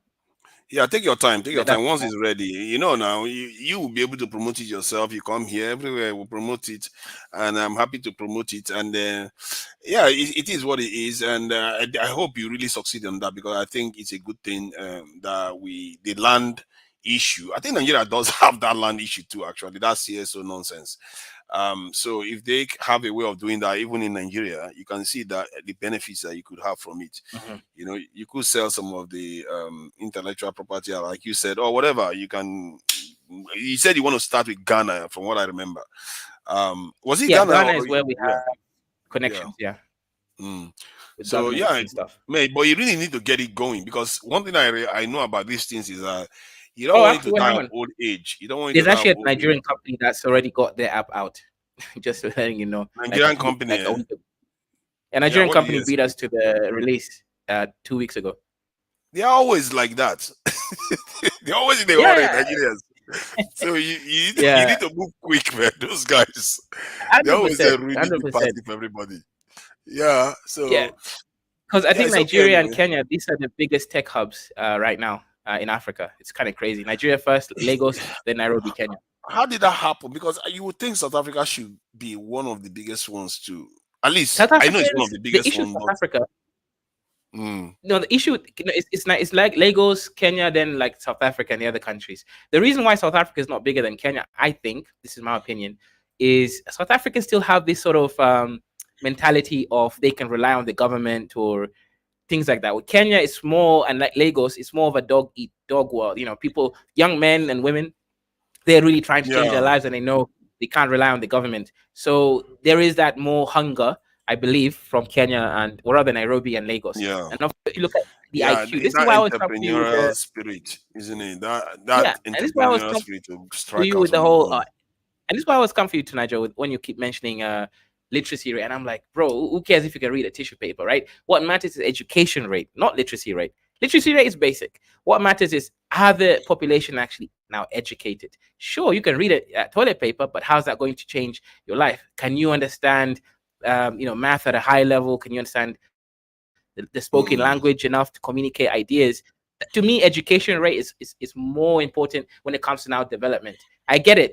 Literacy is it's necessary for low level functioning of a society, but when it now comes to the high level stuff, is you need to be educated. When you're educated, shit moves much more seamlessly. I agree with you on that one. I'm not sure what the complete, but I get your definition of education is anyway, to be educated versus to be literate, isn't it? So yeah, but I'll leave it at that. I was closing out when you decided to jump in like this thing. How do I put it? This thing, what the gate crasher, as they call it, gate crashing. So when Nigeria won the match, hey, what can I say? I didn't think I cared about the match. When I was watching the penalties, I was like, ooh, I hope they win. Nigeria, that was obvious. You guys are gonna win. I mean, Nigeria is a better team than South Africa. You know what? When they started taking the penalties, I just got the feeling that Nigeria was going to win, because looking at South Africa, you can tell they didn't have enough experience playing penalties. Yeah. They just didn't have enough. But I'm surprised they even got 1-1 out of Nigeria in the first place. So yeah, I'm glad we won. I don't know. Nigeria needs a little bit of good news to an extent. They've had so much bad news lately. So Yeah. let's see whether they win the tournament anyway. Do you have any predictions? I think Ivory Coast is gonna win, and that's why I put my money on. I put like £50 on them. So Ouattara, hey God, is it not Ouattara's state? I hope they don't win. Nigeria. So Ivory Coast and Nigeria play. I don't know. Are you sure Ivory Coast will win? Nigeria should crush it. I mean, look, to Nigeria, how many times has Nigeria got to the semifinals, and how many times has Ivory Coast got to the semifinals in the World Cup? I mean quarterfinals. Sorry, not semi. I think they've gone. They won it before, haven't they? I think they won it before with Drogba now. If I'm not mistaken, I think they've come close to winning it before, so they may have already gotten it. Yeah. So are you trying to say that because they are, they've not made it to the top before, or as much, they will be hungry or something? Ivory Coast has almost won it before, yeah, but with the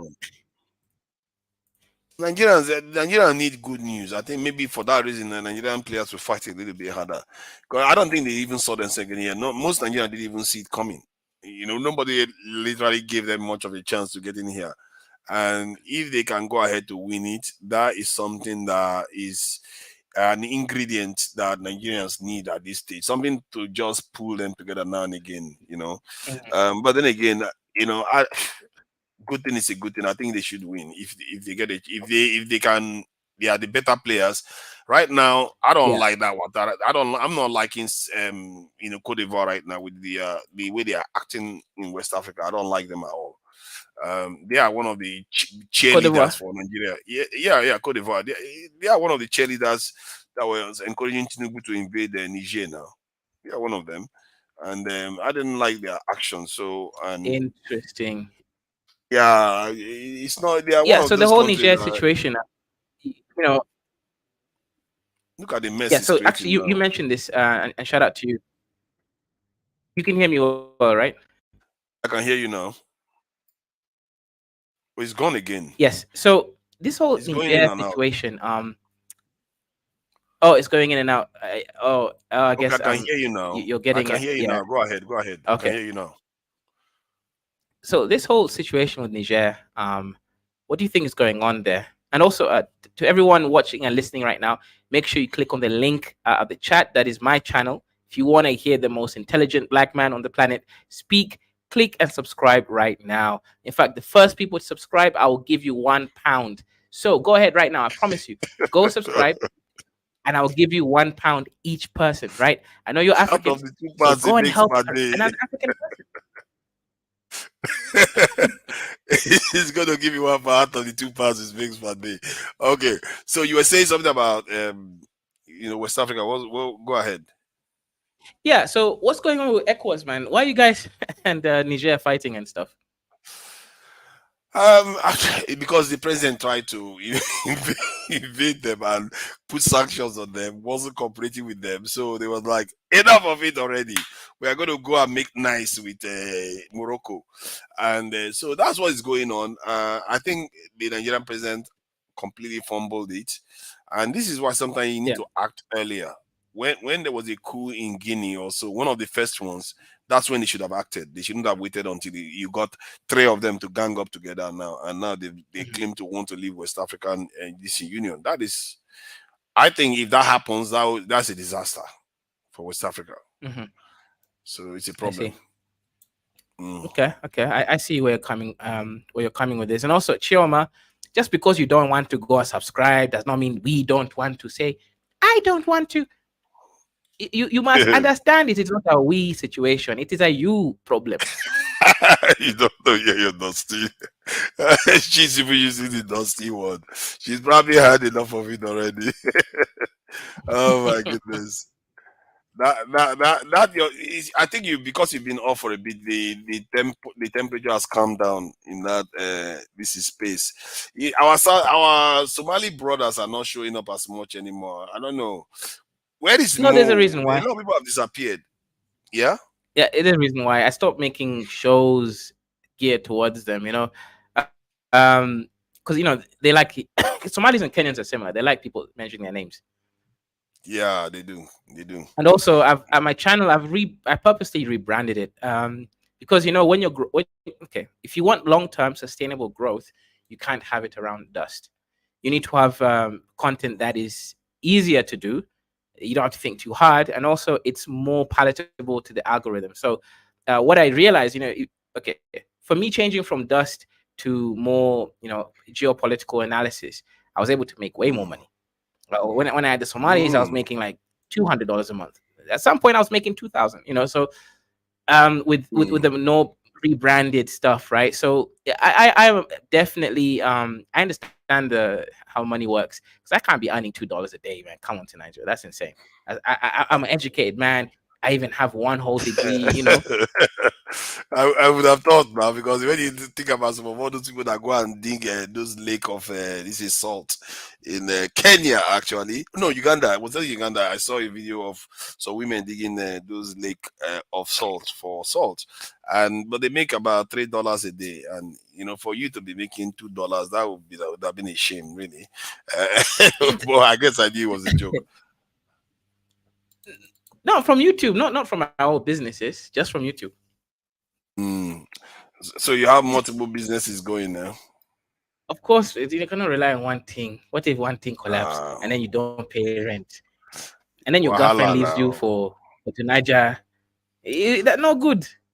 I have to give you credit. You know, you are literally on the ground on the continent there doing your thing. It's not everybody is doing that and surviving it really just fine.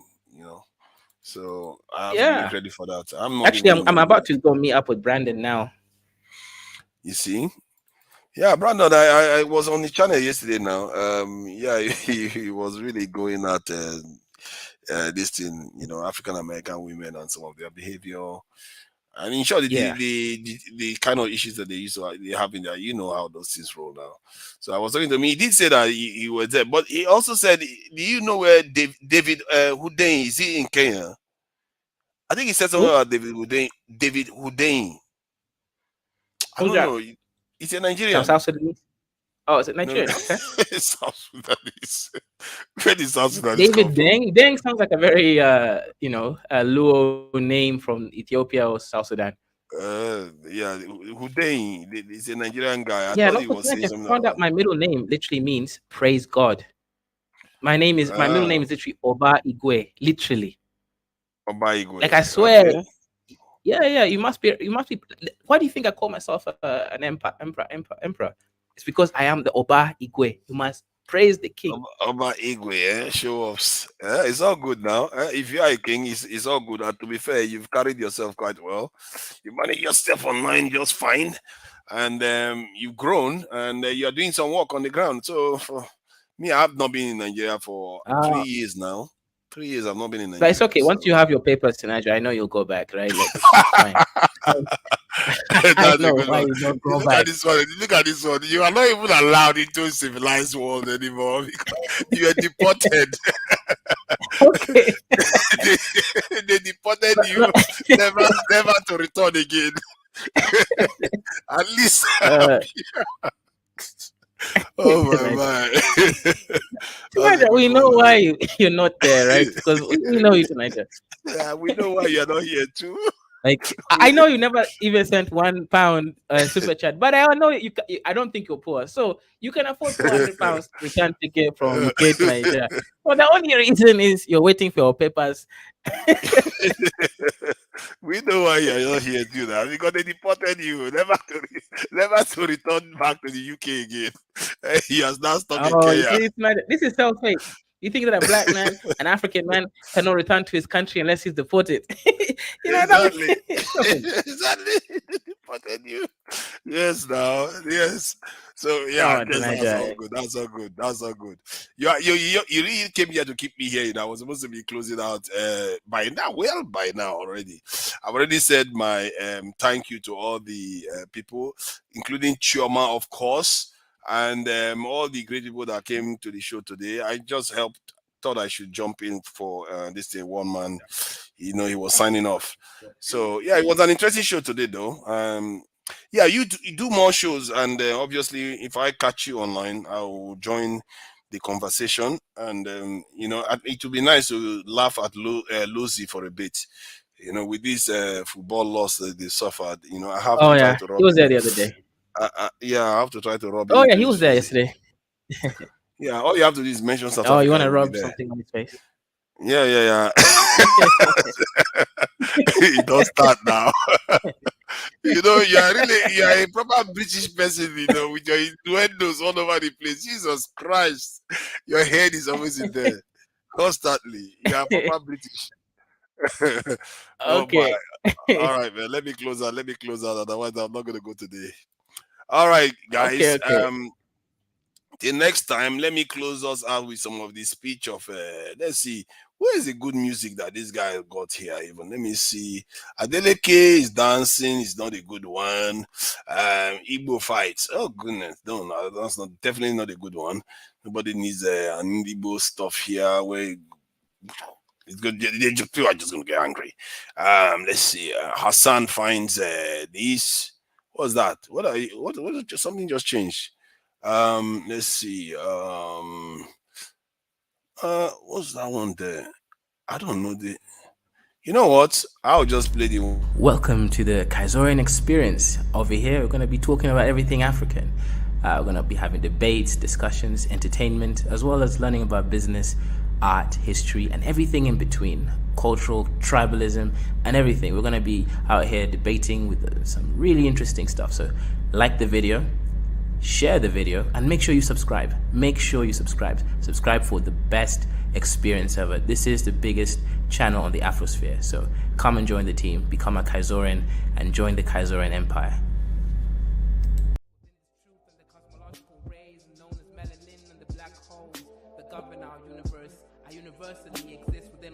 Within this premise, and exists within this bluebird in the sky. I'ma fly like the blue in the sky. I'ma fly like bird in the sky. I'ma fly like bluebird in the sky. I'ma fly like bluebird in the sky. I'ma fly like bluebird in the sky. I'ma throw my bluebird in the sky. I'ma soar like bluebird in the sky. I'ma soar like bluebird in the sky. I'ma fly like bluebird in the sky. I'ma fight like bluebird in the sky. I'ma eat like bluebird in the sky. I'ma be like bluebird in the sky. I'ma be bluebird in the sky. I'ma be free, bluebird in the sky. I'ma be free like bluebird in the sky. I'ma be like bluebird in the sky. Back again like the second coming. Strumming my vocal cords like the hummingbird in the sky. Y'all can't deny this. Real rap lyrics, it's like I ain't got no rhyming through the sky limit. What is skin tone, shade of color, but a parallel form of frequency like a ringtone on your phone. Melanin expression, tied up in the universe, feeling like God. Is it I thought that the stream was supposed to end. Is it really wrong to be diverse? It is. This last song to end. Okay, are you gonna end it?